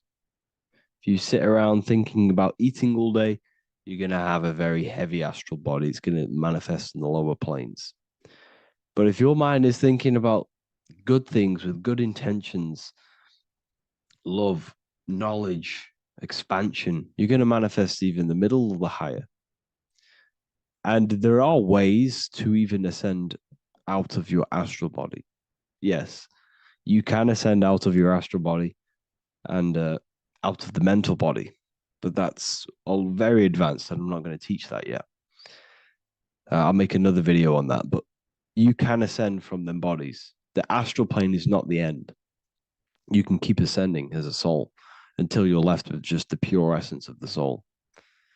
But we're going to, anyways, cleanse the mind, reprogram the limiting belief systems, let go of mental attachments, And the way you do this is by getting a piece of paper and writing down every single attachment that you have. And you're going to realize that there's more than you think. Okay. We have to detach from these. We have to. 4, practice presence. Can you sit in silence with yourself? The more at ease you are with your own inner being, the less you'll feel death. The afterlife is just an extension of your inner world. It's so important. This is so, so important. Can you sit with yourself? If you cannot sit with yourself, you have some inner work to do. You have some thoughts to address, some beliefs to address, and some feelings to address. Okay, so practice sitting in the present, meditation, or just literally sit there and try and be okay with yourself. And if you can't be okay with yourself, then there's something you need to address, whether it's a belief system, whether it's an emotional trauma, or something. This is what we must reshape, refine, and let go of. Live truthfully, speak and act from your soul, not from fear or ego. The more authentic you are, the more aligned you become with your true self, which carries beyond this life. The ego is your mind's perception of itself while being incarnated in this world. It's been shaped by your experiences, your thoughts, your beliefs, and your emotions. So your ego is basically this false thought form that you've created. It's a false layer of yourself that sits on top of your true authentic self. It's basically your physical character. When you were young, you had no ego. You were pure. You had a pure consciousness. But then as you grew older, your ego started to grow, and it still is growing because it was shaped by experiences, things you've gone through, things you said, things you believe, things you think. It's created by you, by your mind. And the ego is close to the word echo. The ego is the echo. It's an echo. It's a layer. It's a false identity. It's a false layer that sits on top of your soul. And if you don't get rid of that ego, if you don't know how, well, not get rid of it, but balance it, if you don't know how to rise above that ego and you die, it's that ego that's going to be pulling down when you die. It's that ego that's going to be your suffering. Okay. 7, connect with the divine, whether through prayer, meditation, tune into something greater than yourself. The connection is the soul's compass beyond this world. If you can meditate and rise above them clouds of thought, that's the soul, that's the observer. We must connect with that.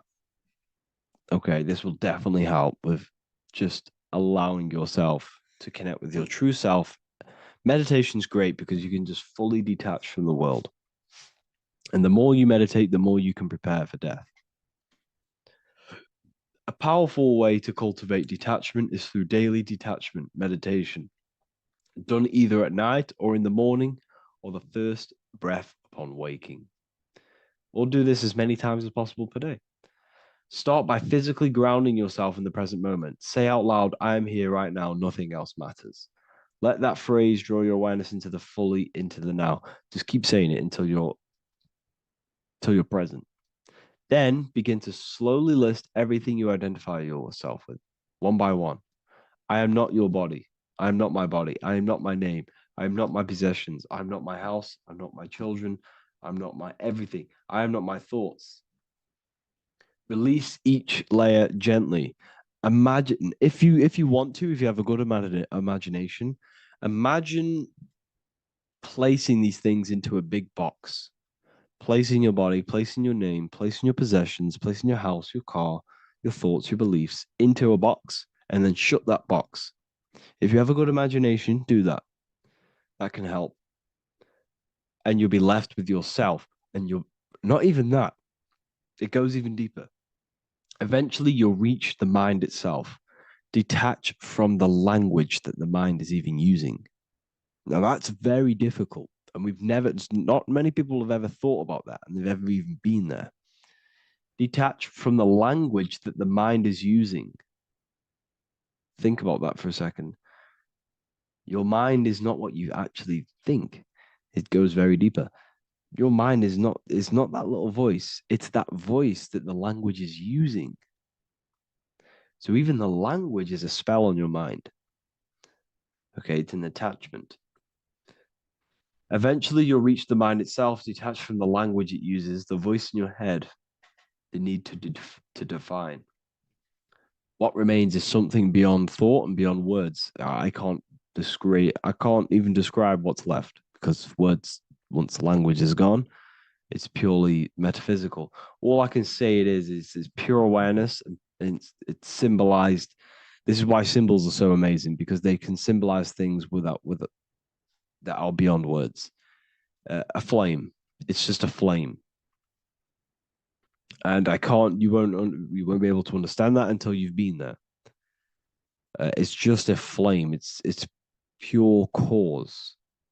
Words can't describe it. You'd have to experience it. Connect with this essence daily. This is truly who you are.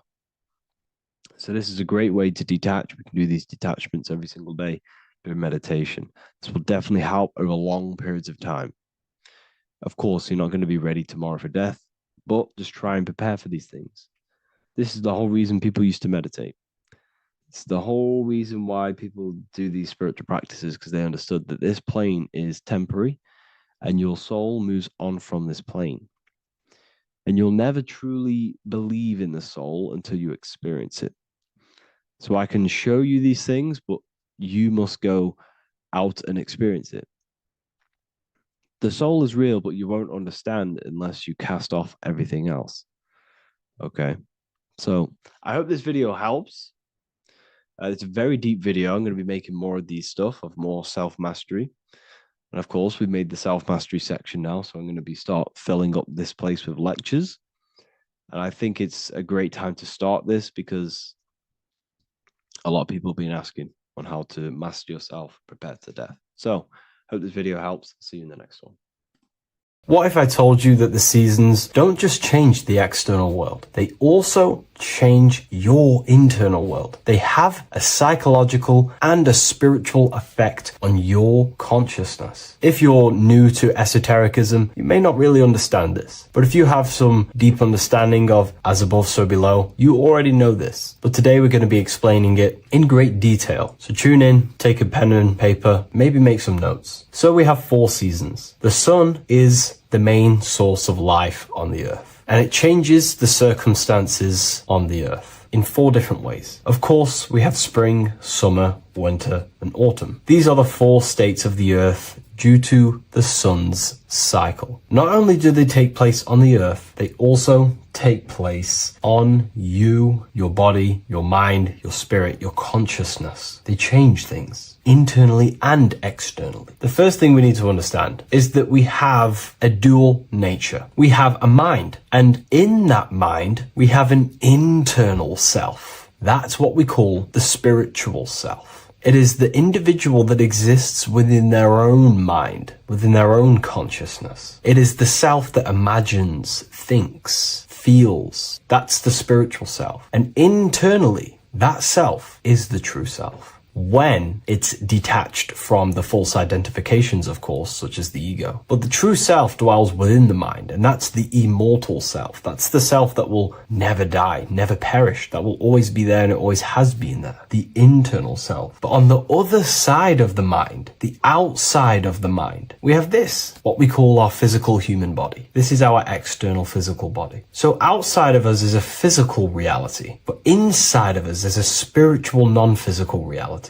Inside of us cannot be measured. Outside of us can be measured. So we have an internal world and an external world. I think this is the reason why the word individual has the word dual at the end. Dual meaning opposing or two. We have a dual nature. Inner world, in the mind, and a self out the mind. And the mind acts as some sort of doorway. It is a doorway into ourself. So in esotericism, this is what it's all about. It's about we work with the internal world. We try and figure out who we are from the inside out, not who we are outside of us. Because we realize that the external world is nothing but a crystallization of what's happening inside of us. Our lives are a result of every single thought that we thought in the past. So let's not get off track here. Let's carry on. As I was discussing the seasons, we have an internal world in the mind and a self outside the mind. mind. And this is reflected even in the cycles of the heavens. This is how you know the universe is intelligently designed, and the law of correspondence corresponds with everything. The law of correspondence is as above, so below. It's not a Hermetic principle. It's not a Freemasonic principle. The law of correspondence, as above, so below, is just the law of life, of the universe. It is in everything. So the daytime, the sun, this is external impressions, or expressions, should I say. We express ourselves outside the mind, in the outside world, in the material body, taking actions outside of us during this daytime. The sun represents outward expression, the daytime. This is when we wake up, we're conscious, we do things outside of our mind. But then the nighttime comes around and it becomes dark and the moon rules over the nighttime, and we return back to our internal world. We return back to the darkness. We return back to the internal self, the self in the mind. Really is fascinating. And this is as above, so below. This follows the correspondence. This follows the law. Although that the outside world has a cycle of day and night, so does our own mind have this cycle. As above, so below. As within, so without.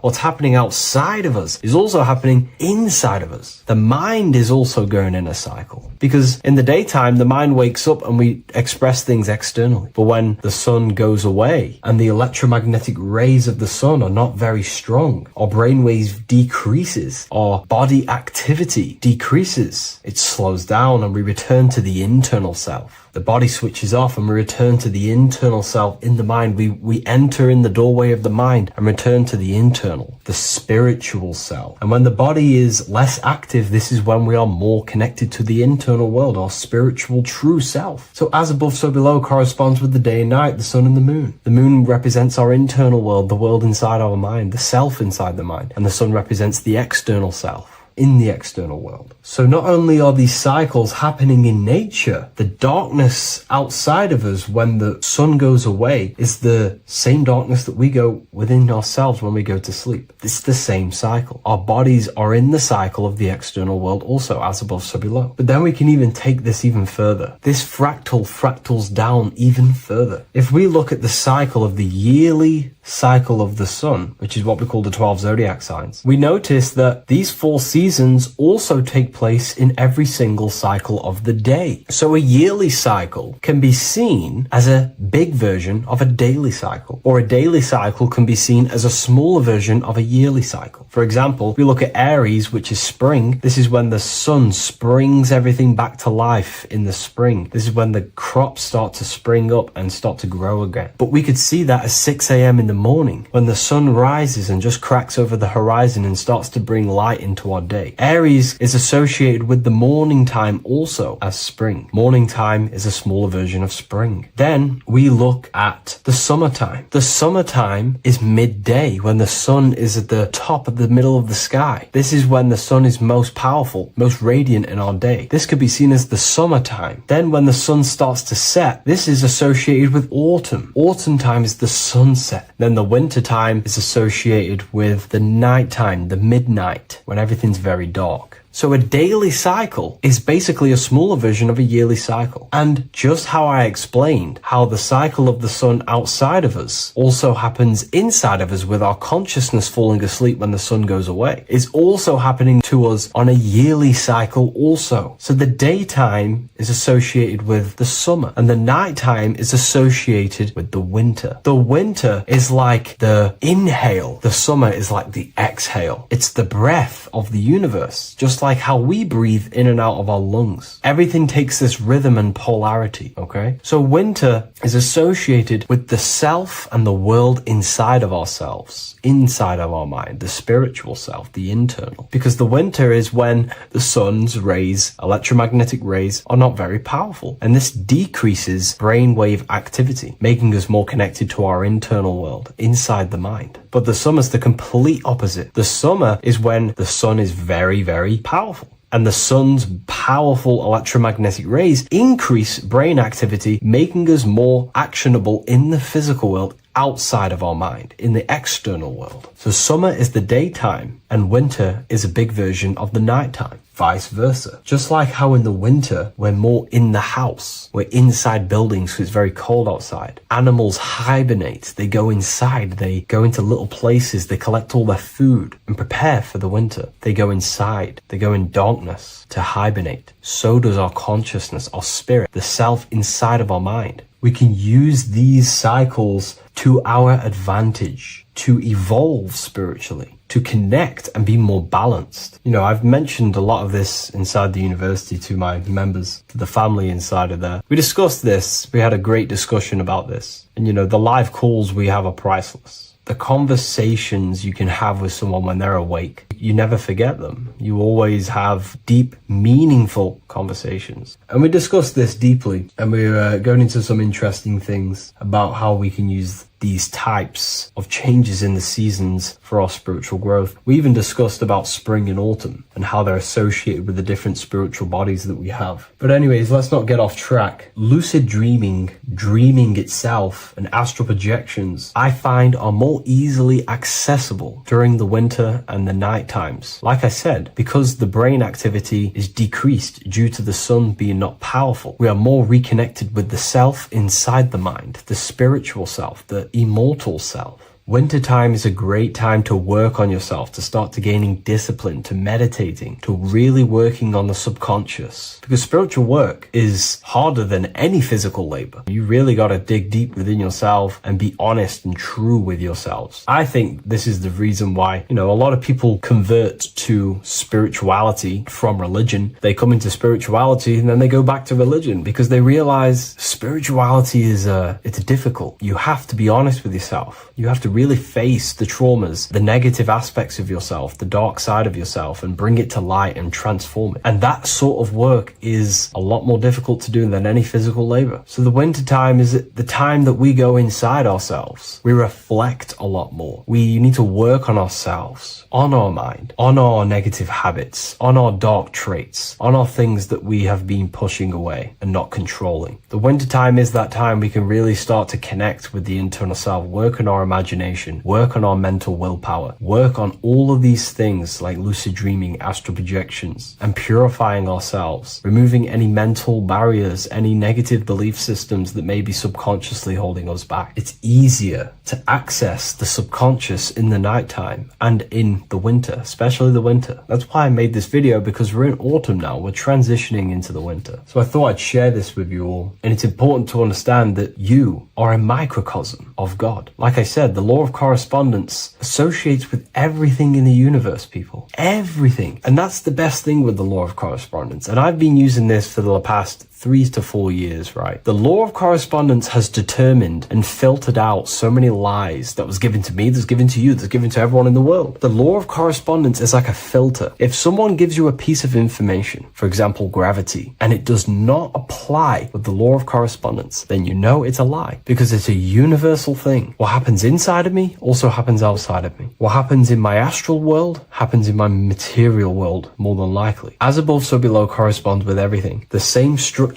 in my veins, in my nervous system, is the same structure in the trees, in galaxies, in everything. As above, so below, the universe is a fractal universe. Therefore, the point that I was getting at is that you are a microcosm of God. The same mind that God manifested things through thinking. He thought the stars, the earth, nature, the human body, designed everything with the God mind. He thought everything into existence. And that mind, them powers that God used to manifest everything into physical existence through the power of thought, is the same mind that you possess, but on a smaller scale. God manifested the macrocosm through thought, as the universe is a mental universe. Everything you see around you was thought, then manifested into physical reality. God manifested the macrocosm, the world, through thought, and that same force of thought you use to create the microcosm, to create your own world. You think your life into reality, your world into reality. Your body is a microcosm, a miniature universe. Every thought you think commands 50 trillion cells in your body, and your cells religiously execute on every command that you give it. You're in charge of 50 trillion cells. You're literally commanding a whole civilization inside your body.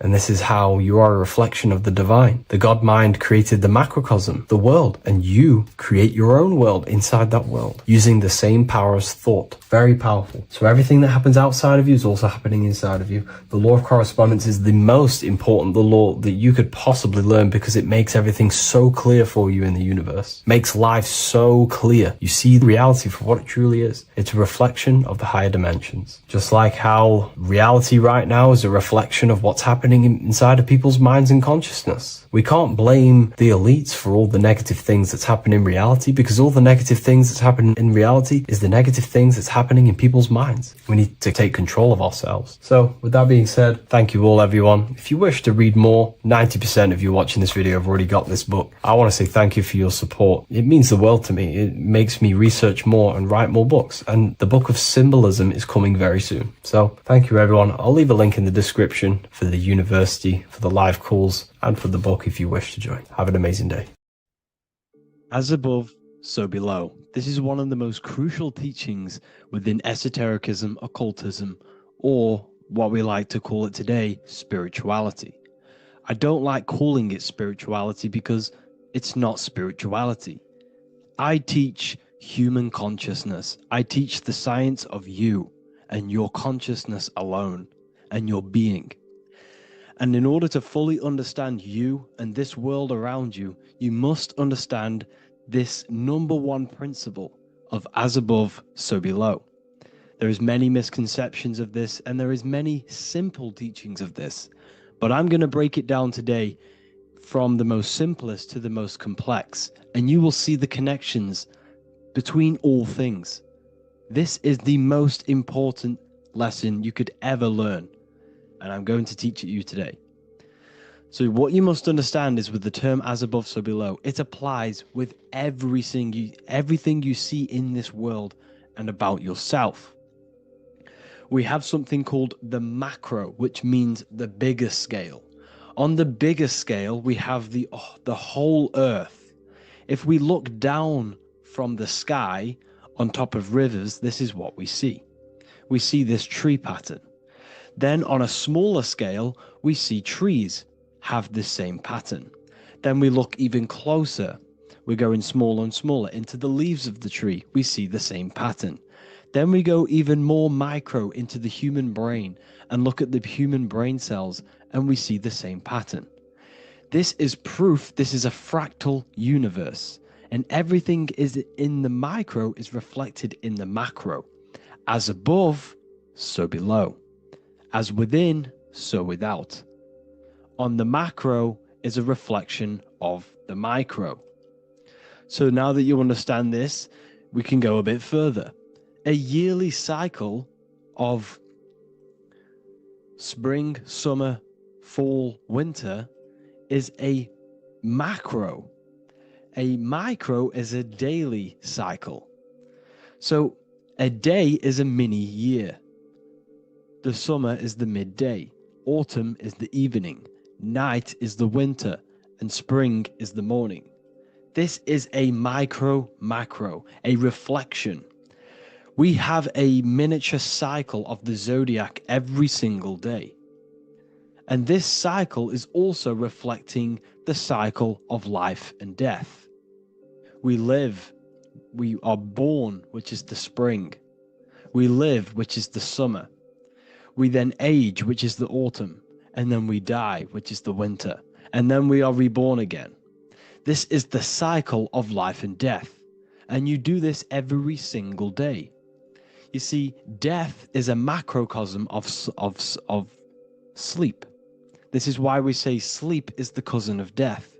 Because you die every single night. You do this process of life and death every single day. As above, so below. What's in the micro is in the macro. So when you go to sleep, you are essentially dying. And then in the morning when you wake up, you are then born again.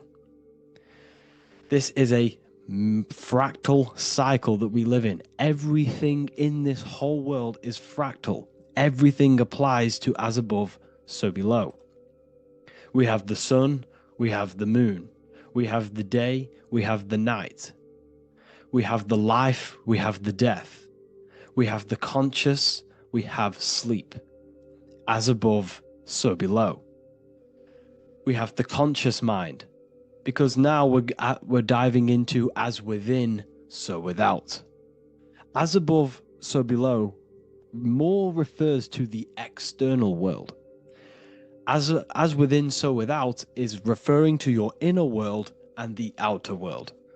What you must understand is about yourself. You exist in two realms. You're an individual. The dual nature of you. You exist in two realms at once. You have an inner world of your thought, emotion.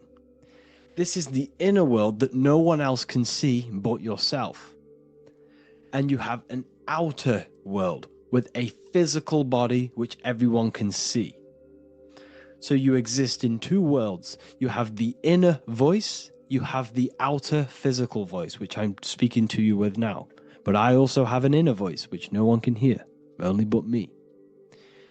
So you exist in the light and you exist in the darkness. The sun represents your external self, your physical, conscious mind. The moon represents your shadow self, the inner self, the psyche self, the spirit self. There is an as above, so below. The sun is within you. The moon is within you. Everything is within you.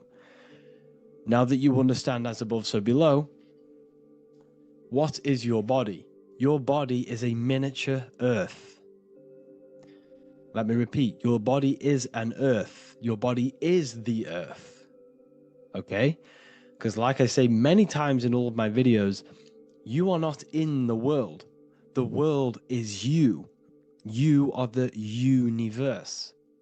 Your brain is a computer creating this reality. What you see with your eyes is produced in the back of the brain called the visual cortex. You don't look into the world, the brain produces the world. The body produces the world. When you touch something, you're not actually touching something. This is the electrical nervous system. When you touch something, what you feel is actually electrical signals on your nervous system reporting back to your brain. Therefore, when this body dies, you leave the earth because this body is the earth. Okay? As above, so below.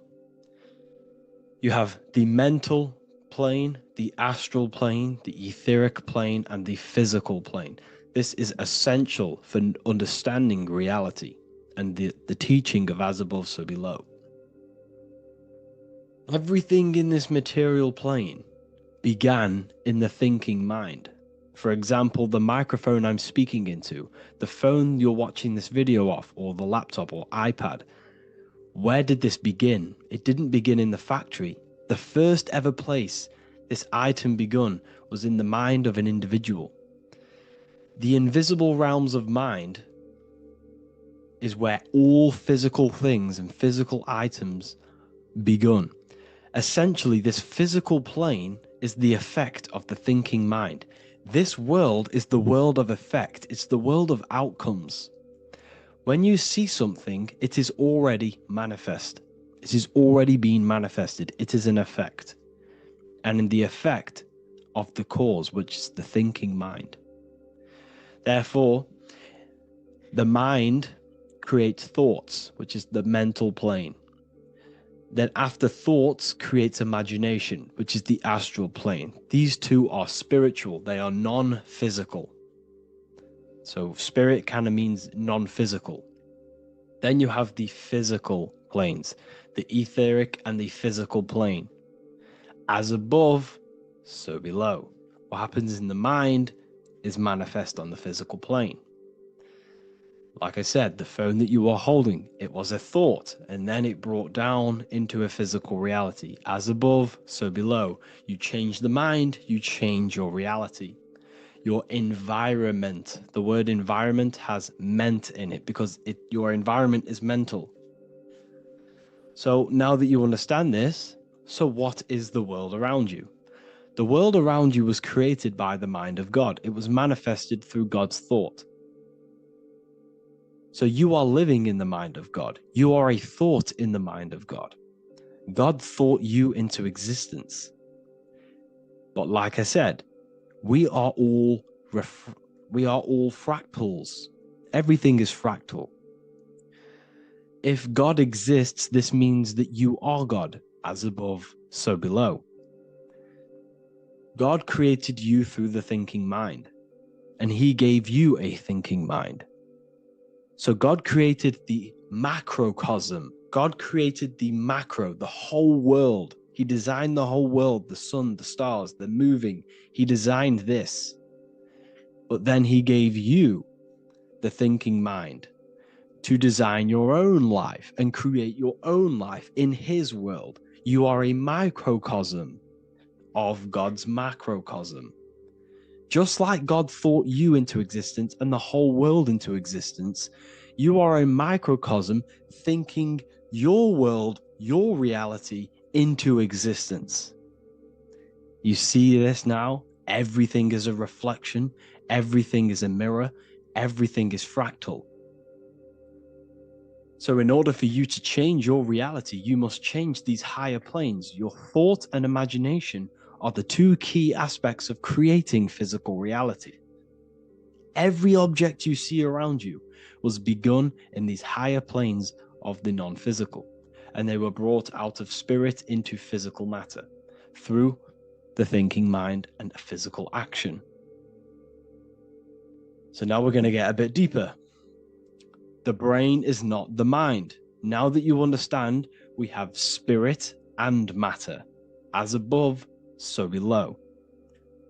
You have a non-physical side of reality and a physical side of reality.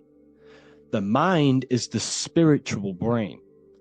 The brain is a physical manifestation, a physical effect of the mind. The mind uses the brain to operate in the physical world. And it's the same with the heart.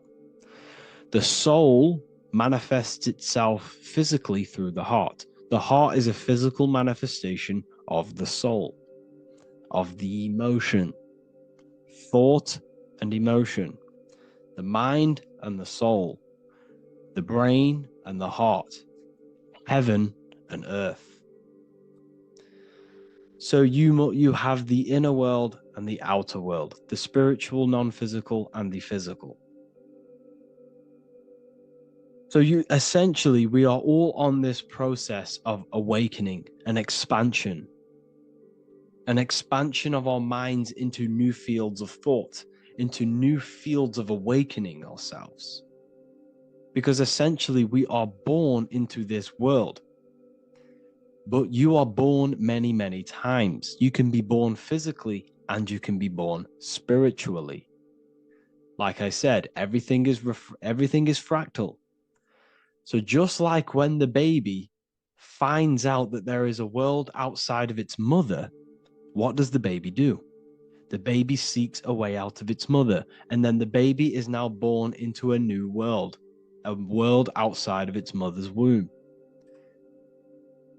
It's the same with you and your spiritual process. As your mind becomes aware that there are other realities beyond your physical body, it then seeks a way out. And this is why you are probably watching my YouTube, because you are now on the path. Something within you has guided you to this path of knowledge, truth, enlightenment, and expanding your consciousness. And it is your soul who brought you here. Your soul speaks through emotion, a guidance. Emotion is the language of the soul. When you feel very bad, this is your soul telling you you're not in the right place. You're doing the wrong things. Because the soul is always unfolding its purpose, which is expansion and learning. That is it.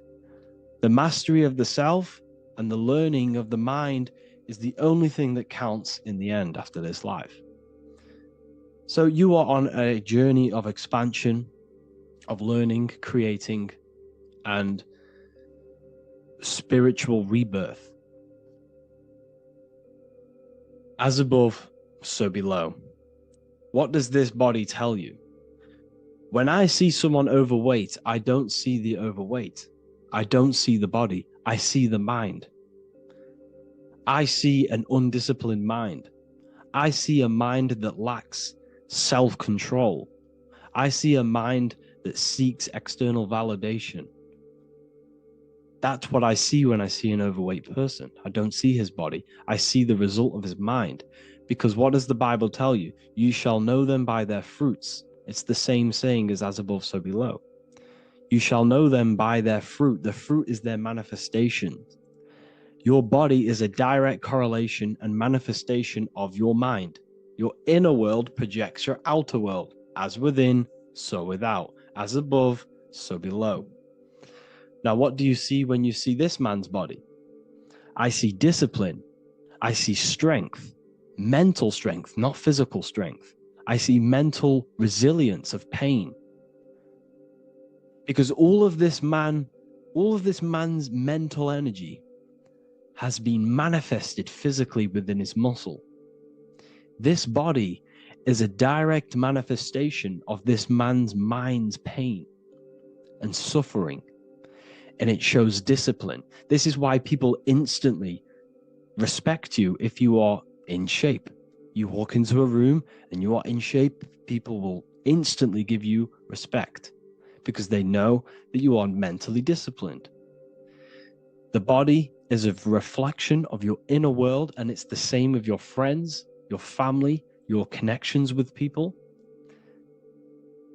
If you think about yourself very negatively all the time, and you don't have a good connection with yourself, you don't have a connection with your true self, this will manifest into every single relationship you have in your life.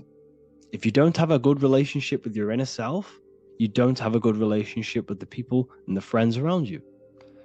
Because as within, so without. If you think negative about yourself, you will only pick up the negative in other people. If I think very highly of myself and I think very happy and good things about myself, I will then see the good things in other people. Because it's as above, so below. As the inner world is, so is the outer world. It's the same with your life circumstances. Your life is a direct correlation of every thought you thought in the past. If you possess millions of pounds, millions of dollars, this is because you have thought this into physical reality. You live the life you are deserved. You live the life that you manifest through your thought. If you live a very poor life, this is a reflection of your mind. This is a reflection of what you have thought into physical existence. Because like I said, everything begins in the mind. As above, so below. And this is even present within the body. So where is the head? The head is at the very top of the body. And where does all manifestation begin? In the mind. That's where the mind is, in the head. And then the thoughts we think travel down the body into the heart, which is the emotion. Every thought we think is in the emotion. Every thought we think creates an emotion. This emotion then drives the action. Where does the action come from? The feet, because the feet move our body. We move with our feet to take action. Our hands. You see, so the body is even a micro reflection. I can't even say it. Reflection of the order of manifestation. This blew my mind when I figured this out. You see, the head, the thoughts begin here. This is the beginning of all manifestation. Then it comes down to the heart. This is the emotion. Then you take the action. The thought and emotion then sparks the action, which is taken with the hands and the feet. And where's the lowest point on the body? The feet, and that's touching the physical earth. So the head is where the thought is, the non-physical, and the lowest point on the body, which is touching the physical earth. So the head represents spirit, the feet represent matter, spirit and matter. Your room, if I walk into your room and I see a messy room, I don't see the room, I see a messy mind. The room is a reflection of the mind. If you have a messy room, this is your mind. It's an externalization of your unsorted mind, undisciplined mind. So like I said, we are all God, and we must find the God self within us. And I teach all of this inside the Book of Wisdom, Volume 2. This is not just a book, this is a revolution. This is the beginning of a new age with this book. If you have read it, I congratulate you. You should feel very proud of yourself if you have an open mind. You should feel proud of yourself for watching these videos, because not many people have an open mind. Remember this, people. You are special if you're watching these videos. You have the mind. You have the ability to see through the illusion. And I take my hat off to you. You want to take this to the next step? Read the book. Or if you want to take it to the serious levels, join the university. The university, you gain access to every piece of my material that I've ever done, all of my books, all of my lectures that are hidden from YouTube, that are hidden from everywhere else, the lectures that give you real power.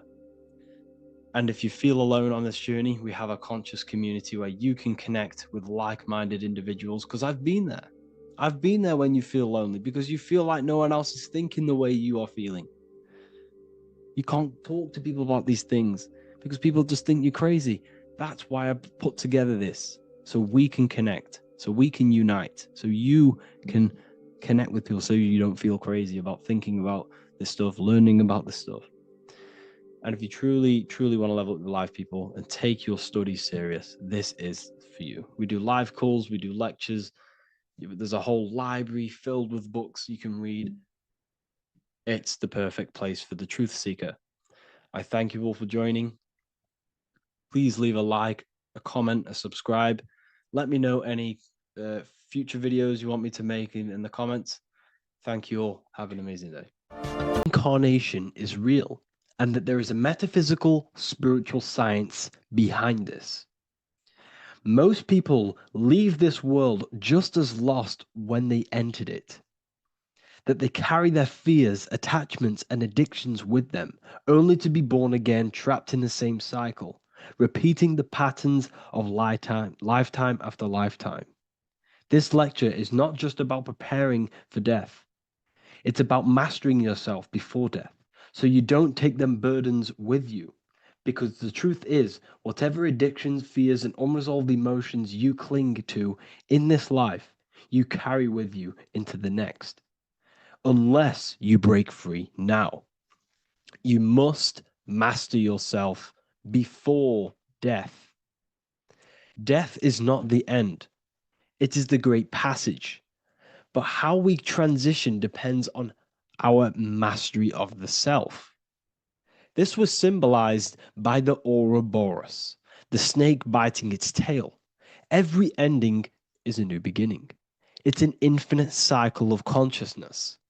Now, your human body is basically an antenna tapped in to a stream of consciousness. Just like a radio is tapped into a specific frequency to play that radio. Your body is basically an antenna, a crystal picking up the consciousness of God. You are on an ever-ending journey, a journey of learning and expansion of the mind into new fields of thought. This was symbolized as the Ouroboros. When you die, it is a new beginning. It's a transitioning, not an ending. Everything is eternal in this universe, as consciousness is formless and constantly transforms into new forms of life. Let's break down the word death. Death contains the word ether. Now, the ether can be found in the word heart or earth. Ether. Everything in this plane comes from the etheric plane. The etheric plane is the barrier between the physical plane and the spiritual plane, the astral plane. The astral plane is the screen that you have in your mind that allows you to imagine a red apple, for example. This is the imaginative plane where thought forms start to take form. Everything begins as a thought, then the thought form becomes an imagination, then energy, then physical. Everything in the physical plane is a shadow of thought, all objects manifested as thought. You came from the astral. You came from the stars. This is why we say reach for the stars. Or this is why you say you are a star.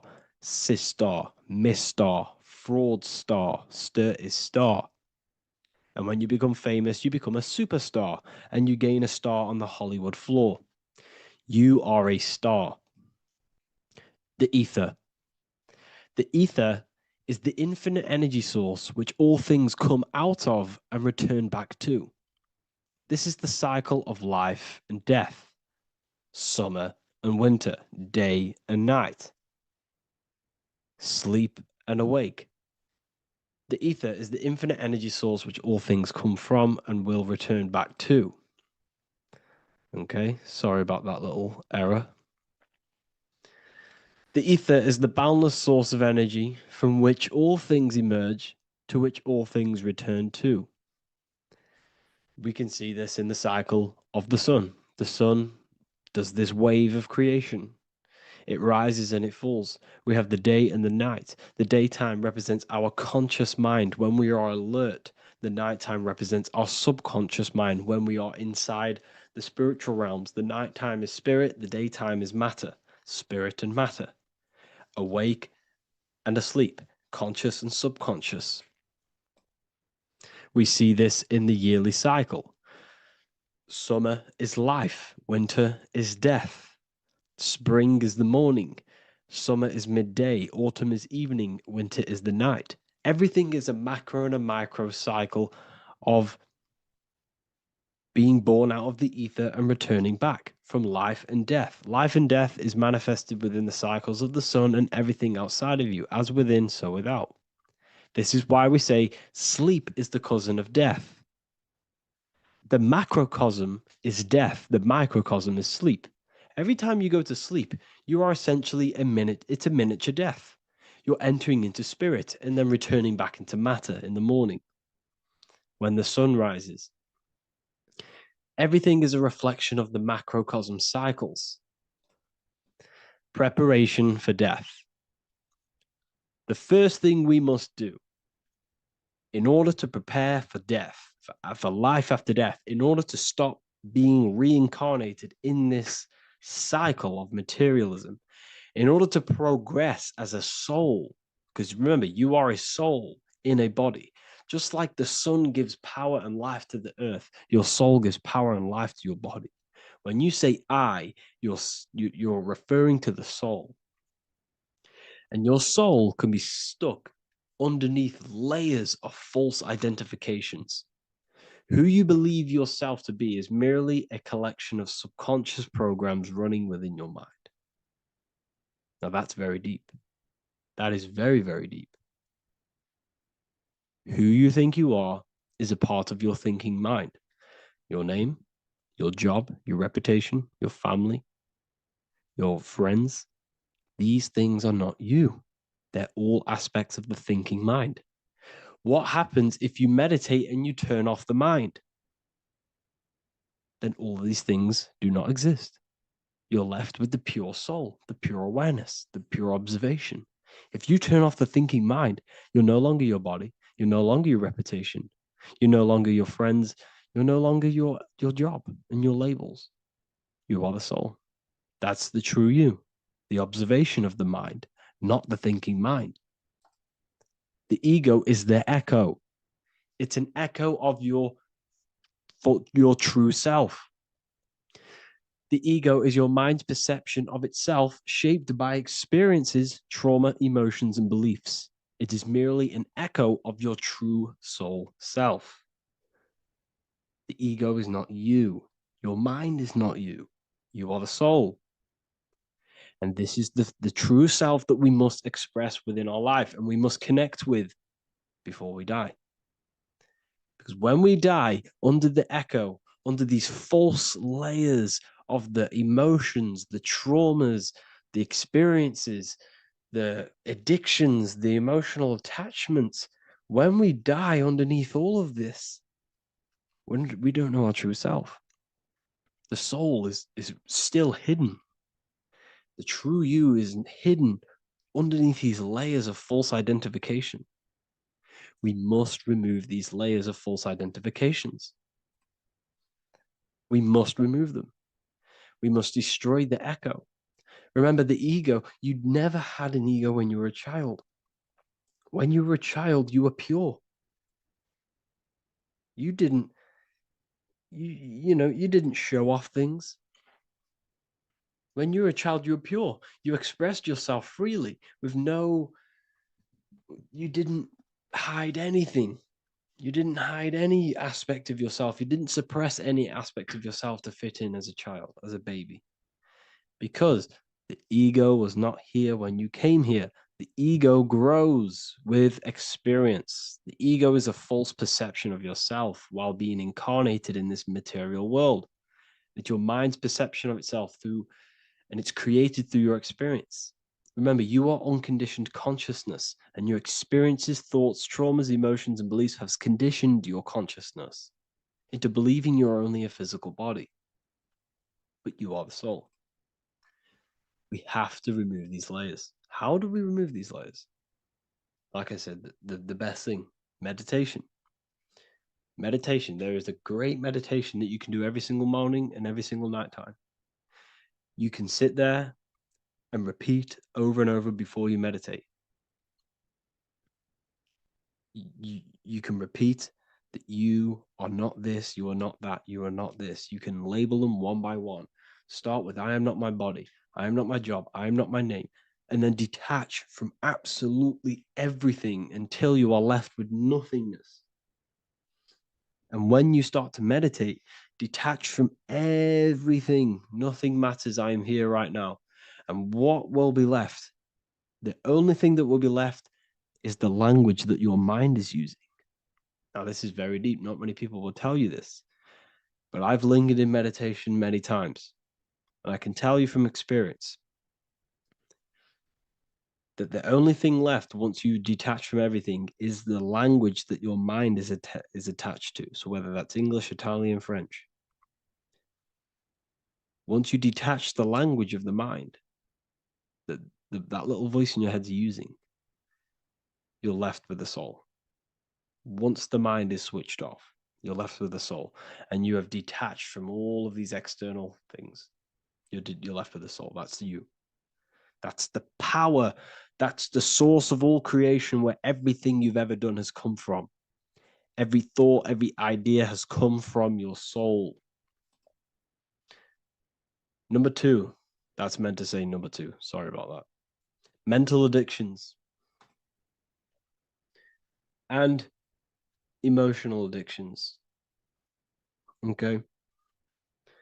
These two are very important. Mental addictions, this could be thought patterns, this could be the labels that we've just been talking about. Then you have emotional attachments, which is maybe you're too attached to an external thing. Maybe you're too attached to your phone. Maybe you're too attached to family. Maybe you're too attached to loved ones. Yes, I'm not saying don't love them, but what I'm saying is do not rely on anything in this world to make you happy, to fulfill your emotional needs. Everything is found within you. You must look within, and if you're looking without, if you're trying to find yourself in the outer world, you'll never find yourself. You'll constantly be looking around in loops. Because you cannot find yourself in the outer world. Nothing will give you long-term validation. Seeking validation in the outer world will leave you soulless, leave you feeling empty inside and sad and depressed. You have to find yourself within. You have to detach from everything you are relying on to give you emotional stableness. You have to detach from all. Yes, love your children. Yes, love these people, but do not rely on them. Because everything in this world is temporary. Do not conform to this world. The Bible tells you this. Everything in modern society nurtures the body, but neglects the soul. They keep you addicted to as many things as possible. Smoking, you have to detach. Drugs, you have to detach. Alcohol, detach. You cannot rely on anything. This is why this path is very, very difficult to walk. But I'm showing you the way. These are the things you must do before death. You have to detach from absolutely everything. If you die and your mind and soul is still addicted to these worldly things, then guess what? You're going to reincarnate. You're going to reincarnate because your mind is still thinking about these material earthly things. And if you are operating in that vibration, you're going to project that vibration and come back here. You have to detach. You have to master the soul and master the mind. Like I said, the Matrix is designed to keep you addicted to as many things as possible. Your phone, food, smoking, drugs, alcohol, clubbing, all of these things. Everything in society is made to trap your soul and reincarnate in this world. That's why it's very, very, very difficult to walk this path.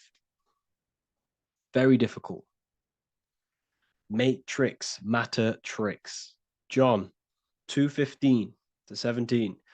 Do not love this world, nor the things it offers you. For when you love the world, you will lose God. Do not love this world, nor the things it offers you. Do not conform to the pattern of this world, but be transformed by the renewing of your mind. Great quote. Do not conform to the pattern of this world, but be transformed. Let this world transform you. Learn from this, expand from this. But do not be mentally and emotionally attached. Okay? What good will it be for someone to gain the whole world yet forfeit their soul? Like I said, everything in the Bible is telling you the truth. You just got to read it correctly. This is spirituality. This is spirituality. The Bible is spiritual. It's a spiritual text. We must disconnect from everything outside of us and connect with the true soul. Here we have the Egyptians showing you the soul leaving the body. Here we have the soul here. Here we have the Masons showing you the soul coming out. The soul is real. You are the soul. And when you leave this physical plane, you will go into the astral plane. That's where you came from. You came from the astral. You came from the stars. You incarnated into this physical body. Your consciousness fell into this material form to experience limitation, to experience a 3D world. So in order to ascend properly before we die, we have to let go of all the attachments. Every addiction you have, write them down. And one by one, tackle them. Before you die, you have to, or else you will reincarnate. This is the teachings of Egyptians. This is the teachings of Masonry. All of these addictions contribute towards life after death. Everything must be controlled. And we must be attached to the soul. I'm not saying I'm perfect. I'm not saying I'm perfect, people. We're all not perfect. We're all under psychological operation by the government. We're all in a very difficult situation with this awakening. I'm simply pointing out what I know from my journey and what I've been learning through occultism and research and reading lots of books and many different things. I'm on this journey just as you are. Maybe I'm further. Maybe you're ahead of me. We don't know. But this is what I'm sharing with the world. This is what I'm sharing with my research. And this is what makes sense. It's common sense. Look at everything around you. Everything's made to feed the body, not the soul. So my beautiful watchers and fans and supporters, I appreciate every single one of you, and I hope this video has supported your journey. If you're feeling lost in life, if you're searching for deeper answers, whether you're seeking clarity, looking to expand your studies, or ready for personalized mentoring, this is your chance to connect with me live and receive insights tailored just for you.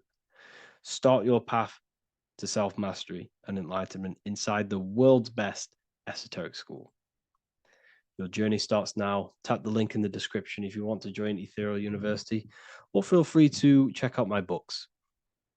I thank you all, and I really appreciate for 100,000 subscribers on YouTube. I love every single one of you. Make sure to drop a like, a comment, and subscribe to the channel if you're new. Let me know some ideas for, lectures, anything that you want to know. I can make lectures on them. Just drop it in the comments. I appreciate every single one of you. Take care.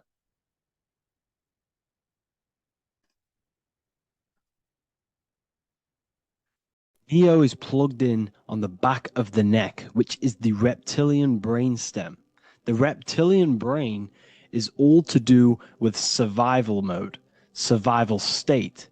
It's always scanning the environment for safety, whether that's physically, emotionally, or mentally. It does not think. It is instant. For example, do I smack the guy or run off? If something happens to you, like a car's coming really quick to you, you do not think about this. The reptilian brain is the animal instinct that will instantly move your body and the instant reactions. Hence why it's the closest brain to the rest of the body. It has instant access to the electrical nervous system to control the body at instant reactions. Now, Neo is plugged in on the back of the neck, which is the reptilian brain. Therefore, the matrix is the body itself. It is the lowest state of consciousness. This is what it represents. The word matrix means womb. It translates to womb because your body is a womb. Your body is a vessel for universal consciousness, for God consciousness. And the body is also a womb where you can be born again outside of this body by raising your consciousness, by awakening the neocortex. This is why Neo is called Neo, because it represents the neocortex. This is the higher aspect of our brain. This is all to do with new things, higher reasoning, higher thinking, new learning. You see, the brain is a receiver for universal consciousness. Now, what do I mean? It is a radio receiver. Think of it like this. You have a radio tower which emits frequencies. And each little frequency, 00.1, 00.2, 00.3, each 00 point is a different person. We are all the same universal consciousness, encapsulated inside of a different vessel. This is why our body is the temple of God inside of the Bible. Your body is a sacred temple of the divine essence of the universe. However, consciousness is controlling this physical body. And I'll show you this diagram here. Consciousness consists of imagination, emotions, thought, and memory. All of these things are not physical. They're not made out of atoms. You cannot think with atoms. If I split open your brain while you are thinking of a cheesecake, I would not see a cheesecake. It's because these things exist metaphysically within consciousness. They are not physical. The body is physical. It's part of matter. It's part of time.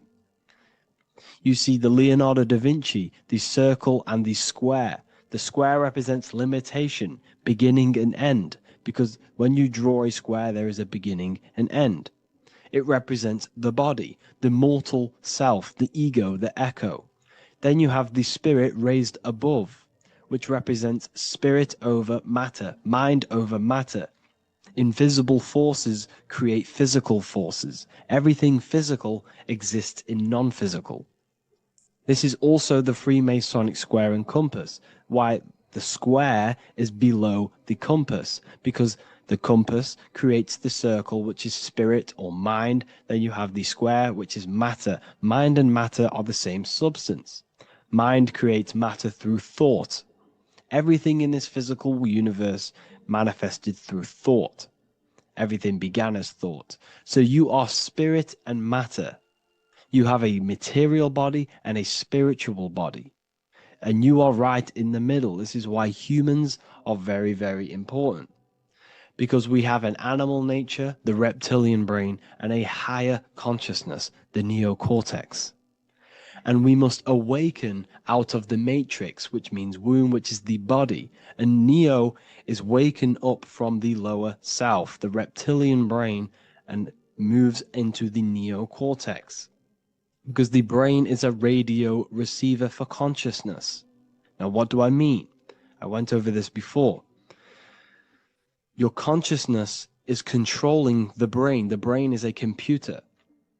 And when our consciousness, our imagination, our emotion, our thoughts, and our memories are all contributing towards just survival things, food, safety, fear, all of these things, and our consciousness is locked into a survival state, we are using the reptilian brain. We're no longer thinking.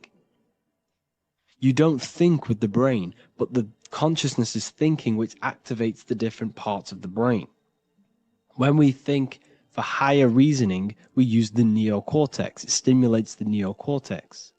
When we think about survival, we're using the reptilian brain.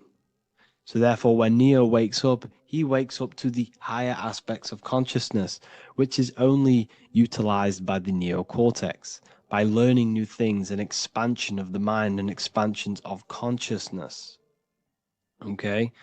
So the whole matrix is to keep you designed, well, the whole matrix is designed to keep you in a survival state, in the three-dimensional awareness. They want you constantly scanning for safety, scanning for food, scanning for emotional safety in relationships and other people. You see, they do not want you to think. They want you stuck in that reptile, that animal state, that beastly state that most people are in.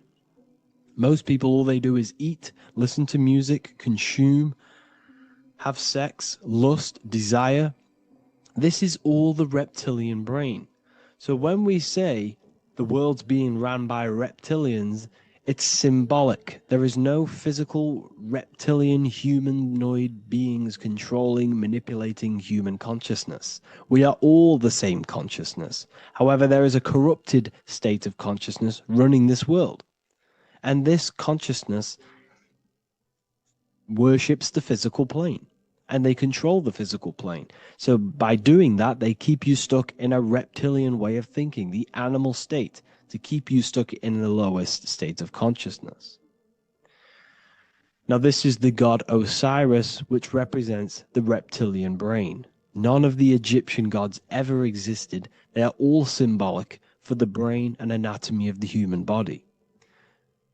Osiris represents the reptilian brain, as you can see this anatomy compare to the brain stem and Osiris statue found in Egypt. And we also see an ancient artwork of Osiris with green skin and two reptile crocodile alligators next to him, which also symbolizes the reptilian survival state of human consciousness and the activation of the reptilian brain.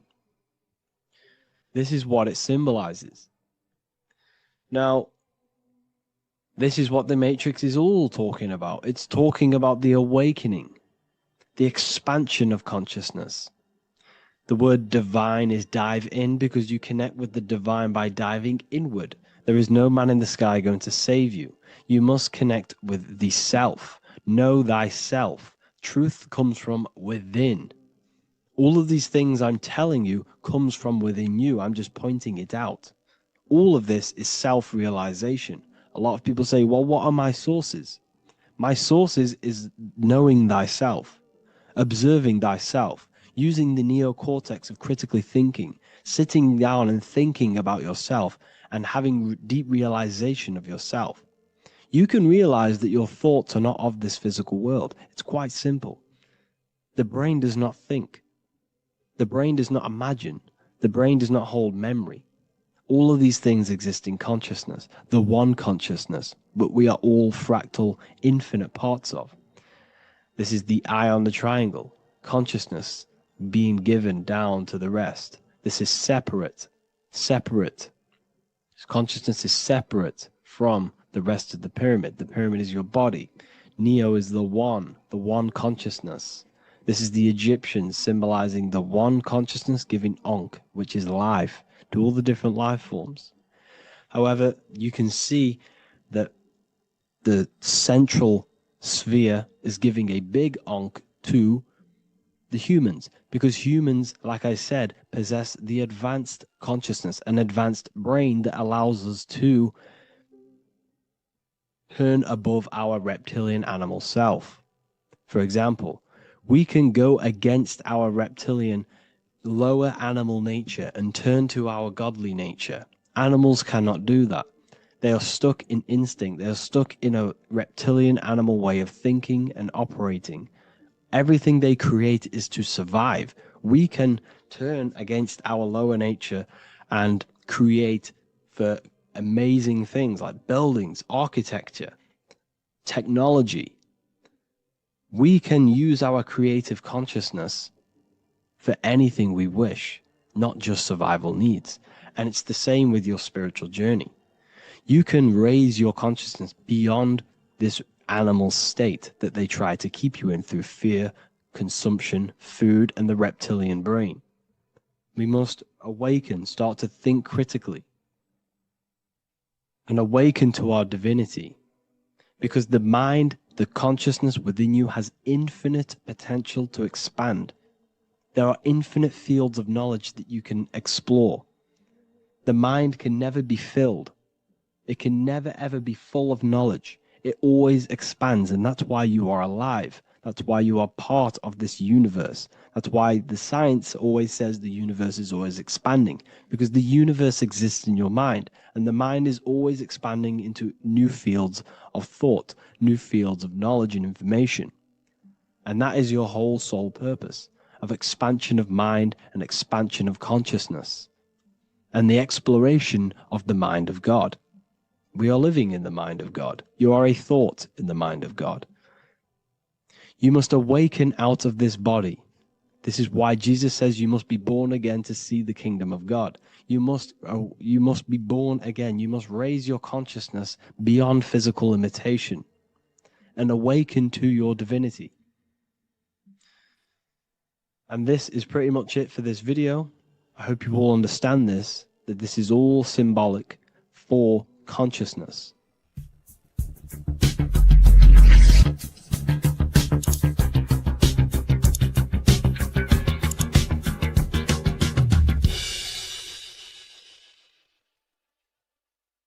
Watching pornography makes you see people as objects. It does a lot of psychological damage to the human mind. And if you truly want to progress in life, your spiritual journey, mastery, whatever it is, mastering your sexual urges is essential to become powerful, successful, and become the best version of yourself. And there are some occult practices that I used to help master this urge. They're not really techniques, they're more mindsets, which will definitely help you overcome your urges. So if you want to quit pornography today, this is the way forward that I used to create this version of myself. Before we go into the tactics, we must understand that whatever we do in darkness comes into light some way or another. If you watch pornography, you know you have a problem, you keep this to yourself. We all naturally do. These things are private, and what we do in our private time molds our subconscious mind, and we keep it away from people. But whatever we do in darkness always comes to light. If you're doing things you don't want others to see, such as watching pornography, it will come out through a subconscious force. It will come out in your eye contact. You won't really be able to make eye contact with the person you're attracted to. It comes out in your energy, your aura, your presence, your confidence. All of this plays a role in molding your consciousness. And especially women can pick this up so easily. Females are more subconscious, males are more conscious. Females speak indirectly, males should speak directly. If a woman is hungry, they will say, "I'm hungry." "Are you hungry?" But a male will say, "Let's go get some food." You have to see the underlying subconscious messages in women because they speak in more of a subconscious language. Men speak in a direct language. And maybe even men will pick this up. If you want to be taken seriously in the business world or your career, whatever it is, this is essential for your body language and your personal power. So you must master your sexual urges. Releasing your sexual energy, your sexual fluids, removes the life in your eyes. A lot of people get dark bags underneath their eyes. I used to have them years and years ago. My eyes were always half shut. There was no life in my eyes. But as you purify yourself, the life and the energy comes back into your glaring eyes. The first tactic on mastering your sexual urges is understanding that thoughts produce emotions. Whatever we think about inside of our mental body directly corresponds to what we feel in our emotional body. What we see here is a piece of alchemical artwork showing you the light of the mind shining down into the heart. This represents the mental body with the clouds. This represents the human heart, the emotional body of consciousness. What we think about, if we think about sex, or if we watch things that are stimulating to us on Instagram, TikTok, that thought goes into the mind, and the feeling gets then produced in the heart, and the body becomes aroused. What we think inside of our brain becomes emotional energy in our heart. As above, so below. And what becomes in our heart is what we take action on. We take action on emotion. Human action, human behavior pretty much comes down to what we feel. We only act on what we care about or what we love. If you love that feeling of watching pornography, that is the reason why you're taking the action. So keeping this in mind at all times is very important in your journey of self-mastery. What you think is what you feel, and what you feel is what you act upon. Remove stimulations that can possibly produce that thought of watching pornography. Unfollow the people. Purify your environment so these thoughts do not enter your mind. And if you do become stimulated, remember, thoughts produce emotions. Change your thoughts. Think about something else instantly. The more you think about it, the more you feel, and the easier it is to take action upon it. And the second tactic that I say to myself is that it's all mental. World, the universe, life is all mental. For example, unfortunately, my brother passed away recently. I've never gone through something like this in my life. It's tough. It's horrible. It's not nice losing a loved one. However, if I sit around and focus just on the negative side of that, yes, of course, I'm going to have my moments. But if I just sit there and focus on the negative, it will destroy my life. It will pull me down. The only thing that I can do to benefit from this situation is to become a better family person out of this. Become more loving. Spend more time with the people who mean a lot to you. You can always change and transmute the mindset of every situation in your reality. There's a famous saying I like to say, if you can change it, change it. But if you cannot change it, change the mental attitude towards it. Never just sit there focusing on the negative side of reality. This helped me with mastering myself watching pornography. It's all mental. You hold the power over the mind. And the next tactic is probably the best one ever. And I still use this today in everything in my life. Before I make any decision in life, I always say to myself, what is the effect of this cause? Is that effect going to push me towards who I want to be? Or is that effect going to pull me away of who I want to be and become and where I want to go in life? If the effect is not pushing me towards who I want to be, I will not take the action which is the cause. Consciousness cannot escape the law of cause and effect. It is an immutable, inchangeable law that is governing your consciousness and your mind. You have to keep this law in mind because it is the law that is creating and crystallizing your reality. Any decision you make, what is the effect of this cause? The law of cause and effect is a force that you cannot escape. So you have to work with this law and become conscious of the law. So before you do take the action, what is the effect? Is watching pornography going to push me towards who I want to be and where I want to go? If it's not, do not take the action. That's where willpower comes in. You can do little exercises for willpower, meditation for 30 minutes of not thinking. You can do rituals that strengthen the connection to your mind with your willpower. At the end of the day, the willpower is the most essential force in the consciousness. Another thing is remove any music that talks about it. Even the words will be producing thoughts in your mind. What you feed your consciousness is ultimately what you project back outwards. Don't listen to the rap music. Don't listen to any music that talks about it. Try and remove this from your environment. These tips that I've given you don't just work in quitting pornography. These work in every aspect of your life, and they will dramatically change your life if you become conscious of them and actively use your mind. Don't fall under the spell of becoming unconscious. Never act unconsciously. Never think unconsciously. Never feel unconsciously. Stay on top of your mind. Be the observing eye in your mind. Never fall unconscious. Of course, we all need to sleep, but I mean in the waking times. And this is why learning about yourself or consciousness is essential for every aspect of life. Business, your career, money, whatever it is. Whatever you're doing in your life, comes down to understanding human consciousness. And that's why I wrote these books, so you understand yourself, so you gain your understanding of the functions of your own mind, body, emotions, and how you are creating reality. That's why I wrote the book of Symbolism, because symbols are not just symbols. These symbols represent forces and aspects of the human psyche themselves, and they are veils, they are keys that help you remember and become conscious of what has fallen unconscious in your mind. We're simply just becoming conscious of what we are unconscious of, and becoming conscious of them and using these powers. You want to take your life to the next level? Feel free to get the book of Symbolism. I'll leave a link in the description. Take care, everyone.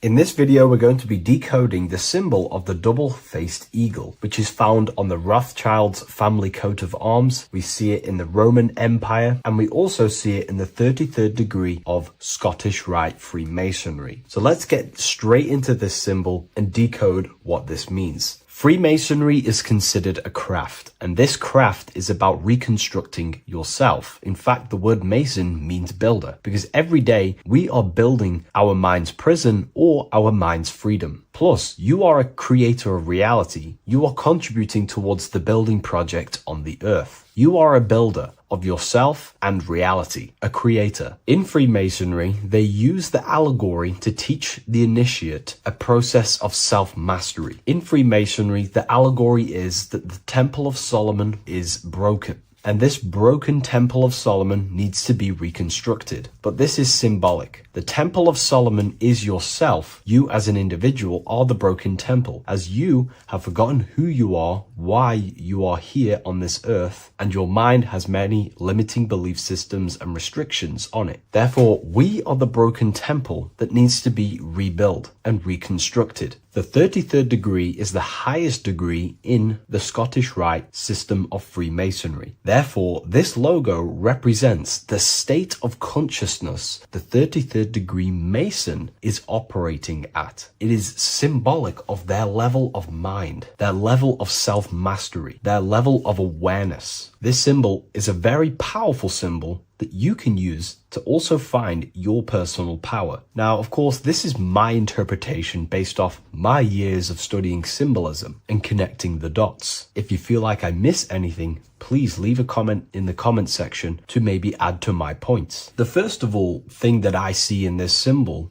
that reveals a great power of mind is the eagle. The eagle itself is a bird, and a bird can go on the ground and in the sky. In a symbolic sense, this represents the body and the spirit, the ability to transform from this earth body and then also access astral projection and the spirit. The bird sees things from a higher perspective while it's flying in the sky. If you're only in the physical body, your perception of reality is limited to the ground. We do not see much from the ground. This is all symbolic to a level of mind. The bird can see things from above. It sees the earth from a top-down view and sees the whole, sees things from a higher perspective, symbolic of the mind of a 33rd degree Mason who understands who they are, what reality is, what consciousness is, and the human psyche. Their level of intelligence allows them to see reality from a higher perspective, and they also have the mindset of seeing things as a whole, which is a great truth. We are all part of a greater whole, the unfolding of creation that is taking place in the present moment. We are all unfolding creation as a collective consciousness, and we are part of a greater whole building project.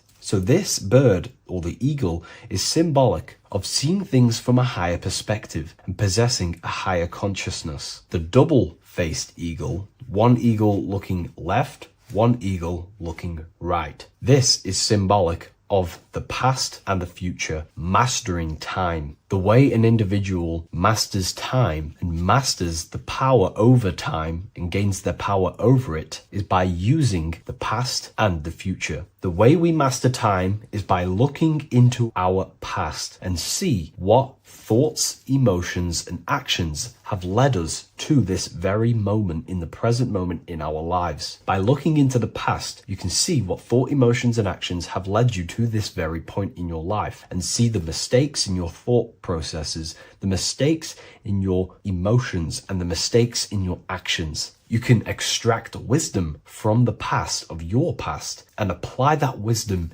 in the present moment to then change your future to a better future for yourself and the collective consciousness and your contribution towards the creation taking place on the earth. That is how an individual masters time. You can do this through memory work. Every time you go to sleep, go through your day backwards. Follow the events backwards. What this does is literally create new neural pathways in your brain and allows you to strengthen your memory so you can remember more. Memory work is massive in Freemasonry based off my research. They make you do rituals, memorize rituals, because they're trying to develop these different aspects and cognitions of the human mind. We see that the double-headed eagle is looking left and right, but then joins. This is symbolic of unity of duality, unifying duality. And the only way you can do that is by connecting with pure awareness without distortion of the mind and body. If you turn off your body, it goes to sleep. If you turn off your mind, you go to sleep. But if you can turn off your mind and body, then who are you truly? When you turn off your mind, you're no longer your belief systems, your name, your job, your reputation, your status. You are this pure awareness who's observing the mind. So in meditation, you realize you are not the mind. You are the awareness, and the awareness is singular, and the mind thinks in dualism. So this is symbolic of unifying and seeing things through the lens of the awareness and not the mind, because the mind can produce illusions. So this is symbolic of a state of consciousness of the 33rd degree who sees everything as oneness. We are all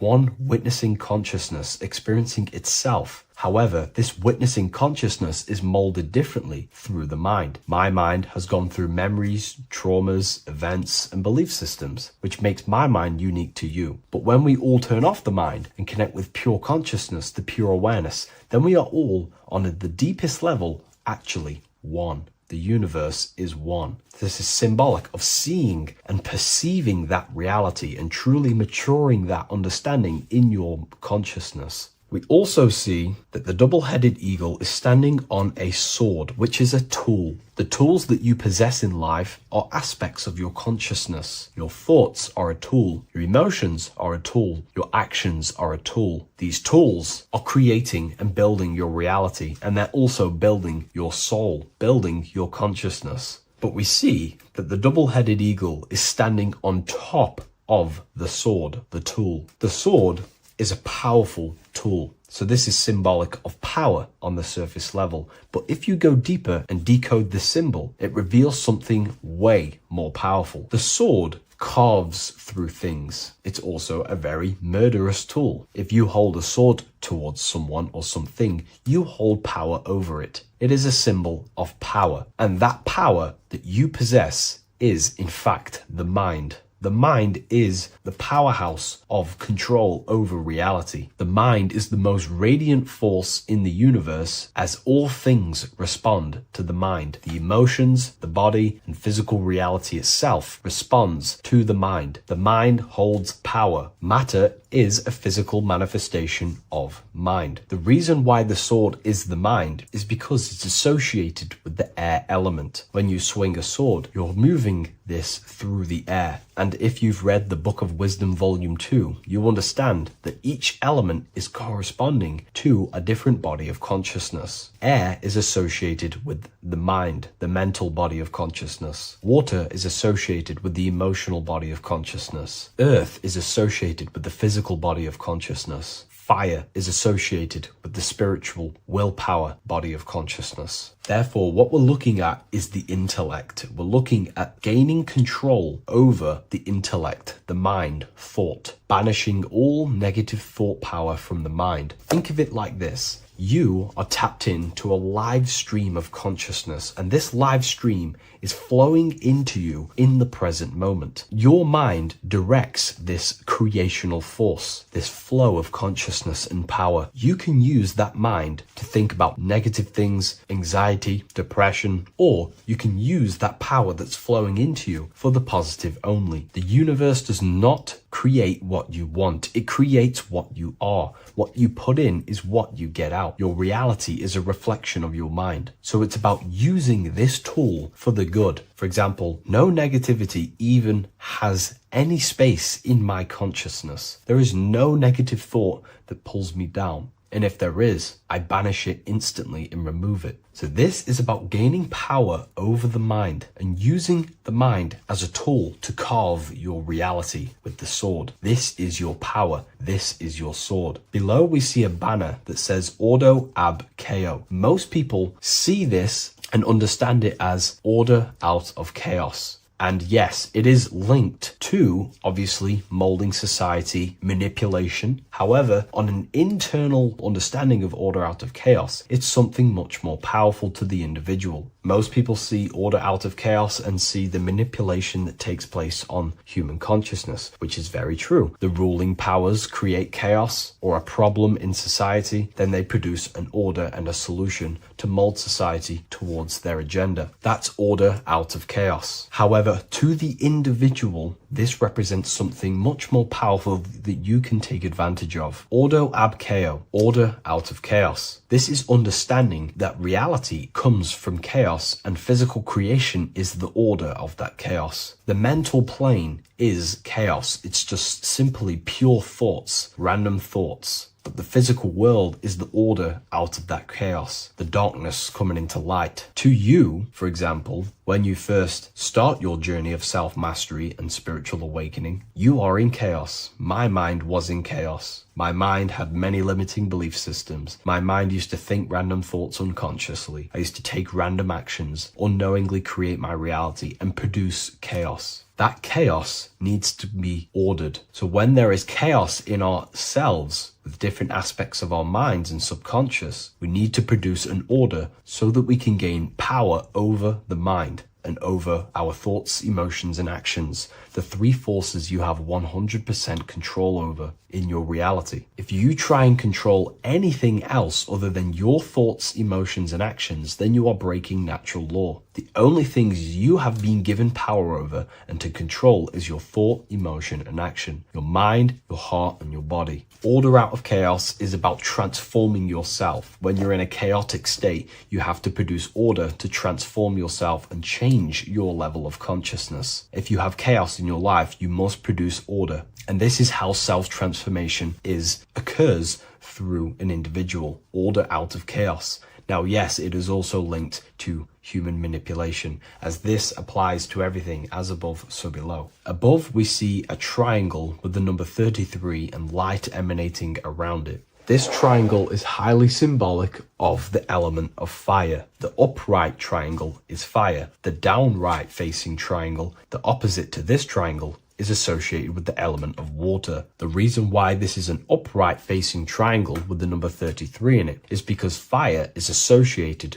with dissolving. If I place this pencil in fire, it will burn this material into its raw form. Fire is about removing the illusions in our mind to gain power over it. It's about dissolving all the illusions in ourself, the false belief systems, the negative subconscious programs and thought patterns. This is about destroying them and producing order out of them. It's about removing the veils of consciousness so you can figure out who you truly are. If I burn this down, it will reveal its raw essence. It's the same with consciousness. If you want to figure out who you truly are beyond your mind, emotions, body, then you have to remove the veils of consciousness. You have to dissolve the mind by meditation and stillness. You have to dissolve the nervous system by keeping very, very still. And you will connect with pure awareness and can connect with lucid dreams and out-of-body experiences. It's like finding a needle in a haystack. If you want to find a needle in a haystack, you don't go looking through the haystack to find the needle. You burn the haystack and the needle reveals itself. That's how you truly connect with who you truly are. And this is why it's associated with the number 33 also, because the number 33 is the symbol of rebirth. Jesus dies at 33 and ascends to heaven. The human mind is fully developed at the age 33. Ice melts into water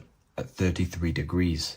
It's symbolic of transforming states from death to rebirth, rebirthing the self. And this is how you rebirth yourself, by figuring out who you truly are. Because when you actually figure out and have an out-of-body experience, or you figure out who you truly are, you go through a mental rebirth. Everything you thought once was true has been completely burnt away, and now you are reborn into a new mind and a new perception of self and reality. So it's about being reborn again. At the 33rd degree, you are reborn again by the understandings and experiences that you've had with yourself. And the crown is a symbol of mastery. People in position of power wear crowns. It is a symbol of power over something. This whole symbol reveals your own personal power, the level of power that the 33rd degree Mason has over themselves, not over other people, but themselves. But of course, once you gain your personal power, you understand how the mind works. You can use that against people. It's how you use the knowledge that determines whether you are bad or good. Again, if you think I've missed anything, leave a comment in the comment section. Please like, comment, and share if you love this content. I'll see you in the next one, and if you wish to get your hands on this book, I'll leave an Amazon link in the description. So what exactly is selling your soul? In order to understand this to its full potential, you have to understand the spirit world and the occult world which our eyes cannot visibly see. The physical world we see is nothing but an illusion and a product of the higher planes of existence. For example, you can see someone's physical body, but you can't see the complex structure of the consciousness and the thinking behind that being. With that being said, there are forces and entities not attached to physical bodies, which they exist on the astral and etheric plane behind the physical plane. Now, there are numerous videos and music with artists talking about this. For example, I sold my soul to the devil and the price was cheap. Why do you still do it? Why are you still out here? Well, it goes back to the destiny thing. I mean, I made a bargain with it, a long time ago, and I'm holding up my hand. What was your bargain? To get where I am now. Should I ask who you made the bargain with? with the chief commander. On this earth? And on this earth, and then in a world we can't see. So selling your soul is cutting a deal with an astral plane entity in exchange for wealth and fame on this physical plane.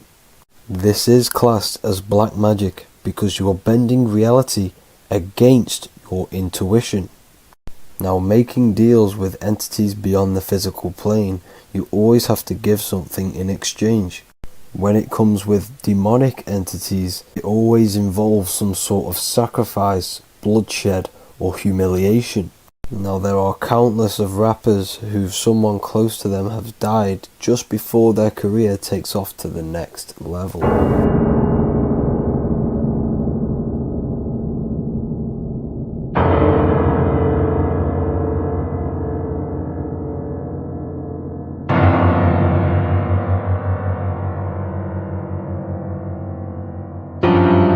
My mama was sacrificed. Me too. You understand? Yeah, I'm Christian. Michael Jordan, what about him? His daddy, right? Bill Cosby, his son, right? Dr. Dre, his son. Out in Hollywood, a lot of people come up missing. So these rappers and celebrities do have to do sacrifice rituals in order to take their career to the next level. Top flight, I've been going up. It's a ritual. So the occult side of this reality is heavily connected with the music industry and the elites. This is why they are all connected to Freemasonry.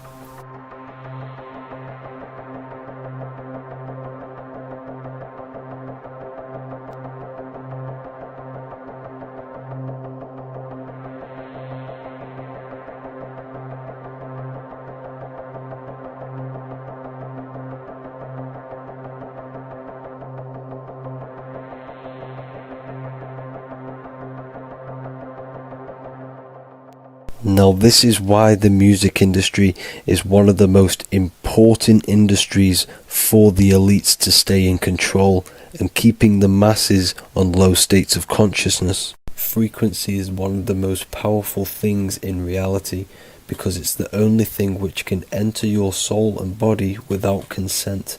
The frequency on Spotify and all major platforms are all tuned to 440 Hz, which was set by the Rockefellers. 440 Hz turns off the whole right side of your brain, and the right side of your brain is to do with critical thinking, imagination, and your intuition. Music has the ability to influence your intent, your emotions, your thoughts, and your actions just by frequency itself. By controlling the music the celebrities put out and the things they talk about, they're actually molding society because of the celebrities' huge amount of influence over the younger generation and cultures within society. This is why the music industry is mainly talking about sex, guns, violence, and hating other people. These are all very low vibrational acts and things to do which destroys humanity and societies, keeping us all conquered and divided in order for them to stay in power. Music can actually reprogram your subconscious mind, and it is a form of MK Ultra, which is mind control. It's in my brain. Do you know that? It's living rent free. I can't get it out. You did that. Yeah, it's hypnosis. Yeah, it's hypnosis. You're so awesome and dope. You do need to be very careful with what you're listening to and what frequency it's playing at, because all of this has an effect on your electromagnetic field and your state of consciousness. Now let's go back to selling your soul. When these rappers and celebrities sell their soul, they now gain eternal life on this physical plane. When you do sell your soul, you are allowed to live forever. And these people that are called youngins, rookies, new booties, like I was, had no idea that these people still live. They will prey, haunt, kidnap, anything to stay on top. This is their world. They have nothing but time, is what they believe. Now this explains why there's so much Saturn worship, because Saturn is the father time. He's the god of time and crystallization in the physical realm. If you want more information on that, go to my previous video.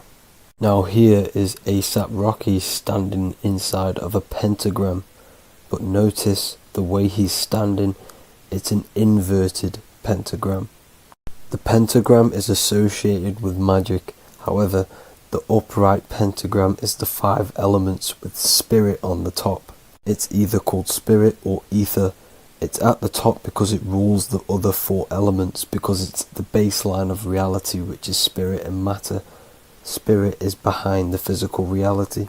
However, when it comes to black magic, they invert the pentagram, so spirit is at the bottom because they worship the physical world. This is why the Baphomet is the inverted pentagram. These people are operating off their animal instincts. They do not want anything to do